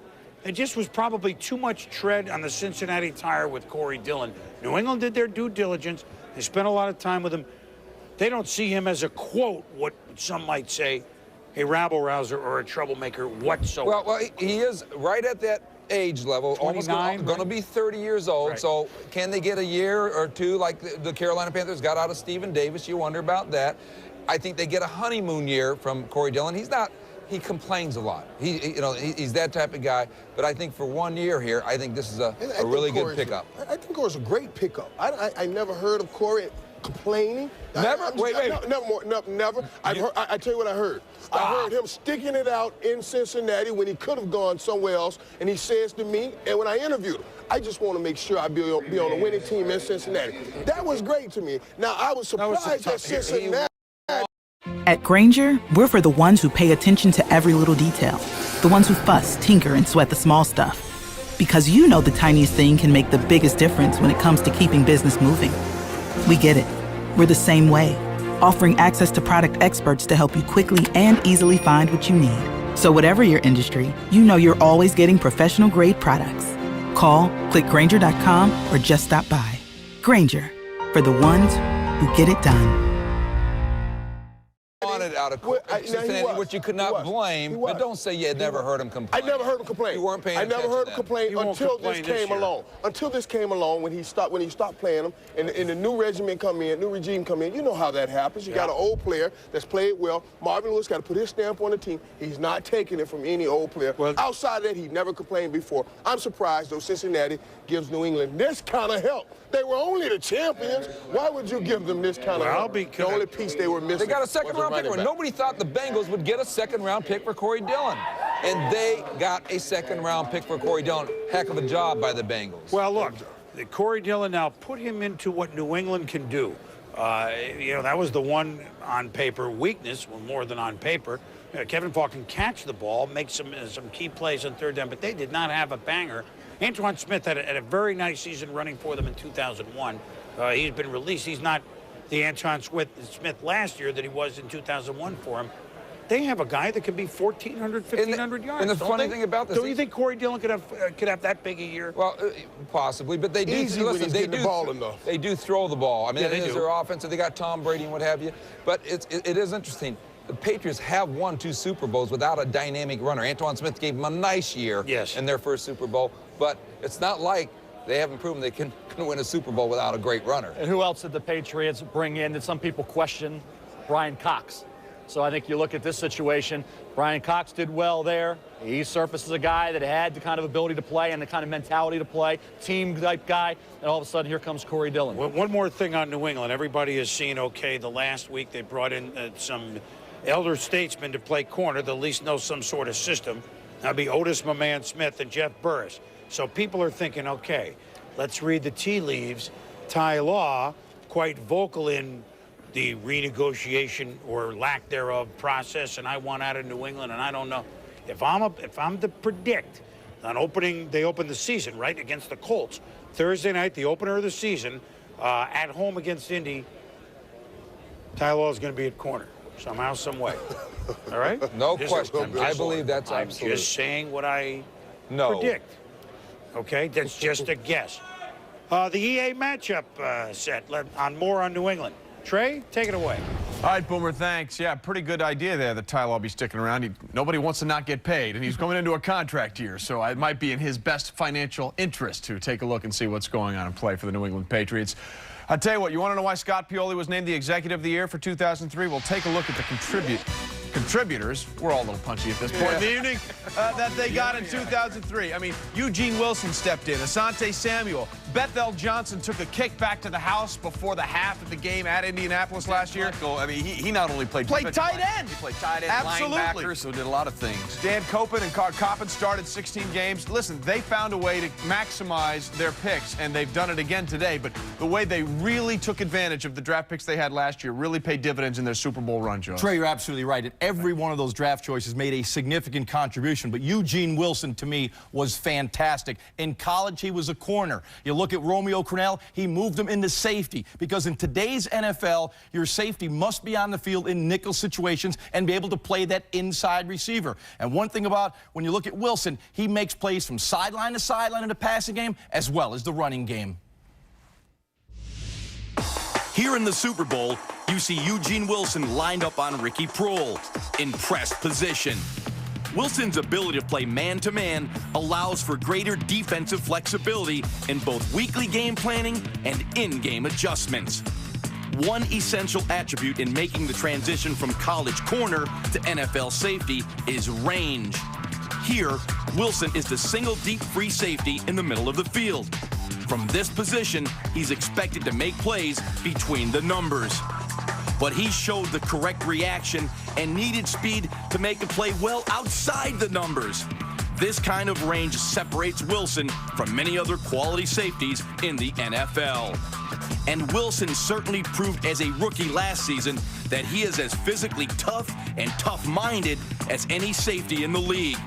Who can forget these hits in the AFC Championship game in January? What Wilson allows Bill Belichick and Romeo Crennel to do is to be less predictable in their defensive calls, since they don't have to camouflage any matchup limitations.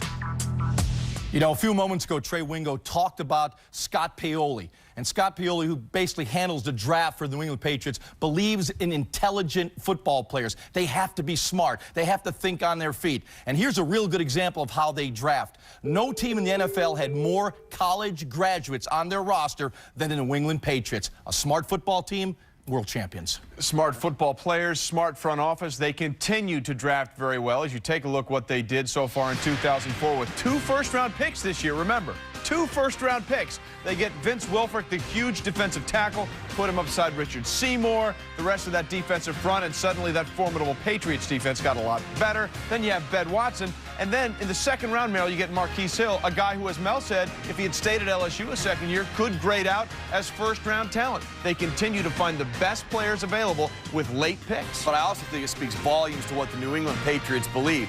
They are going to win with their defense. That's the thing that's going to carry them. That's the thing that's going to sustain them. And even though these rookies are potentially going to be good players, they went out and they got them a veteran that is proven, Corey Dillon. I think that is huge for the New England Patriots. They were able to get by winning a Super Bowl without really dominating running game. Now you got a guy that you can control games, you can take some of the pressure off Tom Brady. In fact, he'll make Tom Brady better, and you can play to a defense that we're starting to see that they not only can play a 3-4 and a 4-3, but they got depth, they have flexibility.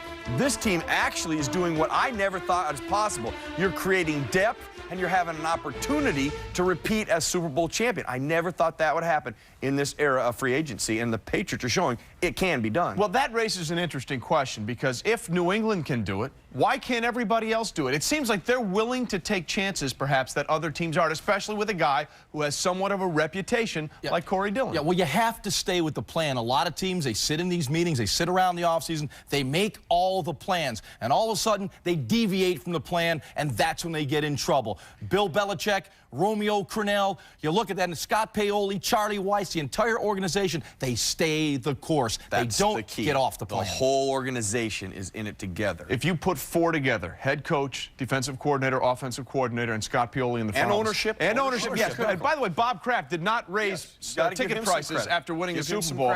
You have a solid foundation, and they are building on that year after year.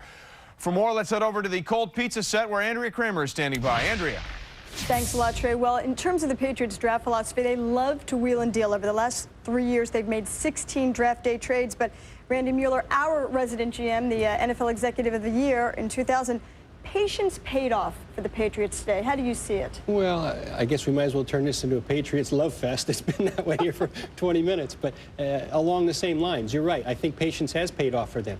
As Boomer and his guys mentioned, as Trey and the guys talked about, Corey Dillon got it started by getting him for a second-round pick. Now, I think with all these picks they had accumulated, I think we thought they were going to be wheeling and dealing today and moving up and down. They haven't. They haven't made a move. But they get Vince Wilfork dumped in their lap. They get Ben Watson, who really is maybe the best player on their board, not necessarily a big need for them. They get him. So they've showed patience today. They haven't forced moves. They haven't forced making all these mad chemistry type decisions with moving picks around. And I think it's paid off for them so far. When I've talked to other GMs and scouts throughout the league, and I say, what's the blueprint for the Patriots' success? They say that Scott Pioli has the ability to identify the traits of the players that will best work in Bill Belichick's system. It doesn't sound like it should be that hard, but why is it so difficult for other teams to espouse that philosophy? Well, I think the fact that they've been together obviously does it. I think Patriots are willing to take guys with weaknesses and fit them into their system, knowing that those weaknesses won't get exposed, regardless of what the player, whatever position he plays. Well, no question, the Patriots, the rich have just gotten richer. The NFL draft continues. Please stay with us. We'll fill you in on all that's going on in the third round.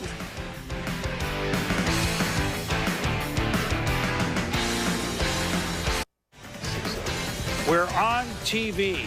The day began with Eli Manning being drafted by San Diego, eventually the trade to the Giants. Robert Gallery, Oakland, Larry Fitzgerald. That, of course, is Kellen Winslow. And that, of course, is Roy Williams. So many of the great players at the top of the round. We saw some of them. And here are the last 5 selections here. And the Colts take a tight end other than the Dallas Clark type, the more blocking, the different sort of tight end. Ben Hartsock, Gilbert Gardner, linebacker, so 2 early 3rd round. And he can fly, right, Mel? So, again, speed on defense. Joey Thomas, a great story, cornerback of Montana State. Like him a lot. Randy Starks, Maryland, Tennessee. Denell Washington from Clemson went in a trade to Green Bay. Randy Starks, another defensive tackle. Didn't somebody once say that maybe word was on the street that maybe Hainsworth ought to get moving a little bit for Tennessee? Jeff's sending a message. Exactly. 3rd defensive lineman Tennessee Titans have brought into the fold. They, of course, Travis LeBoy, Antoine Odom in round 2. Now, all of a sudden, here comes Randy Starks. And Randy Starks, we talked about Marquise Hill, underclassman coming out early on the defensive line, paid the price. So you look at Randy Starks, kid 6'3.5", 315 pounds. He's very athletic. He's talking about 31-inch vertical jump, a kid that I thought didn't play as strong as he tested at times. And I thought wasn't quite the dominant force he should have been in certain games. And I thought if he went back to Maryland, he could have been a top 15 to 20 pick. Marquise Hill, the same thing. So 2 junior defensive linemen coming out early when really they shouldn't have. And I think you look at the same thing for Donnell Washington out of Clemson going in the 3rd round to the Green Bay Packers. A kid with a ton of talent, but in some games he just didn't show up and play to the level of his talent. That's why he's a 3rd round pick. So all these junior defensive linemen, Chris, didn't get it done and didn't elevate their draft potential. I'm reading this Bible here that I keep by my bedside, draft week. Mel Kiper's draft report, and on page 118, pick 66. You printed this a month ago. Nate Kading, kicker, Iowa to San Diego. You were the Schwab. And he projected it. Oh, boy. We got you picked a kicker in the 3rd round? We got Hey, how about the fans who are left here? Give them the nod. They love Mel here in New York. Who projects a kicker in the 3rd round of the right team? You can make my picks for me. From ESPN, the worldwide leader in sports, this is ESPN News. Thank you for joining us for ESPN News with Stan Verrett. I'm Kara Capuano. For those of you watching on ESPN2, a quick break from the NFL draft to get you updated on some of the other top sports stories today. Indeed, including the Blue Jays and Orioles. Toronto came in at 4-12, its worst start ever. Looking for a little love at Camden Yards today. Bottom 3rd, 1-0 Orioles. Miguel Tejada off Pat Hentgen. That's a 2-run shot, 2nd of the season for Tejada and the Orioles out to a 3-0 lead. Top 5, Toronto down 3-2. Carlos Delgado came in hitting 179. He's got his 3rd of the season here, and he ties the game at 3. They went to extras. Bottom 11 tie game, runner on second, 2 outs. Melvin Mora facing Kerry Lightenberg. Mora pops it up. Kevin Cash can't make the grab, so Mora's safe at 1st. Carlos Tosca not happy with the call. He got tossed. Next batter, Tejada. Frank Catalanato, great catch, and the inning is over. And how many times have you seen it? Guy makes a great catch in the bottom of the 11th, and in the top of the 12th, he comes on facing Mike DeJean, and he hits a base hit to score Chris Woodward. Happens all the time. And the Blue Jays going to win it by the final count of 5-4. So Toronto with just its 5th win of the season, but they do bang out 14 hits. That's tied for the most by the team this season. They came in the worst hitting team in the AL, hitting just .224. They even their record at 1-1 on their current 10-game road trip. Orioles lose for just the 2nd time in their last 9 games. NBA playoffs underway right now. Game 3 between the Kings and the Mavericks. First quarter, Doug Christie with the steal feeds Mike Bibby. Bibby a game-time decision after straining his hip flexor in Friday's practice. And, well, he looked pretty good early in this one. Takes it himself and won. Bibby with 12 of his team's first 18 points in the game. Remaining seconds of the first quarter, Antoine Jamison reminding us why he was named 6th man of the year in the league. Scrambles for the loose ball, gets it in before the buzzer. Mavericks up 8 after 1. Second quarter now. Bibby driving again, finds Brad Miller in flight. Kings within 2. Later in the first half, Antoine Walker finds a hole and runs with it. Throws it down on Doug Christie. Mavericks with a slim lead at the half, but they've outscored the Kings 28-13 now in the third quarter, and it's 83-59. Kings sometimes fall asleep for a quarter. Can't do that on the road in Dallas. Remember, the Mavericks with the league's best home record in the regular season. Mavs getting 21-8 from Dirk Nowitzki, who's averaging 26.5 points per game and 11.2 rebounds per game against Sacramento. Post-game extra coverage coming up after the game right here on ESPN News with our commentators, and we'll have news conferences for those of you on ESPN2. More from the draft shortly.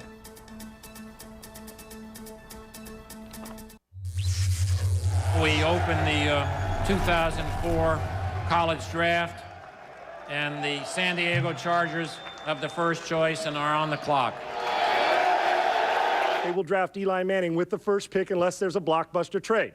Well, there hasn't been a blockbuster trade, and they're prepared to dig their heels in and deal with the ramifications of taking Eli Manning and not being able to sign him. Why don't you want to play for the Chargers? You know, we're not really giving details right now. We've made our decision, and that's what we're sticking to. If the Chargers call your name when I talk to you after the pick, will you be wearing a Chargers hat? You know, I don't know. We'll see what happens. The San Diego Chargers select Eli Manning, quarterback, Mississippi. You might want to save that picture. It might be a collector's item. What are you thinking when you're standing up there with the commissioner and you're holding a Chargers jersey? Well, obviously, everybody knows how we feel about the situation and what we've said in the past few days. So, honestly, I don't know what else is going to happen from here. I guess right now we just hope that a trade can happen. Chargers and the New York Giants have exchanged their draft picks, Eli Manning and Phillip Rivers. The New York Giants have a Manning. Hello? You don't get a chance very many times for a decade to be able to select someone like him. We scouted him heavily as a junior because we weren't sure that he might come out. We tracked him this year, and I think we all felt that this was a quarterback that you wait for a long time, and we're just thrilled to have him. We were going to stay with Eli Manning and see what was going to happen. And as it unfolded, obviously, in the draft, strange things happen, and you take it step by step. And when the New York Giants selected Phillip Rivers, some dialogue took place, and we're real happy. You know, we wanted a trade to happen, and obviously it did, so we're excited now. Come on! Come on! Come on! Look at that! Look at that! Look at that! Huh? How about that? It was 8 miles, and he's in the stadium. By the way, that's number 10. That's his college number. Jeff Philadelphia Fiegels, the punter, you know what?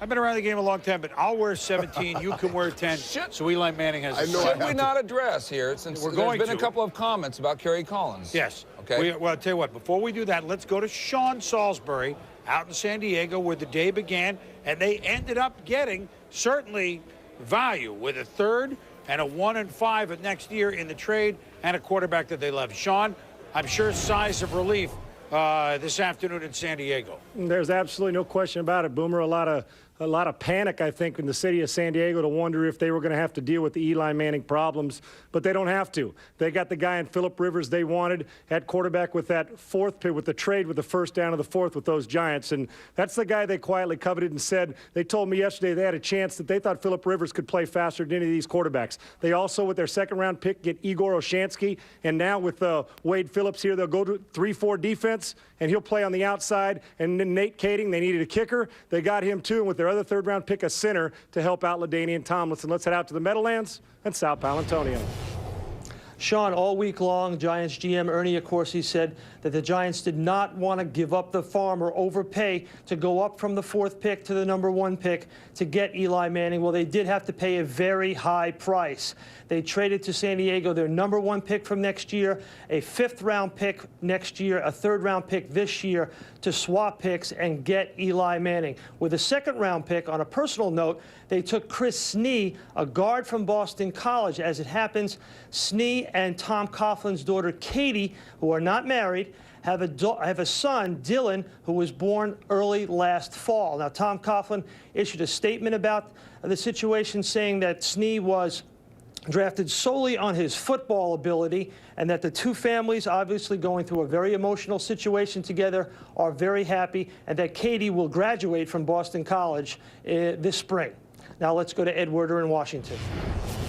Well, Sal, here in Washington, there hasn't been a whole lot to summarize. There's just been one pick by the Redskins today, the 5th overall pick, and they took University of Miami safety Sean Taylor over the guy that it seemed like they might choose, tight end Kellen Winslow II. Greg Williams, the defensive coordinator here, told me that one of the reasons is he rated this guy as the best ball-hawking safety he's seen among any prospect at that position in the last 10 years. And Joe Gibbs told me he'll allow them to be a lot more aggressive with their corners. He can also come up and play the run. He can blitz. And Boomer, you might remember I told you earlier that Kellen Winslow was upset about not being the pick here. Well, he'll get a chance to prove what he can do against them in Week 4 when the Browns play the Redskins, and he'll be covered a lot by Sean Taylor.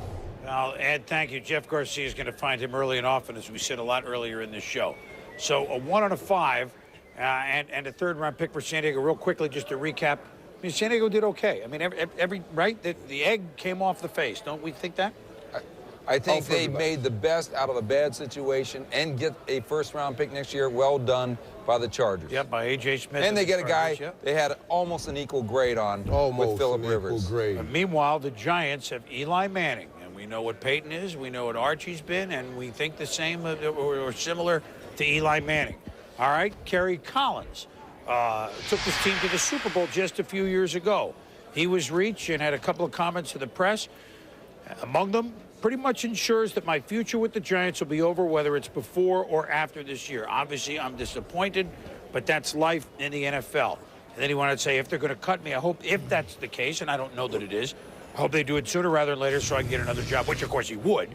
So that what you would said is certainly borne out on the feelings that he has with all this. Well, and Ernie Accorsi, the general manager, said they want to do right by Kerry Collins, so they may try and trade him. And then you also have the idea here that I reported earlier that Tom Coughlin would prefer to send Eli Manning out there from the get-go. But certainly Eli Manning has to sign, as I said. He has to work off the Giants rookie pool. In other words, a smaller amount of money assigned to the Giants as opposed to the larger amount to the San Diego Chargers. So Phillip Rivers will come out of this, should come out of this as the highest paid quarterback. His agent being Jimmy Sexton. Tom Condon represents Eli Manning. Yeah, but it's not about the money. But you got to sign. Look, they're going to get the money. What I say is, in order to be the starter, you have to sign early enough, and that's the key to this thing.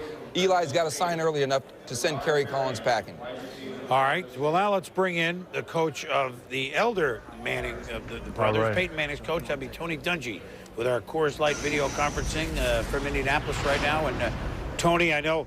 Hey, look, Peyton Manning just re-signed big dollars with the Colts, but you know him extraordinarily well. What was he going through? Did you talk to him the last few days when all this was unfurling with his brother Eli? No, I really didn't talk to Peyton in the last couple of days. We talked early last week, and he knew what the situation was going to come down to, but he was pretty confident in Eli and, you know, really just wanting the best for him. And those guys are very close, and his biggest thing was for Eli to be happy, and I think it worked out that way. And obviously, knowing him, at least of what Peyton has told you about him, you expect him to be successful in the NFL, I would assume. Big time. I do. I think he's going to be a great player. I've gotten to meet him through Peyton. He's been up here quite a little bit, and he's got everything you need, and I think he's going to be fantastic. And playing for Coach Coughlin, I think, is going to help as well. Tony, you were one game away from getting to the Super Bowl. A very tough loss at New England, but you guys arrived big time last year. Not that you hadn't been a playoff team before, but this is a different Colts team. Speed on defense. Is that what I'm reading thus far with your moves? Trading down a couple times, getting a couple extra picks, and taking some fast guys? That was important to us. We lost some defensive players in this offseason. We felt like we had to continue to bring in young guys and bring in guys with speed, guys that play with high energy. And Bob Sanders and Gilbert Gardner do that. Gilbert is very familiar with our defense. They played basically what we play at Purdue. Bob Sanders is going to be a free safety for us. He's going to be a guy that we think can patrol things from the middle of the field, chase down a lot of things, and bring a lot of leather when he gets there. So we're happy to get those two guys. Ben Hartsock might have been my favorite guy at the Combine that I met. He's just a tremendous young man, and he's going to help us as well. So we're pretty happy with day one. But you play all sorts of wideouts and receivers. Could you play Hartsock with Dallas Clark, a young man that got hurt last year, but a real find in the draft for you? Could you play two tight ends, although Dallas can split a little bit? Well, Ben's going to help us. We've got Marcus Pollard and Dallas Clark, and they're tremendous tight ends. But as you know, Marcus went down for a couple of games last year. Dallas went down for 5 or 6 games, and it really changed what we did. Now we feel like our 2 tight end package is in good shape no matter what happens, and that was important to us, that we didn't get to that situation again where we couldn't use our 2 tight end package because of injury. Tony, as tremendous as Peyton Manning is, the amount of money he got in a signing bonus on his new contract, $34.5 million, do you think it creates any anxiety for other players, a guy like Marvin Harrison who's up next year, in terms of what their future holds, because Peyton, in fact, obviously got a lot of money and certainly deserved it? No, I don't think our guys look at it that way. We've got a team in place right now. Our goal is to get to the Super Bowl and win it. I think that's what everyone will be focused in on. I'm sure the guys feel like if we do that, they'll get paid what they deserve, this coming year. You know, Tony, you waited a long time for your chance as head coach, and just as Denny Green, who you worked under for years, is very proud of you. You're looking around now, and Herm Edwards, who worked under you, has been coach for a few years in the Jets. We just talked with Lovie Smith about a half hour, an hour ago. Feel some sense of pride? I mean, I know you're happy for these guys. You know them so well. Some sense of pride to see your people that you worked so closely with getting their chance. It is a great feeling. Nothing makes you happier as a head coach than to see your guys go out and get an opportunity to show what they can do. Number one, it makes you feel like you pick good people. And number two, it makes you feel that other people recognize what your staff is doing. So I couldn't be happier or more proud of Herm and Lovie and Mike Shula, who's the head coach at Alabama now. Right. Well, good people pick good people. That's what you've done. And we appreciate the time with you as always. One more step, man. We enjoyed seeing you in Hawaii, but I think you'd rather have maybe a different look than a Hawaiian shirt at the Super Bowl in Jacksonville. Good luck.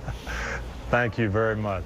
All right, Tony Dungy is as good and classy as it gets, and that team was close to winning that game, even though all the interceptions and everything else. So who are your AFC picks? The Colts, and who else now? Well, no, wait a minute now. I got lots of teams. Patriots? That's your team too now. Patriots, of course, the Patriots. We'll be back. I got a lot of teams. I'll answer that when we come back.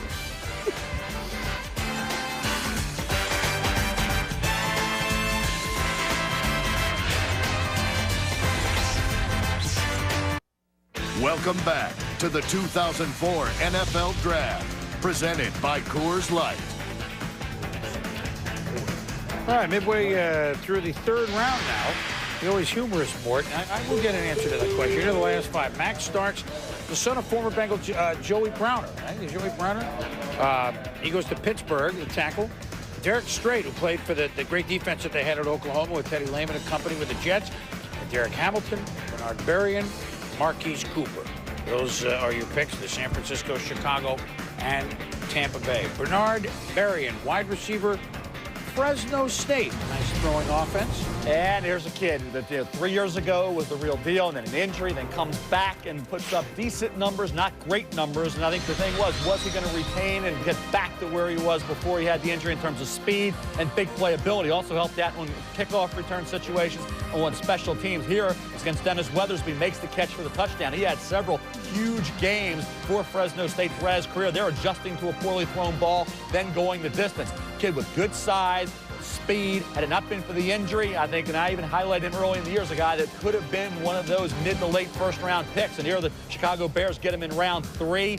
He has the ability to beat you as a return man. He did it against Wisconsin at Camp Randall and Madison. So he had a nice career, set back a little by the injury, but then regains it and then gets back into the 3rd round area when at one time he was projected as a 2 or even a 1 for that matter. The Bears want some speed. He should be able to provide that now. He's about 2 years removed from the injury. And for the Bears, they went defensive tackle 1st and 2nd round with Harris and Tank. Now all of a sudden they get Berrien, who can help out on special teams as well.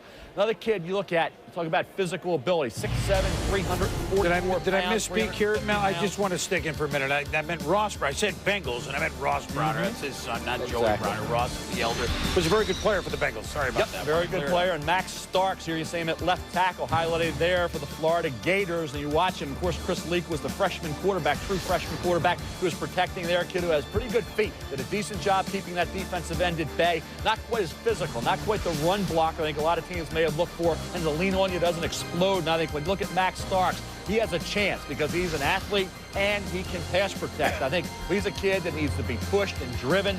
But here's a third-rounder who really at one point in time looked like a first-round possibility. So you're talking about guys here, seniors. The thing I want to highlight now are some of these juniors that decide to come out early. We've seen guys like Donnell Washington, defensive tackle Clemson, drop into the third round, even though they had first-round ability. Max Stark, or first-round potential had they gone back. Same thing for Randy Starks from Maryland. You see juniors still on the board right now. Matt Ware, safety corner from UCLA. Jason Shivers, safety Arizona State. Nat Dorsey, offensive tackle Georgia Tech. You look at Kelly Butler, offensive tackle Purdue, and PK Sam, wide receiver Florida State. Juniors coming out early, still on the board. Had they gone back, they could have been in that first-round mix or at worst early second-round mix. So I think the NFL, I don't think you can send a message, but they want guys who have been around college football obviously longer. Unless you're that elite guy, they'll take juniors high. But when you get into that third tier, second tier, juniors tend to pay the price. Well, they do pay the price, and it's not only that. It's not only that. If they stay in school, instead of being a bottom first-round pick or top second-round pick, they go in the top 15. That's a lot of money they're passing up on. There's no question they miss a lot of money. A lot of underclassmen think, I'm just tired of school. Get me out of here. Let me just go play football. Guess what? With Bill Parcells or a lot of these coaches, you go to class every day. You got to be on time to class at 9 a.m., and you can't get a C- or a C+ because otherwise you'll take a hike. And it is definitely class. So you will go to class and learn the game every day. So you hit the nail on the head there, Morgan. That's correct. Underclassmen make mistakes. Yep, absolutely. Caleb Miller, linebacker, Arkansas, is going to the Bengals here, Mel. He's Cincinnati, rangy, smart making linebacker. their moves, right? Exactly. Now, this is Chris Cooley. This is an interesting pick because the last time Washington got this pick from New Orleans, made a trade to get into the third round. Washington wasn't expecting to pick until the 5th round and then the 6th round. That was going to be it after Washington took Sean Taylor. First, we'll go to Caleb Miller going to the Cincinnati Bengals, and a kid that I think when you look at the way he runs, talking about 4.5 change speed, this kid can fly to the football. There he is getting around the corner for the sack, and you see him against SEC competition again. This is against the Florida Gators. Again, very active, arguably one of the top 1, 2, or 3 linebackers in the country when you look at it from a college football standpoint. Here against Ole Miss, again, into the backfield, makes a play behind the line of scrimmage, then had a good combine workout showing excellent speed and overall athleticism. The Bengals and Marvin Lewis pick him up in round 3. And as I said before, when you look at the Redskins and Chris Cooley, this is a kid, you talk about tight ends that can catch the football. We always bring Clint Thidier's name up out of Portland State, was outstanding for the Redskins under Joe Gibbs. Cooley doesn't have great speed, plays faster than that, but great hands, made a catch against Nebraska, and I think you will see it, and you will see in the game against the Cornhuskers some unbelievable plays out of Chris Cooley. Here he is catching the football, then after the catch, he will run hard for you, and he will show the ability when the ball's not thrown accurately to make the spectacular grab. Watch this catch right here, and he'll take it in for the touchdown, keeps his feet, maintains his balance, touchdown against Nebraska. Here he is again, Chris Cooley getting down the field, catching the football, and doing damage in the broken field after the catch. For the Washington Redskins, knowing what Didier did and knowing how he's going to be utilized, I tell you, this is a nice pick, Chris, for the Redskins, getting back into the draft process when it didn't look like they were picking again until round 5. You know, back real quickly on the Jets, they didn't have a second-round pick because remember they got the wide receiver from Tennessee, Justin McCarron, so they've been quiet since the first one. That Derek Strait has played some big-time football for Oklahoma. Maybe a little speed question at DB, but he knows how to play in the big arena. The Jets, of course, earlier took John Vilma, the linebacker from Miami of Florida. So suggested by Russ Baxter Research, if they take Vilma, were they going to acquire Barney Chavis and Dino Hall as well? Something to think about as we rev up the Flintstone mobile. We'll be back.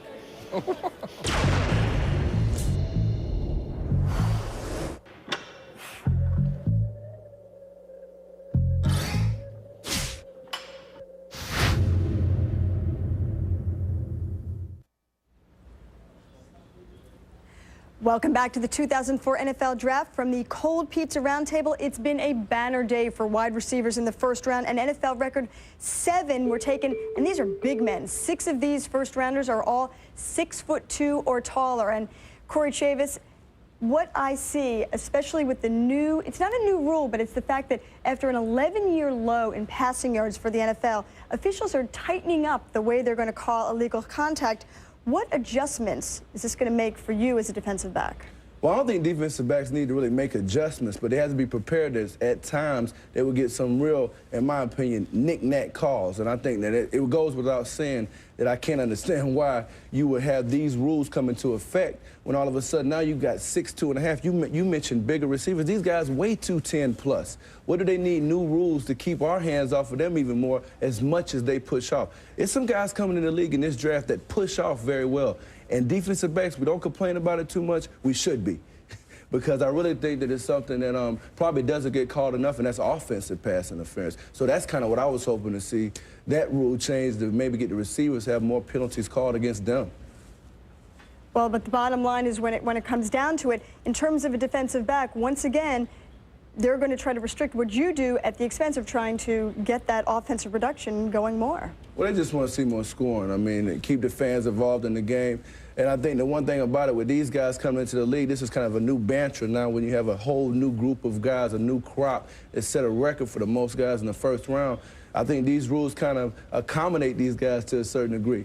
But I think if you look at what the defensive backs were able to do in last year's AFC Championship game, when you're talking about Ty Law and those aggressive New England defensive backs, along with Carolina, look at David Givens in the Super Bowl. If you want to combat this aggressive coverage, the way he threw Ricky Manning off, I think that set a message to the Carolina defensive backs. Hey, don't get up and jam me. This is how I'll combat it. Hey, Corey, this is Mike Irvin, man. Corey, what's up, Mike? Hey, what's up, buddy? I tend to disagree. I think the rule hurts big wide receivers and help the little wide receivers. Hurts big wide? What? Well, come on now, because Mike. as a big wide receiver, you just made the statement, guys, we got the big wide receivers. And you're right. We like to push off. I like to feel where the quarterback is at all times.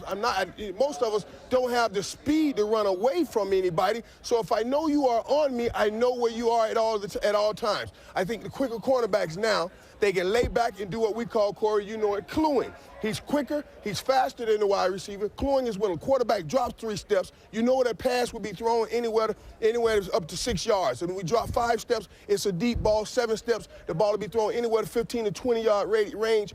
And a cornerback can sit in that area, quicker cornerback, and make plays on the ball. Me, myself, I like the contact. I never complained about the contact. As a matter of fact, I was initiating most of the contact. That's why I say this rule exactly. If you initiate most of the contact, Mike, why would you have a problem with these newer receivers? I'm sure that's what you want to see them doing on film coming out of school. Being able to initiate that contact, get the separation in those areas, being able to drop their hips, the things you're talking about. You were great at that. 111 catches in 1995. I don't think I heard one time you talk during that season about a guy getting too physical. You like getting physical. That's exactly my point. That's exactly my point. And most guys coming out are big now, and they are learning, excuse this, from the Michael Irvin school. So I have a problem with them changing the rules because the big receivers and most of the guys I talk to, we talk about the same thing. We say, this hurts. I want the guy on me because you won't see the elbow or the chuck at the last minute that will give me the separation. I think it hurts the big receivers more than I think you want to see more off coverage.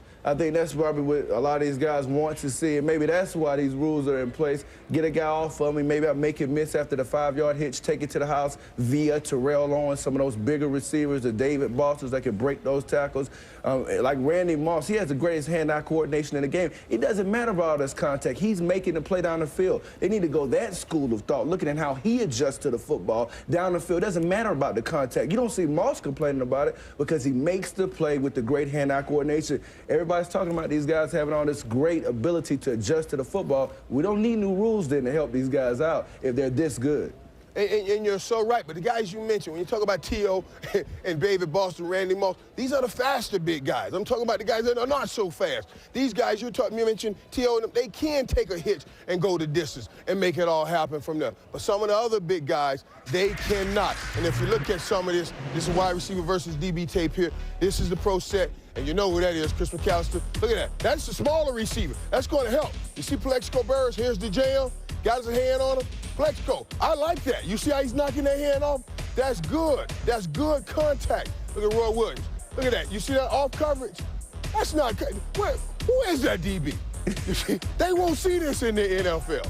Well, I tell you what, hey, Mike, I'm not see getting a chance to look at the video like you get a chance to look at it up there, but I can kind of hear you breaking it down. Pretty good play-by-play, by the way. I'm pretty impressed with that. But I tell you one thing, when you're talking about guys getting separation, some of those guys you were mentioning, Roy Williams, Plexico Burress, I think they have deceptive speed. You had deceptive speed. And that ability to kind of make a guy, you know, he doesn't necessarily know how to gauge your speed is another advantage you have with these new rules. And guys have to adjust to the underthrows like defensive backs have to do. You have to be very careful about changing the rule where you limit the contact because you want to be able to let these guys compete. I love watching, even when me and you played the playoff game against each other, I went back and watched the tape to watch you and Aeneas Williams. It was a classic battle. I still watch it sometimes. Those are the things you want to see, the classic battles, the classic matchups. Hand finding is a part of that, and that's a part of what has made the NFL great when you talk about bump and run corners, going all the way back to Hanford Dixon and Frank Minifield over the years. It is definitely, it's a battle for the football is what you're going for. I like the game played the way the game was played last year. So what? Everybody keeps talking about New England, they were grabbing too much. Hey, man, this is a football game. We are not to let you run free and just make plays. We are trying to stop you from catching the ball. I like it because it separates the good from the great. The great ones, like you say, they make that play anyway, and the good ones, well, go home. So basically you said there are no Michael Irvins in this draft is what you're saying. I didn't say that, but thank you anyway, Corey. Hey, I'm just glad that the two of you are in separate places because when Michael was talking about this in our meeting the other day, he was grabbing our producer. He was demonstrating like a wide receiver and a DB. So I'm glad that you're separated here. The NFL draft will continue. We're going to finish up the third round. When we come back, please stay with us. Yeah! On an April weekend in New York City, 32 teams begin the quest for a championship. It's April, and we're ready for some football. You'd love to draft an All-American, but any selection could be a standout. An All-Pro, a Super Bowl MVP. What does your team need? The NFL Draft 2004, presented by Coors Light, continues tomorrow at 11 a.m. on ESPN and 1 p.m. on ESPN2. We are back at the theater at Madison Square Garden. Chris Berman, Michael Irvin, Chris Mortensen, Mel Kiper, a cast of thousands. And we'll look at the last 5 picks here in the third round. We mentioned Miller and Cooley already. DeVar Darling, wide receiver, Washington State, Baltimore. David Peterman, guard, LSU to Dallas. And another guard, Sean Locklear, NC State, blocked for Phillip Rivers, obviously, this year and blocked pretty well. He goes to the Seahawks. We're going to look at DeVar Darling. Look at a couple of receivers here. And Mel, certainly had, you know, some hardships off the field, right? But there's a young man that has a lot of character.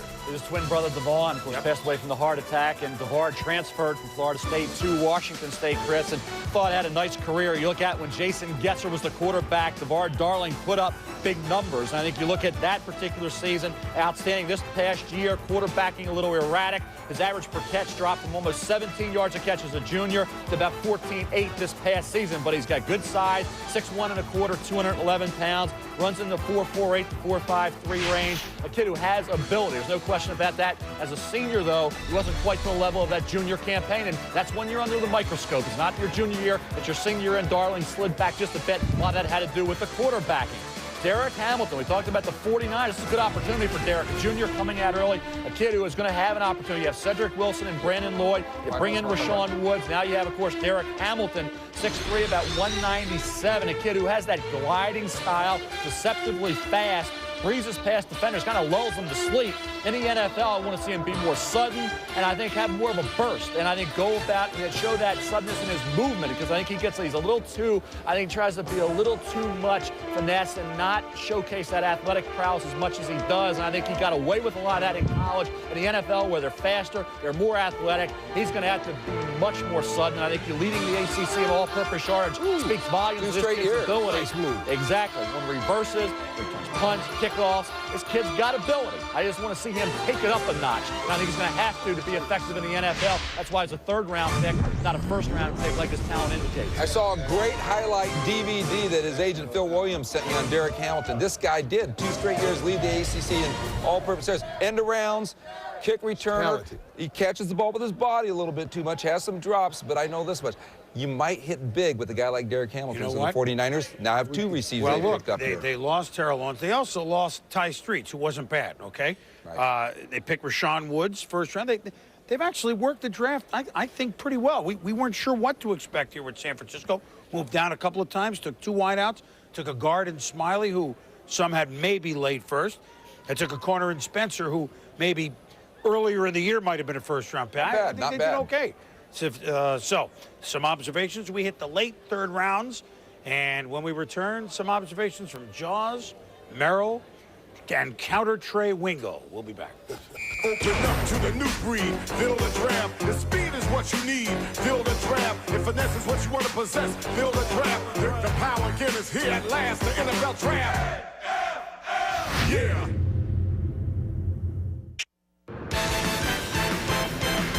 ESPN2's exclusive coverage of the NFL Draft is presented by Rocky Mountain Cold Coors Light, the official beer sponsor of the NFL, and in part by MasterCard. There are some things money can't buy. For everything else, there's MasterCard. Welcome back to the EA Sports NFL matchup set as we continue to take you through the 3rd round. The Kansas City Chiefs, well, they were very good offensively, and as you might remember from the Indianapolis Colts playoff game at Arrowhead, not so good defensively. Kansas City was one of the best offensive machines out there with so many weapons, but then the defense was really where they struggled. So, of course, that is the first thing they tried to address in the 2004 draft. As you can see on offense, 2nd in yards per game, defense 29th, points per game 1st, and then defensively they were 19th. They bring back Gunther Cunningham to run that defensive show. And joining us now on the Coors Light video conferencing phone is the head coach of the Kansas City Chiefs, Dick Vermeil. And Coach, you trade down to get out of the 1st round, and you get the guy you had wanted all along, the big defensive tackle, Jason Ciavii. What did you like about him that made him special in your eyes? Well, first, he's the size, you know, and the power, and we just felt if we could get a 3rd defensive tackle that could rotate through the ball game in a wave that he could help us improve on defense and help stop the run. And a little bit of a projection. I think we'll really see what we get in about 2 years from now when he really matures into the position. Coach, I want to go back to the rehiring, if you will, in Kansas City of Gunther Cunningham. How much of an impact are you counting on him being back with that Chiefs team to really have on that squad in something we can see on the field? Well, first off, nobody graduated. We have everybody back. Every football player on there, every free agent was re-signed, and I know some people have said why, but we think there's talent there, and they're going to get better just through maturing. And I think that Gunther will bring a little spark, enthusiasm, a change, some different things that may enhance the way we play. And hopefully it will be to the standard that Gunther had set here when he was a defensive coordinator in the past. Coach, conventional wisdom was telling me you would look for that speed wide receiver, that guy that could stretch the field, and yet you go for a tight end in Chris Wilson. What was the thinking?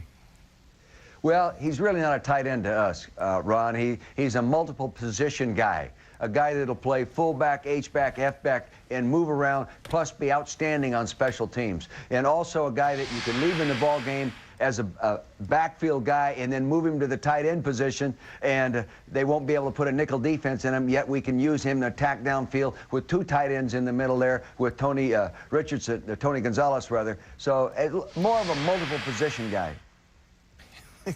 Hey, Coach, I got to tell you this. We're about ready to fall off our chairs here. I'm sitting there looking at you. You look fresh. You look like you just got in there. I think you look so fresh and young. I'm not that fresh, believe me. No, I'm not that fresh. Hey, man, he's working on that Super Bowl blueprint, man. Getting that Super Bowl blueprint ready for this year. hey, Coach, you mentioned Gunther Cunningham, and we all know, it's nice to, pick these guys in the draft, but reality is a lot of these guys aren't going to make the team, and they're not going to be the impact players. So you're going to have to deal with the guys that you have there. Can Gunther make the changes that are necessary for you guys to get to the Super Bowl? Well, I don't know if he can do that. I don't think any one man has that responsibility in our organization. I think he can make a contribution. I think every guy that started on our defensive team last year can play better as they mature and get better. And I think just sometimes the change in the way we'll play our defensive line different maybe and get a little more aggressive with that approach, it might enhance the way we play. Only time will tell. Coach, you mentioned it off the top. Nobody graduated. You re-signed a lot of your players. Do you feel as an organization the Kansas City Chiefs have done enough to take that next step, which would be win a playoff game, which is something that hasn't happened in a long time? Oh, I think we can, but our schedule is going to be tougher than it was this past year if it stays as it is. Both Super Bowl teams, coming to Kansas City to play, opening Sunday night in Denver. It'll all be tougher, and schedule always has something to do with the success of your season. But I think we'll be a better football team. We may not win 13 games. I'd like to believe we'd be very competitive in all 16, and if we stay healthy, we'll win enough football games to get back into the hunt, and then maybe play a little bit better when we get that opportunity. Don't drop 5 balls in the playoff game. Play better defense, and don't miss a field goal, and don't get a touchdown call back and have a chance to win. Coach, you mentioned it. A lot of moves made by the AFC West here. When you look at what Oakland has done, they're shoring up their line, and then the big move, San Diego getting Phillip Rivers. Just out of curiosity, do you like Phillip Rivers or Eli Manning better? Which one would you have liked to have seen? I really can't say, because I knew both of those guys would be gone, and we weren't evaluating quarterbacks as critical as you would if you're going to draft them. So it's hard for me to say. I think both of them had tremendous talents. If I was just going to give you who right now without really being serious about it, I'd say I'd take Eli Manning. Coach, we appreciate the time. Get back into the draft room and enjoy a nice glass of wine. Just don't do anything with Morton Anderson with that wine, okay? Okay. Thank you. Dick Vermeil joining us. He does look fresh as a daisy as we're getting to the home stretch of the 3rd round of the draft.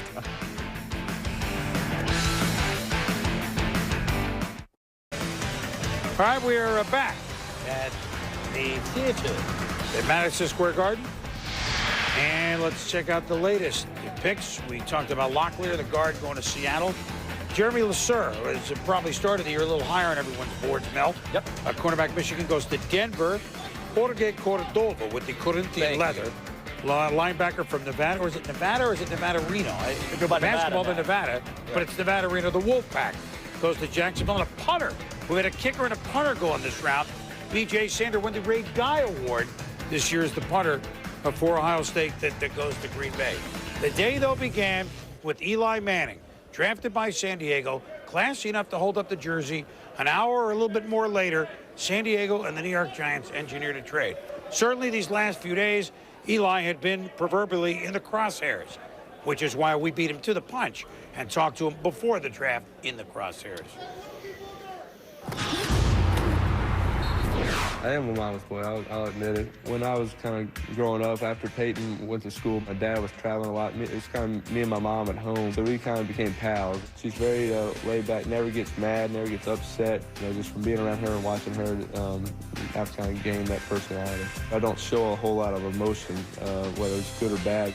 My dad is, he's more intense, more serious. Peyton's more like that. He's very dedicated to what he does, and he's just very focused in on everything. Every play, if something's going to go wrong, he gets on his play or something, and that's just the way he deals with it, and it works out great for him. It's not the same way for me. I'm just as dedicated. I work just as hard, and I show it in a different way. I'm not a screamer and yeller. I'm just kind of, if the play goes bad, forget about that play, let's go into the next one. Growing up for me, it was always, my 2 brothers they had friends over and playing. It was always just a thrill for me to be invited to play with them. If I was, permanent center, or not even doing anything at all, just to be around those guys.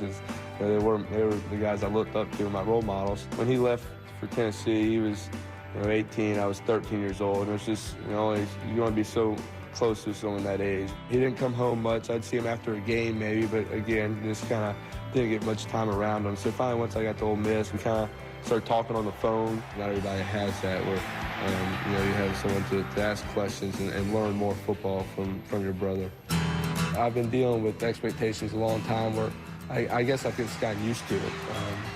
I try not to worry about it, just kind of go out, I'm going to be myself, I'm my own personality, and not get me worried that I won't succeed or worried that I'm not going to be as good as Peyton or not have the same career my dad did or anything like that. I'm not scared to follow up in my brother's or father's footsteps. Well, those are awfully huge footsteps to follow in. And, Mike, you touched on it. We talked a lot about it. Certainly huge footsteps to follow. Dad and Peyton, he's a Manning, and now he's got to do it in New York. How much added to what he's already had to deal with, guys? I think he has the best personality of that Manning family to handle the pressure. He's a little bit more laid back. So he's a little more loosey-goosey than Peyton is. In fact, well, let's say this. He might take some of that from his oldest brother, Cooper, who is the family comedian, by the way. Yes, he is. He can be funny. No, he can be very funny. And the other thing is, Eli Manning was not afraid to go to Ole Miss, where his father was the legend. Peyton Manning went to Tennessee to establish his own legend. Eli not afraid to go to Ole Miss. I think that speaks about his personality. And I talked about this pick being a great pick for New York for a lot of reasons, but it's also a great pick for Eli, I believe, outside of the pressure, because I don't think he'll see the pressure. This is the place he can say, in the end, we may all be saying, you see Archie? That's Eli's dad. You see Peyton? That's Eli's brother, because if he wins in New York, he will be the king. Where Coach Coughlin gets right behind him in practice and says a few things. We'll see what type of pressure he's used to pressure, man. That's pressure. Well, the Giants will handle it. The Giants stepped out because all three of these quarterbacks were basically equal. I think we can all agree that you were splitting hairs there trying to decide between Manning, Roethlisberger, and Rivers. What Ernie Accorsi, Tom Coughlin did step out and say, hey, we have the guy. We identified it. They gave up. In the end, not as much as I thought San Diego isolated Eli Manning to be worth. So I think that from that standpoint, they only got less. But the Giants they isolated Manning as the guy that was like the end-all, be-all at quarterback. I'm talking about San Diego. Okay, if that's the case, you keep him and he's your guy. All right, so I think I'll say this, and I will say this, the Giants bailed them out. Great points today, Mel. That was great points, Mel. Go. Well, they bailed him out, but I tell you what, he better be good, because Kerry Collins isn't bad. Took them to a Super Bowl and throws a ball about as well as anybody in this league. So this Eli has to be good. They're saying we think he's that good. No, he'll be fine. You're right, though. I mean, in analyzing all the Mannings, Cooper is funny. And speaking of humor, now let's go to the cold pizza set. Great job, and our hostess, Andrea Kramer. Andrea? Good evening, Chris. Is that funny enough for you? Do you like that? You're just rolling out the one-liners. I've seen a new side of you. You're great. Thank you, Chris. You guys are talking about the pressures of Eli Manning. With my guys here, 2 first-rounders and 2 second-rounders, I want to talk about the reality of being a rookie, because, you know, everybody's happy today. They're excited to get ready to go to their new teams. But what do these guys, these new players coming into the league, really have to look forward to? What they have to look forward to, first and foremost, is the fact that after you get drafted, after today like today, you go out, have fun, celebrate with your family, you have to stay humble. It's important. You have to stay humble. You can't forget about the hunger, the desire that you had, the little things that you did to take you to that next level in order for you to get drafted on that first day if you're fortunate enough. And one of the second things you have to do is that, okay, now I got to switch my mind frame. You know, I got to switch up from being in combine shape from preparation of football shape. And what I mean by that is that, okay, now I can't train anymore from running from point A to point B or from doing a shuttle, seeing how fast I can go from left to right in 3.7 seconds, or keep it up under 4 seconds, or trying to work on vertical jumping, going up, oh, I got to get 40 this time, I got to get 42. You know what I'm saying? It's not all about that. You have to switch mind frames as far as, I got to get ready for a long, rigorous season, 16-game season where, okay, guys, I may have to get ready to go into the playoffs. I can't burn out. I can't be the weak link of this football team. And first, hey, the last thing, if you never, ever remember anything that I tell you, once you get to camp as a rookie, you have to walk in. If you're going to meet anybody, yeah, you're going to meet your roommate when you first get there. But the next person you have to meet, it's important. Listen to me, guys.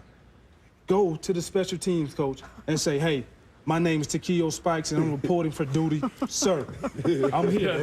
If you're not a first-round guy, if you're not a guy who's going to come in there and get drafted top 10 guy, top 15 guy who's not going to contribute to the team early, hey, son, you got to get ready to play special teams. That might be the only way you're going to have some longevity in this league. That is definitely the truth. And another thing that you have to deal with as a rookie is it's the first time in your life that you're going to have any money in your pocket, for 90% of these guys. And people don't realize, you know, you don't get paid tomorrow. You don't get paid till you sign the contract. And that could be July, it could be August. You know, it's at different times for different guys.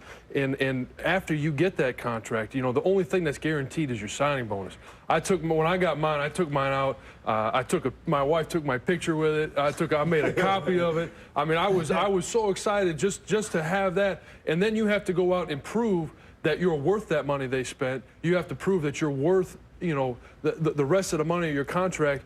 And what rookies don't realize, unless you're in the top 10, guys that are taken, your big money is going to be made in that second contract. So get in camp. Sign your contract, get in camp on time, and have a good rookie year. Set yourself up to have a successful beginning of your career so that you can get to that second contract and make your money throughout your career. No, I think you're the only one on this panel who got into camp on time. Otherwise, there's three holdouts here. How was it for you having to hold out? Yeah, it's definitely, it was hard. I was very scared. I went through the whole process, and, like you said, you get drafted and you're all excited. You got this money and you're, going to go into the camp. And I held out for almost a week, and there was times when I was on the phone to my parents saying, man, I feel like I'm never going to play. I mean, I was scared. I thought I was never going to play. I thought I was going to get traded or, something. And, finally it worked out. But, I mean, you got to just make sure that you've selected your agent and go through the whole process, but you want to get in camp on time. Now, what about the expectations for a player who thinks he may be drafted one place and maybe he's wheeling and dealing already and he's buying things already on credit, and all of a sudden he doesn't get drafted where he thinks he's going to, and maybe that amount of money isn't there? No question about it. You go out, you get the Hummer with the Lamborghini doors, you bling-blinging with the 24s, and you got them on spinners on top of that. Then after that, you decide to go out and get a house, maybe $1 million home. Yes, and you can't forget about Mom. She wants a new car. Absolutely. And don't forget about Pops. He wants to have a little bling-bling for the wrist. So by the time you get through doing all that, all of a sudden now, you didn't get drafted maybe in the top 5, 10 of the draft. You drop down to number 30, that potential $7 to $10 million signing bonus. All of a sudden now you're talking about maybe $2 to $4 million tops after taxes, maybe 1.5, 1.4, and you're wiped out. And you can't forget about that line of credit. You probably got that from the Yes. Now, let's be honest. How confident were you, for example, that you were going to make the team? Second rounder, but how confident that you were going to come in and you were going to succeed with the Washington Redskins? No matter how many people tell you, you're good, you're this, you're that, you're drafted in the second round, you played 4 years in Michigan, you're going to do this, you still have in your mind that you have to prove that you're going to beat out that other guy who's fighting for his job. He may have 3, 4 kids. He may have all these other obligations like we talked about, to accomplish, and you have to get that done as a rookie. All right, we got some free advice being dispensed to these rookies, Chris. Back to you. Storyline. Yes, thank you. We're on TV. You see, Mort, you can't pick I got up some the good phone. stuff here, too. What do you want to talk about? I've got some good stuff Talk about right anything here. you want. Matt Schaub? How about Matt Schaub? We finally have. We didn't have any quarterback picked in the second round. We had 4 quarterbacks picked in the first round, but Matt Schaub was picked by Atlanta, backup quarterback to Mike Vick. He's a Frank Reich type, isn't he? Isn't that what kind of guy he is? I mean, he's not a big arm, correct? He's got a good arm. Good arm. Not the phenomenal arm strength. right? Accurate. I'll tell you what, he had Atlanta 2 years backup quarterback. back-to-back center-tied 10 school records as a junior. And then, of course, he had the shoulder injury starting 2003. Still went on to complete almost 70% of his passes. So it's a kid, Matt Schaub, but I thought held his own at the Senior Bowl practices, had 2 nice years at Virginia, and a kid that has a chance to be, as you said, Chris, a Frank Reich-type backup. You look at him, big. You look at that size. You look at the fact that he is pretty athletic, doesn't have tremendous mobility. I think that's a negative. The pocket passer, as Frank Reich was. But you look at here, number 7 with the Virginia Cavaliers. What a number 7 is, Mort. Alex Mortensen's going to be wearing that number at Arkansas, by the way. Here he goes to Billy McMullen. That was as a junior. And you're looking at a guy who I think when he's flushed can just do enough from an accuracy standpoint. There he hit Heath Miller, their fine tight end, the kid who played well. This is against Florida State. Nice catch there by the tight end. And he was utilizing a tight end. Keep in mind, Al Groh's offense, Virginia as quarterback, Matt Schaub had to utilize the entire field. The tight ends played an integral part in the success of this offense. So I think the adjustment, the transition for the NFL for Matt Schaub, very smart, very intelligent young man, shouldn't be that difficult. And if you're looking for a guy who can be an ideal backup to Michael Vick, and Mort, hey, Michael Vick's always seems like going to be one play away from maybe being injured. You need a backup who is able, like Frank Reich was, to come off the bench and win for you. Because I don't know about Michael Vick changing his style that dramatically. He may learn from the injury from last year, but I don't know if he's going to be a quarterback who's not going to be tucking it under and running and taking on defenders. And when you have that running style, Matt Schaub is going to be a key entity for Jim Moore Jr. in the Atlanta Falcons. And we'll get into that in a little bit because I think Boomer's got a guest waiting for us. Yes, we do. We have the coach of the Miami Dolphins, an old friend of yours, Mike. With our Coors Light video conferencing, we bring in the coach of the Dolphins, Dave Wannstedt. Kind of a quiet Dave for you. Vernon Carey, though, you needed offensive line help. That was your pick, a guy that I guess can play guard or tackle, Dave? Yeah, we're going to start him off, obviously, at tackle. You know, he played that, as we know, as a junior, played guard this year, but we're excited about Vernon. I mean, that's the one position, you know, we've been able to bring back 10 of our 11 defensive starters. We got our kickers returning. We added A.J. Feely, David Boston. The offensive line was the one position that we felt like we needed to try to get a guy, if we could, in that first round, and Vernon was a guy we had targeted. So we're excited to have him. We know an awful lot about him. We feel good about it. Well, we mentioned a couple of things. You mentioned a couple of the players we talked about earlier. David Boston. Why will he be a hit in Miami when he was just a bust? I mean, he had a couple of big games, but for San Diego, that was a washout. Why will he be a hit with the Dolphins? Well, I believe that, you know, David sees this as an opportunity, a fresh start. Things did not work out, you know, obviously in Arizona or in San Diego like he would have wanted to. And this is an opportunity where he can play on a good football team and have a chance to kind of get his career back turned the right way. So he's been here the entire time working out since the day we signed him, and he's putting in the effort, and we'll see how things unfold. Coach, this is Michael Irvin. Not only why David Boston, what did you guys see and why A.J. Feely? Well, A.J., you know, that was a guy really, you know, Rick Spielman kind of had his eye on him. We've been talking about him for some time. You know, you start talking about the rookie quarterbacks, Michael, as compared to a guy who has played on a championship team. He's played, you know, on a very successful system. He's very accurate. He can throw the deep ball extremely well. And when he's played in big games, he has won. So we really think that we're kind of catching a guy with his future in front of him. And by signing Jay Fiedler back, I mean, we're going to have some great competition, and we feel like we strengthened the quarterback position. So that's in all. You look at the training camp, go through the summer, and make a decision, Dave?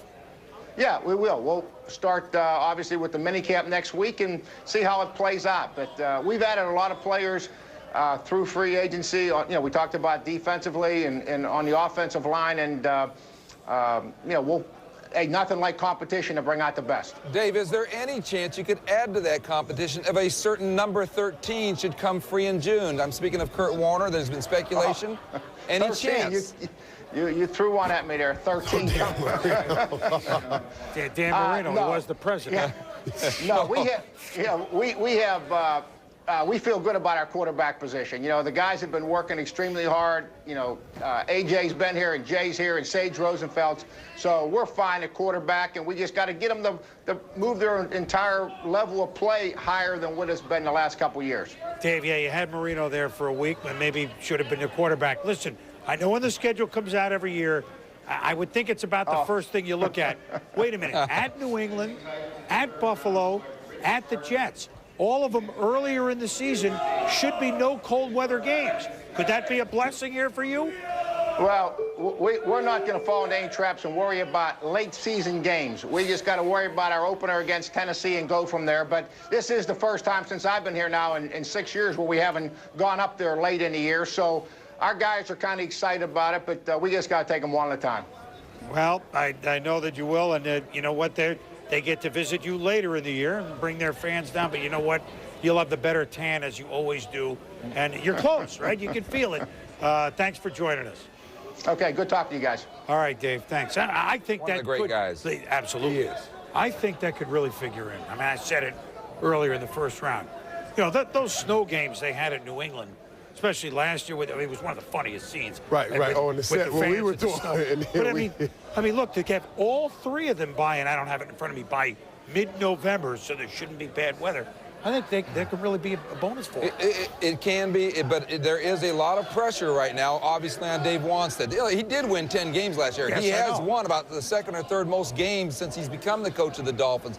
But Dolphin fans expect more, and I think that this year is huge for him. And Rick Spielman is now the general manager. We went through the Marino stuff, but there's no question to me. And that pick of A.J. Feely as the quarterback to compete with Jay Fiedler, to me, is critical to what Dave Wanstead's future is in Miami. But more, you hit on it. He's had some bad luck, some bad turns, nobody bad likes to hear bad luck, but he's had some, and maybe his luck has just changed. Without them playing in December in New England, that may be a blessing in disguise. Although it is interesting, we didn't say this before, and obviously you could dissect the schedule, and I don't know that it's Miami, but week 5, New England has an early bye. New England plays Miami in New England week 5. the record for consecutive wins over 2 seasons. Miami, of course, went 17-0 in 1972. They won their first game the next year. They lost the second game, so the record is 18 in a row. If New England were to come out and win their first 3 games, fittingly, the 4th game to try to win 19 is against the Miami Dolphins. Just throwing it out there. Oh, by the way, the Dolphins were so devastated in '73 by that loss, they went on to win another Super Bowl. We'll be back. Round 3 winds down here in New York.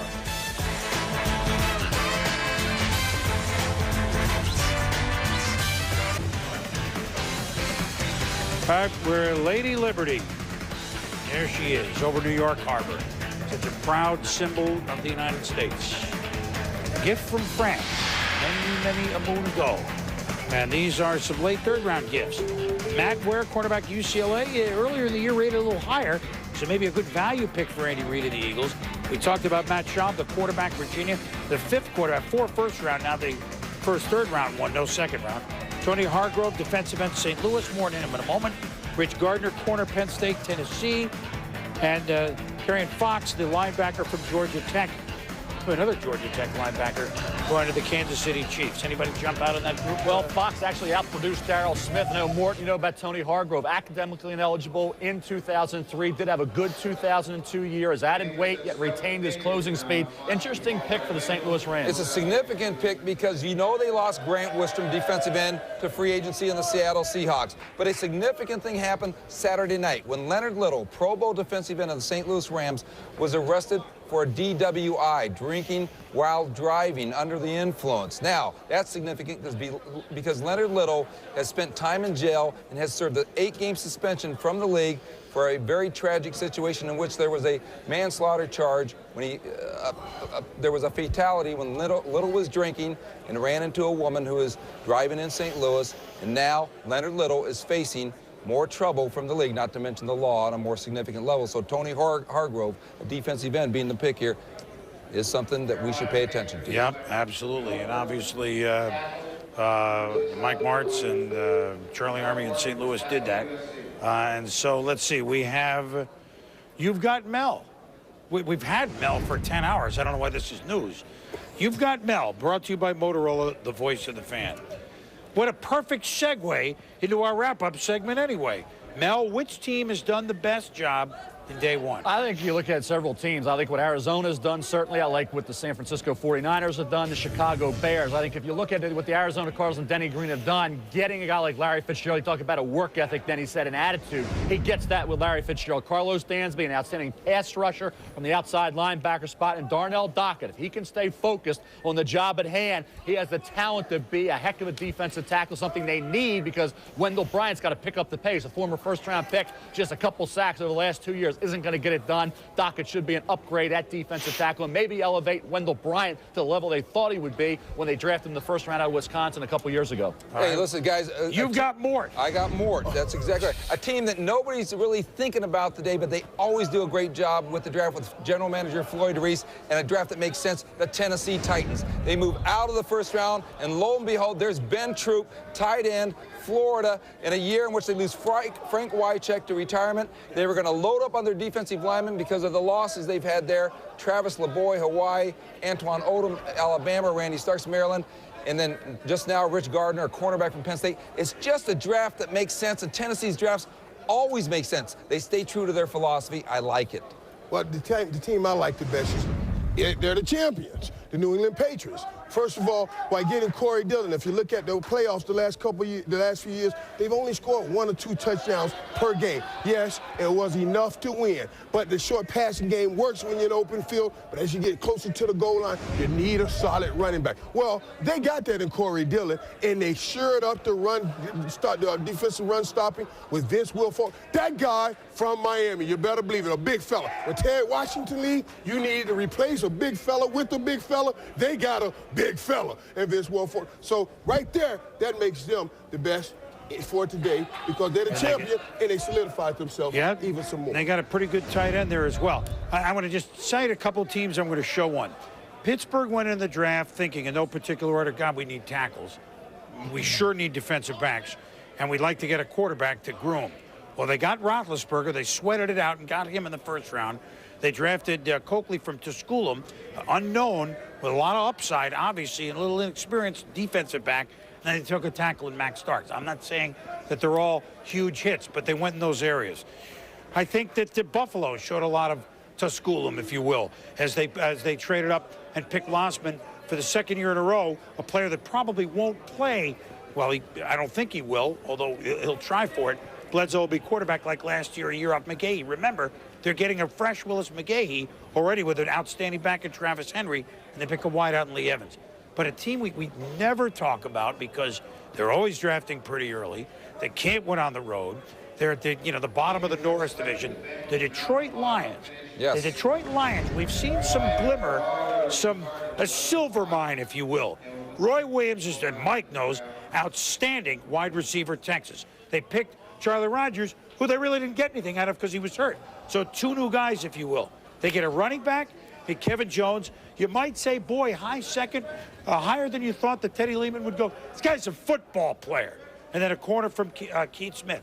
I think Detroit is on their way to becoming, maybe making a move like the Bengals did last year, 8-8, 9-7. And I really think the San Diego Chargers made the most out of a terrible situation, salvaged it, and I think A.J. Smith, the general manager, and certainly the Spanos family that owns the team, deserve a lot of credit for pulling this one out today. Yeah, thank you for saying that, because as we began the show, I said I didn't think it was fair, but they were portrayed or thought of, the perception, which isn't necessarily right, as Beverly Hillbillies, because why would the Mannings not want to go? San Diego, have you ever been there? Pretty good place to go. So what I'm saying is exactly echoing your sentiments. They got a pretty good deal from the New York Giants, and they got pretty good quarterback in Rivers and some pretty good players. So, we're about done. Darn. We'll wrap the draft up when we come back. Rounds 4 through 7 tomorrow. We got to clean up things, get ourselves re-educated, and we'll do that when we come back.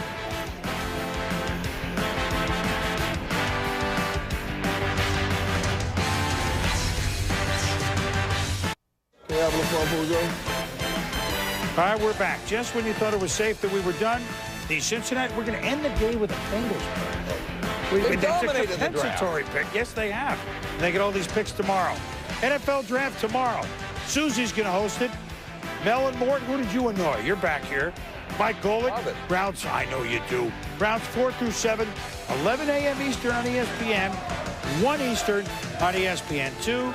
For more info, log on to ESPN.com. Look, we began today with more storylines, some of them horrible, obviously, with the end of this week with Pat Tillman.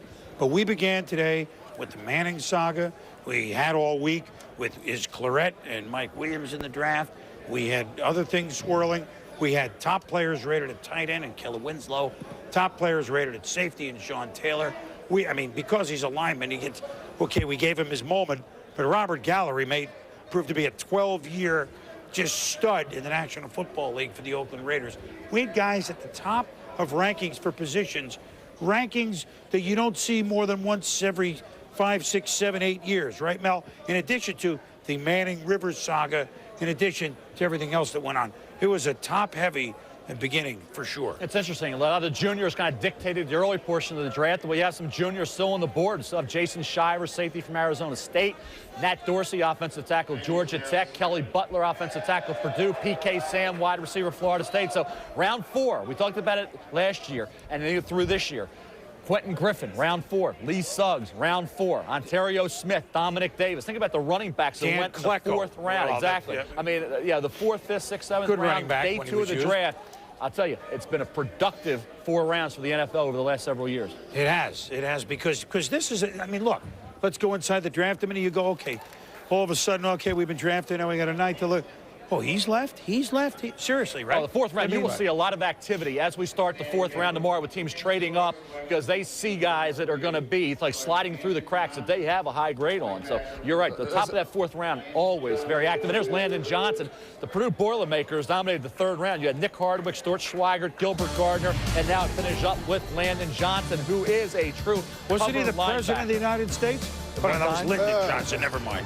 This kid can cover, and Gilbert Gardner, who went earlier in round 3, the Indianapolis Colts. Now the Bengals and Marvin Lewis get a guy who I thought had an excellent year. You look at him here, getting the sack, can play in reverse as well. An athletic linebacker. I thought he could have been even a second-round pick, maybe, if things fell right at worst to third. And that's where he goes at the end of round 3. They're sacking Craig Krenzel, the Ohio State Buckeyes. Gilbert Gardner, Nico Kudavitis. Keep that name in mind. You will hear Nico Kudavitis tomorrow, the middle linebacker at Purdue. Gardner and Landon Johnson were on the outside, and you will hear their offensive tackle, Kelly Butler, as well, early on day 2. Purdue, Joe Tiller did a nice job. They've been competitive. They've been a team that's won a lot of games, and you see the talent now at Purdue coming off the board year after year. And we'll have a couple more Boilermakers tomorrow, Butler and Kudavitis. You know what? Good day for the Bengals. Yes, good day for absolutely a Marvin Lewis good day and for the the Bengals.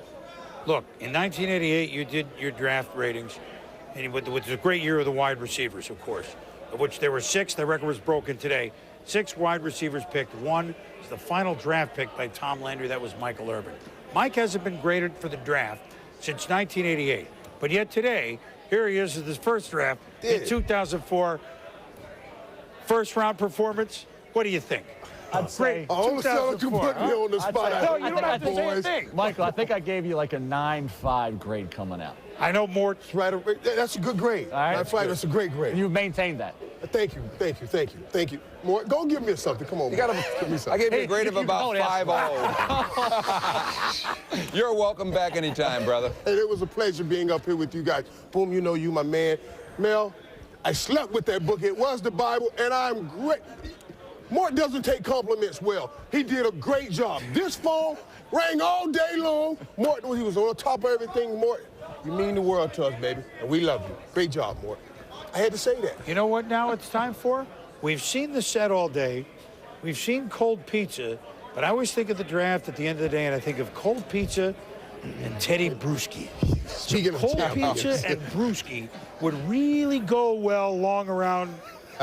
How long does it take a cab to get uptown? At any rate, thanks for joining us. It's been a momentous day in the NFL. Great first day. Kuiper, unbelievable. Great first day. Tomorrow's Scouts Day. Mort, great job. Michael, welcome aboard. To all of us, Trey, and everybody that contributed in the truck. You have no idea. I'm Chris Berman. Thanks for watching. Don't forget to watch tomorrow, 11 a.m. The coverage continues on ESPN, then ESPN2 at 1 o'clock. It's been a presentation of ESPN, the worldwide leader in sports. You can log on for more info. Coming up next, baseball tonight. We began in the morning. Now, oh my God, it's baseball tonight. Congratulations I'm Chris to all the Berman. draft picks. Thanks for watching. Congratulations, guys. Welcome to the NFL.